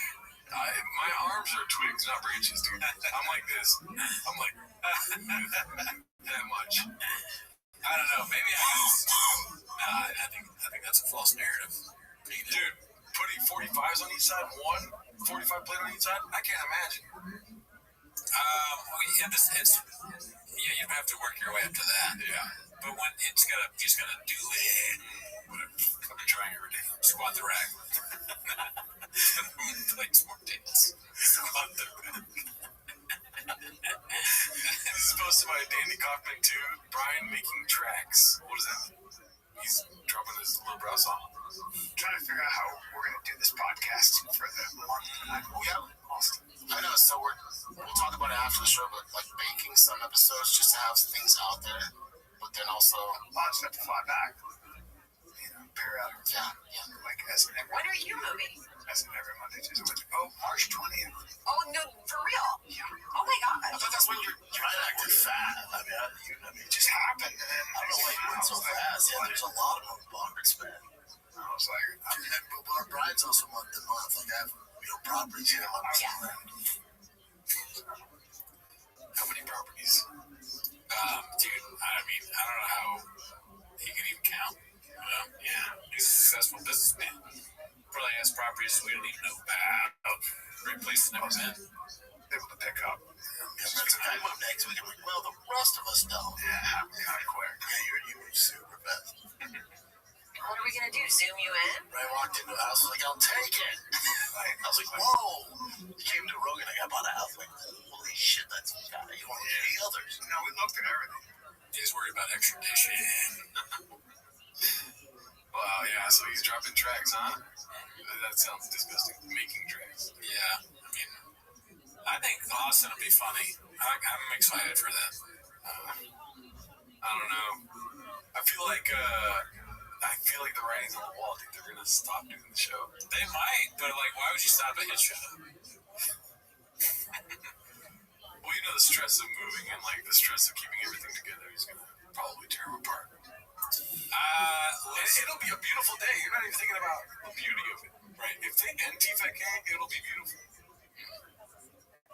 There was no redemption. Just it went dead. What would he do? It died like an old man. Think about it that way. It never got better. You know what I mean? What? They went to the doctor. Yeah, you got this. They kind of fixed it a little bit, but now it's like, you know, compensated. Now your left leg's fucked. You didn't know you had that up your pocket. You know? And then the doctor's like, yeah, I mean, we can fix that too. And then they fix that. Next thing you know, you got ass cancer. You know what I mean? Hey, yeah, no, it's Brendan. I'm fine. You know me, your Charles therapist. Yeah, we're gonna go to 3 times a week. I made sense. You just don't want to listen. It's not that you didn't make sense. Just dark. Oh yeah. It's a beautiful thing though. It's good, like an old man dying. It's an analogy. You ever heard of it, dude? Come on, brother. We're gonna make it 4 times a week, actually. Yeah, no, maybe every day. We'll see after 4. Okay, yeah. I mean, when an old man dies, nothing gets better. Or we're gonna do 7 times a week. 7 times a week. Yeah, we're gonna need tater tots there. We're gonna need more days of them to come. I'm gonna come. Please don't come. Let's see what else we got here. Posted by Khabib time. You see this pull up next to you on the road. What's your reaction? Oh fuck. Oh shit. Is this Photoshop? Like huge excitement, honestly. Wow. Toyo tires. Those are the best. Those are some fucking. I love Toyo tires, dude. What is the fighter and the kid in Japanese? Jumping the shark, dude. They're gonna go to Cowboy. They're gonna fucking turn everyone off. Like, I feel like you only get. I'm not smart. I didn't graduate college. I didn't move to Texas. I'm not this kind of guy, right? Sure. I feel like you got one chance with Texas people, dude. Like, you move in, you can't go overboard, dude. Yeah, we get it. We're cowboys, dude. It's fucking sick. We love it. Stop putting on cowboy hats. You're from California. You know? Maybe. I don't really know Texas people. I just know Austin is the best place for comedy. Mothership, never heard of it. Vulcan, never heard of that. Kill Tony, ever heard of that. Yeah, but Brennan's not a comedian. He's one of the best that ever did it. Not a comedian, though. Not anymore. Now he's a podcaster. He's one of the best that tried to do it. What does he have in podcasting? Black belt. Yeah. Yeah, but they don't care about black belts out there. They care about fucking, what do they do at the rodeo? Lassos. They want, yeah, they did it. They want a brown lasso, dude. They don't want a black belt. Okay, hear me out. Don't kill me. We're moving Austin. I've suggested that many times. No, Brennan Shaw as a rodeo clown. Yeah, that'd be great. That'd be pretty funny. Yeah. But I don't know if he'd risk his life like that. Brian might. Brian doesn't think of life. Incredible. Oh, I'm telling you, dude. I'm making sense here again. It's just like an old man dying. Just kidding. I'll stop with that one. But, dude, they're going to go to Texas. Brian's not going to like that. Brian doesn't want to be to Texas. He wants to leave this. Listen, dude. When you make a geographic move like this, now I graduated college. Okay. When you make a geographic move like this, you want to leave some of you behind. He's going to leave all that silly in California, dude. He's going to go to Texas and be like, no, out here, we're Lone Rangers. I got to go lone wolf on you, Brendan. And then he just does stand up every night. Fucking shit. Yeah. I mean, he probably will do more stand-up because that's like the only place where he can. Right. And that's perfect for him because they're all stupid and then like Rogan's going to put him up all the time. But what do you think about this out Texas in Texas, dude? They're going to go overboard, is my... Probably. Who cares? It's going to turn off Texans. The other point I made. That's what it's connected thoughts. It's not one thing. When have they ever turned anyone on? Oh, dude, come on. Texas isn't like far more stupid than the rest of the country.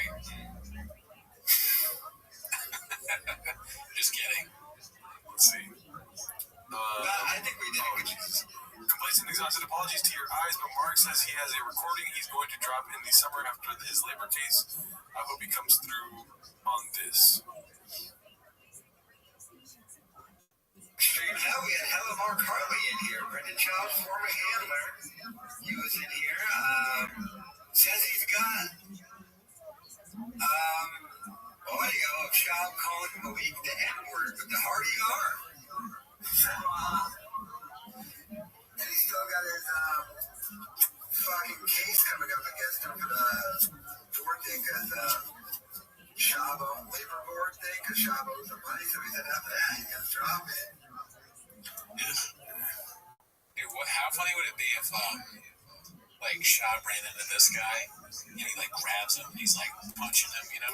And he goes, "You think you're so funny, Brandon Cooney?" He thinks he's always beats the shit out of him. He's like, "Fuck you, Cooney." Yeah. And, like, this guy's like, "I'm not Brandon." He's bald.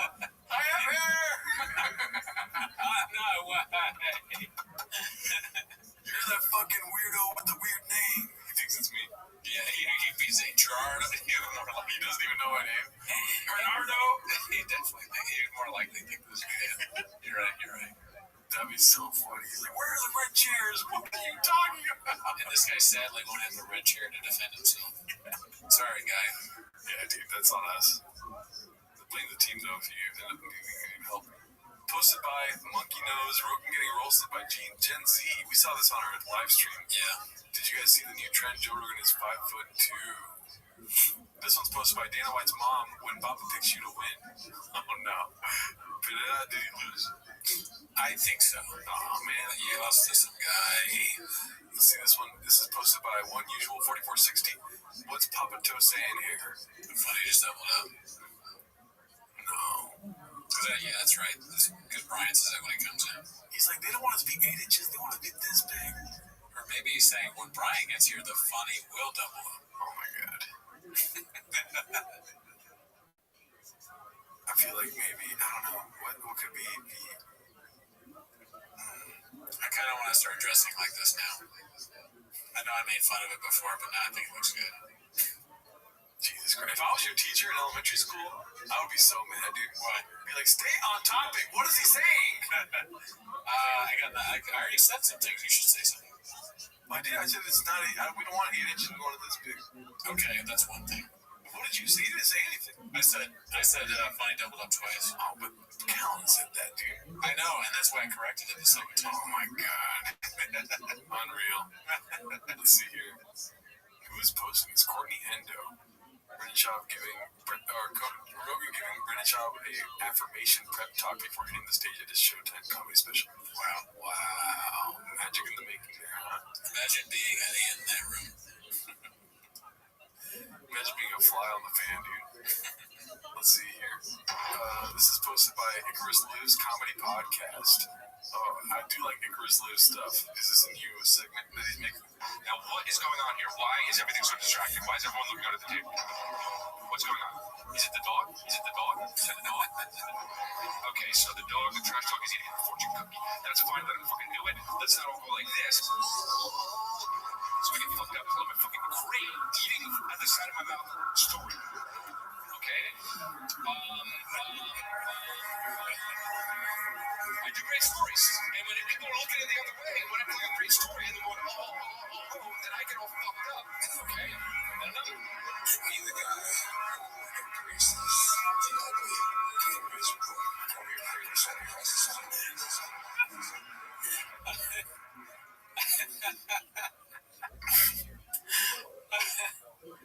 Oh, fuck. I just said this is so funny. Chris D'Elia getting mad. He's telling some story. He's so mad that there's people, I guess there's people that work on it, with, like they're looking at a dog eating out of the trash or something. Because he interrupted his story, and they left it in. Edit that out.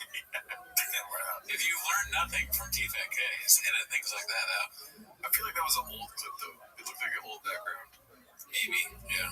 So that was pre-LA Times. Oh, fuck. How long before we see Slojo posting with one of these? Moderate Weirdo posted this. Lemon released 5,000 baby strollers. Oh my god. Yeah, we saw this one. earlier. Brendan Schaub just had a heart attack. Yeah, you gotta buy that. Well, you don't look at something like that and go, next. $5,000. Easy. That's an old lady. This one's posted by One Usual 4460. Always been into fashion beat. This old too. Oh, such a bad shoe, huh? Yeah, that's the worst ever. That's the worst I've ever seen. Oh, God. Dude. Star Wars. She dressed him like that in hopes that he wouldn't cheat in it. Yeah. That's the only thing I can think of. Facts. T-Mobile didn't want to be there. How's that mouth fit in there? Looks like he just lost a fight. Yeah. Oh, that's rough. That's a rough life, huh? Yikes. Why? Who do you think? So bad he's good. Posted by I Give Free Tickles. Oh, that's Nick Mullen, I think. What? Nick Mullen on here? He's the worst comedian of all time. The worst comedian of all time. Oh man, and well, it's dead or alive. It's got to be either Dan Niner or Tom Myers, and I say that as a term of it. There's an endearment there, right? I don't know either of those guys. Right, because they're the worst comedians of all time. I'm saying like well-known comedians, like not super famous. Okay, so most overrated. Not even overrated. Like I can think of a guy running a podcast. He's horrible, but everybody thinks he's horrible. He's a fighter. Is it me? No, you're not a UFC UFC God, fighter. You're talking about me. You would prefer that, I guess. Oh, yeah, he's a big, strong fighter, and everyone's afraid of him. Nobody's afraid of him. Yeah, it's me, dude. I know. Okay, besides you, then, somebody, they gotta be other than well-known. A well-known comedian. Who's the worst one? I don't know. There's a lot to pick from. Who's the worst comedian? Because that's the thing. If somebody's so bad, then I'm laughing at how bad the comedy is. You know what I mean? No. It cycles around and becomes good. Not so bad they're good. Just so bad they're bad. It's like I don't have room for that shit in my head anymore. It just falls out. If somebody just sucks, then I can. Hilarious. You know, if you don't know Dan Ninen, check out the Dan Ninen. What would you search to get the Batman thing? Dan Ninen, Bane. Oh, I don't know. Maybe Google search Dan Ninen Batman. Watch that. That's a scary guy. Yeah, he's fucking the worst. He is the worst comedian ever, probably. Let's see here. This is posted by Caterpillar Hot 7539. Best dish wins go. Winning comments Brendan Schaub, Lex Friedman, and Joe Rogan. She looks like she's dressed like the Riddler. Yeah. You know? Just terrible, dude. She has them hostage or they're her henchmen. This is like the waiting room at a fucking terrible Botox center. You'll try to get past my guards, Batman. 3 penguins and poison ivy. Poison ivy, dude. That's what it is. 3 penguins. Yep. Let's see here then. One of the worst. Luke thinks Bert isn't one of the 250 posted by Lumumba. Luke is naming the waters, dude. Entertainers Alive was also at UFC 313. Oh, my fucking God. I saw this. Mikey loves this guy. And I saw Bert Chrysler just. It's the worst picture. Dude, by the way, I mean. Long Island, the guy's the worst, right? It's funny, I saw him sit in front row and someone said, "Do you think he's going to take his shirt off?" Yeah. He's got one bit. He's taking his shirt off. He's the most disgusting man alive. Where's a drive-by shooter when you need one? Dude. Damn. Look at his vicious. Yeah, he wants a Mangione, this guy. I'm just saying, I'm just thinking out loud. He is, dude, if there was ever a question, can you be rich and famous without having a shred of talent? Bert Chrysler answers that question in the affirmative. Wow. That'd be cool. Look. The machine was funny. That was awesome. Wow. We still gotta watch The Machine on Love It. What's it called? On the Patreon. This is posted by King Demo. Bopper really knows how to suck the energy out of a room. Let's see this. Oh, she see the guy from from Ghost Adventures' wife got arrested. Oh, that's my buddy. Me too. Adam, you know? Yeah, I know. Well, it's Aaron. Yeah, it's Aaron.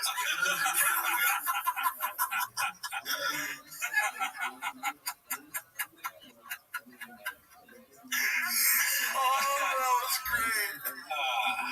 No notes. Oh man, if Chris deleted it on purpose, that's fucking amazing. Oh yeah, I mean he can be funny sometimes. God damn. Dude, Adam, you know? Yeah, I know. Well, it's Aaron. Yeah, it's Aaron. Yeah. Okay, cool. Yeah. Damn, that was fucking. Wow, dude, 10 stars, dude. That was. You gotta remember these two. They're able. Who knows? Arrogant, they're not like idiot morons. Sometimes they are, but they have the ability to be quick. Shab is a moron that doesn't, so they're going to pick on him from time to time. It's going to be funny. They're keeping busy. Yeah, you fail. It's okay. We can cut it up. We're on the show? Well, I'm sorry. No, I wasn't on the show, dude. Are you alumni? No, not alumni. I'm going to be after I die. I'll be on that show. Valedictorian. After I die, I'm going to be on that show. But his wife tried hired a hitman. She got arrested. I don't know where to go with that, but yeah, you say the wrong thing, crash the topic. Welcome to the golden hour. God damn it. That was great. Next one is hosted by Dandy Kaufman 2, Black Belt, and OJ.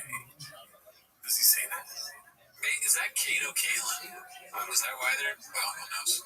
I mean, obviously I've seen my black belt and this OJ stuff and all that murder crime stuff.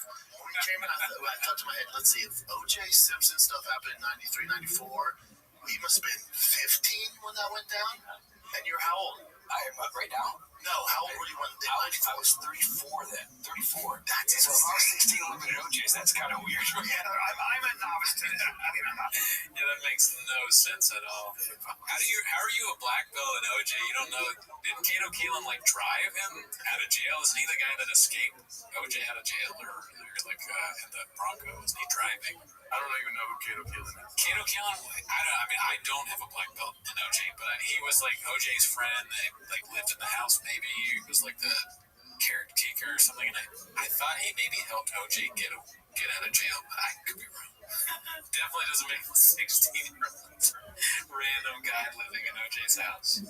That's so funny. Yeah, I just remember OJ being arrested and being acquitted, but I never followed the nitty-gritty. Yeah. Like when the cops came to you, you were like, OJ's plane went down, and then when you found out that it was Nicole and the other gentleman passed away, it was your first thought? I didn't know Ron Goldman. Fuck, dude. It's OJ. No. So the theory would be that he was stalking her because he was suspecting her. She was fooling around on him, even though they were broken up. I think what was going on is like she finally at this. Yeah, I don't have any idea, but I do remember Kato Kalin. Kato Kalin did stand up at Flappers. Oh wow, Stand up. That's hilarious. Oh my god, Black Belt. Let's see here, one of the 250, huh? Posted by MindlessNet 821. I just posted Ghost Bubba. Shane Gillis gets called out by Louis C.K. for being greedy. Patreon and podcast ads. Who posted that? Oh, Brendan Schaub liked it. Wow. Let's see what's next. Andrew T. got invited to UFC before Brendan, posted by Paris Concept 2615. Good. Caterpillar Hot 7539. Conspiracy. Brendan Schaub believes UFC 313 pay-per-view issues done on purpose by ESPN. I don't know why. Probably that's facts, though. It's probably facts. And I tore my bicep. This is posted by Danny Kaufman 2. Papa injury report and treatment plan. Here we go. Why does it do that? And I tore my bicep, I told you. Lifting a Hummer with tires. First time you've been injured I've ever made. Yeah. Come on, man. Have you ever seen a torn bicep? No, that sounds horrible. It's fucking god awful, dude. I bet. It sounds horrible. All the fighting you did, I know. I was being a dumbass. I was in the shop. And the other three tires I exchanged, all right. took them on and off, and I was at a weird angle. I figured I could do it with one arm, so bam. And my bicep went today. I was cold out hands. And the pop was just, man. And that's what happens as you get older. I don't know if it was old. No matter what kind of shape you're in, as you get older, you will be in a position where your tendons and everything else is just a little bit more fragile. Yeah, it's easier to pull. But then also I put on muscle too, so the tendons are like, hey, bud. Look, as a guy, exactly. Your tendon. I like the idea of his body talking to itself, and it talks the same. His biceps like, whoa, bud. Hey, my guy. You think that's what his hamstring said in the race? He said, hey, my guy. Bubba. Whoa, be cool. Be cool, arm. Brennan. It's don't necessarily get strong. So how you do it is how you warm up when you're 58. I promise At you. 58, maybe. It's weird. You gotta warm up properly. Gotta warm up. Never have. Yeah. That'll change. I don't think so. It'll change it. So warm up to me is like running 2 miles. Yeah, that's not warm up. That's total warm up. I'm not like stretching. No, actually, running is a great warm up. It's a great warm up. I run. And also, you've been doing it right. Not yet. You're doing it right.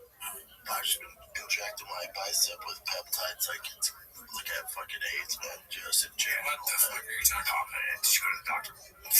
With general doctor. How do you know it's not a full tear? I would know if it's full tear. Yeah. If it's full, you can't even. But if it rolled way up. Oh, okay. So. Yeah, that's what I'm talking about. The full tear is disgusting. Yeah. You lose like that, looking like how your arm looks. It's fucking trippy. Thanks. It's tearing. My uncle got kicked by his horse in the leg, or like the horse's arm, like kicked his arm or something. And I don't know how he tore his bicep, but his bicep tore. Oh. Yep. That would be horrifying. And then he was like, yeah, this happened like 6 months ago. And he showed me, I was like, oh my God.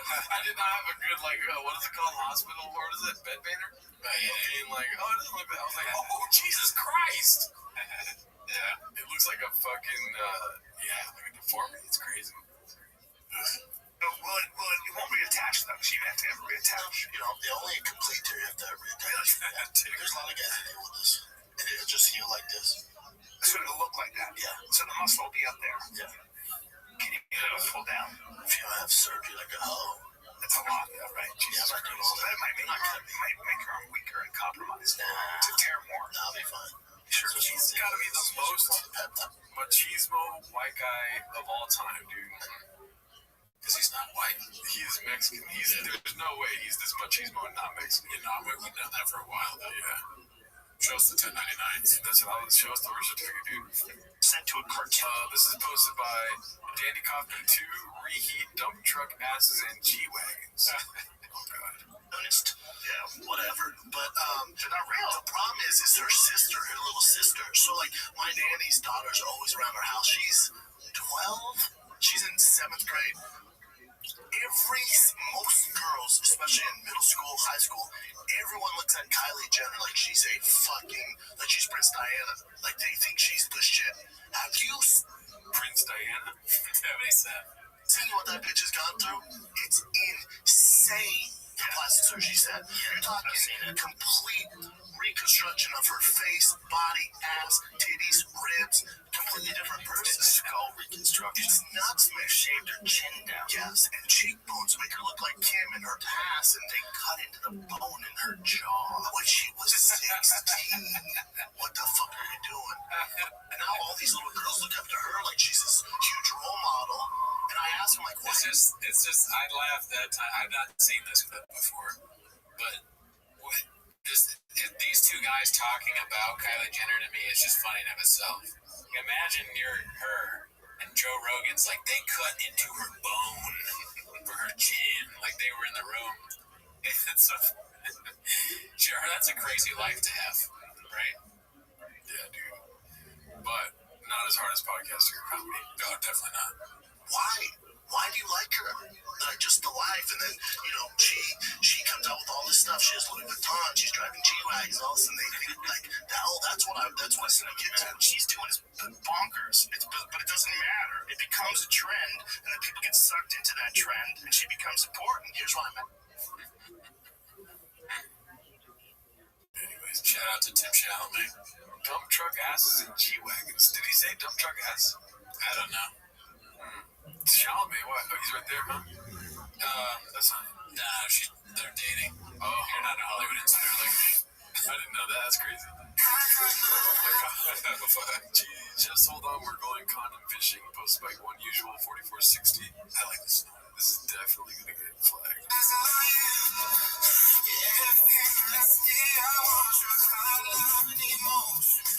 And Leslie. I'm not going to lie, dude. I would be so mad if I was Chin. What? That looks like a sick-ass apartment, dude. Yeah. He's leaving a good spot, but keep in mind, there's a lot of gunshots that go on. You might be safe for your Texas. There is many gunshots outside. Yeah. But that's how good the apartment is, dude. Yeah. Like at this place, if I hear one gunshot, I'm moving the next day. Sure, but it's Austin. His brother is going to buy him another 6 spots. His brother brought him this one. Oh, probably, you're right. Okay, it's just the song hotel. It's going to be here, dude. Your boy's got a piss. You don't have... This is posted by According Neck 8602. This redact can't even get basic facts straight. Let's see here. Have Alex win this fight 1, 3, and 5. You ain't shit. You ain't shit Mondays. If you don't have Alex win the third, I'll debate with you. I get it. I can debate a winning round for Alex. 1 and 5. If you don't have Alex winning 1 and 5, you don't know the fucking sport. So for Alex, like, you're that scared of getting taken down by this guy who's never finished anybody? Doesn't do ground and pound? You don't have faith in your skill set that you can get back to your feet? You gotta sit down your fucking punches, man. How else are you gonna beat him? But yeah, still thought he won the fight. Even with that terrible game plan and have this terrible fear of getting taken down. It's a nightmare for the UFC that he won. A nightmare. Look at Dana's face. You can tell by his face. He's looking at Bruce Buffer. He just goes, fuck. It's a nightmare that Clive's champ. If you don't have... I'm not really caught up on UFC right now. Yeah, I have no idea what he got wrong, but of course it sounds wrong. Well, what he's saying that I think it's post-fight. It's not pre-fight. Yeah. It's post-fight. Yeah. So, didn't see the fight. I have a cat. Almost Cats mentioned, posted by I Give Free Tickles. Is the cat like a husky? American short hair. I don't know what that is. Is that like one Yeah, it's a basic cat. ones? Yeah, I just got it off the streets. So homeless cats. Yeah, it was a homeless cat. And I got her teeth removed. Smart cat. Is he going on the computer a lot? That's pretty fun. Yeah, she's on the computer pretty frequently. That's good. Sick. Shout out Nick Mullen. Great comedian. Maybe it's you. Maybe it's your feet. Storm Daddy Thunder posted this. Theo just figuring out some shit. Some stuff out, rather. Sorry. At T-Mobile Arena. We're gonna be ending the show here soon. This is posted by Old Barney. Papa's first outing in Texas. When do we get to see the Kipitech Hummer in the basement? You read it. There's no basement in the Alamo. Pee-wee Herman. Let's see what we got here. Papa contradicted by his producer, who apparently doesn't know the sport, posted by Danny Kaufman too. Had it 4-1, you should never work again. You don't know what the fuck you're watching. That's a problem with the sport. 4-1's insane. How you can't give Alex 1 and 5 is wild. Like a long, cold black dick to my face. Just shock. What? Like a fucking eel hit me right in the fucking face, but a dick. Why couldn't it just be an eel? What? Yeah, very strange. He's got an obsession. Yeah. Eel hit me right in the fucking face, but a dick. Get that shit on my face.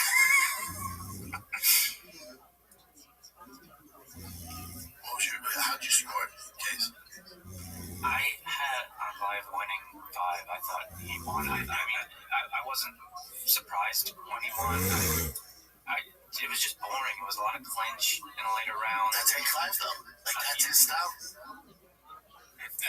No pushback. Alright, well, that's it for this week, dude. I gotta piss like a racehorse. Alright, join the Patreon. See you next week.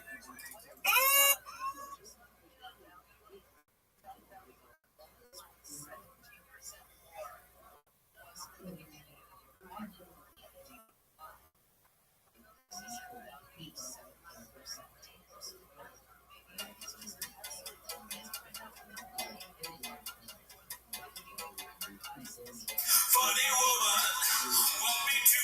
up for the woman. I just would stand up for the woman. I'm going to Austin to hell with you. Cannon will also be there too.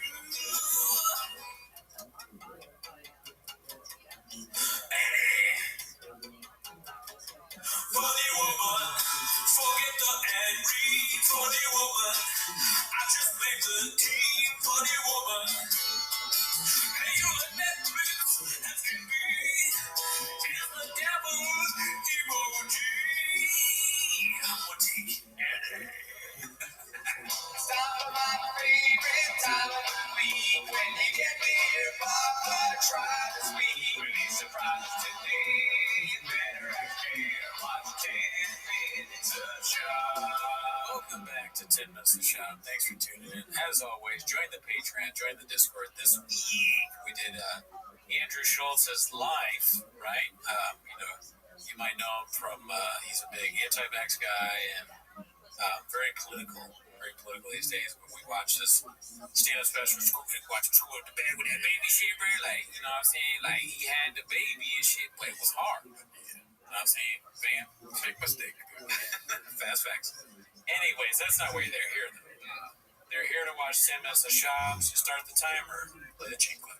Okay, so for the first thing we got today, it's posted by 8-Inch Redact. It's called Big Sean with the Volume Punch. Why'd you stop fighting? My best friend told me to. Why'd you start standing? My best friend told me to. Why name your kid after a city you have no connection to? My best friend is from there. Why move halfway across the country? It's where my best friend lives. Damn. Who's he talking He's a about? little spicy. Yeah. It's crazy how you put his friend's business out there like that. Yep. I mean, listen, where's the lie, right? Sean is not someone who's going to sugarcoat something for you. You would never put sugar all over your dick and tell you it's delicious. That's just not the remarkable way. He might do it, but never say it's delicious. You know? He'll say any guy, he's crazy wild. But no, do anything. Every name. Let's see what we got next. Please don't beat me up, Sean McCarkle. This is posted by Roll Matt. It's called Not a Draw. At the Comedy Mothership. This looks like me after a Lucky Boy burrito and with cowboy boots on. Yeah, I mean, like as we said before, I can't wait to see Shab do the. I'm in Austin now. I got cowboy boots. I mean, that's really gonna be the bit, and then they end the show. There's no way. It's like they're gonna do the cowboy bit. They're still gonna get the same numbers, and I don't think there's gonna be any residual like returning viewers. They're gonna first time viewers where they're like, oh, I'm not cowboy. Like Jeff Dye. They'll go on there and be like, motherfuckers ain't cowboy. We're talking about band on your wings. I don't know, maybe, but he also, I mean, like nobody doubted the truck thing. When he switched to trucks, or the fish thing. He's very good at taking over a bit and doing it well. Right? Like, I mean, Tony, you see him, when he had the cowboy suit on, he kind of looked like a cow. Like he had white and black. Yeah. It wasn't a good look. He doesn't have the build for it, you know? But Shab, look at cow. that doesn't produce anything. Shab, though, I mean, he's just somebody who gets really into stuff. So I'm interested to see. You're doing trucks now, but what is a cowboy? You know, cowboys usually ride horses, but maybe what Chop's been on like 6-shooter fucking brawler, like lassoing. Callan's a pro at getting hit by a leather guy. I mean, I don't know why. That guy's dressed up kind of cowboyish, right? He wasn't dressed like a cowboy. So they just do that again, stack that over a week, you toast. I pray to God the first guest they have is Adam Ray, and they're all dressed like cowboys. Yeah, I wouldn't wear this. Wait, that's a good one, Wyatt. They get Shop's so dumb he can try. It was like when they get there, he's like, we gotta get Wyatt Earp. Whatever you say, Crockett. Shop's list of guests involves Davy Crockett, Wyatt Earp, that's all the Cowboys I know.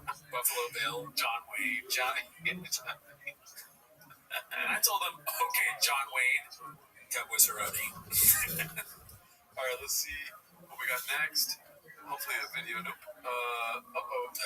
Big mistake. Trouble in Paradise, price cut, bad Peoria posted this one.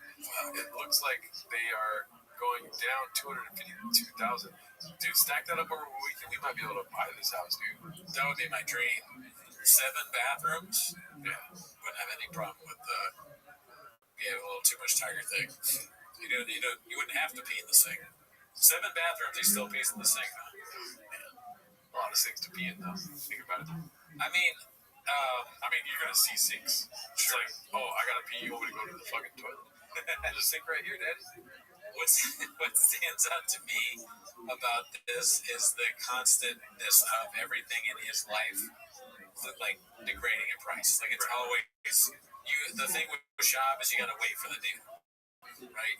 You don't buy the Tiger Thing basketball donut jersey at $40. You wait until it gets to 8. It's just like the stock market. You buy it a low, sell high. Sell high. It's GameStop. Shop's whole life is GameStop. And people won't let it go. They want him to continue. Oh no, just like GameStop. Yeah. So you wait until the fire deal. Wait until his house is being sold for $7. 80% off the house. It's the same. It's like Tiger Thing whiskey. All right, let's see what we got next here. Looks like a video. It's Chin isn't moving to Austin, posted by Clint Puller of Chips. Is this true? Let's see. Get the hair out of here. Get used to that, fellas. This is the last legs of being sick. And the last legs of this show. I you mean. Welcome to the after hour. What is that weird joke? The beginning, dude. The beginning of the show. Wow. That's rough. I know how Chin feels though sometimes. We got a nice little bit deadpan. You know what I mean? Right. Like both of our brains are like, supercomputers. That's what Roman says sometimes. Oh yeah. We would be Luka and LeBron on the same team, me and him. Yeah, it's kind of like you got some issues. You need a big man in there. Right. How does he fit there? Sure. But he's like, boom, boom. They didn't get it. That was a joke. Now it's hilarious. Oh yeah. So he's got fail safes. Sail face. It's so fun. Like he's so bad at producing. He just leaves everything in, like all this damning things, to the point where there's a subreddit now that's wholly designed to make fun of the mistakes he makes. But he's very good. Definitely not the last legs of this show. Chin just told Chin just told us he's not moving to Austin. He's going to stay here and invest in our show. Yeah, we love it. We're going to set up. Someone offered me a job. Someone you know. Me. No, but I'm not going to say Bobby Reed. Connected in a way. Let's talk about it off air, bro. Is it Gil? I don't know who that is. Okay. Pat Sajak. I'm back, guys. Mark's here. Mark's back. Mark, we missed you. I never left. Mark, when did you get over there? I was working with Pat Sajak and Robbie Lee. Yeah, they all hired me. Pat Sajak is actually pretty funny on Twitter. I don't know if you guys ever checked it out. How do you know him? You actually got, he was. I think Gil is the guy on George Lopez's podcast. I could be wrong. Or Gil is on Tiger Belly. Okay. But you remember Gil from George Lopez's podcast? No, Gil is, I think, one of the producers of Tiger Belly. The cop from George Lopez's podcast is trying to steal Chin. I didn't grow like George doesn't do a show anymore, but I got a lot of stories about fucking Night Stalkers, stuff like that. The idea of the show is you talk, I stare at you. And I agree with you when you say things. You ever seen Fluffy? He does the noises and stuff like that. I need a sound effect guy. Can you produce that? Do a car. Dude, this show, I mean, it's hacked to say this, but it is like watching the Titanic. If the Titanic was redacted, the guys playing music, they're like, it looks like we're going to hit that iceberg, huh? It's like the band that played while I was sinking. This is the podcast that recorded while the Titanic was sinking. I got offered another job on another ship. I'm taking it. Yeah, you should have. All right, let's see what we got next here. Comedy posted by Caterpillar Hot 7539. I know Joseph Rogan, so he's on Phil Tony. Yeah, that would be excellent if he made his comedy debut. He's like Jordan coming back. Oh yeah, 96. Yeah, it'd be fine. Whatever. I mean, it would be funny to start that way. He's like, dude, I gotta start at the beginning because I'm taking so much time off. Yeah. I need to do it over again. Kill Tony. Yep. 1 minute. Who would be the special guest? Adam Reyes, Joe Biden. How to be a comedian, I understand. Yeah. They're on the same wavelength. Yeah. Let's see here. There's got 25. This is Clayton Puller of Chips posted this. Papa, your bench is blockbuster. Let's see. I have a 10, a 5, and a 2.5, I think. 1, here we go, and then 2. There we go. Okay. BC, I gotta tell you, here's what my tip is. Brendan, buddy, your bench is blockbuster. You need a trainer. Oh shit. Yeah. With the skits and bits. Guy, that's the worst bench press I've ever seen. Okay? I say this out of love, and I also say this, Mocha. You need to put this in the thing that you're gonna put on social. That's 5 pounds stronger than my lifetime total, and he did it for 2. Brendan is way stronger than me. This is not a claim that I can do better. Fuck no. But I could do a cleaner bench. He looks like he's getting electrocuted with his ass coming off the bench this way.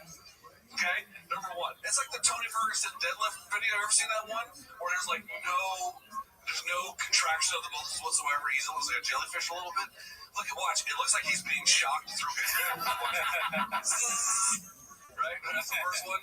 And here goes the second one. For folks who may not know, you are allowed to lift your rear end off the bench to get set and to lift it out of the rack, but you can't descend with the bar until your rear end is touching, because otherwise it's all leg drive. That's the issue. You're allowed to have some leg drive, but not a whole lot. People are asking. I love how Cable is just like cook.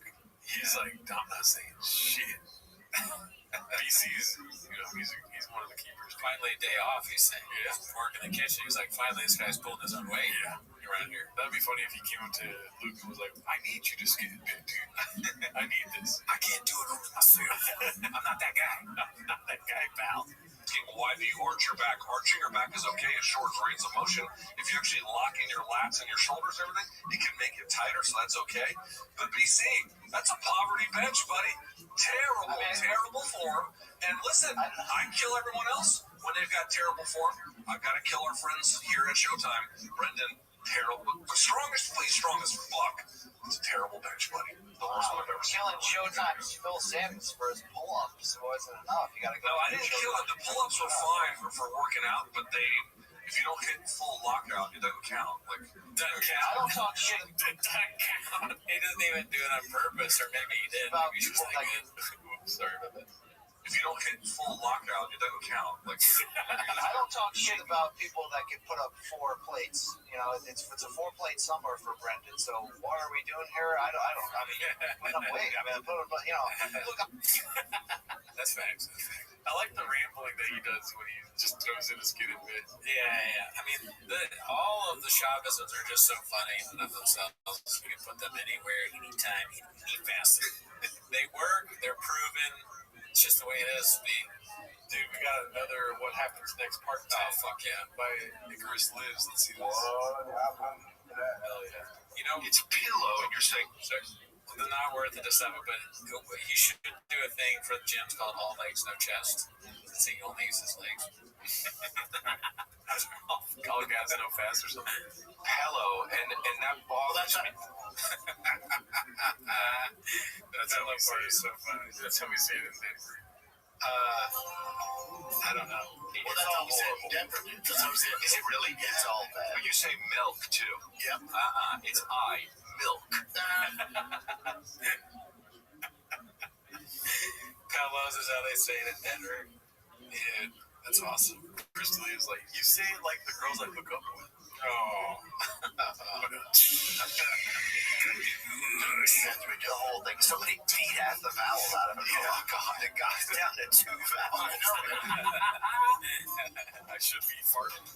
I should be Oh, he's going to say I should be farting. Why? farting whenever I want at this point. What? Oh. Man, because he has so much brain damage, he's saying they should just fart whenever he wants. I don't know. I think that's that's sad. Let's see.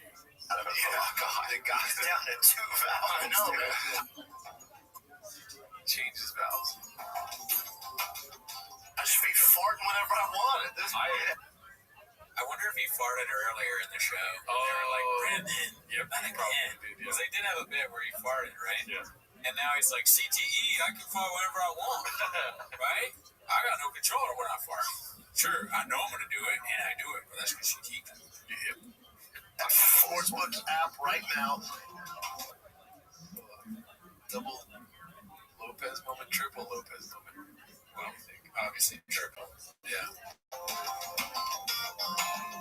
Sportsbook app right now. Use the promo code FIGHTER. Alright? Use the promo code FIGHTER. And the promo code is FIGHTER at DraftKings Sportsbook, the official sportsman partner of the freaking last Super Bowl Sunday.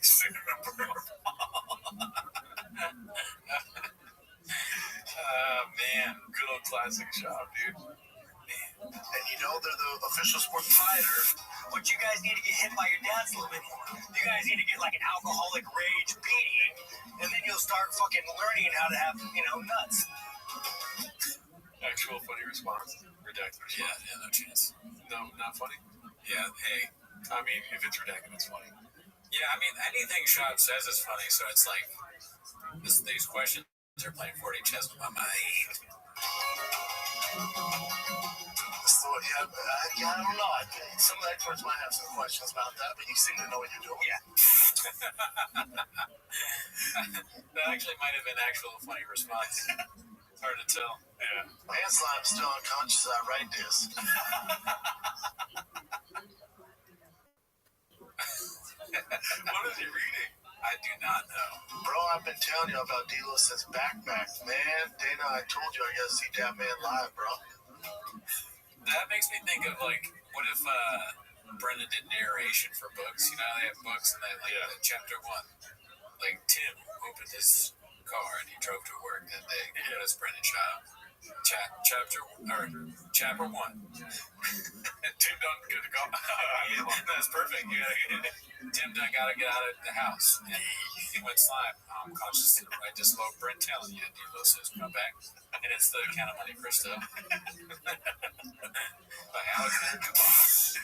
All right. Damn, dude, that was great. I missed those. Those were very good.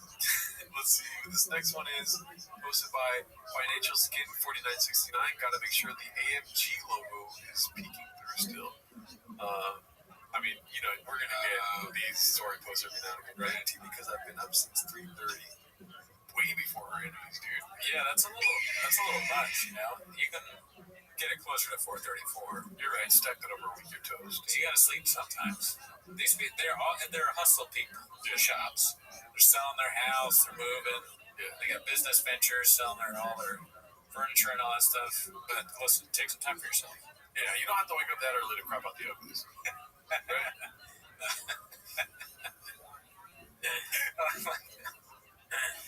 All right. The next one is posted by Noble Pouch.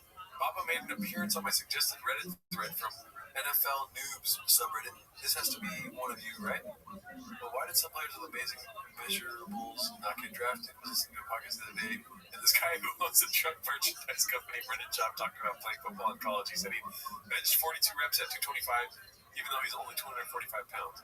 This would be pound for pound, depending on what your definition of pound for pound is. A performance that would blow out basically every other NFL prospect in history. On a different episode, he mentioned that he also ran 4.1540. He also broke the record for most pull-ups at the gym. He worked out until Tebow broke his record.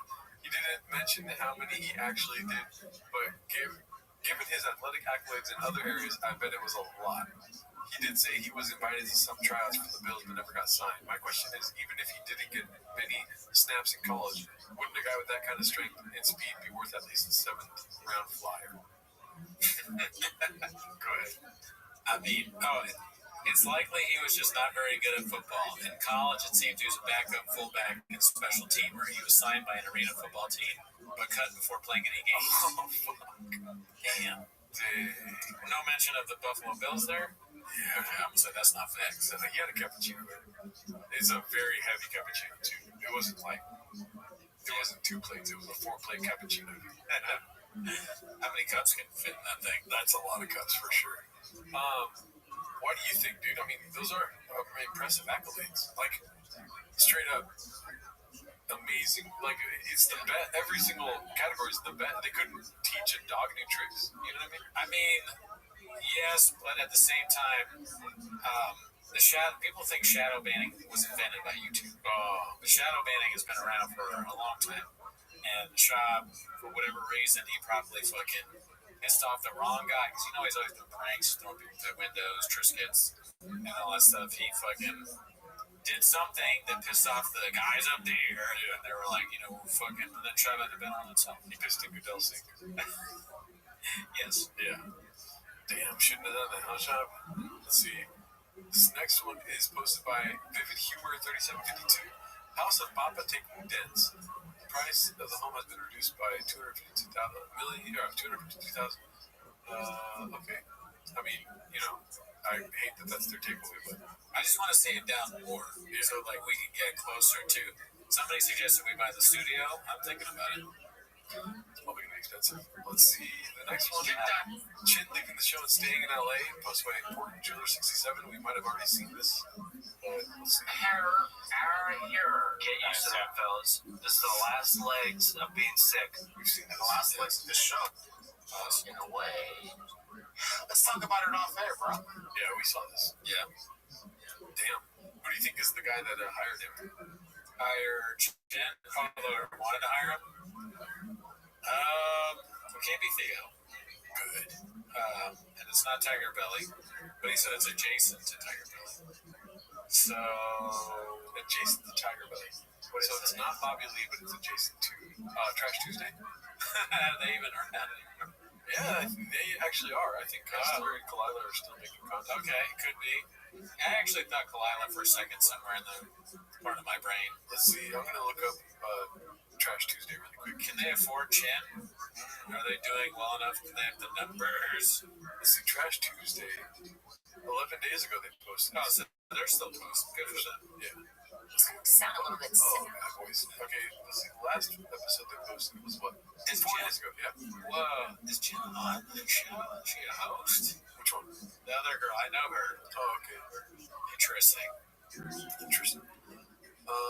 Tidy. So they're still around. Good for them. Keep it up, girls. We might have to get Ladies Merch. Happy International Ladies Day. Although that's today to you both. Shout out. Let's see here. The next one is posted by Danny Kaufman. Everyone else sent Jim pics for the TRT sponsorship, and he sent the replacement buggy car guy pic. Oh yeah, look at that. Yep. I mean, he looks thick. He doesn't want to show he doesn't have a Riley Martin pic, right? He does. So he has him on the.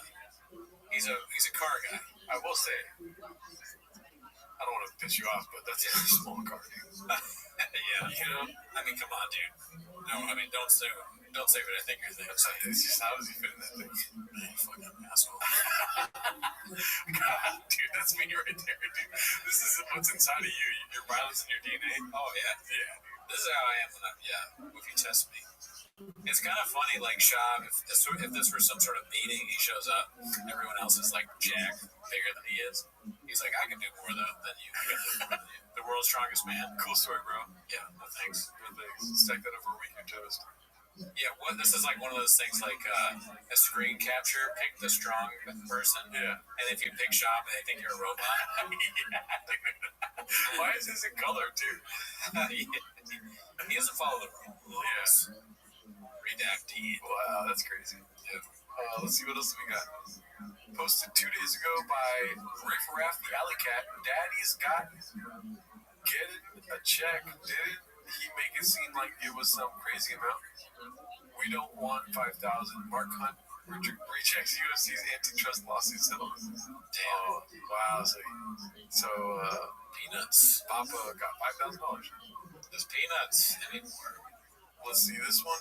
Elephant Graveyard, how comedy became a dystopian imperial hell world. Posted by Haphazard. We gotta watch that later. Yeah, no, those are long, great videos, but yeah, it's my first time seeing this out, so I'm pretty happy about that. Yeah. Let's see here. Dazzling Rabbit 633 posted this one. Bill's alumni hair.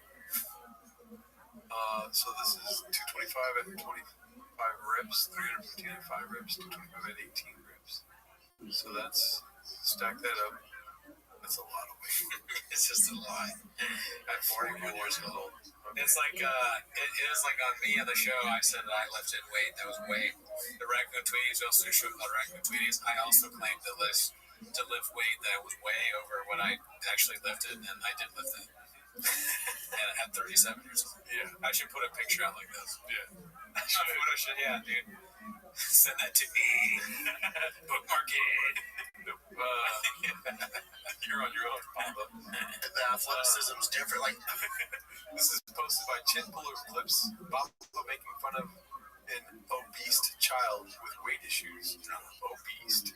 even we were playing this team the other day, and this kid, he's 9, his parents should be in prison. He's severely obese. severely obese. He's severely obese, and his parents, man, should be in jail. And when he's talking to them, dude, like the parents, they're probably they may not even understand him enough to be offended. They're like, who's obese? What's obese? You're saying my kid's based? Yeah, is that good? He's severely obese. But if he gets a hold of the ball, it's a fucking home run. And this little fat bitch. Little fat bitch. Wow. They call him LBF on the field. I like it. LFP, fuck. I like it better when Chop is doing is like, come on, bud. Like when he talks like that. And I told him, hey, listen here, buddy. That's more when he's like calling a kid a little fat bitch. Yeah. What's better, little fat bitch or little bitch fat? I think actually the first one. I think little bitch fat would hurt me more, I think, as a child. I'd rather be a fat bitch than a little bitch. You know what I mean? Oh. No, so you're right. Yeah. Just went yard like 3 times. Wow. Everyone's jogging this kid. I went, his parents should be in prison. There's also no other sport he can play. Right. And they're like, he's so athletic. Like, name another sport that fat kid can play. Yeah. There's nothing. His footwork's not good. He's not quick. His footwork, he's 9. There's a lot of footwork in baseball. He just happens to be big and can swing the bat. Right. Yeah. So what would you do for a kid like that? You work on other shit? I'd put him on keto. I understand the diet, but do you it's keto, bitch. It would be just feeding him taquitos. I would rather do anything than fucking make this fat kid eat healthy. The mom's like, we eat taquitos every day. You know, Shaw's gonna hate that. Keto, bitch. I mean, this is kind of funny because, like, it's funny to say this about a kid that hits the ball really far, because that is a skill. Even at 9, you're hitting it that far.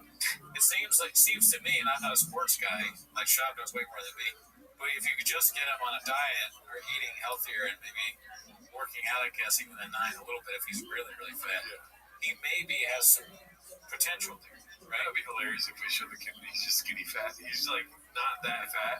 Yeah. Shaw just made me into a child. Because I think back to when I played baseball, I was terrible at baseball. Okay. And I mean, I know you played, you were good, right? No. You're great. I was pretty bad. I wasn't terrible, like you say. I was bad. I was like serviceable. Okay. So I'm thinking of like the parents think if like somebody like Shaw talking to me, there's nothing that he can say, like this kid, he is fat, he's slow, he's bad, he's stupid. You know, like you just go off and on. Like he would say some pretty bad stuff about me. Because I also would not hit the ball very far. Yeah. Stack that over with me. This diet, all those Cheez-Its at night, all that's out the window. Like, have a little discipline, buddy. Because right now you're dominating these 9-year-olds because you're 200 pounds. Right. But as soon as everyone gets the growth spurt, you're fucked, dude. Like, your glory years are right now. And you're not.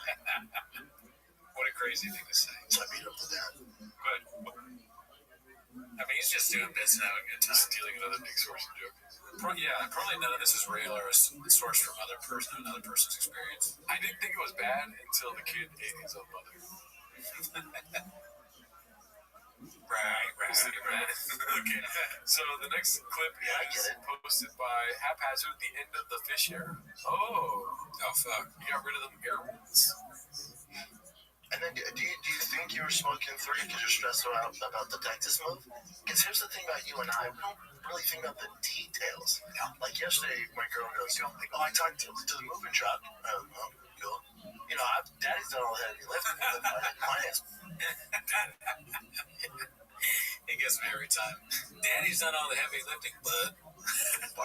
She goes, "Oh, I talked to the moving truck yesterday. I got 4 quotes. I'll go. She goes, "What did you want now?" I go, "Yeah, how much did you tell me to move our stuff?" She goes, "Oh, yeah, your fish tanks, they like, you know, you have to drain them and the fish, and then to do all that. It's about $8,000. I went, "Oh, what?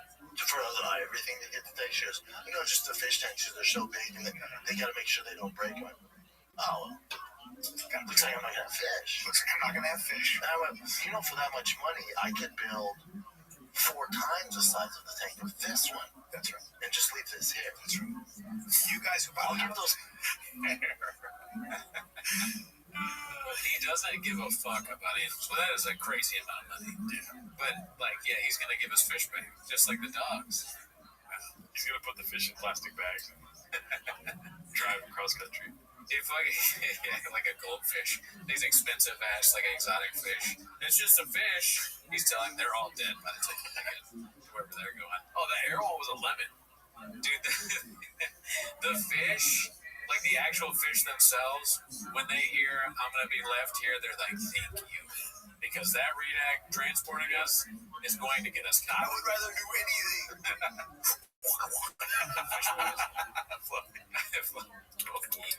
Fish tanks. I'll give those fish mouth to mouth driving from here to Texas. Or you say to them, "You know what? I'm gonna leave you in this house." That was Fluffy. Yeah, we're all doing Fluffy now. It's Fluffy's time.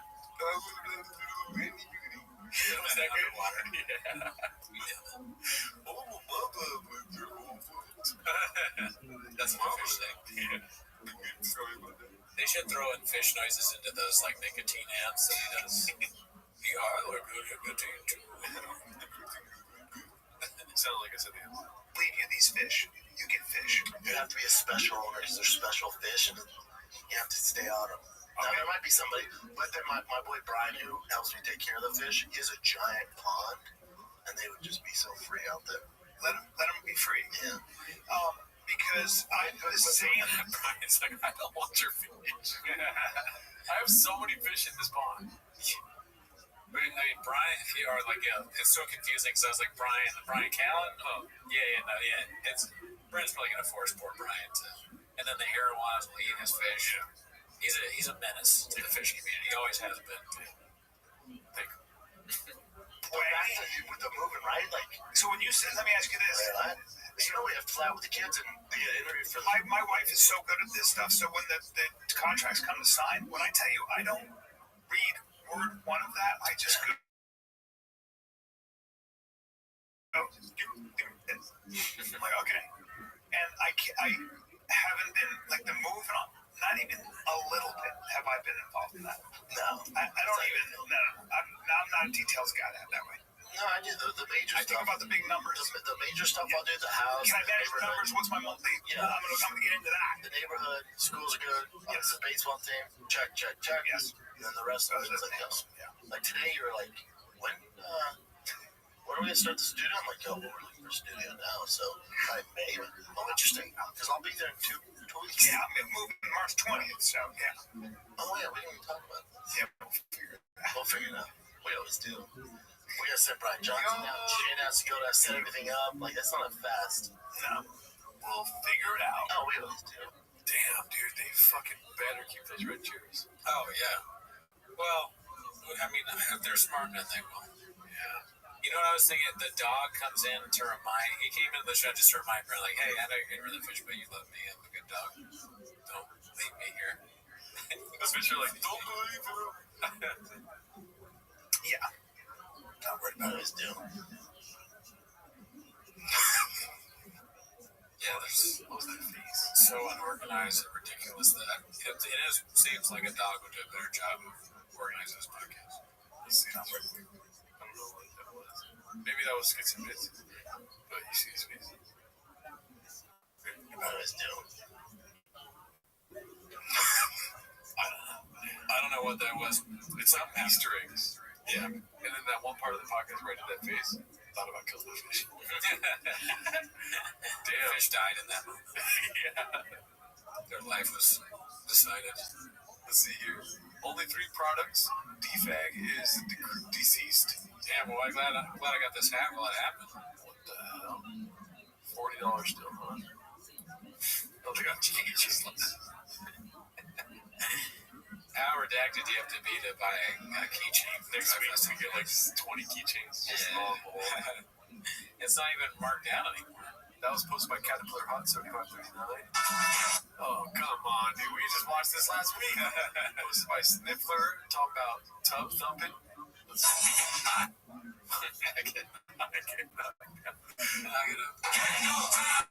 Okay, we get it, dude.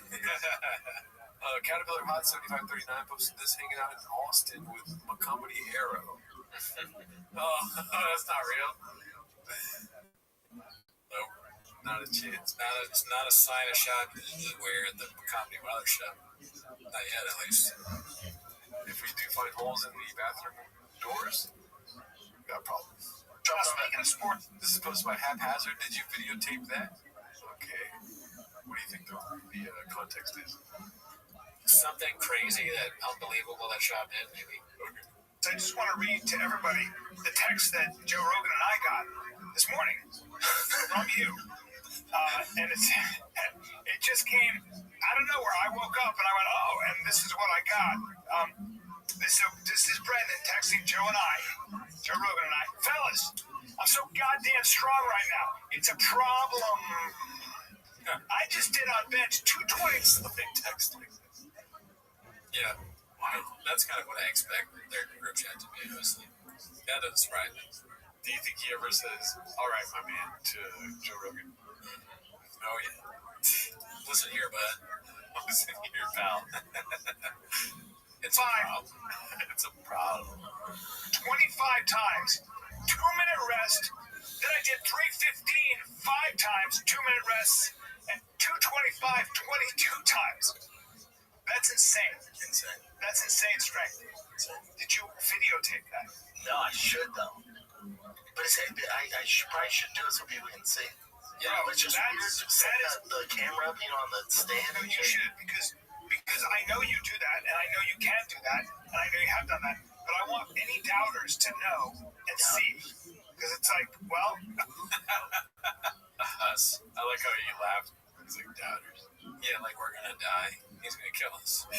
Brian wants some videos, so he knows how close we are to death, right? We think these red chairs will protect us, but this man could lift 300 pounds or whatever it is that many times. It's a little scary. Stack that up. All right, because that's crazy. I don't know. That's combine shit. That's high level combine shit. Oh no. What motivated me is Jay last night because the combine's on right now. It might have ended, but we watch all of it. I said, what's the highest numbers on it now? I watch all the combine. That's redacted as shit. That might be what? That's got me going what? 225 at tight end. Jay texts me. He's like, and these are the linebackers. He's like, I can beat all those. Jay's like, really? I'm like, yeah, probably twice. Like, I bet I could do it with a set twice. That's what I did. 225, 22 times. 25, then I rest. 25 times. 315, 5. That's so much. Do you know how much? That's so crazy. And then 315, 5. And then I went back to 225, 22 times. I continued with my workout. That is nuts. And I sold comic books. I mean, listen. I believe he believes that. But to believe what he's saying, yeah, you have to think that he knows how to do math. You know what I mean? It's way less. I think he's like, dude, 2 45-pound plates. What does he think that is? Bro, I have no idea. You just had to think about it right now. I'm just as bad as him. I don't know math. I don't want to do it. And then also on our episode, Rack with Tweeties, I made a ridiculous amount that I said I did. you know, and I didn't know the weights. Yeah. So 45 is 90 on one side, and then 180 altogether. And then the what is it called? The bar? Yeah, it's probably like 25 pounds or something, right? The bar's 45. Alrighty. Stack that. So that's what, 45-pound plates? That's like 500 pounds. See what I'm saying? Damn. Which is with confidence you believe. It's not 500 pounds. Yeah, no, it's not at all. No. But he believes it. Yeah. You know what I mean? We should probably just get the numbers. I mean, I don't doubt anything that Brennan Schaub says. I think if he really wanted to do it, he could probably lift 700 pounds. Well, I was playing the devil's concubine. So, And for what? To be the strongest baseball man? Why do you think you're so strong? Is it because you never stopped working out? But genetics and all that, I know, but like that's weird. Yeah, and then, you know, yeah. You've never not worked out. Like ever since the only time I took it off, and I've been benching since fucking, I don't know, elementary, but the only time I took it off was when I did stand up. I had like 8 to 9 months where I just drank and did stand up. So so I took that time off. I hated myself. Yeah. And I was like, I need to be my kid's superhero. And then I got back to the gym seriously. Yeah. Peptides, TRT, and your boy's fucking. It's that TRT and peptides too, right? Stupid strong. It's fucking. It's retarded. I said. But you know what it is? Boy's been really strong. Yeah, but I said, you know what it is? I'm getting rest. I go to bed at 9. Yeah, wake up at 5. I have a routine. I'm eating good. I don't drink anymore. That not drinking is really, really good. And also just happier overall. Like I was a knucklehead, dude. I've been a knucklehead for a long time. Yeah. You know? So it's just like getting my life together. You know? So when you ask me when we go to Austin, you be at the mothership all the time? Probably not, dude. Yeah. I'm not trying to place. Obviously, I'm a support. When you're there, dude, I'm there. When you're there, I'll but as far as like when you're doing your weekends or whatever, and if Rogan's there, I'm gonna say what's up to the boys. But as far as like, he's always there, dude. If Rogan's there, if you're there, I'm there. But other than that, yeah, if there's like comedy going on, I'll check it out. Right. Like my life's so different now. Yeah. Different. Nice. Well, I'm proud of this guy, dude. Yeah, the guy's not drinking anymore, and you know, Texas should be fun. Yeah, but it may be, dare I say, a special time. Yeah. Let's see here. This is posted by Bunny Loan 1864. These are 2 things that grinds my gears with Papa lately. Announcing loudly on earwaves that he told and texted Rings that he needs to move to Texas for comedy, but then suddenly makes it about himself and buys a house before Rings. He used that announcement as a facet to hide the fact that he already decided to move to Texas first, but was too scared to admit it before Brian. Facts or savage? Sounds about right. Okay. Sounds dead on. Clint just announced that he isn't moving to Texas, but even though Clint is a redact himself, come on, be cool. He was opening up on the podcast about seeing a therapist, and Papa tried to diagnose Clint on earwaves and baiting him to get personal to the root of Clint's problem with women. Clint didn't say what the root of his issue were because it's personal, but Papa is in his true Papa fashion, thinks good podcasting is airing out all your personal stuff. He always does that. Yeah, I mean, that's like what cult of personality people do, is like they get their producer and their peons to embarrass themselves by revealing every part of their embarrassing life, and then they feel like they're better even though they're like much worse off usually. This is what the trick is, dude. You say something on the podcast that's true, but you twist one thing, dude. So that's the whole thing is not true. Yes. And make it something silly. Yeah, that's like when I was saying that I only lifted like, I don't know, 215 or whatever. I lift 245. It was so silly to suggest that I wouldn't only lift that much. That I never lifted 215. But it's like, God, yeah, it's so silly. I know. I'm a silly guy. I've always been a silly guy. Yeah, I'm a numbers guy. Yeah, like if you want to tell the true story on a podcast, just at the end put a Sharpie in your hands. That's how you get away with it. Yeah, dude, and you've done that before. I mean, yeah, right? I've never done that. Yeah, never any chance. Not a chance, Pete. What are you talking about? All right, let's see what the next one is. Hi, Okay, that's promotion. Complacent, exhausted posted this. It makes no sense that Brian seems completely over TFK and The Shadow. What's The Shadow? The band? Oh, okay. I mean, that's probably the only Shadow they reference, right? Yeah, you listen to him after I told you. Fucking listen, we had a conversation about it. Yeah, I mean, give me the ideas, but your boy has carry through. Yeah, how do you think you got not get hurt. You know what he does? You know what he does? No, your mama bird. You fed me. Right. You fed me. But then 2 weeks later. No, don't say 2 weeks later. Don't say you're on my back. Really You're on my back. Don't do that. Don't do that. And your friends are like, No, don't do that because you might. yeah, I like the wires, dude. I hate earpods. They fall out. I lose them. Ridiculous. You use wires? Hey, bro. I'm 4 times richer than you, and I still wear wires. You're 4 times richer. The iPod Pros, just because my show got canceled, it's actually I'm not happy about a lot of stuff, and that hurt my feelings. I'm 4 times richer. Like, I had nothing hurt my feelings, and that made me. I don't want to do the podcast anymore. Like, I don't want to do the podcast. Damn, dude, I forgot about that. That's such a dick thing to say. And then the have to thing, it's like, that's not funny. You gotta, after you do that, even if it lands afterwards, you gotta be like, hey man, I fucked up. Sorry about that. Sorry, I got a big dick. It's not funny at all. Just some consent. Just fucking. I've been suppressed for so long. Fuck, It's okay, Brian. Elon Musk. Dealing with a lack of ventilators, now they're dealing with a lack of hospital beds, and their rate of infection is coming down over the last 3 days. Come with me.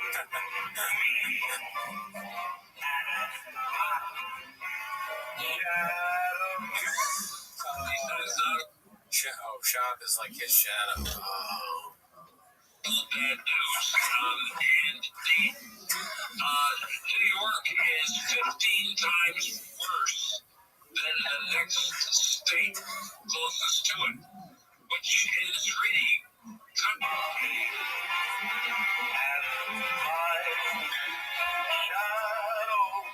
interesting. And the reason is, Yeah.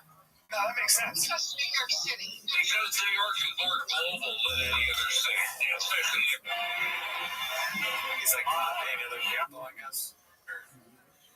He sucks. Oh, he copied Joel McHale. Yeah. New York City, of course. Right. I don't know if that's true. I'm gonna have to get back to the podcast, but I appreciate the insight. No, I come and fix the economy. Go. He's a genius. Yep, I think. So, yeah, I mean, good shit from Complacent and Exhausted. I was trying to think of something to say, but I had nothing. Community note was wrist wraps. Has wrist wraps on it. Posted by Dazzling Rabbit 633. One for the boys. Breaking Adesanya's ex-girlfriend Charlotte Powdrell cries her eyes out after paying him $500K for taking him to. So, no revolution. You know the story? No. I saw this earlier, so I immediately was like, that doesn't sound real. You know, like I was like, there's no way that's real. Probably. Yeah. So there was a story online where it was like, Adesanya broke up with his girlfriend, right, and she sued him saying like that they didn't get married and like they were dating so long that she like still owes him alimony or something because they were dating so long and gonna get married, so he owes her money, right? Yeah. But he has never taken any of his winnings; they are all in his mom's name. So when she sued him for that, she had so much money that he's getting $500,000 from her because she has more money. It makes no sense.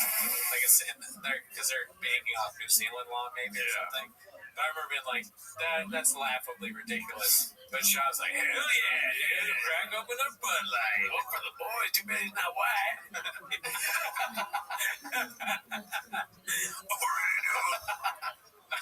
Too bad he's not white. Alrighty, let's see what we got next. Don't know who to axe posted this. The thick boy era is over. Soy Zempic, Texas truck boy coming soon. Fuck yeah, dude. Let's go. Also, the T-Fat K shop on thick boy is down. Yeah, dude, we don't need that anymore, dude. We need new merch. It's just down while they make new merch. Okay. Complacent Exhausted posted this. I think it is feared to assume Diddler wouldn't do Golden Hour for no money, Papa. What about Sanaz? Nobody's talking about Sanaz going to Texas. Yeah, what's happening with her, dude? because we need a new intern. Yeah, could be. There's plenty of people that be interns in Austin though. Great Act Factory. I mean, we need one too. Oh yeah, so Naz, if you are going to Texas, come on back. Yeah. You ever put these out there in sex? What is that? Oh, no. Have her do it, though, so I can watch myself. I'm just, because it's fucking dope. I don't get to see me, Looking in the mirror is the same. I want POV of me. I want to know what it's like to make absolute love with me. Just this big white fucking thing. Yeah. Yup. Fucking. We built this thing. Your turn, electrifying. Fucking Mr. Sit back, relaxing. Dude, I'm just enjoying the show, baby. I'm doing all the heavy lifting here. Your turn, dude. Go, what you got, bro? I'm over here talking about fucking, my dates. I will be in, Go ahead, come on, wake up the table. We gotta break the table. He's like, please. Now I'm being serious. I need you to say something, please. I can't console myself. God. No, what do you got, bro? I'm fucking. I bring up goggles. I brought up goggles. Well, no, I brought up goggles. Oh, no, you brought up goggles, and I said I like goggles. I know, because I fucking tossed it out there, and then it birthed a fucking great thing. And then my thing is, I jump on opportunities. What you're doing now is you're letting me jump on opportunities. That's what I like. You jump on an opportunity here. What do you want to talk about, man? What would you like to talk about? That's exactly what has been happening. Yeah, bro. The bomb theater. Yeah. Bad comedy theater. Not funny theater. Crickets theater. Crickets theater. The Crickets theater tour. Alrighty, that's Chris D'Elia is living in his own hell for sure. Yeah, we see a lot of that. We haven't seen it for a while. We have to focus on that, but yeah, I mean, he did what he did, and now he's learning from it. Thank you. You enjoy your freedom. So the next clip is posted by Complacent Exhausted. It's called Little League Opening Day. Jets were hired for a flyover to make it special. Bappa is appreciative. Wearing a Dodger shirt. Disaster. It's fun though. They had opening day this weekend, and they had 4 jets fly overhead for the opening ceremony. I was like, yeah, what? How much did that cost? Yeah. I saw those jets. Yeah. I was like, what are those doing?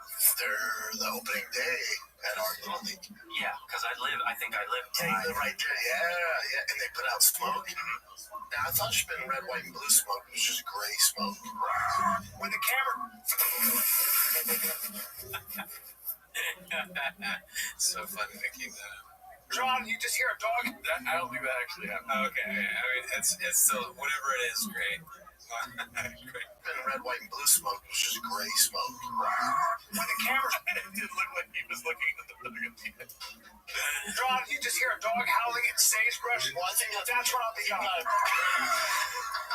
That's my guardian. It didn't happen in the show. See, you weren't redacted enough. I give Chin too much credit, dude. Yeah, dude. Thing sounds like Cane Corso. What is it? Okay, thanks. It's just a package. Just put down.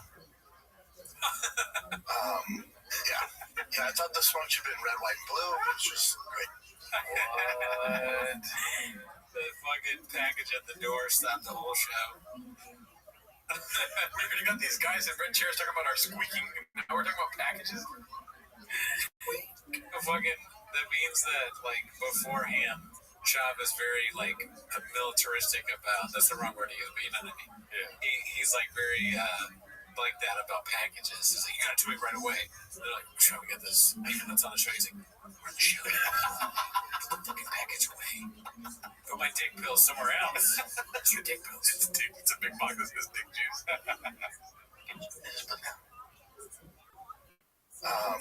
Yeah, I thought it's very funny whenever we see it all the time, but when Bob was like, I work with idiots. Oh, it's yeah. very funny to see that face. What? Yeah, dude, you don't know what to do, right? Anyway, so I was laying on my pillow after drinking a big old glass of milk. the smoke should have been red, white, and blue, but it's just gray smoke. Maybe it's extra for the colors. Nah, you're right. In my head, I'm like, yeah, I mean, let's invest that money in the snack shack. Forget these planes. And it's just, everyone's like, yay. I'm like, dude, how much that cost? Whatever, they do it every year. He has the same takeaway for every topic he talks about. That's how much that costs. Talks a little bit. That's how much that costs. You're right. Yeah, he's very materialistic and that too into money shit. No, I'm saying he repeats himself. Like, you can bring up a topic and just have one takeaway about it. That too. Let's see here. Probably costs more than your house. Let's see. Posted by Poop Dick the Clown 91. Let's change that name, please. This man has learned nothing. It's like people ask me, "What do you do on your podcast?" Just send them that video. Poop Dick the Clown. You're fucking around, talk. You can say, "Did you ever try to say that?" You know what you left out. Like you forgot. And they're like, "Oh, I forgot about that." Yeah, that's a big part of the bit. I never tried stand-up, so that's you can do it. It seems terrifying to me. Yeah, so singing on stage, You can do it. It's a lot easier to scream with 50,000 watts behind your voice, than tell a joke. Is it though? Because you can suck at that. Joe Rogan wants everyone to do stand-up. Yeah.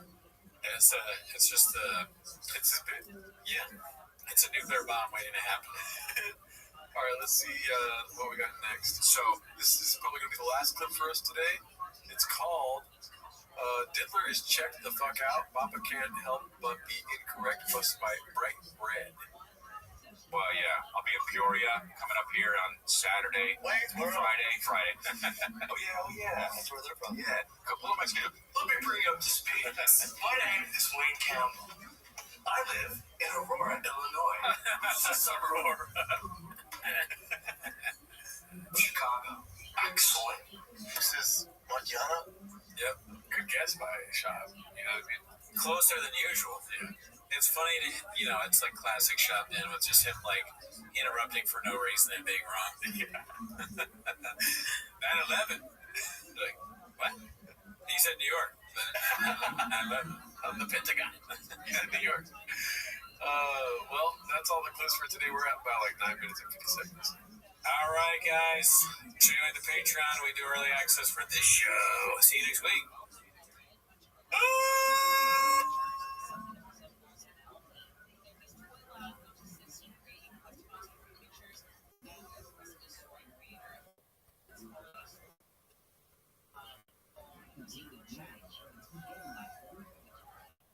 You see the show today, oh boy. Jim's a lucky man who I don't pay. And though his work is really bad, I keep him on staff.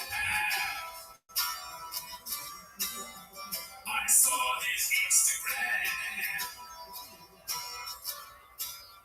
He ate a condom on a fish. He didn't notice all the loud gunshots.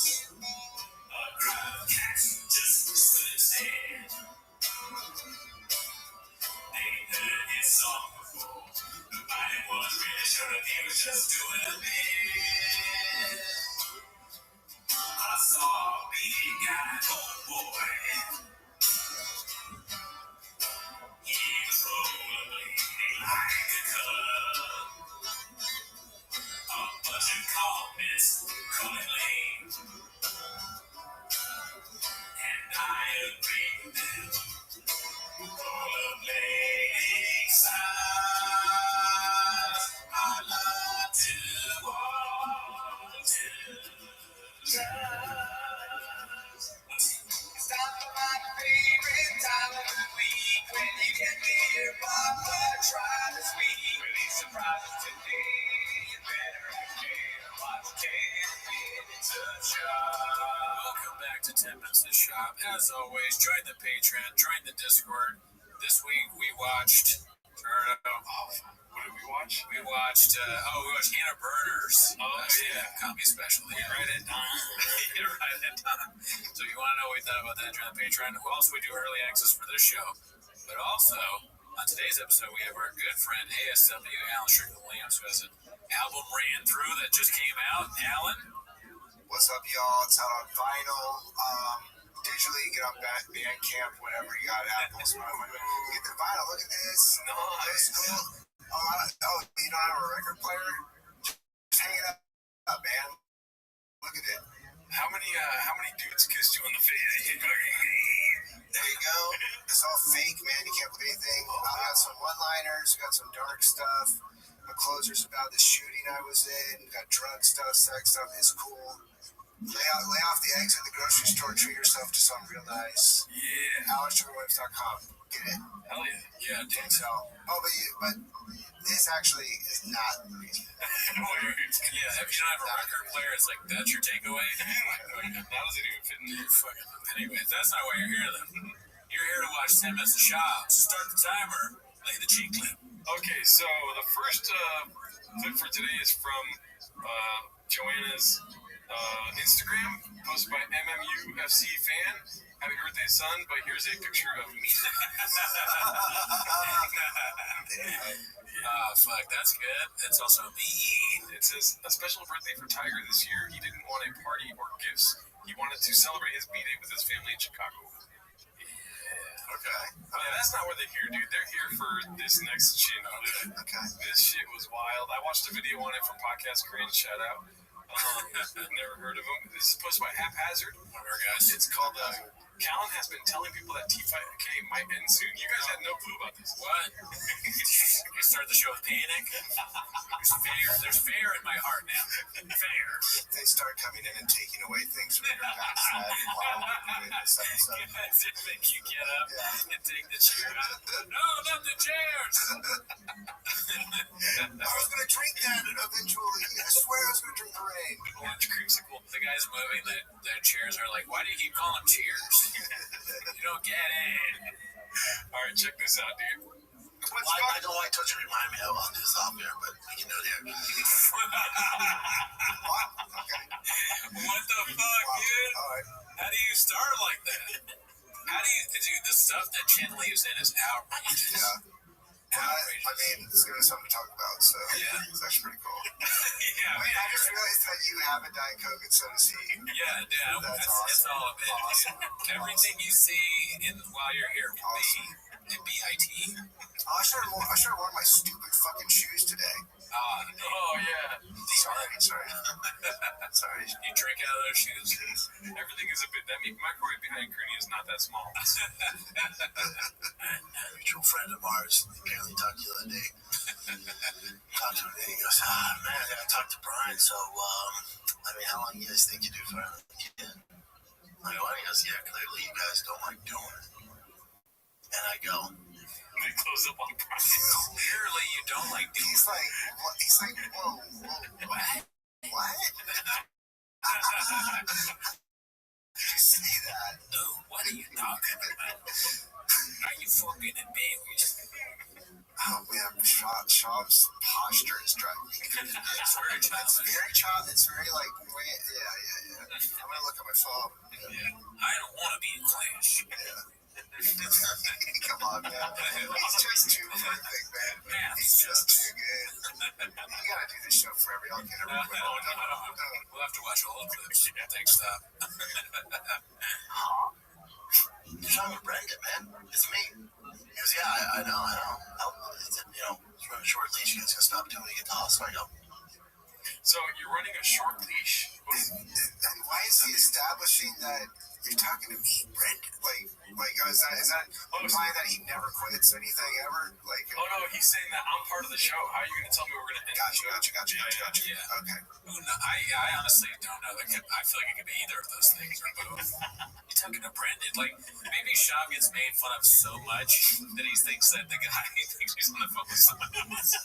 He's like, this is a fucking game, man. You're talking to Brendan. Whatever, Kyle. I can't. Yeah. Oh, Bubba. Look. $0.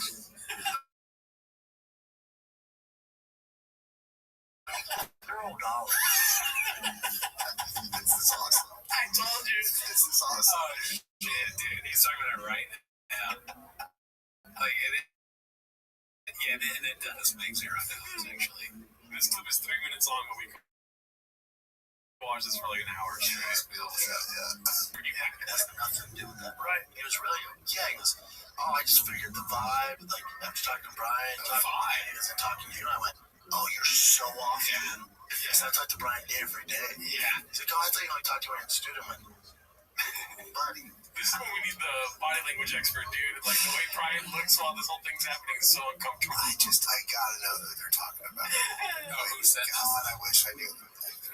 Very like if the Sopranos were dumb, like very like if Tony and Dante were very stupid. Like, they think we're not friends anymore. Me and Dante, I mean, Christopher, he kills Christopher. Damn. I said, dude, I can't tell you how off you are. He was really, I go, yeah, who is this? I'll tell you off there. That's so funny. That's so funny. I wonder. It's legs. It's legs. He's talking to the dog. It's really, it was cut to the person on the phone. It's Callan with the fake. Yeah, so it's me, Andrew Santino. I guess you should quit the show. And then they I just picked up the costume. Oh, but you're because I said you're either taking what I'm saying out of context or what Brian's out of context. I said we're not talking enthusiastically because I said I can't emphasize it. Or maybe when he's talking to us, there's just issues. Maybe I don't know. I never said that. But he was like, "What?" I'm like, "You should show up." Like that was that's hilarious. Yeah, I never said that. I never said that. Oh my God! Put a light detector on both these guys right now. Is it 8 inches?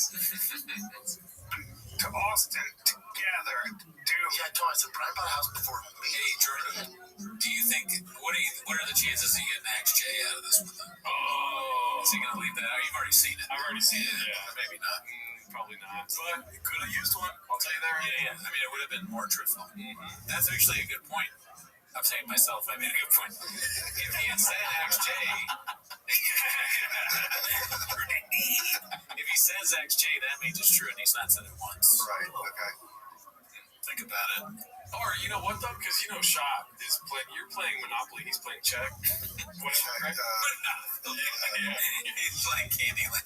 Yeah, you're playing Candyland, he's playing chess, dude. He might be trying to end the show by making it about Brian. Okay. That's that fighter mentality. Yeah. Savage. Yeah. Manipulating the kid, dude. That's cool. You know what I mean? Let's see. I never thought he was going to come. He bought the house before I did. Yeah. Now we're doing. I both have houses. Yeah, he's doing the voice. He's doing the voice. Brian Callen. Moving in together.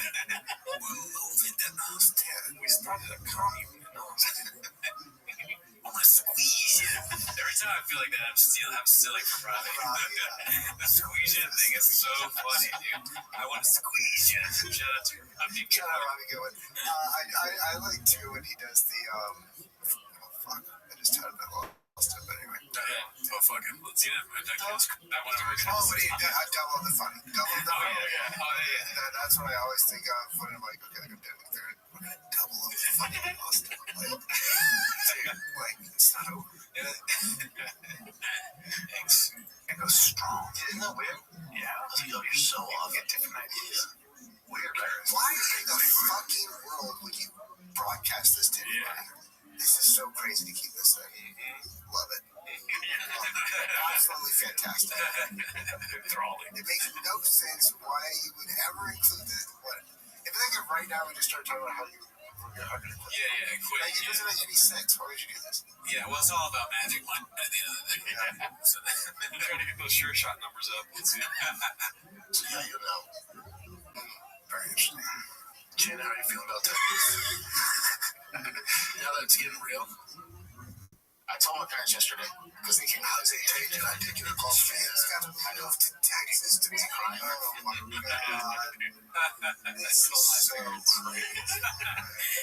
He has a good relationship with his family. This actually makes me feel really good about my life. That I'm not in a position where I have to move to another state because I'm like attached myself to something like that. Oh man, that's crazy. They owe their life to one guy. Everything about their life is revolving around Brendan Schaub. So funny. It's kind of like with the Joe Rogan comics, but instead of having to be Joe Rogan's sidekick, you're Brendan Schaub's sidekick. Yeah, they're not going to move to Austin. They're going to move to Pflugerville. That's a good Texas joke if you're in Texas. Pflugerville. No, he's like, I can't wait to get out of here. No, everyone's cool with it. Like I said, I haven't got pushback from anyone, so it's a few people expected, but for the most part, everyone's stoked. I don't have a wife, I don't have kids. Like, you're the perfect guy. Yeah, this is like he's 85 years old. He can make his cooking videos anywhere. Yeah, there might be less gunshots. He is better than road to give it a shot. So good go. Yeah. You need push back on your friends or family? No, right? I don't have any friends or family. I can't believe you go before. Well, then you're all other friends. None of my wives care. God, Callan is so checked out too. It's just like he's hating every moment of this. Yeah. Why do it on the show? Why did Callan not ask for it to get cut out? Yeah, that's what I'm saying. Probably caused a fight or something. Oh, we look weak if we take it out. It's like, no, they won't know it exists. Callan doesn't give a shit about looking weak. We watched this clip of him, dude. It's such a funny thing to say about someone. that guy doesn't give a fuck about looking like a little bitch. Callan, dude, not at all. And Callan has no pride whatsoever. He let a guy hit him dressed as a cat. Right, yeah, I saw that. But beyond that, we watched this clip of Callan. They do a prank on this porn show that he actually went to. It was some sort of OnlyFans show, and they do a prank where this ex-boyfriend comes in. He's like, what the fuck you doing here? Why is she here? And Callan immediately runs out of the room. Really? Yeah. I would threaten the producers to take that out. Dude, I would be like, take this out, I'm suing you. I think I'd be like, boner alert. That's what I'd be like. Let's see here. Yeah, that's right. That's right. Oh, our boy AG from Toll is like, I can't believe Brian's gone. Yeah, man. Yeah. Come on, man. Let's go. Come on. No, my only issue with all of it was that there's a million things you have to figure out. Like the studio, all the shit, but we'll figure all that out. The kids are stoked, but I just don't think they realize the magnitude. They don't yet. But they'll get, kids do, especially boys, they're down this quickly. They will, especially all finest team, stuff like that. Get the play in the season, get paid, so we'll leave after that. You'll get yourself a Tesla, you'll be driving around with me, it's going to be great. Not never. That part was funny to me. He said not never. Doesn't that mean he will? Yeah. He's definitely getting a Tesla. He can drive Tesla, I guess. I feel like they should have to prove that the show's not ending, they should literally have to move to Austin together and make it like a road trip, like document it.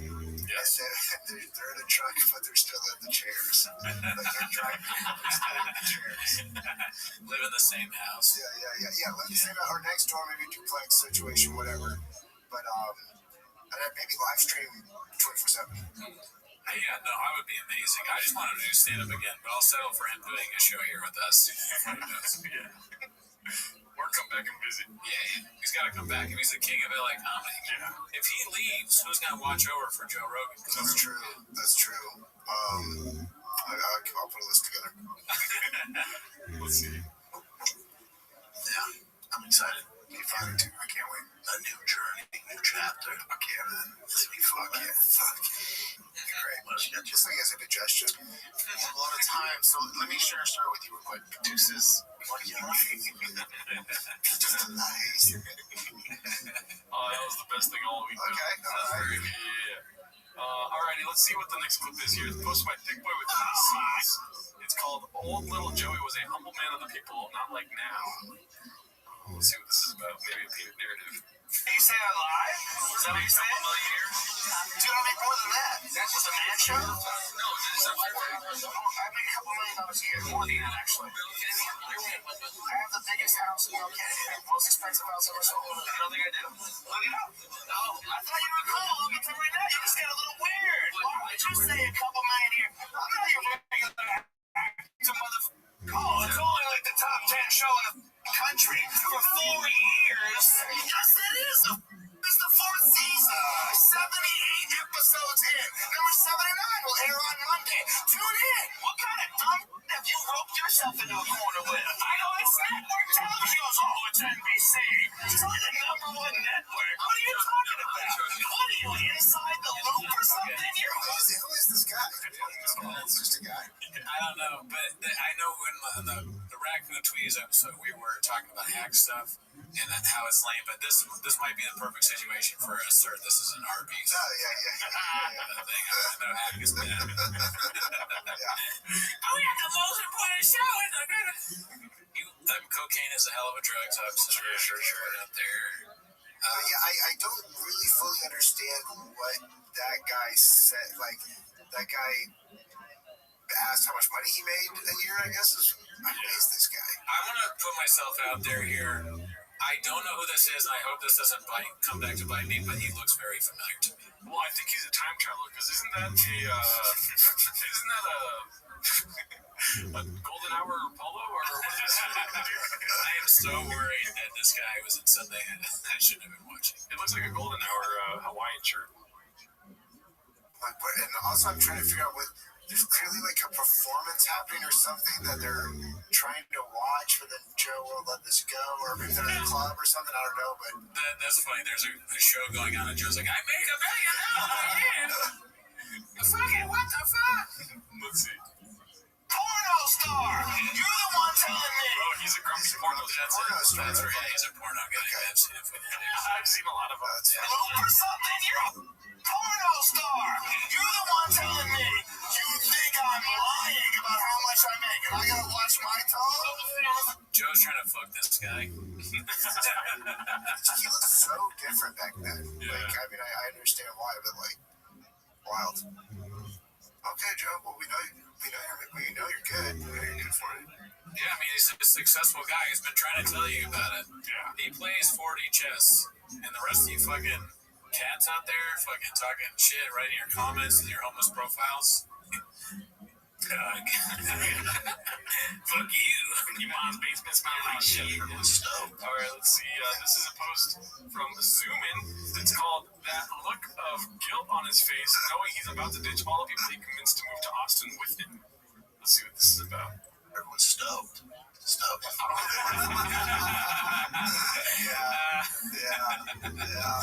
there it is. No, I need a body language expert. That's what I'm not sure. That's funny. Yeah, it's like, perfect. He's like literally, he's doing everything they tell you to look for with someone. He's looking down. He's like going like that. He's picking at his fingers. Tongue in his mouth. Super stressed. You mean push back on your friends or family? Oh, no, right? What? Not at all. Most people, I can't believe you didn't go before. I swear on my mother's life, not at all. This one's posted by Top Foundations 6313. The fuck we doing here? The fuck we doing? I don't know what that means. He's just saying that's what you're figuring out. Yeah. Okay. Next one is posted by Nighthawk 772. Hit that hawk noise right there, dude. He just had to use the word. I knew this was supposed to be Bryce Mitchell's discipline over his wild-ass comment, but dude can fight. Not an easy fight for Silva in any facet. That's awesome. Oh, hilarious. Gene Silva versus Bryce Mitchell. All right. Next one is posted by Complacent Exhausted. It's called Diddler Gets Riled Defending Drake's Courting of a 14-year-old Girl Trimmed But Long. Oh my god. What a title. Let's see here. Any guesses? What, like his angle of defending? I know what I think. I think it's just gonna be like, they're friends. He was trying to like teach her how to do stuff. Yeah, I think he's gonna be like, he was a child actor, she's a child actor. When you're in business, when you're in show business, and you go to the craft services and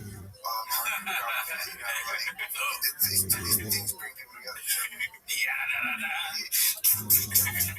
He's too famous to be a pedophile. All right, let's see.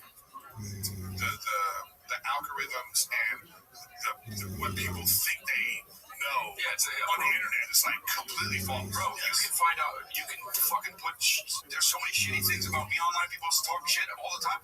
I sell out, bro. I sell out. I mean, obviously, fucking Drake's, I'm not saying I would do fucking Drake. of it is a similar. But you think, let's say if some new 16-year-old was like, I saw Chris like Bill now, he's the funniest one on there. He's wrong, but he's like, he's the funniest one. And then he Googled you, like, no. Sometimes Sean will do something where like, I respect.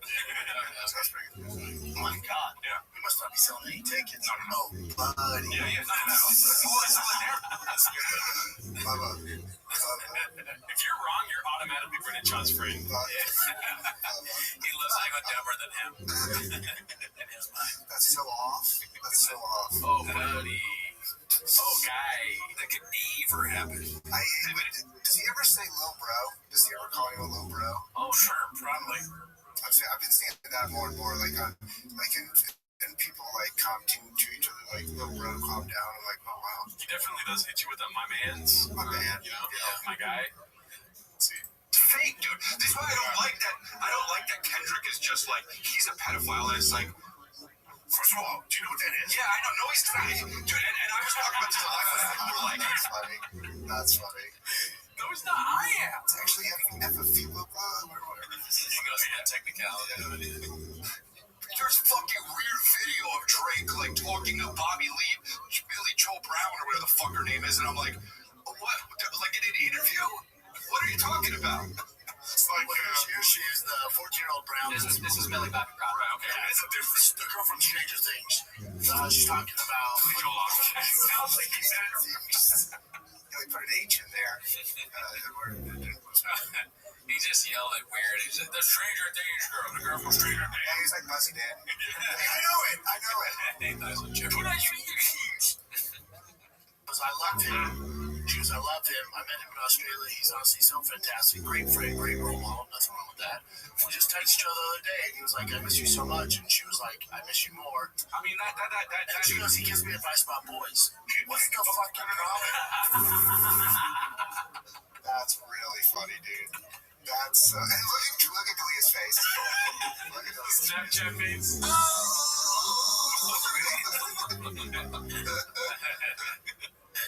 Hell yes. Well, the issue is, you look at this, like, that looks weird. It's just like, yeah.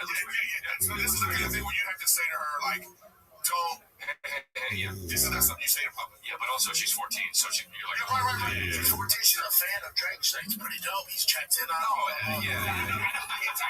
weird. This looks weird. He's literally laying out, like, why grooming is. Yeah. He's like, what's wrong with that? You find a girl you like, you capture her, you put her in your apartment. What's wrong with that? No, he threw rocks at her window just to see if she was okay, like, in movies. He asked her father's hand in marriage. What else? They do that in some countries.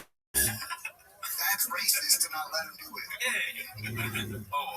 Now it's bad to be woke. Now it is. It's weird. You gotta know it looks weird. Yeah. You know what I mean? Like, but also things that they're all the key to everyone with their hands up is just really funny. I mean, it's like these three full-grown men talking about this. Yeah, well, and also Chris is wearing an orange shirt, like it's a jumpsuit in prison. Like he's he's training into his role, training for jail. Famous fucking actor on the planet. No, dude, they probably don't know how to deal with this. But that's the same thing sometimes. You heard him? Yeah. I miss what he said. Billy's like, no, dude, you say things sometimes. I miss you more. I say it all the time. Sad. Yes. No. It's not like some random. Now, if this was some 14-year-old girl that he met on the streets, okay, that's kind of weird. But a girl that doesn't know how to because they're in the fame circle. I see what you're saying. Yeah. There's only a few people can relate to it. Right. But why do people want? Because that's more interesting than real life. People want so badly for people to be pedophiles.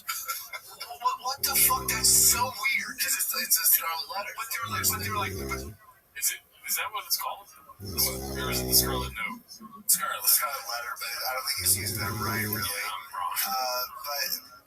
But this is just so funny. It's like, they want people to be pedophiles so badly, which is why I became I saw it happening. I did that. Like, hey, if that's what you want, if that's on your mind that much, you're fucking weird, bro. People who are like, dude, Drake is a fucking pedophile. That's so weird. It's weird. That's weird, bro.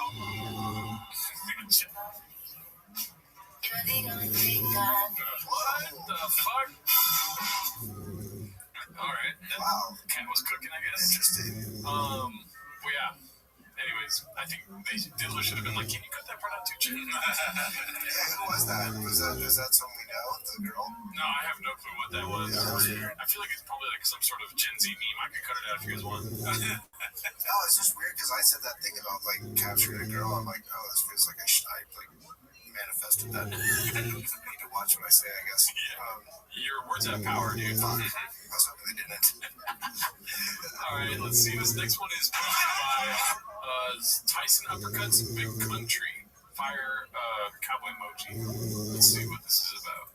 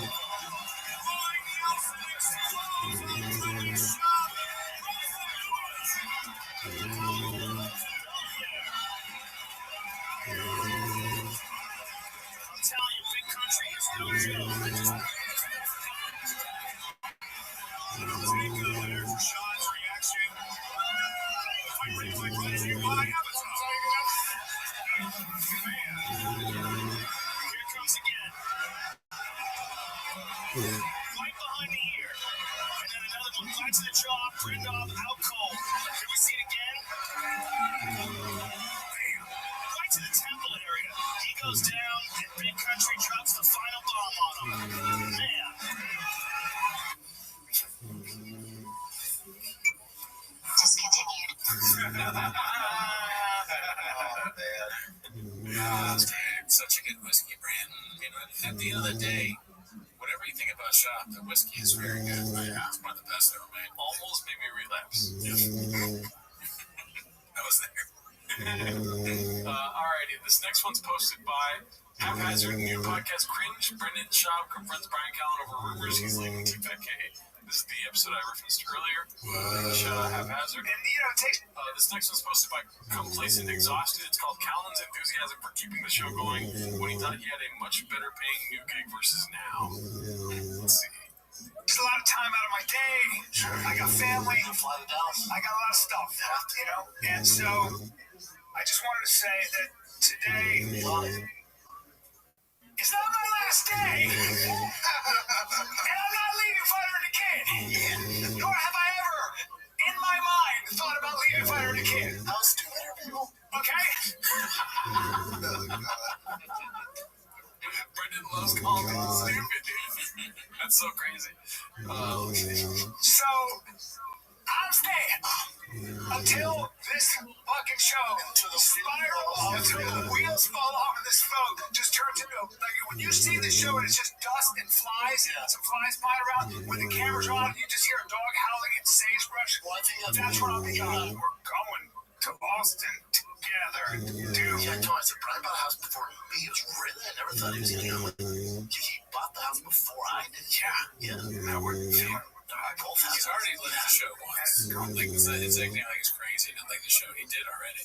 Until they hit our host. But not that he left, though. Brendan told him to step away for a while. I'm sure he had to think about some things. Right. That's facts. He was busy. Keeping him busy. Isn't that weird, though? It's going to go strong. Isn't that weird? Yeah. You're so on. Get different ideas.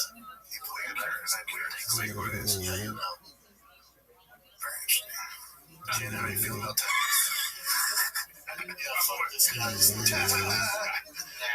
Talk to us when you tell left over 300, right?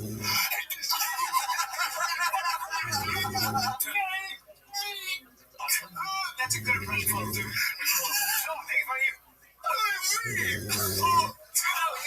Damn, dude. I didn't see that coming. That was awesome. That's down and dirty, man. That was the first time I was funny. Dick Rich, shit. Oh, here we go. It's just shitty French. Wow. God, it is like they were made in a lab to be not good for each other. Right, but for some reason have to have something together. Yeah, he's a dunce surrounded by villains. Alright, this next one's posted by Essentia 15. It's called Chidarayeno. I don't understand the reference. The Restoration Hardware Cheeto cabinet. $3,000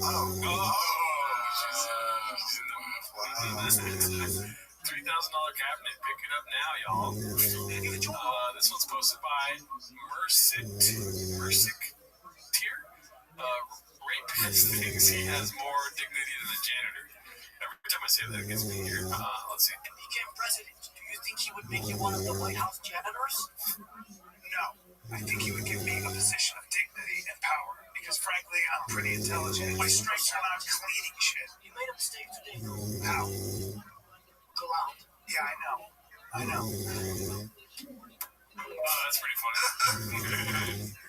Alrighty, well, we haven't seen that part yet. So this one's posted by Haphazard. They keep forgetting about the allegations against Diddler. Okay, sounds interesting. Let's see. An artist or more of a... No, they're both, what does that even mean? They're both fucking rapping. Well, one's more legit as a rapper. Yeah. Oh, come on. Here.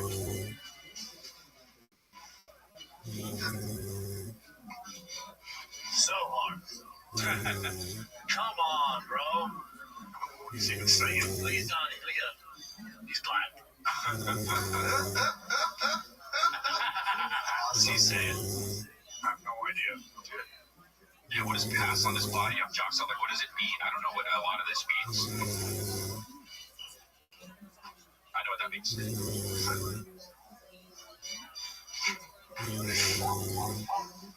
I don't like when he says, do my stuff. Oh, that's my favorite part. Really? Why do you like that? What does it mean? That shot of Brendan was great. He was kind of genuinely happy there. What does it mean, though? Oh.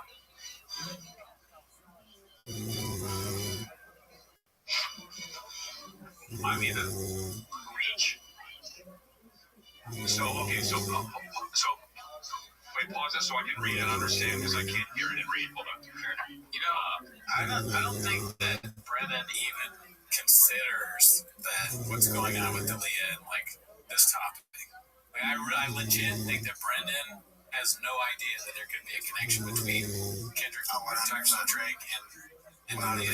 And he was just like, all right, pull it up, and then he doesn't know. He's like, this song's good. This song's good. Yeah, and he's just doing like high school. This song's good. This song's good. My colleague is not a diddler, but just living in total delusion. And actually, no, this song is good. Yeah, we played it because one of the producers black. But you understand what's happening here, where Dalia is reading why he says that passage to John Stockton. No. Yeah, so Karl Malone was with John Stockton. Oh, yeah, and a 13-year-old. So Diddler's reading that as this is happening. Justice Stockton famously played much of his career alongside power forward Karl Malone, hence his reputation as a passer. Malone, however, is notorious for impregnating a 13-year-old girl in 1983 on 1920. Kendrick is playing into the rumors of pedophiles surrounding Drake, while also suggesting that he can skillfully move past this moment if he chooses, passing the proverbial ball to Brooklyn. That's really interesting. Yeah, Chris, it's going to be a temple. Peoria, Dubuque, Appleton, Raleigh, North Carolina, Dubuque, Iowa, Ariel. Love it. Peaches Delight. Anyways, that was great. Right on. Let's see here. This one's posted by Caterpillar Hot 7539. His dumb hat already knows what will happen to his career in Texas. Oh, fuck, dude. Sorry, I should have been a drive fast and gas hat. Yeah. That's a dumb hat. It is a lot. More 225-pound bench mythology posted by Complacent Exhausted. I don't know if I read it, but oh yeah, Haphazard read that Diddler one, or posted that Diddler one. Let's see. No, but 225. Yeah. Just the way that's I was in high school. Yeah, that's the stand. Yeah. Well, I think like I'll post my number, people are like bullshit. I'm like, what, really? Yeah, I'm doing 225. I'm like, I'm 30 no more money. Yeah, that's really true. And your arms are long.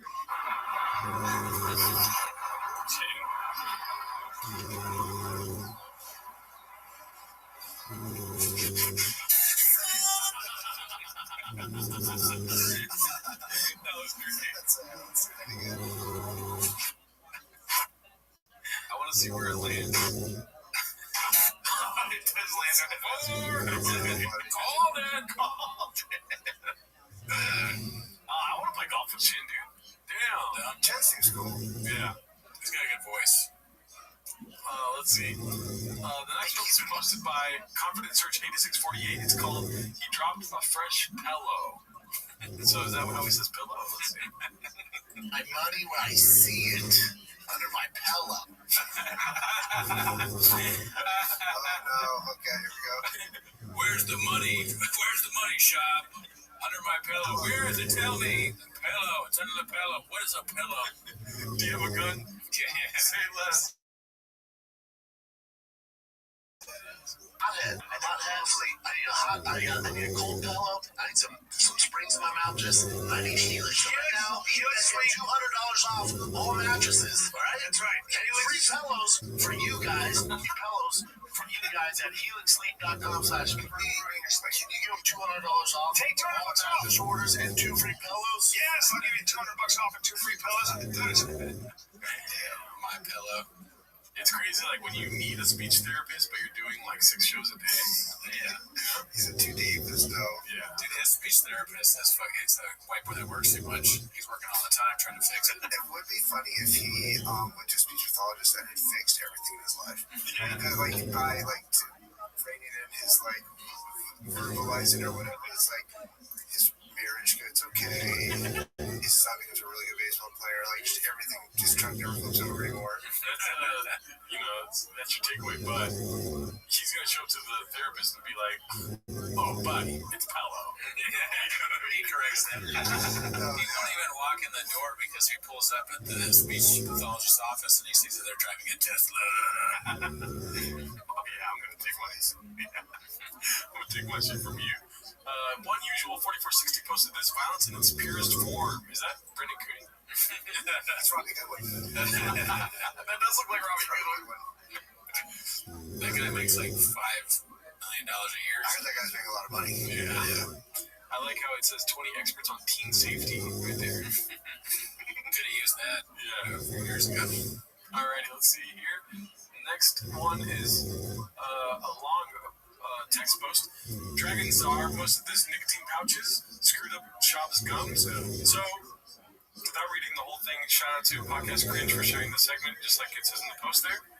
Brendan Schaub was complaining about how his gums are fucked and he can't go to the dentist, or when he goes to the dentist, they're just continuously having problems. At the same time, he's sponsored by Rogue Nicotine, and they probably don't want him saying that out loud. So, Podcast Cringe makes the assertion that maybe he's just giving shout-outs to sponsors without really making money just to keep face. Basically. Wow. You know? Oh, no. That is so sad. Yeah. Oh, fuck. Shout out to Podcast Cringe. I can't do an Australian accent. That's not what's going on with us in Rain, though. They pay us a lot of money, and what do they keep doing it? Same with Tiger Belly right behind you there. Yep. Let's see here. This is posted by Complacent Exhausted. Papa whines about Diddler and Brian being exposed as creep again, edited but long. This isn't the same one, is it? They just do this every episode, or what? Let's see. Be like, okay, whatever. Right. Let's see how this unfolds. It's the same. Look at that hat, though. I got the same hat. Nice. Is Agents Hollywood go, we're out? But how about this? How about this? You guys deal with it. Damn. You deal with it. Yes and no, because the field that we're in, if it just goes, you guys deal with it. That's not fair to you and the shit you went through and what Brian went through. Because where the fuck was this energy back then? If only this was around back then. So it takes a guy like this, and I heard he might be a scumbag. I don't give a fuck. We don't even know what they're talking about. Closing this? You're talking about 2 Hollywood titans who are trying to ruin his fucking career. He goes, hold up. I got receipts. And people are listening. So this changes dynamics. For the next comic who gets fucked over by some whore that wants fame and trying to ruin his reputation, now there's a discourse where you go, hold up. Yeah, I will say I know Justin Baldoni. I've met him a few times. And he's amazing. Okay, that's great. I mean, I'll that stuff is so crazy. But him and Justin Baldoni look like they're brothers or something. Yeah, they could both do a TED Talk on being a scumbag. Yeah, totally. Sorry for being out of the loop, but what happened with Justin Baldoni? I don't completely know the full story, but there's a movie called This Ends With Us, which was about like a domestic violence situation or abusive relationship, starring Blake Lively and Justin Baldoni. I already know this. And so then there's just all these issues on set of he did this, she said this, blah blah. And it's like I don't know where the case is at or whatever, but it's becoming a very much like tabloid type. It's a clear-cut case of cool story, bro. that's what it's really. That's what any facet. Every facet that you look at it, any lens. It's a cool story, bro. You just do that. That's all I know. I love it. I mean, what they did with the Army of the Dead, they took me out. It cost them millions of dollars. They just lost money. They lost money. Who was that for? They lost already trash movie. Yeah. They want to put it out. More money. Put it out. They spent money replacing me. It's like they just lost money on that. That's my thing. And here I am. Still fucking, you know what I mean? It's like it's like I've used the AI. And you are still crushing it on the road. I know, that's what I'm saying. And all those bitches, all those comics that hopefully made the right business decision. Sell tickets. I'm so glad he said comics, dude. Podcast don't ain't shit.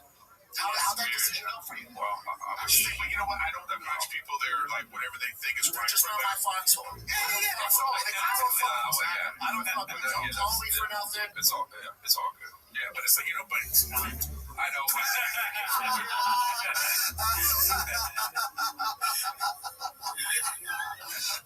It's like that meme where it's like the car's going down the highway and then it has like the exit, it's veering off the wrong way. It's like you can't let it go. It's like perfect time. Okay, we got through it.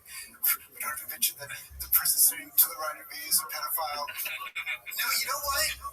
It's not though. Forgive. No, why? Yeah, some of them I don't even forgive.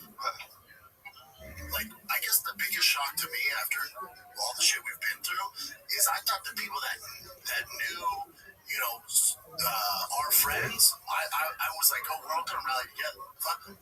I was bad because I come from team sports. Yeah, same, dude. I'll say same, right? No, not sports, but same with dude, if that's what a comic is, I ain't that. Well, that's where I was like, oh, I'm not like them. Oh, I'm out. I know, but I said this.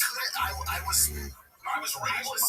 Baffled and hurt and upset. But he's never been baffled once. Anytime in his life. In any facet, never once. The baffler. The bafflist. A fight. That's not what you want. I know. The bafflist starring Adrian Brody. That's the Renee acted.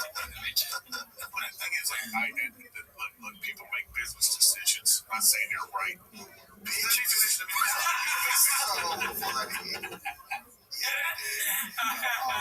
Brendan John's my spirit animal. So, yeah, he's great, dude. I want to put him in a room with Congress.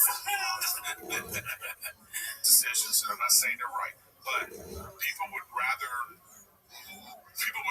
lose a friendship with this person and be wrong than to stand by them and then find out later. That's just the choices that people have made. It says a lot about their character. That's like what Julia had. Like, people thought I hung out with Chris all the time. On the outside of, I never hung out with Chris once. Yeah. I had dinner with Chris exactly one time at Swingers at 11 at night, but I never spent time socially with Chris. We went to Lucky Boy for one breakfast burrito, dude. It's fucked up, man. Callan's a rat. Oh, yeah, dude. He was such a rat. He's never spent any time with Billy or the Anunnaki. Alrighty, let's see here. This is another completion exhausted clip. It's called Clint opens up about his mental health to Brian and Barndorf. Barndorf. Alright, let's see. Brandon. Yeah, I know. That's why I'm like, with therapy, you should say that. I told you I did, but it was through BetterHelp. It was through like the Zoom. So what you do is you just kind of take action and just get better at something. So you're stronger and you're a different person, and that can be really helpful too. And I believe in that actually. No, I'm with you, Brian. I do all the steps as far as like doing, other than drinking. You guys always give me shit about drinking, but so other than drinking, but as far as like this one particular thing that I'm trying to figure out, I've not been able to. I've tried everything, reading books, doing all stuff, but I can't figure out how to get over it. And maybe one day I'll tell you once I'm over it. It's like a home limit. So you keep going over. He goes, just tap, I'm like, all right, fine, I tapped. But it was already like way past like before I should have tapped. That's kind of part of it. Yeah. Relationship stuff. Yeah. Also, I've talked to therapists. I was like, you just need better friends you can talk to instead of paying this fucking therapist $200 an hour. It feels like you're just talking. They just listen. You have no idea how to relate to me. That's why I don't know about that. Do you guys like your freedom? You like have an opinion and freedom? Thank you. So sucks. Yeah. Thank you.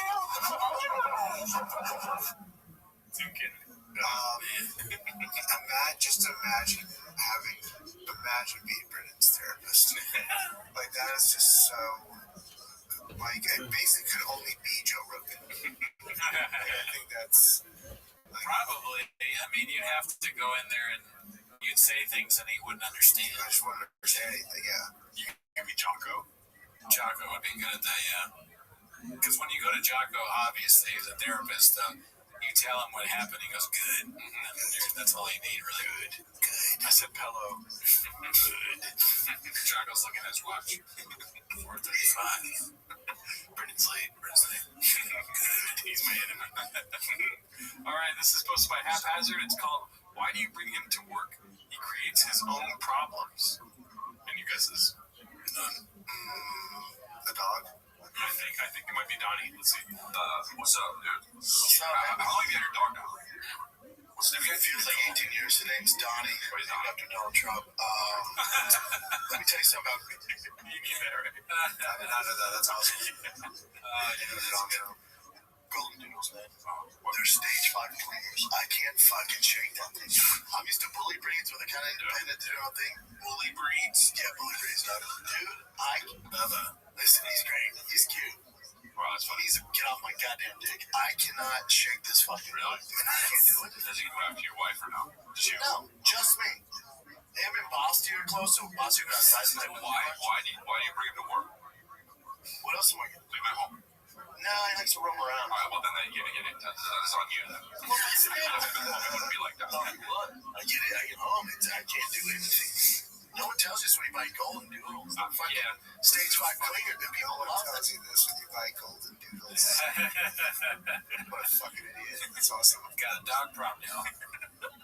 This guy. He's trying to be all tough guy right now. Camera's off. He's at home. He's like this. I was the first to. Hey, man. He's old. Get off my dick. Yeah. I got a new dog. Panda Express. That's fine. Some orange chicken smells delight. Yep. I've never seen that. How does he do it? That's fine. Some orange chicken smells delight. Yep. How do you even think of that? Yep. Man, peaches delightfully. I want Roy Nelson to punch more people in the face. Awesome. If we can get that. All right, let's see here. Posted by Essential 15, number one reason for Texas maximum cap as of 2024, the maximum amount of research considered for child support. So I think this is a good douche to Brian for what is it called? Child support. Maximum is $3,680 for 5 children. Look, you Dallas! Yes, 3, I think, so it's $2,760 for him. That's a promotion. Alrighty, this is the title's great.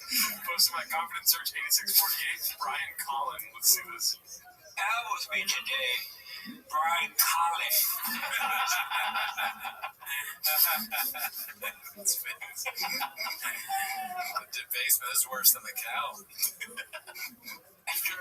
Stand-up comedian and the host of Off Limit and the fighter and the kids. My God, I'm already alpha though. She's attracted me because that's, I would argue that my first wife and my second wife were attracted to my. You first wife and second wife? Yeah. Man, I'm a competitive, fairly aggressive man. I'm not an abusive man, but that I'm aggressive in the world. Oh, really, dude? Ganscher claims she did not know at the time Callan was married and that he offered to help her acting career. Ganscher alleged that Callan once told her women have a, quote, biological primal desire to be raped. Brian Callan. Oh my god. Dude, that guy, Jesse Lee Pierce, he's like a real life Matan. I don't know if you've ever seen the interview clips from him. Okay, no, I haven't. He does the same delivery and interview style as Matan, but he's like serious. It's so funny. It's so funny. What is that show called? I don't know what the show's called, but he's like very conservative, so he'll have on somebody who's a liberal and be like, he'll say something like stone face like that, trying to make them seem like they're completely insane. It's funny. Alrighty, well, next one is Truckas posted this. Have you ever had a Mexican cookie? Oh, wow. Unfortunately, we have. Yeah, I have. Delicious. Nah, some would not say that. Let's see. This one's posted by Plenty Haunting 2263. They're making episodes now? Same clothes. Is this the end of the Fight of the Kid and Welcome to Miami? Last 2 episodes. So I think they're planning on moving in May because he's coaching football, right? Oh yeah. Okay. And they got to find the baseball team. Yeah, he's got to scout out, see like what fields are good, where the Cubbies are at. Yeah. Find the baseball dads. Yeah, like are the baseball dads cool? Yeah, exactly. Next one posted by Dandy Kaufman. Hot Chips Austin update. 4 to 7 months and Golden Hour will keep going in LA. So I guess he might be flying back and forth. I was actually wondering that earlier in the episode, like, how are they going to keep doing Golden Hour, Yeah, plus isn't he Theo Von's producer or something? Yeah. Let's see. Not move to Austin. We'll never leave the weather in LA. Golden Hour will probably continue with Chris and Eric, I'd assume. And hopefully After Hour as well. But we still have 4 to 7 months. Okay. So no more 4 to 7 months.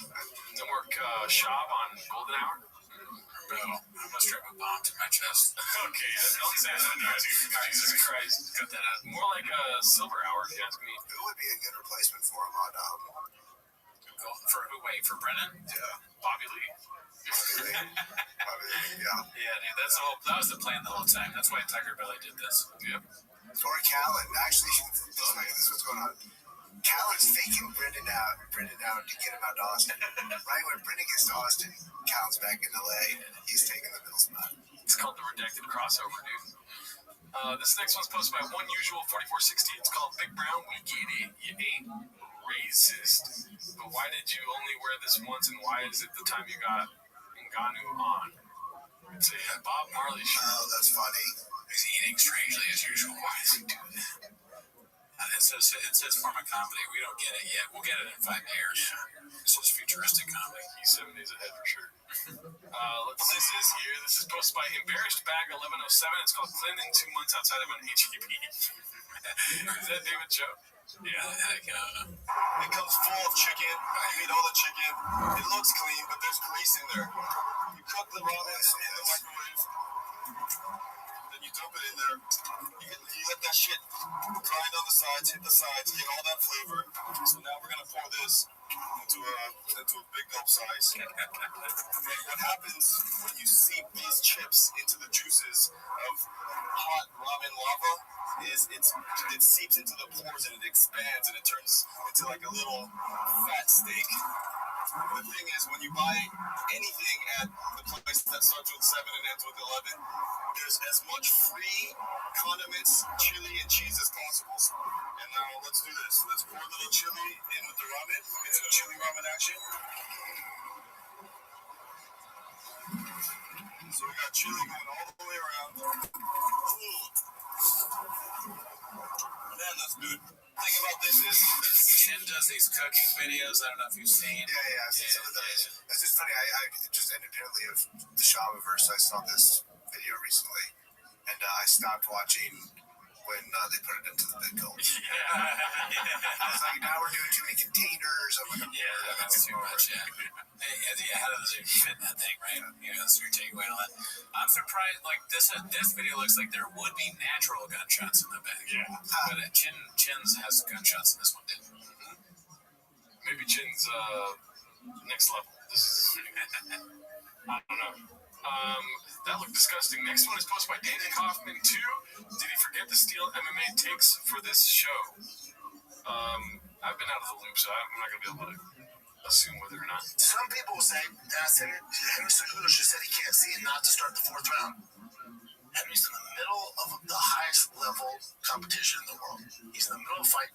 Probably a little concussed, got punched in the face, right? Yes, it is his job to know the rules to a degree, but he's also focused on other things. I blame the corner. His corner should went, hold on. In the corner, he said he cannot see. We cannot continue on. Do not start the fucking 4th round. This is a DQ.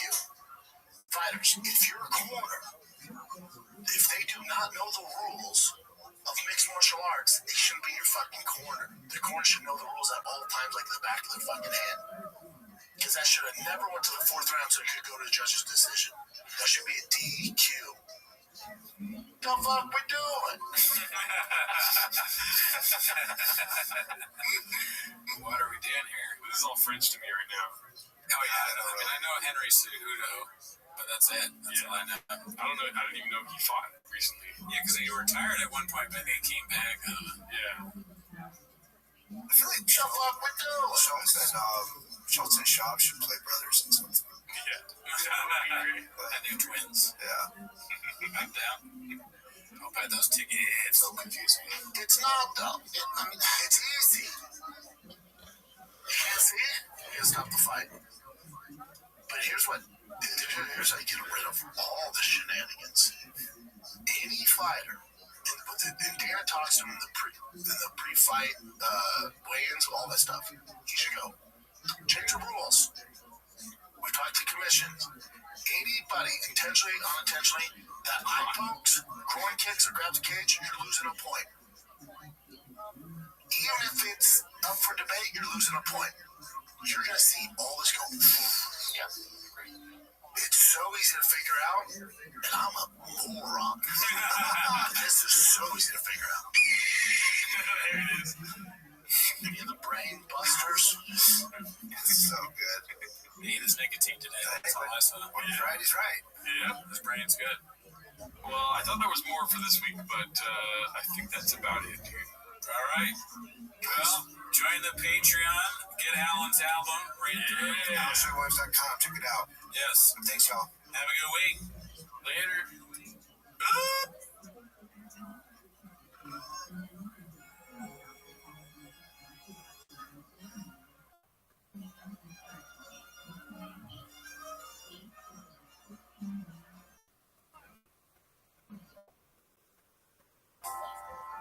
Tired from fighting, started a podcast. Didn't know we get this far. Didn't read the comments, tell you they don't care. Nobody knows who you are. Keep writing secrets, don't ask me no questions. His crowds begin with an R. Running with bad guys, listening to their lies. Feel that we with a broke heart. Nobody said it was Netflix. I tried to have sex with some. Nobody said it was Netflix. No one ever said our show would be this trash. Let's take the clips to Texas. One take. It's time for my favorite time of the week. When you get near Papa, try to speak. Release surprises today. You better act in. Watch 10 minutes of show. Welcome back to 10 Minutes of Shop. Thanks for tuning in. As always, join the Patreon. This week we watched The Legend of Fluffy by Gabriel Iglesias. Ever heard of him? AKA Fluffy. That fool, I fucking love Fluffy. Honestly, fool, that fool told me that if you don't think about it, you gotta live your life like every day, fool. And that shit was hilarious, dog. He's helped a lot of people. You know, that's true. That's facts. And if you want to know what we thought about it, guess where he eats at? He eats at McDonald's, fool, because he's fat. spoiler. But one time you told me that, like, if I don't accept the people around me, I'm not gonna accept myself. One spoiler is that Fluffy during a special, he was so I was at McDonald's and then he paused for laughter. So he's so fat that if he goes to a fast food place, it's immediate laughter. I remember that part. I was dying. Honestly, I was dying. I couldn't believe it. I finally got it. You got me to do it. And that's, look, that's on me. That's the team's fault. You fucking asshole. That was him that did it. Anyways, that's not why they're here. We stream on Wednesdays too. They're here to watch Them Must Have Shot, right? Right. So start the timer. Play the chin clip. Alrighty. So we got Sweet Suit Dan posted this one. It is looks like a tweet from Big Sean McCorkle, or Big Sexy McCorkle, my bad. Oh yeah, I already read it. Can you imagine being a grown man and being so obsessed with and so dependent on another man for your livelihood that you're willing to move your entire family one half way across the country to be closer to that man and to top it off, to do it even though that man doesn't want you to? Well, two things. I was so scared at the beginning of the sentence because we literally do a show about another man.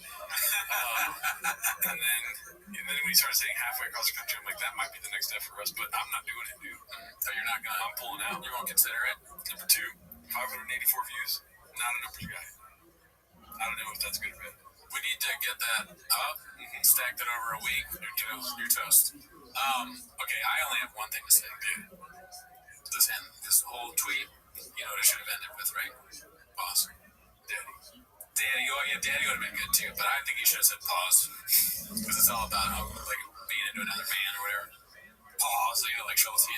But Sean's not, he doesn't talk like that, so. What are we doing here, Mark?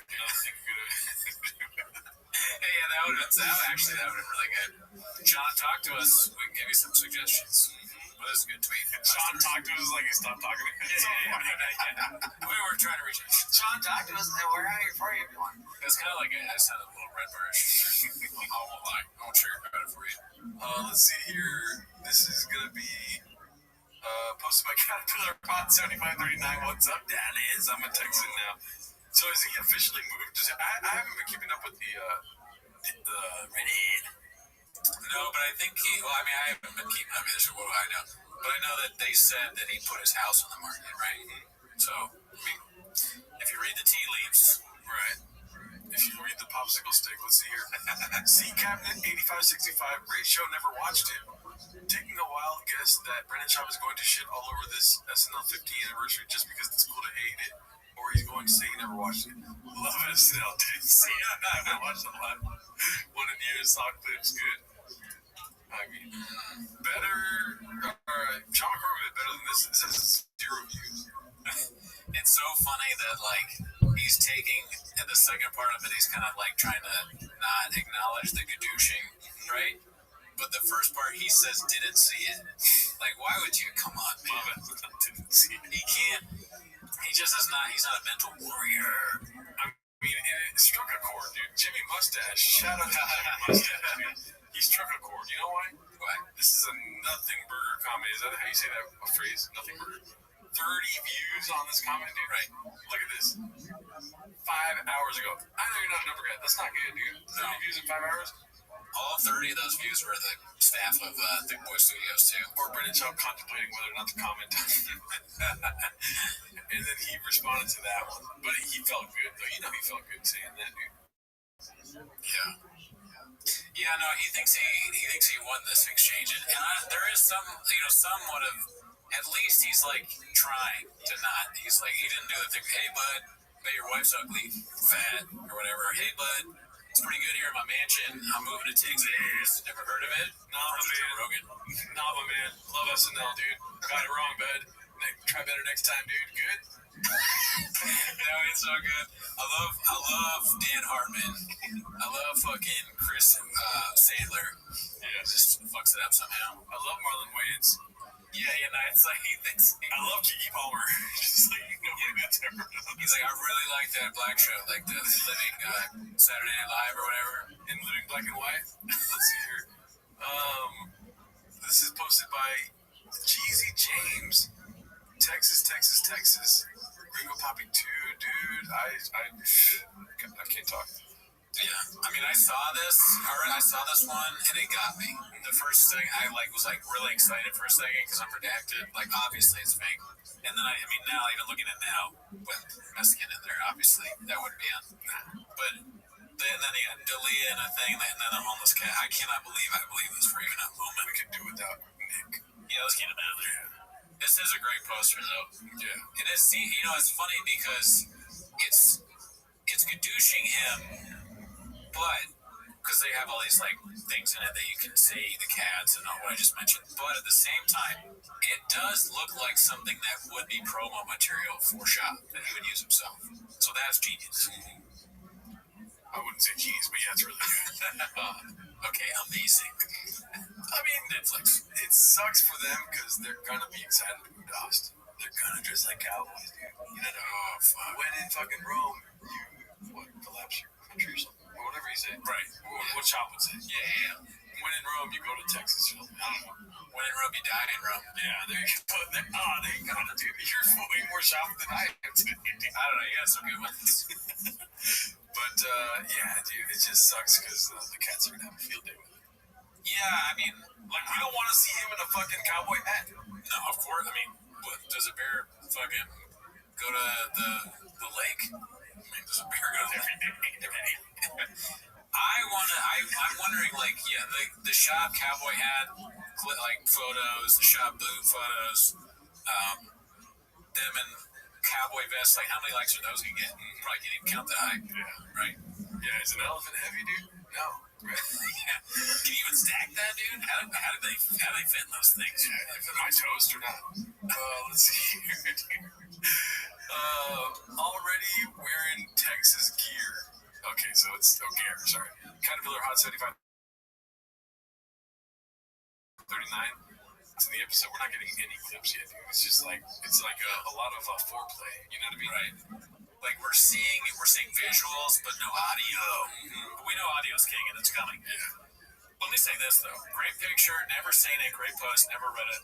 However, Shav has been doing Texas stuff for quite some time. Really? I think so. Even before he was saying about moving, doesn't he have hats that have he said Texas is his favorite place to go. He has a tattoo of Texas. Yeah, he's the Longhorns thing and his subwears. He's talking about, I don't know, he's one of those guys that thinks it's cool to have a Texas flag for some reason. It's a Lone Ranger, daddy. Yeah, exactly. He's the last cowboy in town. No, wait, that's Jeff Tye. The only ex-UFC fighter not allowed back. Lone Ranger. And then, I love you, Texas! He filmed a special there, dude. Yeah. He's ready to leave North Korea to the beach. We have to also dress up like cowboys, dude. I hope you know that. I'm down. I might not be, just kidding. I'm redacted. Are you thinking always been balls deep in Austin. What did I just tell you, dude? Into Austin, sorry about that. Called it! Confidence Surge 8648 posted this one.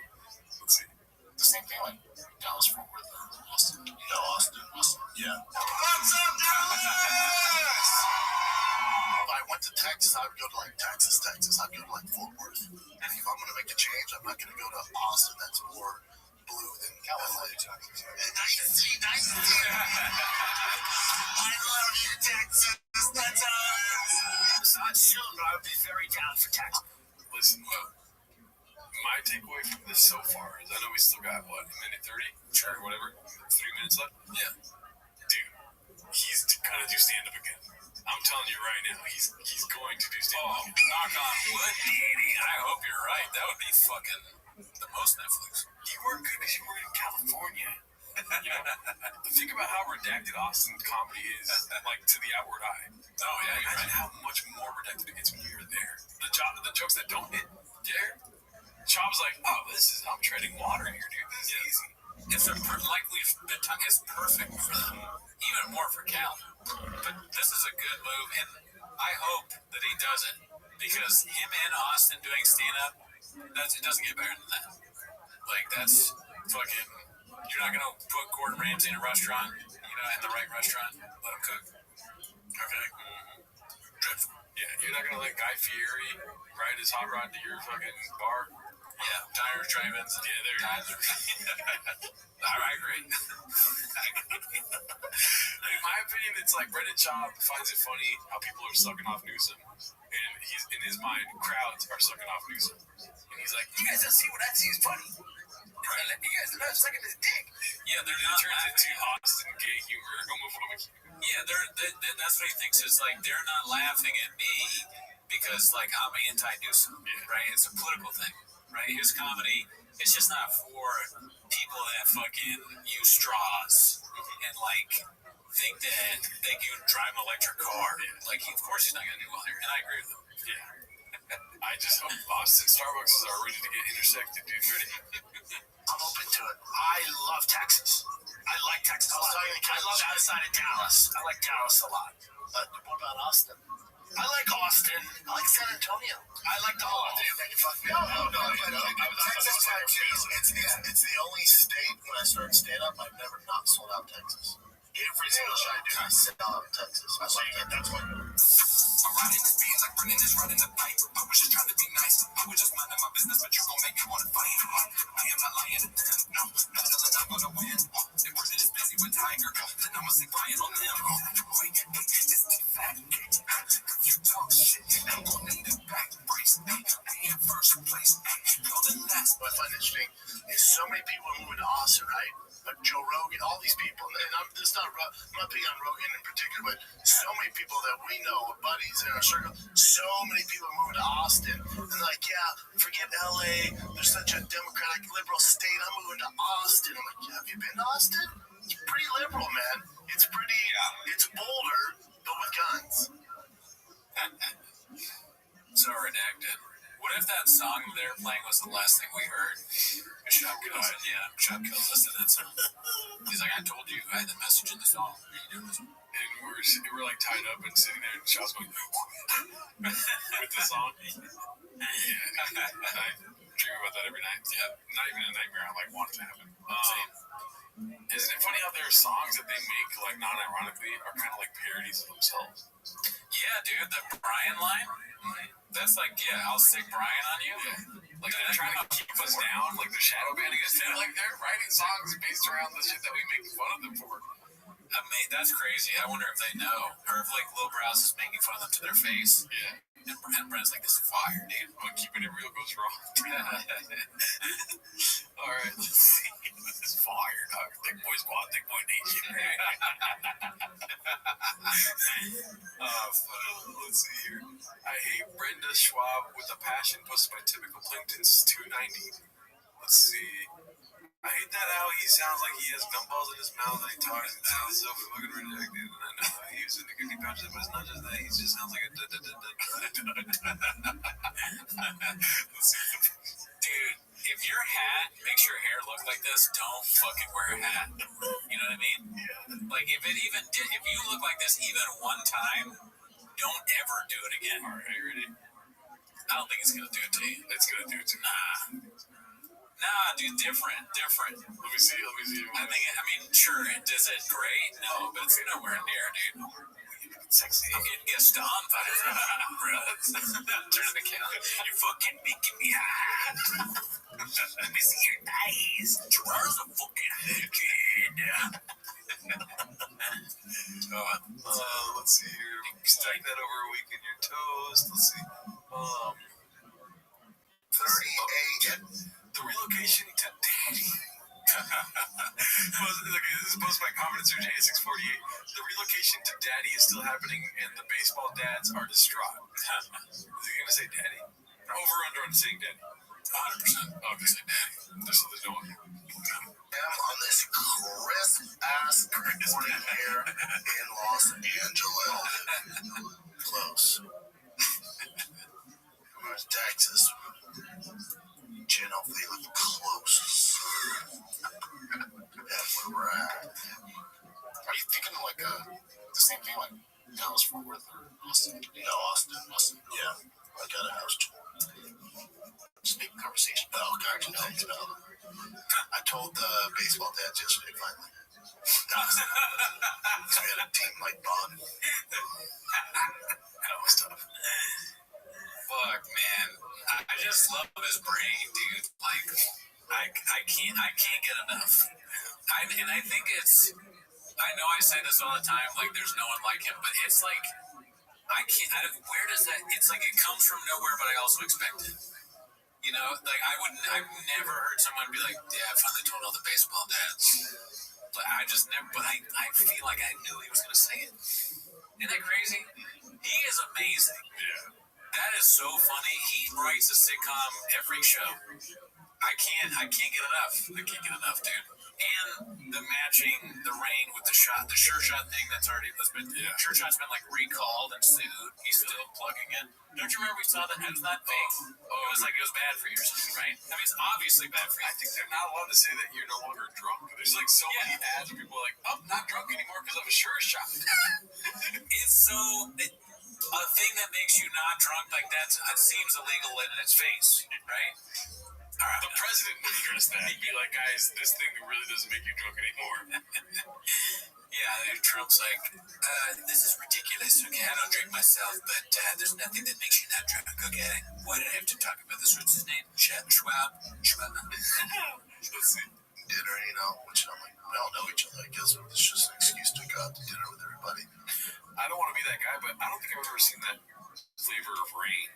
Yeah, I think it's new. Let's put a pin in that. I want it. Yeah, I didn't go great. I mean, they're supportive, but there's like, what are we gonna do, man? You know, it's like, what do you mean? He has to be all right, you know? Just taking one of the best players off the team, leaving, is it figured out? You know, that's gonna do in the future. Shohei Ohtani's on their team, and you just don't even know it. Yeah. And then they're gonna compare stats to like Brennan's kid and the Shohei Ohtani kid, you know? Yeah, I won't be anywhere near close. Or do you think that they are trying to like let him down easy? Like, what? You mean you're? You know what I mean? Meanwhile, they're like, dude, the cubbies open up. You're gonna leave. You know? We can finally take away the cubbies, or like give the cubbies back to the kids, or because Brennan has multiple cubbies. Or are they as redacted as Brennan? And they're like gonna dedicate a cubby to him. Like nobody uses one. Well, dude, he might show up one day. Brennan is annoying as fuck, right? Probably. In the grand scheme of things, he's but in my mind, if I'm on a team and Brennan Schaub is like my kids are on the team and Brennan Schaub's on the, that's the happiest day of my life. You know, I'm like, fucking Brennan Schaub's leaving? Fuck. He's hilarious.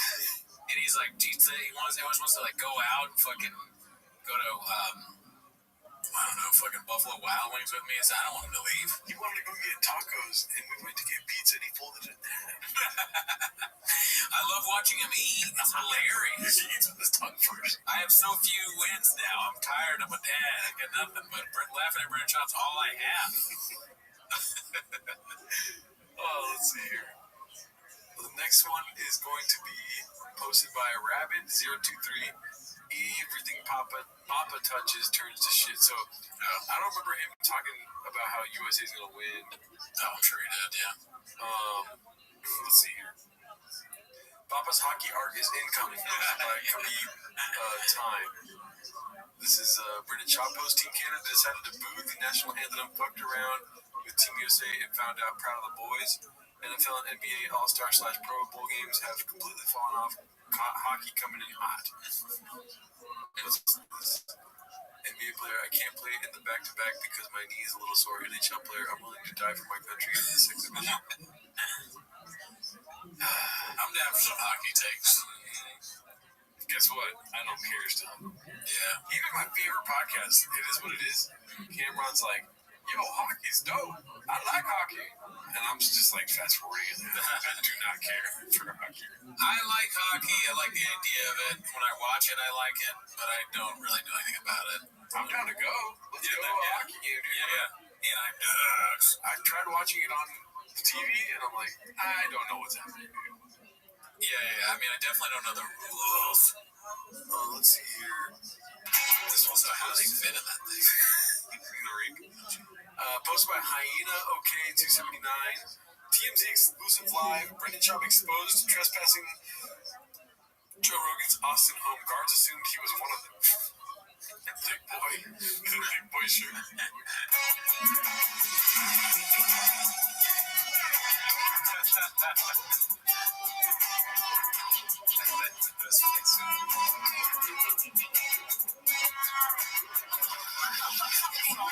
Oh, that really is.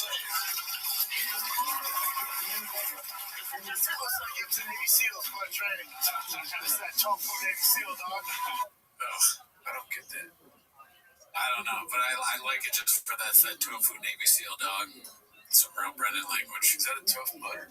Looks well, he's wearing the thing that says butter on his head. Oh, I assume it has something to do with it. Butter lives matter, it says. You're just like taking it. What if it said that? Oh, national. It looked like it said matter. It's that tofu Navy SEAL, dog. I'm saying that. Let's see here. When you forget which sub you're in, posted by EKPYROTIC. That's funny. What the fuck is a narrative? Let's see. This is hilarious. I did see this week. Posted by Clint Putter of Chips. Worst commercial you've ever seen. That's like such clickbait, dude. And it's from Fighter the Kid. You see worst commercial ever seen. I'm like, everyone around me like, one second, y'all. And it's me watching this shit. Let me put you on game real quick. By the way, he's back to that fucking voice, dude. Oh, yeah. I don't know if you noticed that with the doggone. This is gonna be like best Brent Crazy, Joe Rogan, they like to win. Tony Hinchcliffe's gay. Can you imagine if you're like an alcohol sales rep and you're like in a business and there's, so tell me what you got from me today, and they start talking like that and you're like, put your wallet as far back in your pocket as you could possibly. Your checkbook is like, no way. And then you tell your staff, like, you start leaving and he's like, you know, Homer Simpson thing in real life. You get backing into the fucking bush. Come on, I'm gonna keep you busy. My boys were talking about a product called Athletic. I decided to check it out. My lord, talk about a game changer.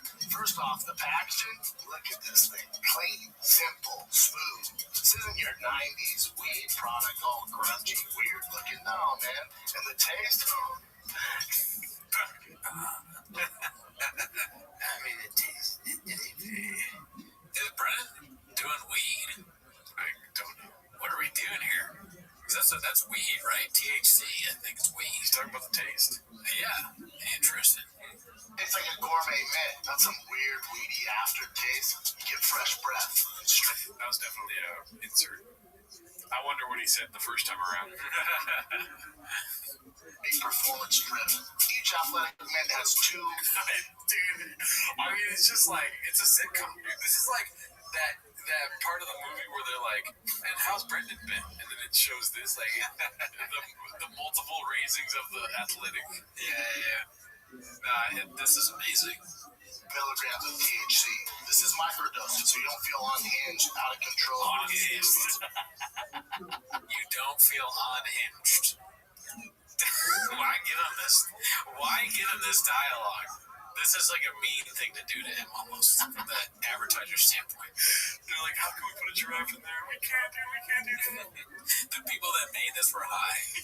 The commercial guys took too much of the THC shit, and they're like, dude, fucking make him say unhinged, bro. And they're like, Tony Hinchcliffe was, fuck yeah. They can't stop laughing, and Shaw thinks he's killing it. Exact energy. I use it for everything. Podcasting, before a workout, when I'm going to work on my drugs, I want to be dialed in. He forced that in. They didn't put that in. Podcasting, everything. Drugs, being a dad, T-ball practice, talking to my mess again. Oh, dude, I pray to God he says mess could do that. These are Focus. Athletic is my go-to. Bottom line, this ain't your typical edible. This is THC for real life. So stay sharp, stay focused, stay on the grind. Go to athletic.com. Try them out. You'll thank me later. It's so jazzy. These products, what are they doing? I mean, I'm glad they do it. I don't want them to stop, but why? It just like, I don't even know, dude. If a fucking product starts and Brennan Shaw doesn't promote it, does it really exist, dude? Fair. That's fair. It's, you know how they say like Shaq does too many commercials, like TV?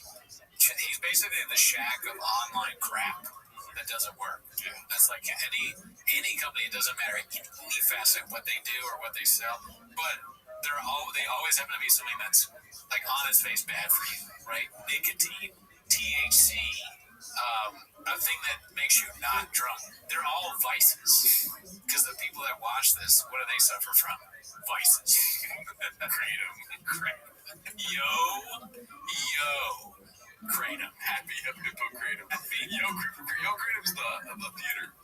Oh, fuck. I'm so dumb, dude. I'm redacted. Happy Hippo Kratom is the one he hawked. So Yo Kratom is a theater? What is it? Is it owned by a Kratom company? I mean, I don't know. I'm not Wikipedia, Doug, but I just remember Yo Kratom is the theater they did the Skink Fest. Okay.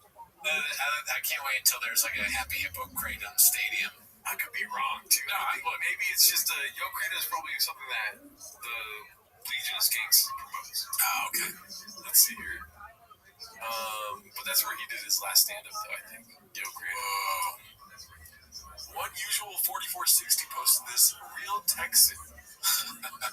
Just trucked out Fort Worth Street. I mean, you don't get more Texas than that, Papa. Let's see here. Just giving this guy. Brian gets a ride home. Posted by Bird Ball. I'm excited about this. Let's see. Ride home from a gig, and he was like, "Do you want to have sex?" And I said, "No, I don't." And then he's like, "But I have a really big dick, though." And I was like, "That's not what I'm worried about." And then he was like, "Here, I'll show you." And then he took out his dick, and it was definitely sexual harassment, but it was also just a regular dick.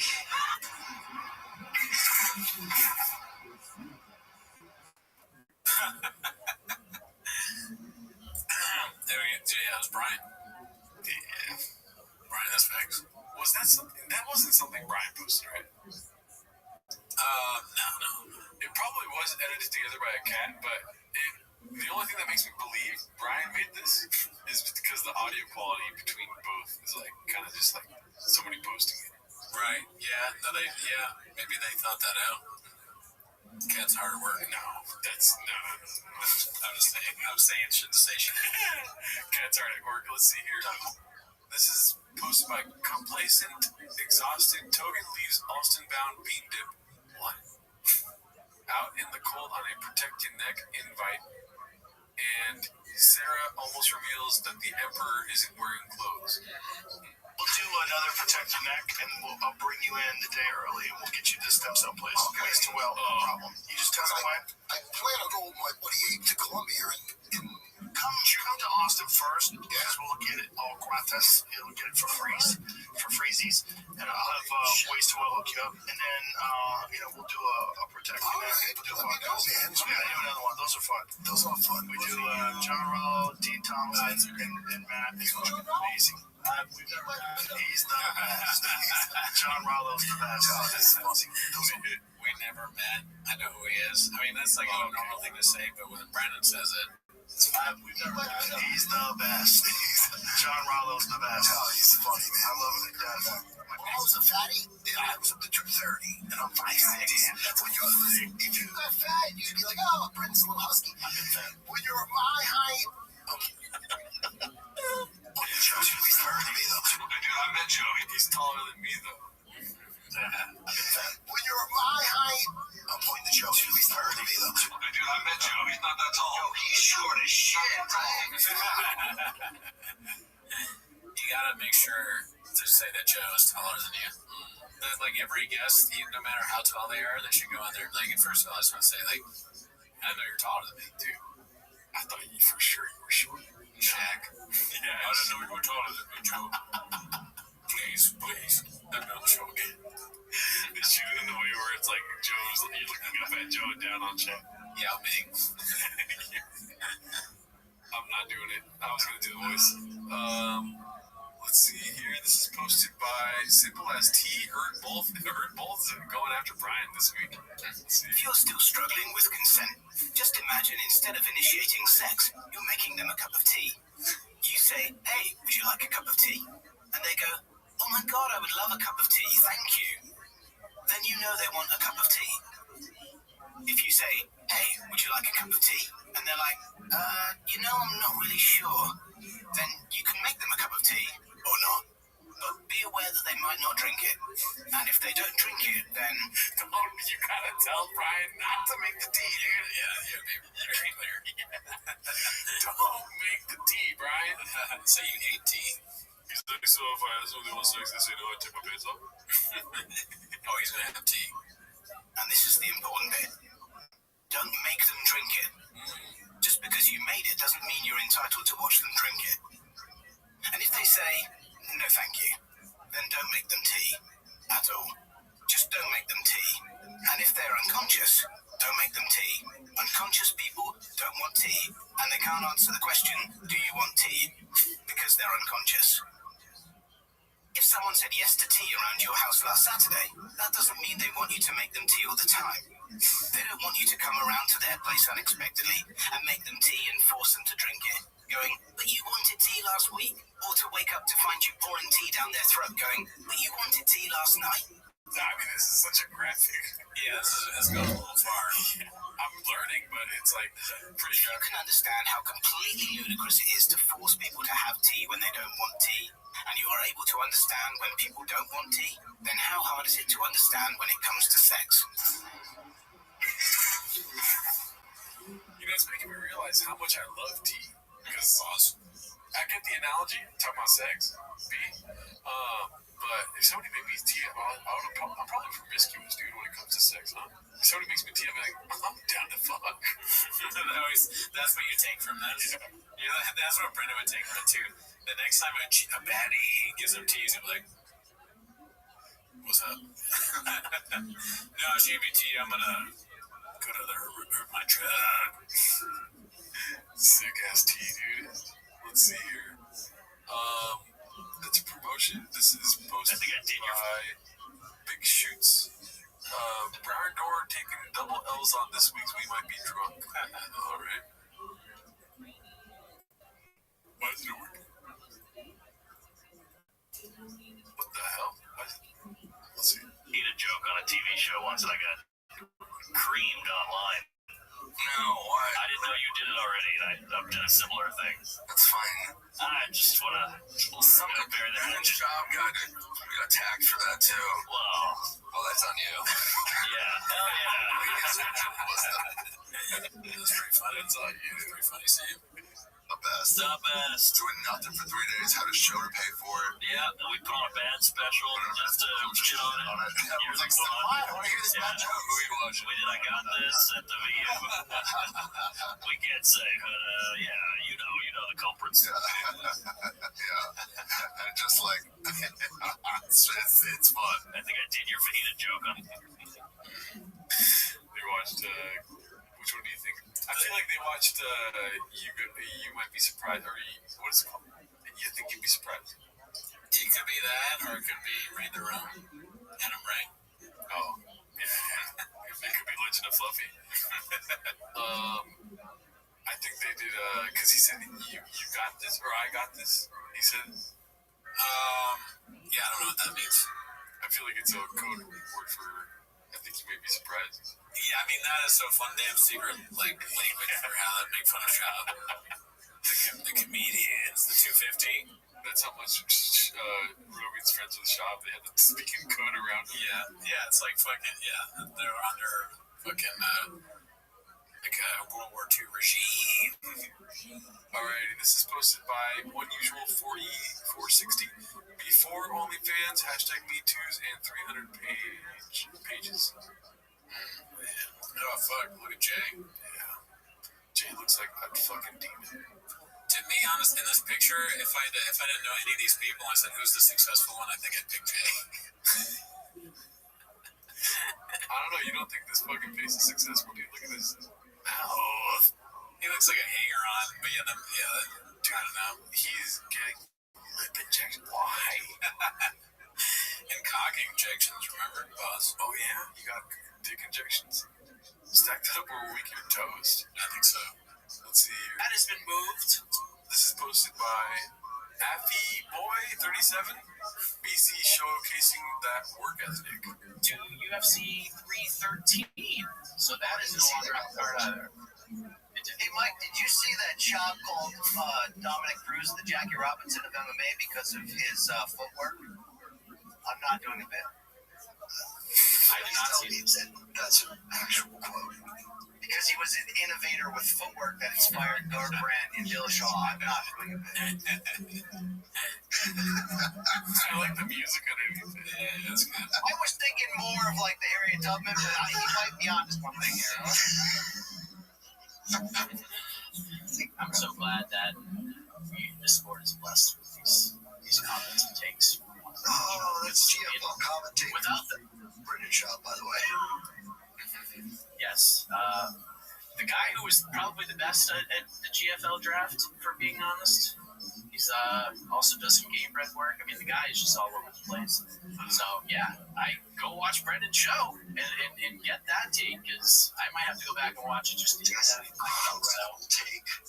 I like how Brian just lets everyone deal with it. He doesn't say anything after telling you what happened. He's just like, He drops a bomb and he's like, "I'll deal with it. Clean it up."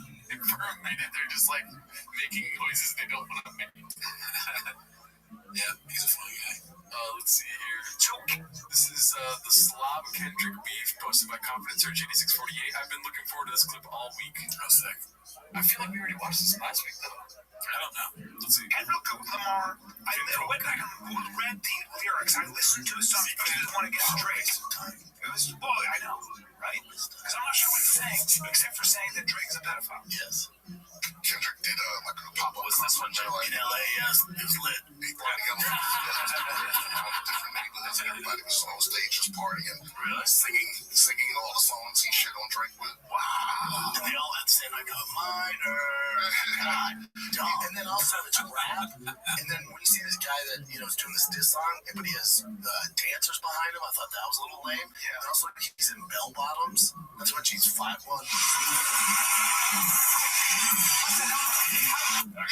Sad.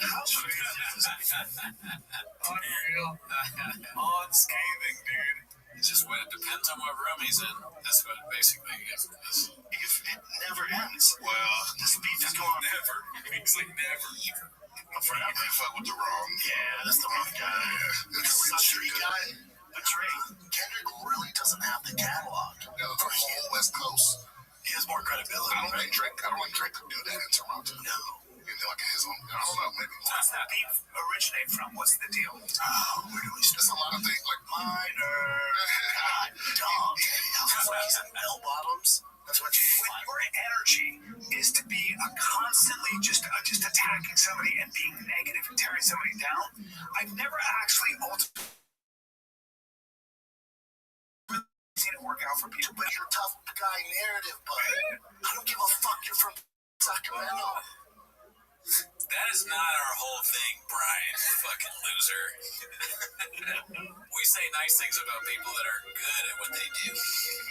Half the show's positive, okay? A lot of the reviews, check out the Patreon. We say pretty nice things about Bill Burr. Shane Gillis. Ever heard of him? So, I mean, it's not important. It's not a comparison. It's Sure. Yeah, no, just look, I got different. Brian's fucking redacted. That's you're giving it to a redact right now. See, what are you doing? I was reading the comments and I'm glad you said something. You were deep in the war right there, dude. Let's see here. When they fight, we defend. Here we go. I don't know if that's a Shabbos zone. Jesus Chrysler posted this one. Joey, knock it off with the phone, George. Oh my God, dude. No audio, but I'm gonna just post my fight on IG in case anyone missed it. Doing good things. I mean, he's just like, I'm so proud of him for losing that weight. He just looks nuts. It is nuts. Good for him. Yeah. When they go low, we take athletic THC. There we go. It's athletic. Boom. Spelled THC. Posted by MindlessNet821. It's called I'm a Shark in the Truck Industry. You ain't never seen a Hummer like this. Operation Desert Stroke is complete. Pause. 6.0 diesel power stroke, engine swap, and build trans. First rig I've ever helped build from chassis to the engine. The boys worked around the clock nonstop to pull it off. For the first time in my life, I can say built, not bought. All right. Good for you, Shop. Always been a truck guy. Dude, I'm always on that. No competition posted by Ryan Rudd 85. Are these the P4P dumbest fighters of all time? Pound for pound dumbest fighters. Great picture. UFC subreddit. That's a promotion. Just a blue-collar truck guy. Posted by Embarrassed Bag 1107. You know, well, you can't be in the trucks and get your nails done. It's so funny to take a picture, though. Like, why? Take a picture of me. It's hilarious. A big guy in the small chair. How do I even fit in that? Let's see here. Thick Boy Couch for sale, posted by Essentius15. Yeah, I thought about it. Wow. How is that? How do we know that's... Oh yeah, that's the poster. Yeah, I mean, here's the thing. They probably suck. Yeah, those couches probably suck ass. Like, name the scent. Yeah, and I agree. They probably smell bad. They're for sure dirty. I mean, Shop's not spilling things, right? I'm good. J-Dog's not cleaning it up, you know what I'm saying? It's going to be a no for me, no. I need more. When I said... This is posted by Complacent Exhausted Clint Miston edit. What comes through in the clutch when Baba uses the word product? Why is it not letting me click right now, dude? This is annoying. I hate it on the computer when you try to go to the button and it just jumps the button. Freak! I was talking about some trans whore constantly sucking pussy. That's not trans. A freak. That's too much, okay? Yeah, can we keep that in? I don't know. Listen, hold on. I believe the trans. I'm saying this. If you get down to the level of detail versus like just the ideology of it all, we do always need, and so does Europe needs immigration. Obviously, you don't want just an open border. And the problem, though, is that the irony is, like I told you, when Trump was making that wall, Cinnalon and Chihuahua, I use one product only. That's Black Buffalo. Hilarious. He's popping us in. Yeah, man. The only thing that they'll edit out is that, then. It just don't make sense. I hate the fucking microphone on the hat thing. It just doesn't make sense. You get no bass in your voice if you have it above the face. Oh man, I bet they've told him that he's like the Swiss school. No, I don't think anyone there knows that. Yeah, okay, yeah, they're not. Nice of you to give him credit though. Not good producer. Yeah, Chin's too drunk. Let's see. Yeah, so I was like, who? Oh, dude, this is great. Did you see this? Nah, I missed this one. MJ Lenderman talks inspiration for his song Wristwatch, posted by What Are We Doing Here? No clue who this guy is, but I'm going to check his music out now. Oh my god, the cursors really blockbuster right now there. Here. Who's going to be saying something like that, or who would feel that way? And I was thinking about like these comedy podcasts, like there's one called The Fighter and the Kid with this guy Brandon Schaub, and he's like a failed comedian, failed UFC fighter, but still going for the money. So I was just kind of interested in that kind of character. This is Wristwatch from MJ Lenderman, live for World Cafe. She's like, let's get out. I don't know if I can play this. We gotta talk to MJ.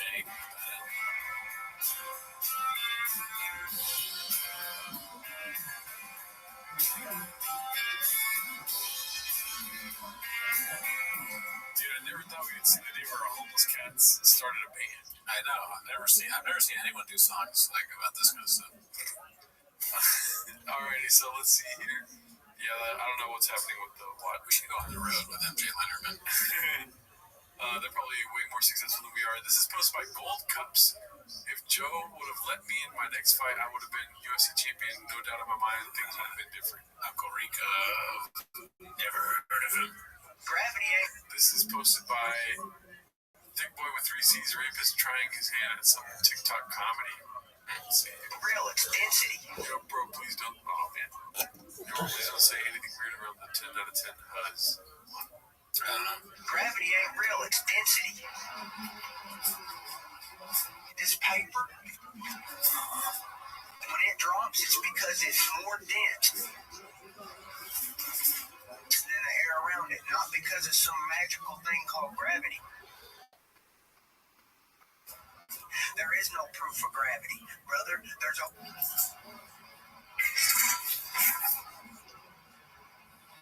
Well, thanks, Moses.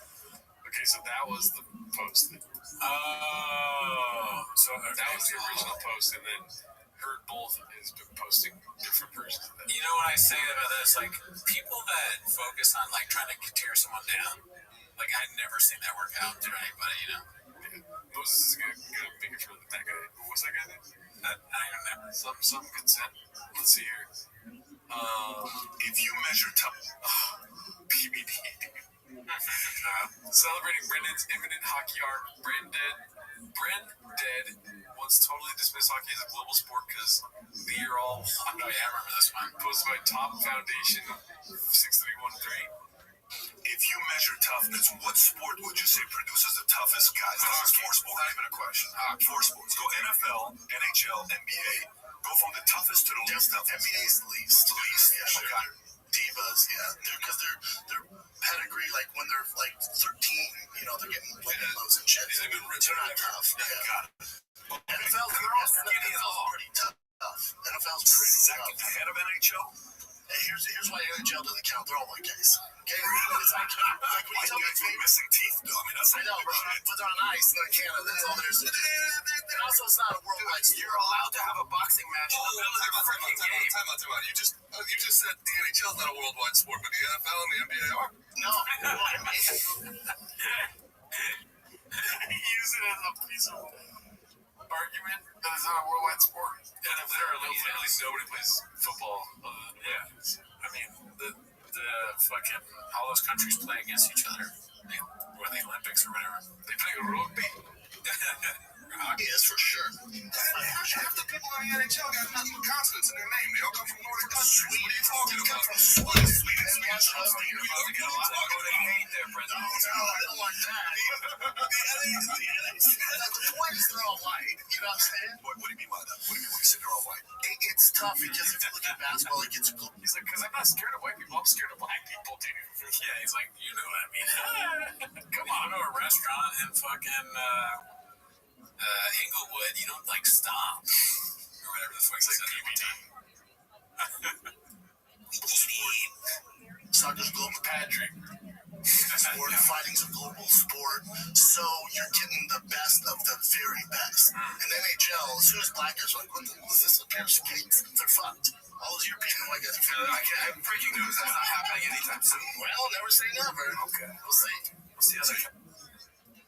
He's just like so scared. Maybe even he's scared of what he's saying. Look at him. He's like, I heard other people say this, and I'm saying it now. Oh, fuck. Let's see here. He's heard the kids talk about that at the coffee rink. Or the coffee rink. God damn it, the hockey rink. That does sound like somewhere he'd be, though. Like the coffee rink. Like a rink where you drink coffee. I don't know what's happening with the computer here. Alright, this is posted by Embarrassed Bag 1107. Definitely talk about Mexican. We just moved past that. That is so awful. Fuck around. One stupid place to begin. This is posted by Clint Puller of Chips. Fuck around and win stupid prizes. B. That is so awful. Fuck around. One stupid place to begin. One stupid prizes. Oh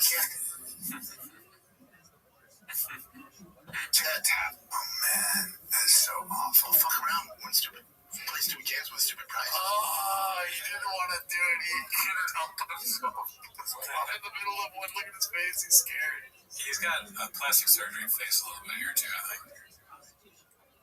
It's just those lips, dude. Yeah. I can't chat. Oh man, that is so awful. Fuck around. One stupid place to begin. One stupid prizes. Fuck around. I'm not gonna send the games. One stupid prizes. Yeah, that's such a trip. Why would you get your lips done? It kind of like that's the only thing I can really focus on. Like, he looks like one of those ladies that has all the shit on their face. It's like he's trying to get DSLs, dude. That's what he's looking to get. Yeah, I mean, that's what it looks like. You're right. Can't lie, not gonna sugarcoat it for you.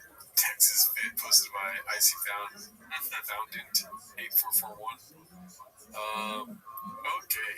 When Papa thinks him and Toe will be like when he goes to Texas, a Nigerian lawyer posted that one. Okay. Kendrick isn't an artist. This is artsy Chinsui. They never wanted me until I came up. Is this a song? Hopefully it doesn't get cut out. Let's see what happens.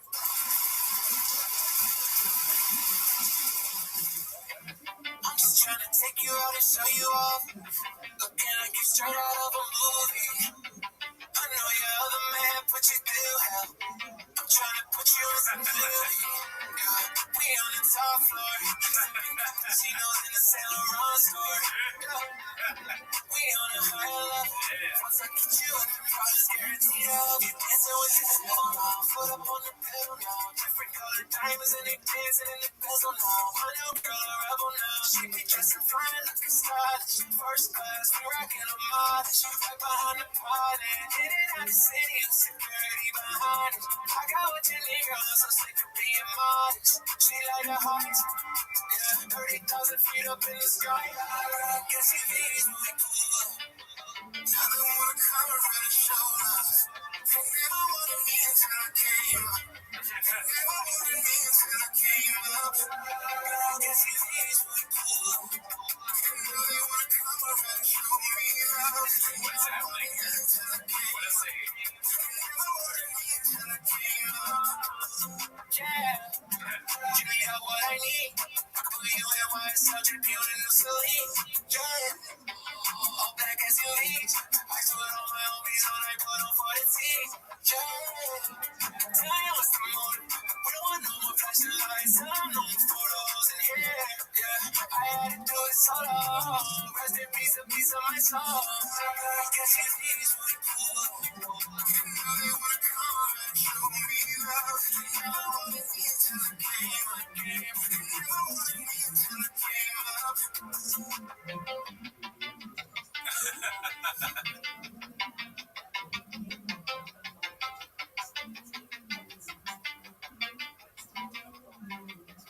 Alright, so hopefully that doesn't get cut out. Yeah. I hope it doesn't get cut out, but yeah, we just watched the whole thing.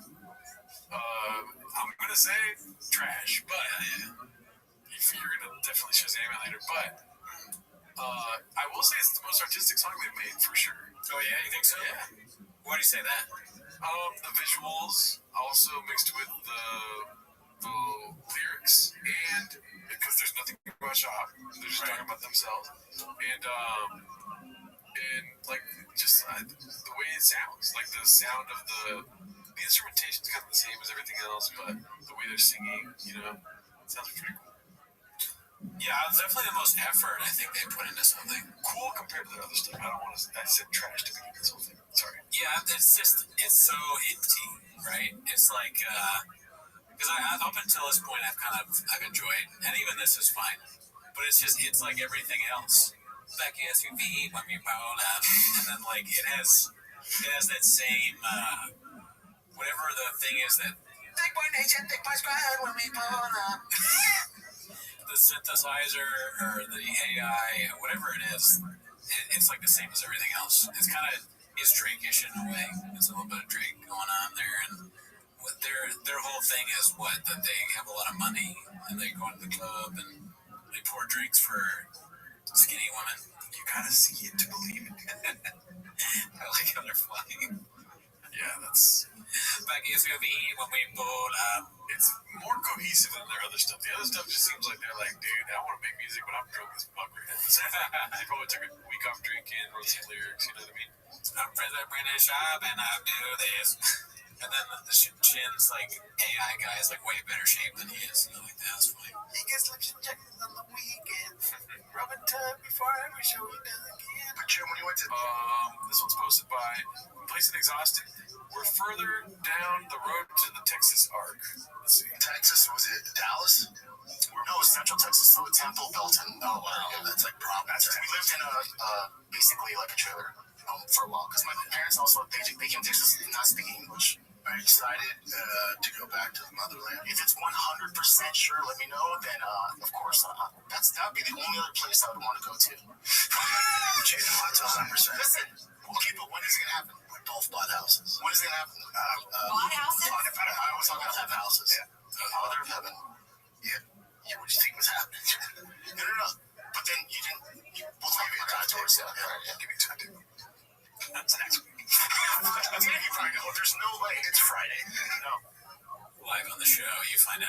to another state.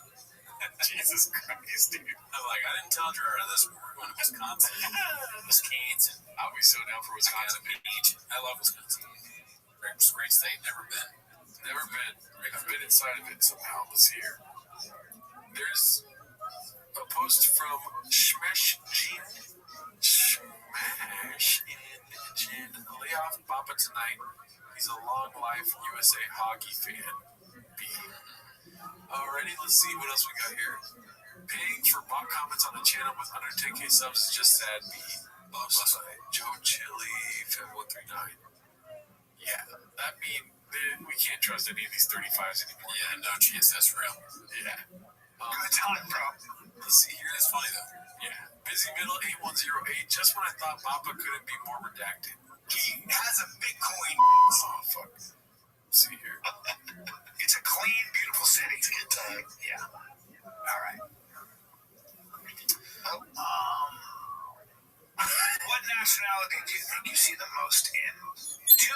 What two nationalities do you think you see the most in? American. There is a lot of First Nation people. Yeah. But no. I like that, but besides that, give me what else? Scottish nobleman. Well, I mean, not far away, but Milwaukee is predominantly black. Okay. But what would the nationality be? White. No. There's a nationality. We're all American. There's an immigrant. There's a certain group of immigrants you see a lot of. It's interesting. Oh, are they getting a bunch of the illegal immigrants from Venezuela? They're not illegal. Well, they're actually, so you see a lot of Ethiopians and Somalis. Those poor Somalis. A lot of Somalis. Go from just that tropical climate. Yeah. Tropical climate. Man. I mean, there's only so much you can say. Yeah, I got nothing for that one, but it is funny. Let's see what else we got here. This is posted by Typical Plankton 290. Brendan eats his boogers and washes it down with the Diet Coke. Let me tell you. My God, Guys, I had the same Bitcoin scam offered to me. It was like 200,000 to spend. I was like, dude, I'm not going to scam my fans. I don't need money that bad. But that's what Jemima did. So, yeah, Jemima, you can't fight. You can fight. You know, you got a beard. But let history record it as you, sir, are a you fled a country, you went back, and you got buddy-buddy with a dictator, and you fled again. Doesn't matter how good of a fighter you are and will. Yeah, I think that's what happened for sure. And, you know, that's gross. That's gross. I mean, why, what were you? Why always have a camera in front of you, dude? That's true. Eventually you're going to fuck that up. Even if you're somebody who's perfect, otherwise, like, shut up, you know? Yeah. I mean, that's the only time I've ever seen him do something nasty. Especially with eating. Yeah. Yeah. It's like normally very really good, yeah. Let's see here. This is posted by Particular Mind 2159. We don't matter. Nice. What? Donnie, you are out of your element. Posted by Danny Kaufman 2. Here, I'm going to put John Cerebine in. Donnie, no. We're talking about Mickey Rourke has had some work done, poor guy. Look at Mickey Rourke. I don't know. What did he do to himself? No, we've been over that. He talks to dogs. It is funny, like, I mean, I will say that our dog sometimes, like, hey, you know, stop that, and, like, every time. But he's like, we've had a discussion. He's almost more eloquent now. When he's talking about something as ridiculous as, like, telling his dog to not bark. Donnie, I've said this before. It's a dog. The dog's like, man, Brendan's so smart. Let's see. We've been over that. Oof. Yeah. Oof. All of them up there. Vanity, dude. Fillers. Oh, my God. Yeah, can you imagine? You wouldn't be able to take yourself serious. Your girl's like, hey, do you mind dressing up as a construction worker? I'm like, okay. Dude, I would get out of the bathroom without laughing. Like, there's gonna be no boner. No, there's no boner. I'm like, this is stupid. Can we just zero boner? No. Gotta get him out. Yeah, get him out. Kick him out. Oh, Mickey, what are you doing? What are you doing to yourself? Can you take that out? He's choking out the dog. What's up? Can you take Mickey Rourke out? Let's focus on that. You've been on the show way too long. Damn. Donnie said, fuck your wires. Literally just. I like that little talk. dog's kind of fierce. Yeah, he thinks he's a king horse, so he'll find out he's not. There's a lot of people out there who like. That's his foreshadowing of getting rid of the dog. Yeah. When I give him back to the pound, he did not like the fucking talk about picking work. Wonder why. Blood filler. Yep. Wow, dude, that's a great pull by you right there, dude. Wow. Yeah, it's in your face. It's like very aggressively in your face. Do you think he regrets it, or he keeps going back on? I saw, part of me is like, does he even remember doing it? He might not even be lying. He forgot. Let's see. All right, let's go one more. This is a post by Air Pumper Bappa. That's Lawrence Fishburne. Yeah. Let's see here. Bappa punching the air right now. Post by Big Blue Trekker. It looks like stand up on the spot. I want to get a clip though. Yeah. Suppose that's a promotion. Hot Chip detains Korean citizen, circa 1938 colorized. Kimbo slices chicken, posted out. Whoa, Henry Coleman, how did Thick Boy go? Posted by One Usual 4460. Wow, he was on Thick Boy Fight Club. What the hell? What the hell? He couldn't have made the Fight Club though. Oh my god, Thick King. Wait a minute. That's not the same thing, right? There's two C's. Oh, I'm not dumb. yeah. Well, that's not facts. Yeah. Let's see here. 3 C's found a thickie out in the wild. Yeah, dude. This might work. Ray Rex, 91. Over under on it being a baddie, 100%, dude. Thick Boy Production less. Sighted in the wild. I saw that, yeah. Posted by Henchdoll.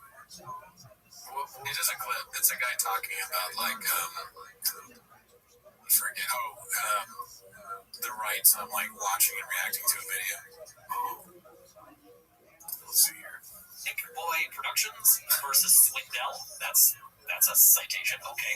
Factor 1, favor fair use because reaction videos use the copyrighted works to criticize or comment upon them rather than to supersede the works of original authors. Yeah, see, if you guys want to talk about shit with us, talk to our lawyer, white hair guy. That's our lawyer right there. He's a monster. Legolas got us on the lock, dude. Yeah, Legolas has 500 pages of evidence behind us. Dude, quick dump. Legolas saved our lives. God, dog. What's the fucking guy? What's that dude, the WikiLeaks guy? Julian Assange. Yeah. Julian Assange got our back, dog. You want to step up? Jeez, you don't have these nuts on your chin, dog. Alright, that's it for us here, dude. See you next week. Join the Patreon. Bye.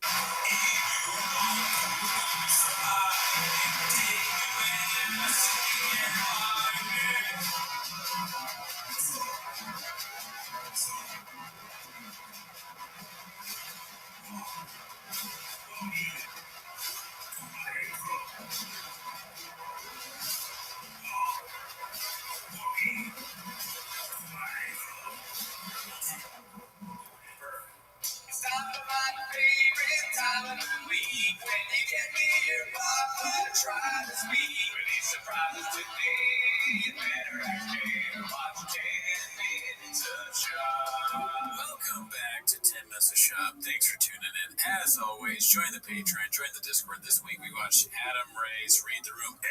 Janae. I gotta support my boy, dude. What Janae said? What she said? Today, this week on the Patreon, we watched, what was it again?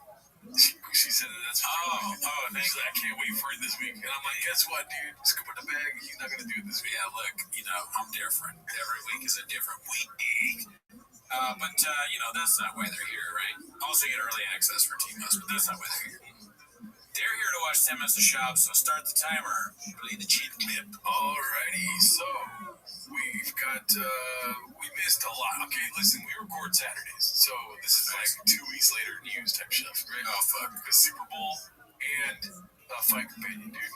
Fight Companion on Saturday, Super Bowl Sunday. We record the next Saturday, so everything's man, we missed the Super Bowl, and we missed Carl Bass and Fight Companion. We're not said the same thing twice. O.J. Simpson or something. What was it? Magic Johnson. San Jose. San Jose Jack Johnson. Yeah. San Jose Jack Johnson. Let's see what we got here, though, dude. The first one's supposed to buy Rhonda XX. Rhonda X. Mark on a Super Bowl commercial. Yeah, dude, nuts, right? Cool. Well, great guy. Never met him. Mad for success. Imagine if the Super Bowl commercial fucking put a line over his face, dude. Or they blinked it out. What if they blinked it out? Yeah. Oh, man. Hey, you know what else had me laughing? I love Mark, dude. Love him. Never met him. It would be funny if he had a freak out on them and like just exposed them. What if he was buying Adderall for the director? It's Antonio Banderas in the car, and he's like, "You can't leave. Please let me leave. Let me leave, Mark." Antonio Banderas. You can't. Zorro. Mark's great. Yeah. Shout out, Mark. Congrats on the Super Bowl commercial. Next one is posted by Dana White's mom. New Netflix content just dropped. What is it? Brendan Schaub bombs on JRE and embarrasses himself. I like the dumbass. It's so funny. There's an arrow pointing to it that says dumbass. Don't sleep on the diesel hat. Oh, dude. He's got so many like hats. His hat. I know we've talked about that's him crying in the back. The Gringo Poppy. Like he's laughing at Mr. Whole Foods. The diesel hat reminds me of that stupid Patriot hat, but it's Patriot, but it's like the Marlboro. Yeah. He's so fucking stupid. God, he's stupid. His hats make him look dumber, right? Not like this hat. Timos, I got no merch. Let's see. The next one's gonna be posted by Dandy Kaufman 2. Guy who, quote, discovered Jelly Roll says Kendrick was not mainstream and black rappers aren't artists. Okay, I'm not ready for this week's episode. You can't say that. I don't think you can say that, can you? Oh, I mean, you shouldn't say that. That's what he said. Kendrick Lamar is like a platform. No, it's selling. It's not real beef. And also it sells records. So beef creates records and gives them anthem. People choose sides, so it gets that's shock each other. Also, imagine speaking down on Kendrick more than Bryce Mitchell, dude. Yeah, that's not good. You're right. That's a good point. Yeah. It's like, oh, Kendrick just did. You may not like his music, but you know, I like his songs. Bryce Mitchell said Hitler was good. You know what though? I would like to hear his opinion on Kanye West. His brain is exploding a bit. He's just like, what do I say? He's black, but he says the same thing as Bryce Mitchell. Yeah, what's Chin doing? Why isn't he like Chin doing an emergency meeting? We got to hear what Brendan has to say about Kanye. Maybe they did it, we missed it, or I don't know. Not even for the audience, just for me. It's like Drake's Connor and Kendrick's been Jose Aldo. Drake's Connor and what do you say? Kendrick's has Jose Aldo. No, he's on Jeopardy and he just said worst analogies ever for $500. That's no. Drake is definitely Jose Aldo because he get knocked out mad fast, dude. Yeah, if you're saying who won, then yeah, Kendrick would be. Who the fuck is this guy? Jose needed a Connor to bring him to life. So Kendrick, even though hip-hop heads love him, he was never mainstream, really. Not like Drake. He needed Drake to his credit, right? Because he was like considered more of an artist or more of a. No, they're both. What does that even mean? They're both fucking rapping. Well, what's more legit? Is it rap? No, I do think that rap is art. I'm kind of surprised by that, to be honest. Right? Because he what about lowbrows? Yeah, it's kind of good douchey lowbrows. He loves that shit.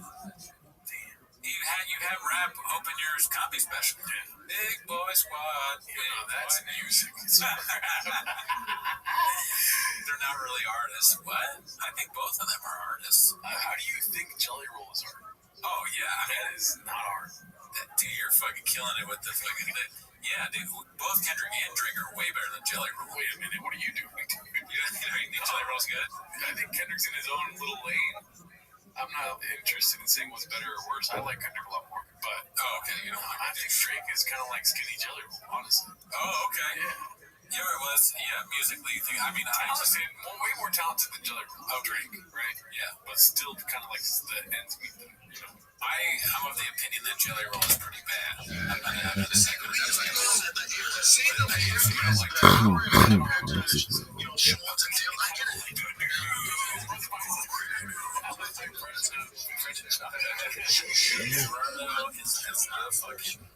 So how many like not like us? Folks. I'm just saying, they're like, well, I get the heat, but you also gotta give me a little credit. So it started out with Shaw admitting that his comedy career was fast-tracked to Shaw claiming he deserves credit, which makes absolutely zero sense. Seriously, this is his argument. I was super famous, so when I released my first comedy special after 2 years in the game, it got more attention than most comedians would that early on in their careers. That's why it was so shit, therefore I deserve credit. Bro, that is the point everyone's been trying to make for the last 10 years. That's precisely the reason why you don't deserve credit. In Brendan's mind, the fact that his first special got more attention than most comedians get in their first 10 years is somehow still a flex to him. He's still clinging to the fame and attention as proof that he belonged there in some strange way. That makes absolutely no sense to me at all. He'll admit the outcome was bad, but refuses to accept that the whole premise was flawed. And it's not a complicated concept. He jumped the queue, embarrassed himself, and he's still trying to demand credit for the embarrassment. It's like he's bargaining with us. Yeah, sure, I got too much exposure too early on, but you've got to give me credit for getting too much exposure too early on. Like, bro, what? He's pissing in the toilet, then drinking the toilet water without flushing. Sorry, that's the only analogy that immediately popped into my head. Naturally, though, it gets worse, like much, much worse. This is going to be hard for some of you to watch, so don't say I didn't warn you. Think about what he was thrown into. Like he would be every Tuesday or every weekend at the comedy store. He was thrown into a lineup with people like myself who've been doing it for 20 years, Joe Rogan. You guys were the murderers row of that time. And I'm including myself. We were murderers. We would go up there, it would be, all of us who had been doing it forever, at the peak, we were all in the peak, we were all in the point of our sense of it. Everyone was in the killing. And then this guy would get up. In the middle of all that, anybody want to try that? Anybody want to try that after they've been doing stand-up for a year? Please, raise your hand. If you guys want to step into that, see what happens. But to your credit, because you were this giant fighter who had the balls, who would get up and tell a story, and you found your way through. And by the way, your sets were not bad up there. They just weren't. I watched it. I mean, I saw it. And people gave you grace because they knew that this pro athlete who was a giant was up among the best comics in the world. Maybe, by the way, put that whole lineup in the pantheon of comics history of I think it was the greatest line at that time. You guys and the Cellar were just on, like, they had at the Cellar was East Coast version. It was like Louis Chappelle monsters. So like that era was a crazy. It was a renaissance, dude. That was 2020. I would look in that room and I was like, motherfucker, here we go. The best nights of all for $24. Hold up. The greatest comedy lineup in history was Brian Callen, Joe Rogan, Bill Burr, Joey Diaz, Theo, and Sebastian. Brian Callen just said that with a straight face. Like, actually, the guy just released one of the most embarrassing comedy specials of his whole career, and he just called himself a straight-up murderer. And this is so typical of these guys. It started out as a moment of honesty from Shaw, admitting that he bit off more than he could chew, but then immediately switched into a brag session. Not once in this whole episode does Brendan actually admit that he never should have even attempted stand-up comedy. There is absolutely no self-awareness. Instead, he's acting like he was forced to do comedy, and now he's challenging anyone else to try and mix it with all those stand-up murderers that Brian was talking about. It's like watching a baby taking their first steps. You get your phone out, line up the perfect angle, and then watch them fall flat on their face every fucking time. And the thing is, everything stems from there for Brendan. He's acting like he was a household name when he quit the UFC, but the reality is he became famous for being the world's worst comedian, kept pushing back, and ended up falling flat on his face for years, just like that baby. But don't forget, Brendan gets it. So, because you were getting judged amongst because my friends are CEO, Brian, Chris, so it's like Joey Diaz. When you run in that circle, you're like, all right, buddy, you're taking pictures with them,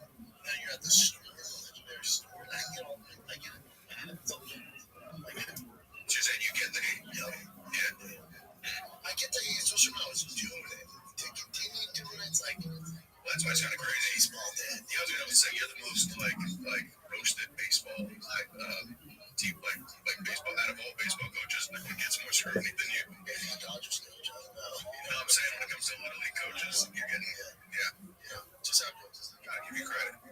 No one, like me and Nick were talking about, like the amount of toughness you have to get all that to still keep going, and then like after the stand-up thing, you're still getting people on like Reddit and YouTube talking. If there was a group of people that was over 100,000 that bid on me every day, jumping off a bridge, I am not less than. If I got it on, see, mine's different. If I came up with that, I'm sure the comics that talk about you when they see you in person, all of a sudden, they're nice. Yeah. But again, I don't have any anger towards them. I get it because all those comics, none of them were ever, great at the art, or they were trying to get there, but they just weren't successful. And I get it.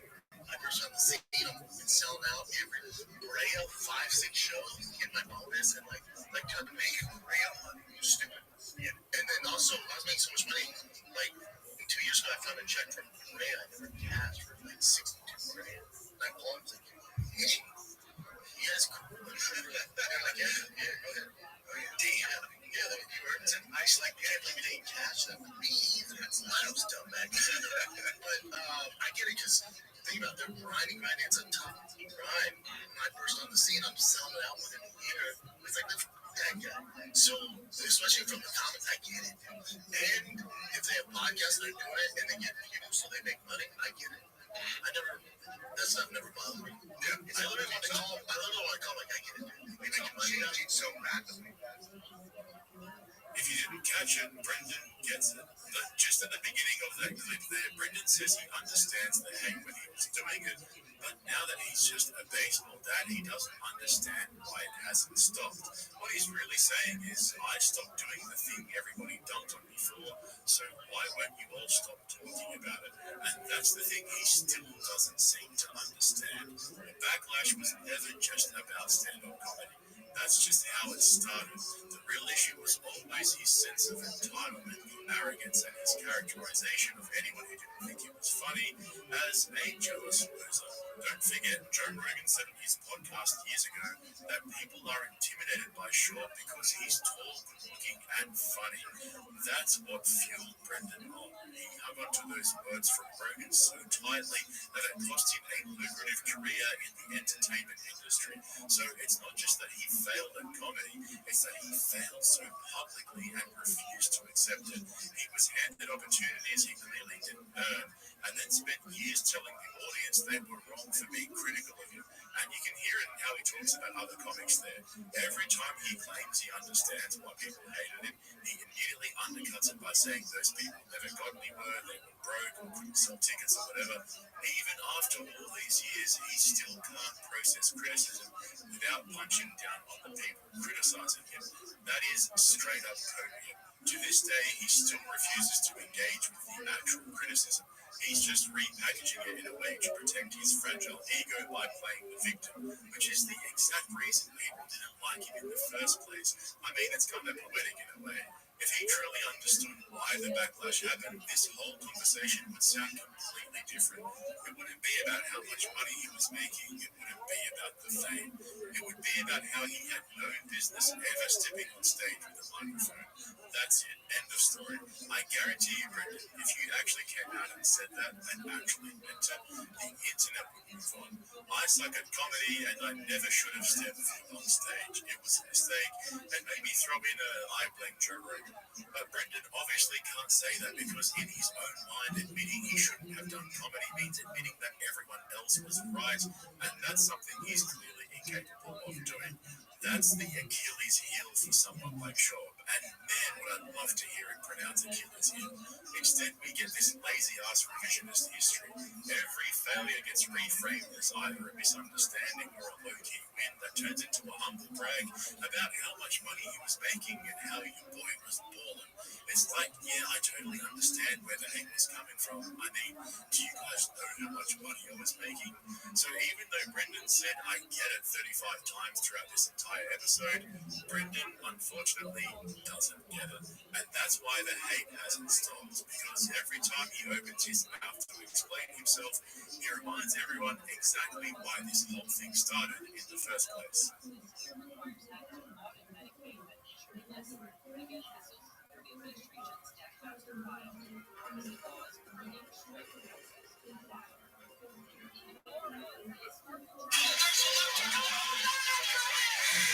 Why was Jake Paul behaving so oddly when AJ was beating the devotion out of him? We're going to break down that psychology. Now, let's get started.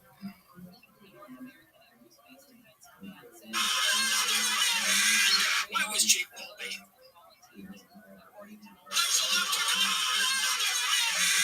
Why was Jake Paul behaving?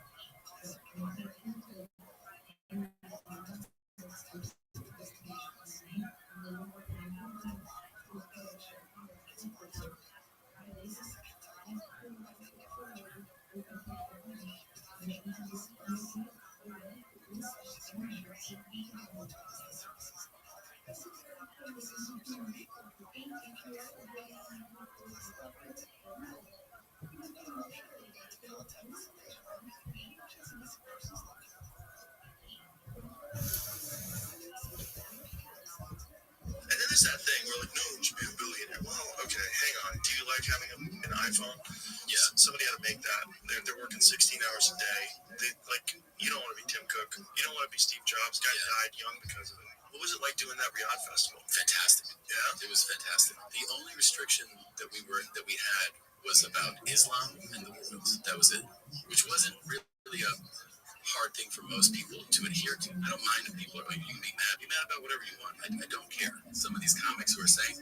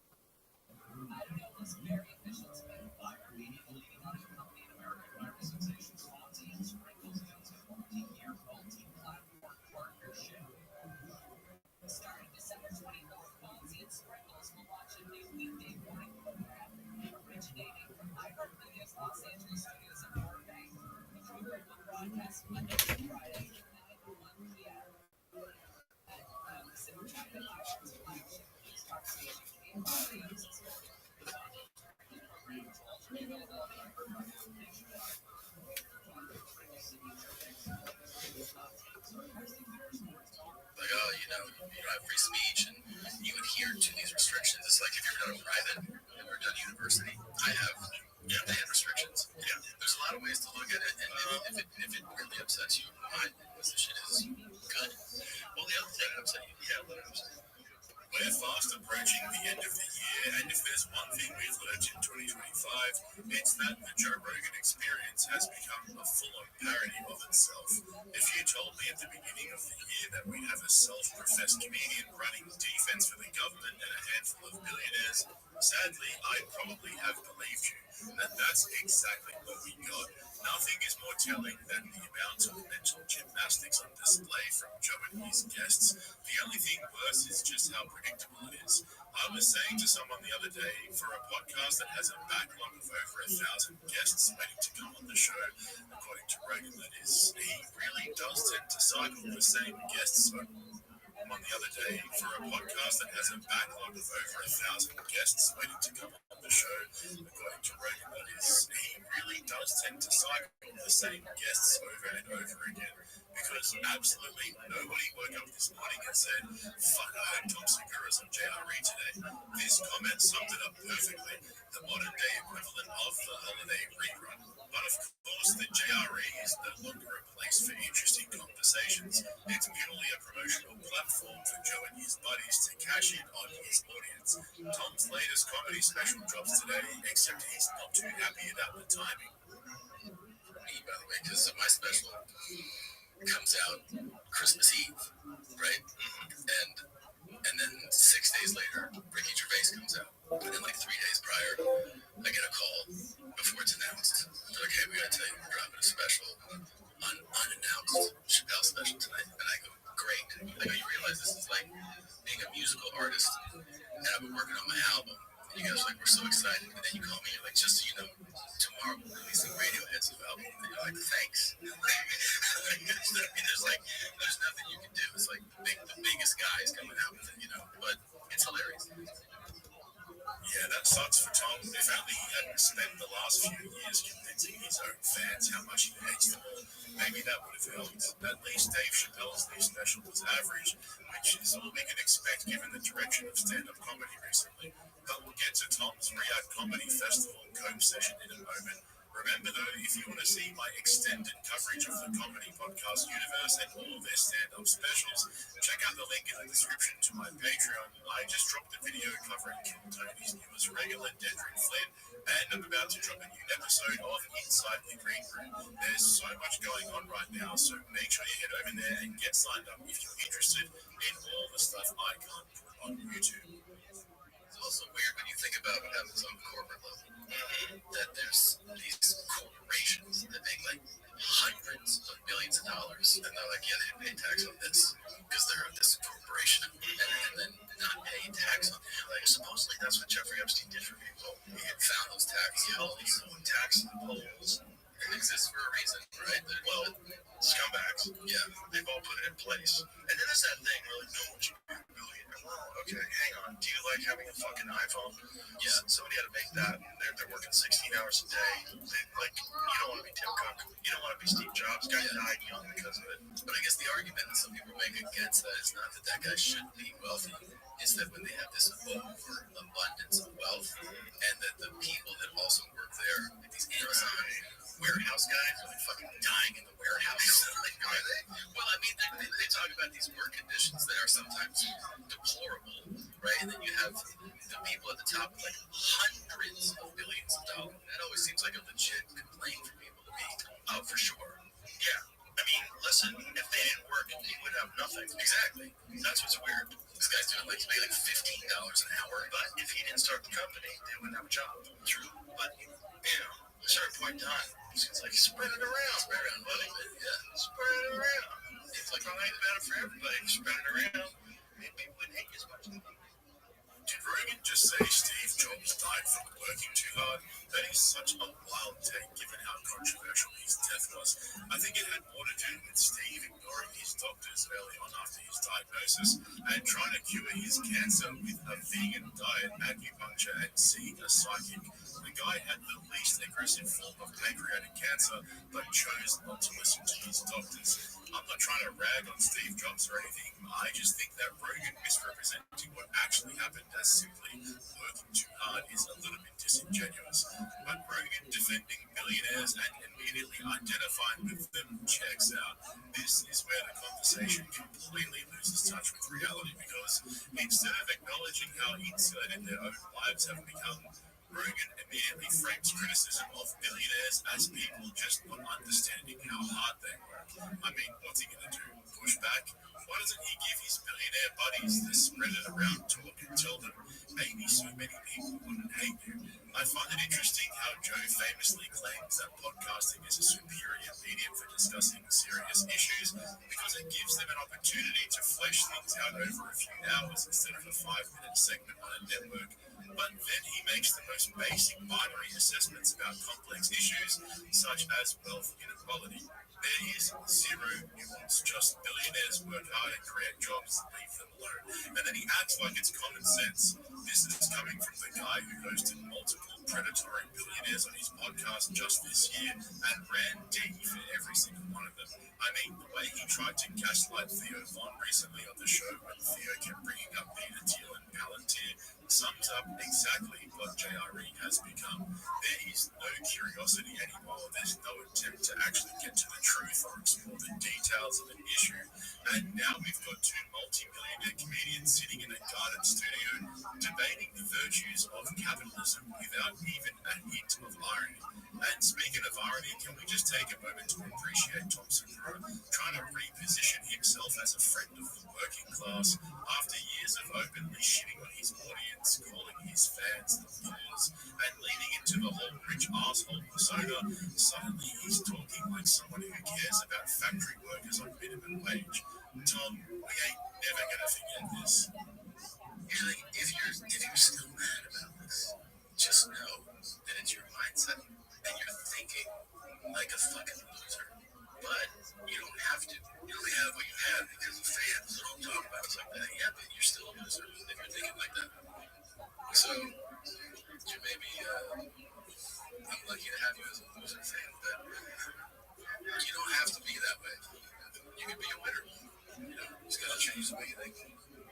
Watching Tom's redemption arc since his airport meltdown has been the funniest thing he's ever done in his career. Actually, no, scratch that. It's the second funniest. The funniest is when he shattered every bone in his body trying to do a layup and then became a fitness guru after he recovered while aging 25 years in the process. But the only thing left to do for these down-to-earth and relatable comedians now is to discuss how money changes people. Yep, you heard that correct. There's always going to be people that like, you should donate it all. I mean, that's like the beautiful utopian. There's that one that did it too. Was it the Patagonia guy? I think it's the Patagonia guy that became a legit billionaire and donated almost every fucking penny of it. I think it's him. Yeah, the dude like kept like where he gave it to because somebody probably took his money. He kept probably living on a yacht somewhere. That's the problem. I think he gave it to like a lot of land preservation type of things. Good stuff. Yeah, things that make sense. There is like that almost unbelievable, you know what I mean, level of generosity that a guy won capitalism to that degree. It was like, he probably did mushrooms one day. He was like, what am I doing? Yeah, what am I doing? This is a prison. Yeah, people in prison by all this money. Yeah, maybe. Sam Lowen was apparently like pretty down to earth too. You know, the Walmart guy.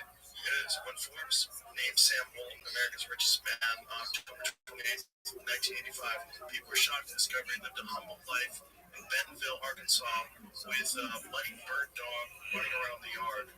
He was America's richest man in 1985. They also surprised choice of vehicles, 1979 Ford F-150. But as Sam said, why do I drive a pickup truck? What am I supposed to do? Haul my dogs around in a Rolls Royce? This is what it was. Yeah. He was already like 40s or something, 50s. Like it was just different for him. He wasn't handed any. Don't forget who you are. Don't forget who you are, cocksucker. Yeah, he did. Well, some people do. Yeah, that is weird too, right? It's weird where people change like radically. Radically, yeah. The number one comedian in the world who has hands down changed for the worse as a result of getting famous and becoming rich is easily Tom Segura. Like, it's not even a debate. And what's wild is that you've got two guys who built their entire careers on being relatable, observational, and down-to-earth personalities, now sitting there diagnosing how money changes people, while actively demonstrating the exact opposite in real time, with obviously no self-awareness, of course. And it's not that they're rich like Tom Segura likes to think. Nobody cares about that anymore. It's that they keep pretending like they're our buddies on the inside, exposing the world for what it is, bringing us elite comedy with no censorship or favors, just two purist comedians who know how to read between the lines and bring the laughs, except nothing could be further from the truth. Rogan's proven this year that he's bought and paid for on multiple levels. I mean, it really is admirable how badly this guy has managed to snooker himself in between the government and a bunch of billionaires. Meanwhile, Tom's sitting here ready to die on the hill after one of the biggest comedy backlashes in years. The only restriction that we had was about Islam and the rules. That was it, which wasn't really a hard thing for most people to adhere to because, like, you know, like me and those guys, like, we didn't have Islam and oil jokes. Right. We were cutting anything. Right. Facts. Right. I was like, that's not a challenge. Right. For me. But the country, like, as far as like the people that we met, they were all fantastic. They were really sweet people. So who accused you? What about us? Just people were so vocally upset that we went. Yeah. And I was like, I mean, first of all, the way that I went was that I was doing Dubai. I was booked to do Dubai. I got a call and they're like, hey, do you want to do Riyadh? It's like a 90-minute flight. I'm like, I'm in the fucking Middle East. Yeah, I'll add a show. You know, like, I'm there. It was like, Route. Did you know it was a festival? I knew it was a festival. And then they told me the lineup. And the lineup was bananas. It was like Kevin Hart, Bill Burr, Dave Chappelle. I was like, oh. So that sounds like a great lineup. I had no idea. And then you didn't think it would be something that people would get offended by. I mean, even the people that were most offended were the comics that weren't invited. Yeah, there's a lot of them. There's a lot of them that was like, a lot of them that were super vocal. But I'm like, you can't sell a ticket in Houston. I don't know why you're upset about Riyadh. Like, no one's going to see you anyway. Right. There was a bunch of like 50-year-old feature acts that were upset. This is where the mental gymnastics goes from high school to Olympic levels. We've heard these arguments for the last couple of months, and yet still not one of these guys has acknowledged that the backlash was mostly coming from comedy fans. Of course, the immediate response from guys like Tom was to put it all down to jealousy and envy from comedians who never made it. It reminds me of how Brendan Schaub just last week blamed all the criticism towards his first comedy special just 2 years into the game on jealous comics who weren't doing very well at the time. Again, not realizing that it was the entire internet ridiculing him for being a terrible comedian, yet him thinking that he was an elite comedy assassin. Meanwhile, Shane Gillis and Stavros Halkias were openly mocking everyone who chose to go over there. We're going to be in the Middle East soon. Where? Why? Saudi Arabia and UAE or Dubai. Dubai. I think they'll pass. Yeah, everyone's doing it. For Saudis. Yeah. Are those the 9/11 guys? So what? Exactly. Well, she's just thanks, monkeys on it to the prison.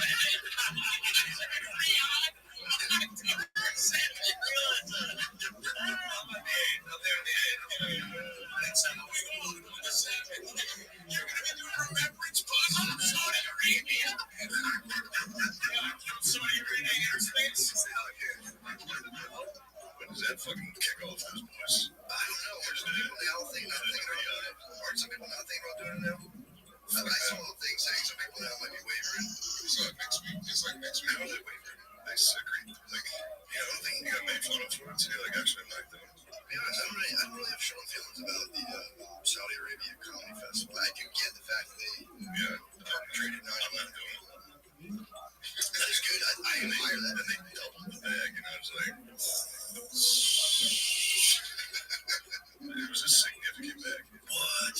Yeah, but I'd already said no. You know, I took a principled stand. Yeah, against Saudi Arabia. It wasn't even that. I didn't even think I thought we were allies. I didn't even think, yeah, we would be doing it. I'm punish it. So why the hell did you do that to us? We're boys. That's no something just from Saudi Arabia. Really? Yeah, hijackers. Every single hijacker, basically. Yeah. So, you don't 9/11 your friends, bro. You don't 9/11 your friends. You don't. That's fucking. That clip of Stubby laughing in Sam Morrill's face will never get old. And it's just so convenient that none of these guys want to acknowledge that one of the biggest comedians in the world turned down the Saudis on the spot. This was the easiest W of Shane's career. But there's also the narrative that the comedians who did go over there were just trying to support the art of stand-up comedy and wanted to be part of the group who helped bring Saudi Arabia out of the darkness. All of a sudden, the biggest trolls on earth became social and cultural warriors who took it upon themselves to spread democracy to the Middle East. Oh, no way. Where have I heard that before? Right now, the entertainment hub of the Middle East is Dubai. That is the entertainment hub of the Middle East. That's where people go. That's their Vegas. Big shows, spectacles, all types of shit. And so they're trying to compete with Dubai in entertainment. That's what like the fuel of this is. You know, people get, I don't mind if people like, you can be mad about whatever you want. I don't care. But as an experience, it was an amazing experience. And I do think that they'll festivals. It'll be very interesting to watch as this festival continues. Who gets invited and goes, who was against it at the beginning, because you know it's going to be a few people. I have some screenshots that are saying, so we'll see. Maybe, perhaps. It's weird though, because it's like comedy uniquely challenges the idea of free speech. Yeah, sure. Yeah, that makes sense. Yeah. But I mean, it's not like if someone says don't sing any songs, but it's Islam, be like, well, I don't have any songs. But I have to say that also, like, some of these comics who are saying this, like, oh, you don't have free speech and you adhere to these restrictions. It's like if you've done a private, you've done university. I have. Yeah, they have restrictions. Yeah. And the question is, should you be working for those people because of what happened with Jamal Khashoggi? That's everyone's big argument.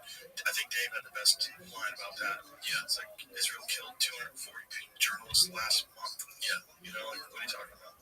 I mean, it's the last 3 months. It's a fair point. It is a fair point. But also, I mean, if you want to like go down that line of that argument, you shouldn't be working in America either. I mean, that's like, are we saying that only their awful things, right? Well, I guess they're funding it, right? As opposed to like if you work in America, it's not the CIA doesn't fund a comedy show. Sure. There's a lot of ways to look at it, and if it really upsets you, my position is good. Well, the other thing that upset you, what upset you? I've spoken about this at great length over on Patreon, so I'll summarize it here real quick for everybody else. Guys like Tom don't realize that they weren't paid by the Saudi government to go into a comedy show. They were paid to come back to the US and regurgitate these same three talking points about how progressive and forward-thinking the Saudis have become.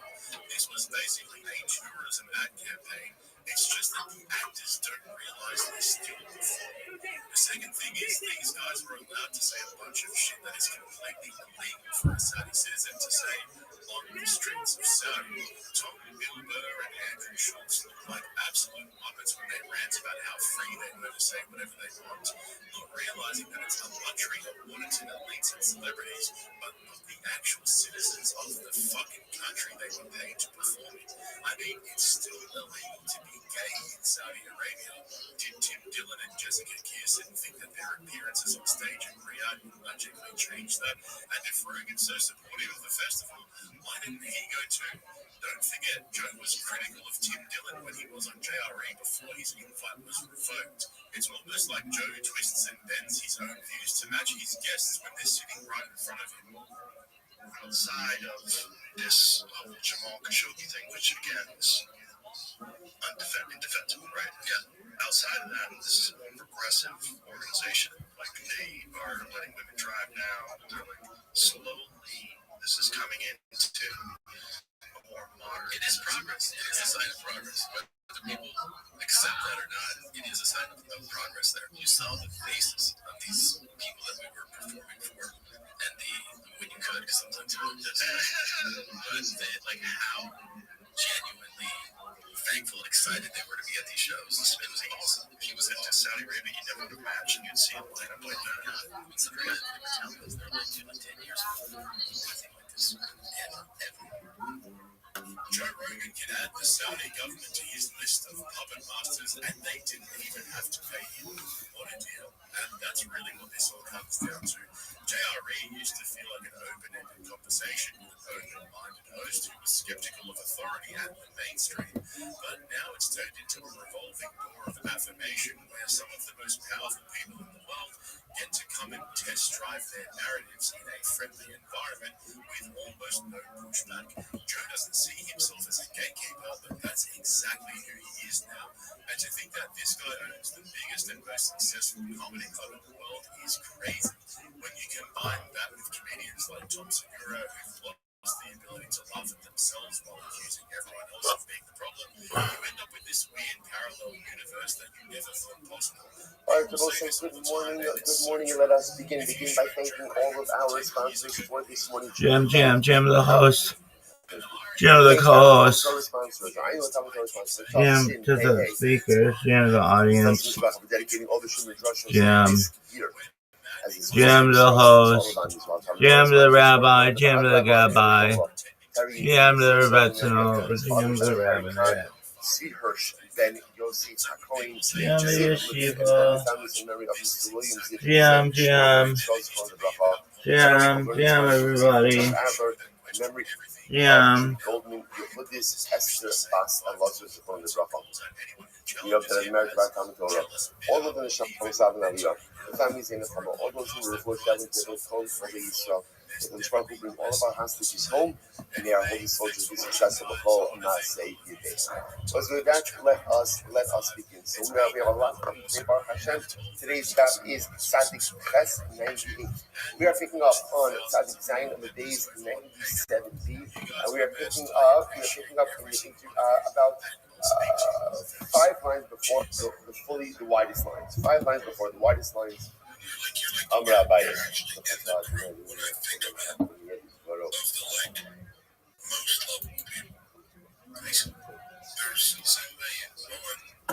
Okay, Rabbi.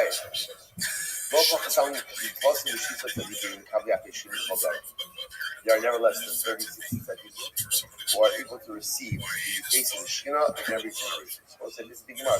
We all know this. Lamed Vav Tzadikim in every generation who are able again to have the Kabbalah Shekhinah, who are able to receive. What up, Bottom Perez? Praiseworthy are those who wait for him. Lo in Gematria, Lamed Vav, Lo in Gematria, plus in the Sheikh, 36. That's only 36 from the Rabbi. Zorat and the Kuchabiku, Timnei Sari Alpi. Yet again, Rabbi said that the road that sits before HaKadosh Baruch Hu is Tzaddik. Number 18,000. 18,000. So what's going on over here? So the 36 is 18,000. So the Mark Emar Sodish. Shmona Sa'ala. Look at show. How to be starting this background. Europe. How to be starting this background. Because it's very different levels. This baccalaureate means clarification. So there's Spectaria Megillah, which means total clarity of vision, and it's baccalaureate in Megillah, a little bit of a cloudy vision, different types of vision. So there are 36 tzaddikim who see HaKadosh Baruch Hu is Spectaria Megillah, complete clear vision. Then there are many others who perceive HaKadosh Baruch Hu, but the vision is not as clear. So the Gemara says, well, meaning the vision is really high, but are there really so many tzaddikim? Are there 18,000 people who perceive HaKadosh Baruch Hu as even the level of this Bacteria She'ina Megillah is still a very high level? Are there that many people who have that clarity of vision?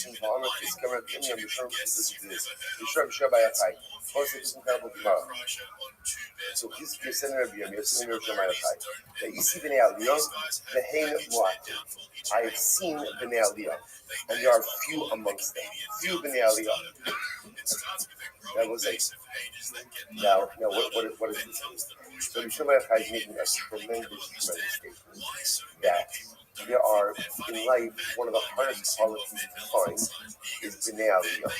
Well, now, what does it mean to be a Ben Aliyah? To be a Ben Aliyah means, just like what it says, to be a person who desires growth. That's interesting. There's a lot of communities in common, because what do you have to do in order to become a Talmid Chacham? What do you have to do? Study Torah. Studying Torah is profoundly and inherently enjoyable. Plenty of communities in common. There are actually plenty of people who are also going to Chassadim, to do Chesed. This Chesed is also inherently enjoyable. Who would want to do it? The hardest thing to find in this world is Bnei Aliyah. People who really want to grow. People who really want to grow. And want to grow at all times. Now again, it doesn't mean they're tzaddikim. And it doesn't mean they're the owner. It just means that they're never happy with where they are, and they always are looking for more. Rabbi Shimon says it's very difficult to find them. In LF, if there are 1,000, if there are 1,000 in the world, I need one man. Me and my son, remember again, son of Allah, like my son and I, we are counted amongst them. In Meah, and if there's 100, I need you b'ni mehen. And my son and I also amongst them. In Shnayim, if there are only 2 Bnei Aliyah in this entire world, I need b'ni. It's me and my son. They both say, someone points out, you read Gemara like this, like, oh, okay. It's not Gaiva. It's not Gaiva. It's knowing who you are. And Rabbi Yochai understood that if there was one thing that he possessed in this world, is that he was a Ben Aliyah. He wanted more. Always he wanted more. And his son of Elazar, even more than his father. Which about listen, I don't know how many Bnei Aliyah there are in this world. Well, I can tell you like this, even if there's only two, everybody's me and my son. The point of Yavot like Yerushalayim Chai is saying, I don't know how many like Bnei Aliyah there are. I don't know how many there are. So now the Gemara is saying 36, 18,000. That conversation needed to happen for me. And it's just easier to have this conversation. The Gemara says as follows: Lo kasha, had the Eilig below that. He goes this once again. The Gemara gives kind of the same characteristics, which is there are plenty of Bnei Aliyah. What it's saying is like this: there are plenty of people, plenty of tzaddikim. There are some types of tzaddikim of Bnei Aliyah who are able to enter into HaKadosh Baruch Hu without permission, and others who require permission. So there are many who can enter whatever this means. There are many who can enter with permission. There's a select few who can enter even without permission. Now, of course, the notion of entering before without permission represents metaphorically this incredibly high spiritual level. You'll find many holy people, but there's a certain cadre, a certain group of people that, so to speak, have the ability to enter in before whenever they want. Look at Rashi this moment. Rashi says, "How the Eilig B'Barish V'Tushim Litno Rishos Shenechnosin V'Stakla Megillah Za'ano Lo B'Tusim Mikvos Rishos." Ava also Rishos below Rishos B'Ro Tzipkam in the South of Hamal. So now it's more significant as follows. There's 36 tzaddikim in this world who are able to go ahead and enter into HaKadosh Baruch Hu with permission. And when they enter into permission, they're able to see Hashem this baklaria mikira, with clarity of vision. And then there is some unknown number of people, probably a much smaller number of people, who are able to enter into HaKadosh Baruch Hu without permission, whatever this means, and also have that clarity of vision. So 36 is the number of people is baklaria mikira, but need permission to enter. And then some smaller group afterwards that don't need permission and also have this baklaria mikira. Incredible. So the Gemara goes like this. I'm gonna call it so this is really incredible. After this entirely exhaustive discussion about Mashiach, so what ends up happening? So Rav comes along and says as follows: so many people make calculations when Mashiach is coming. All of those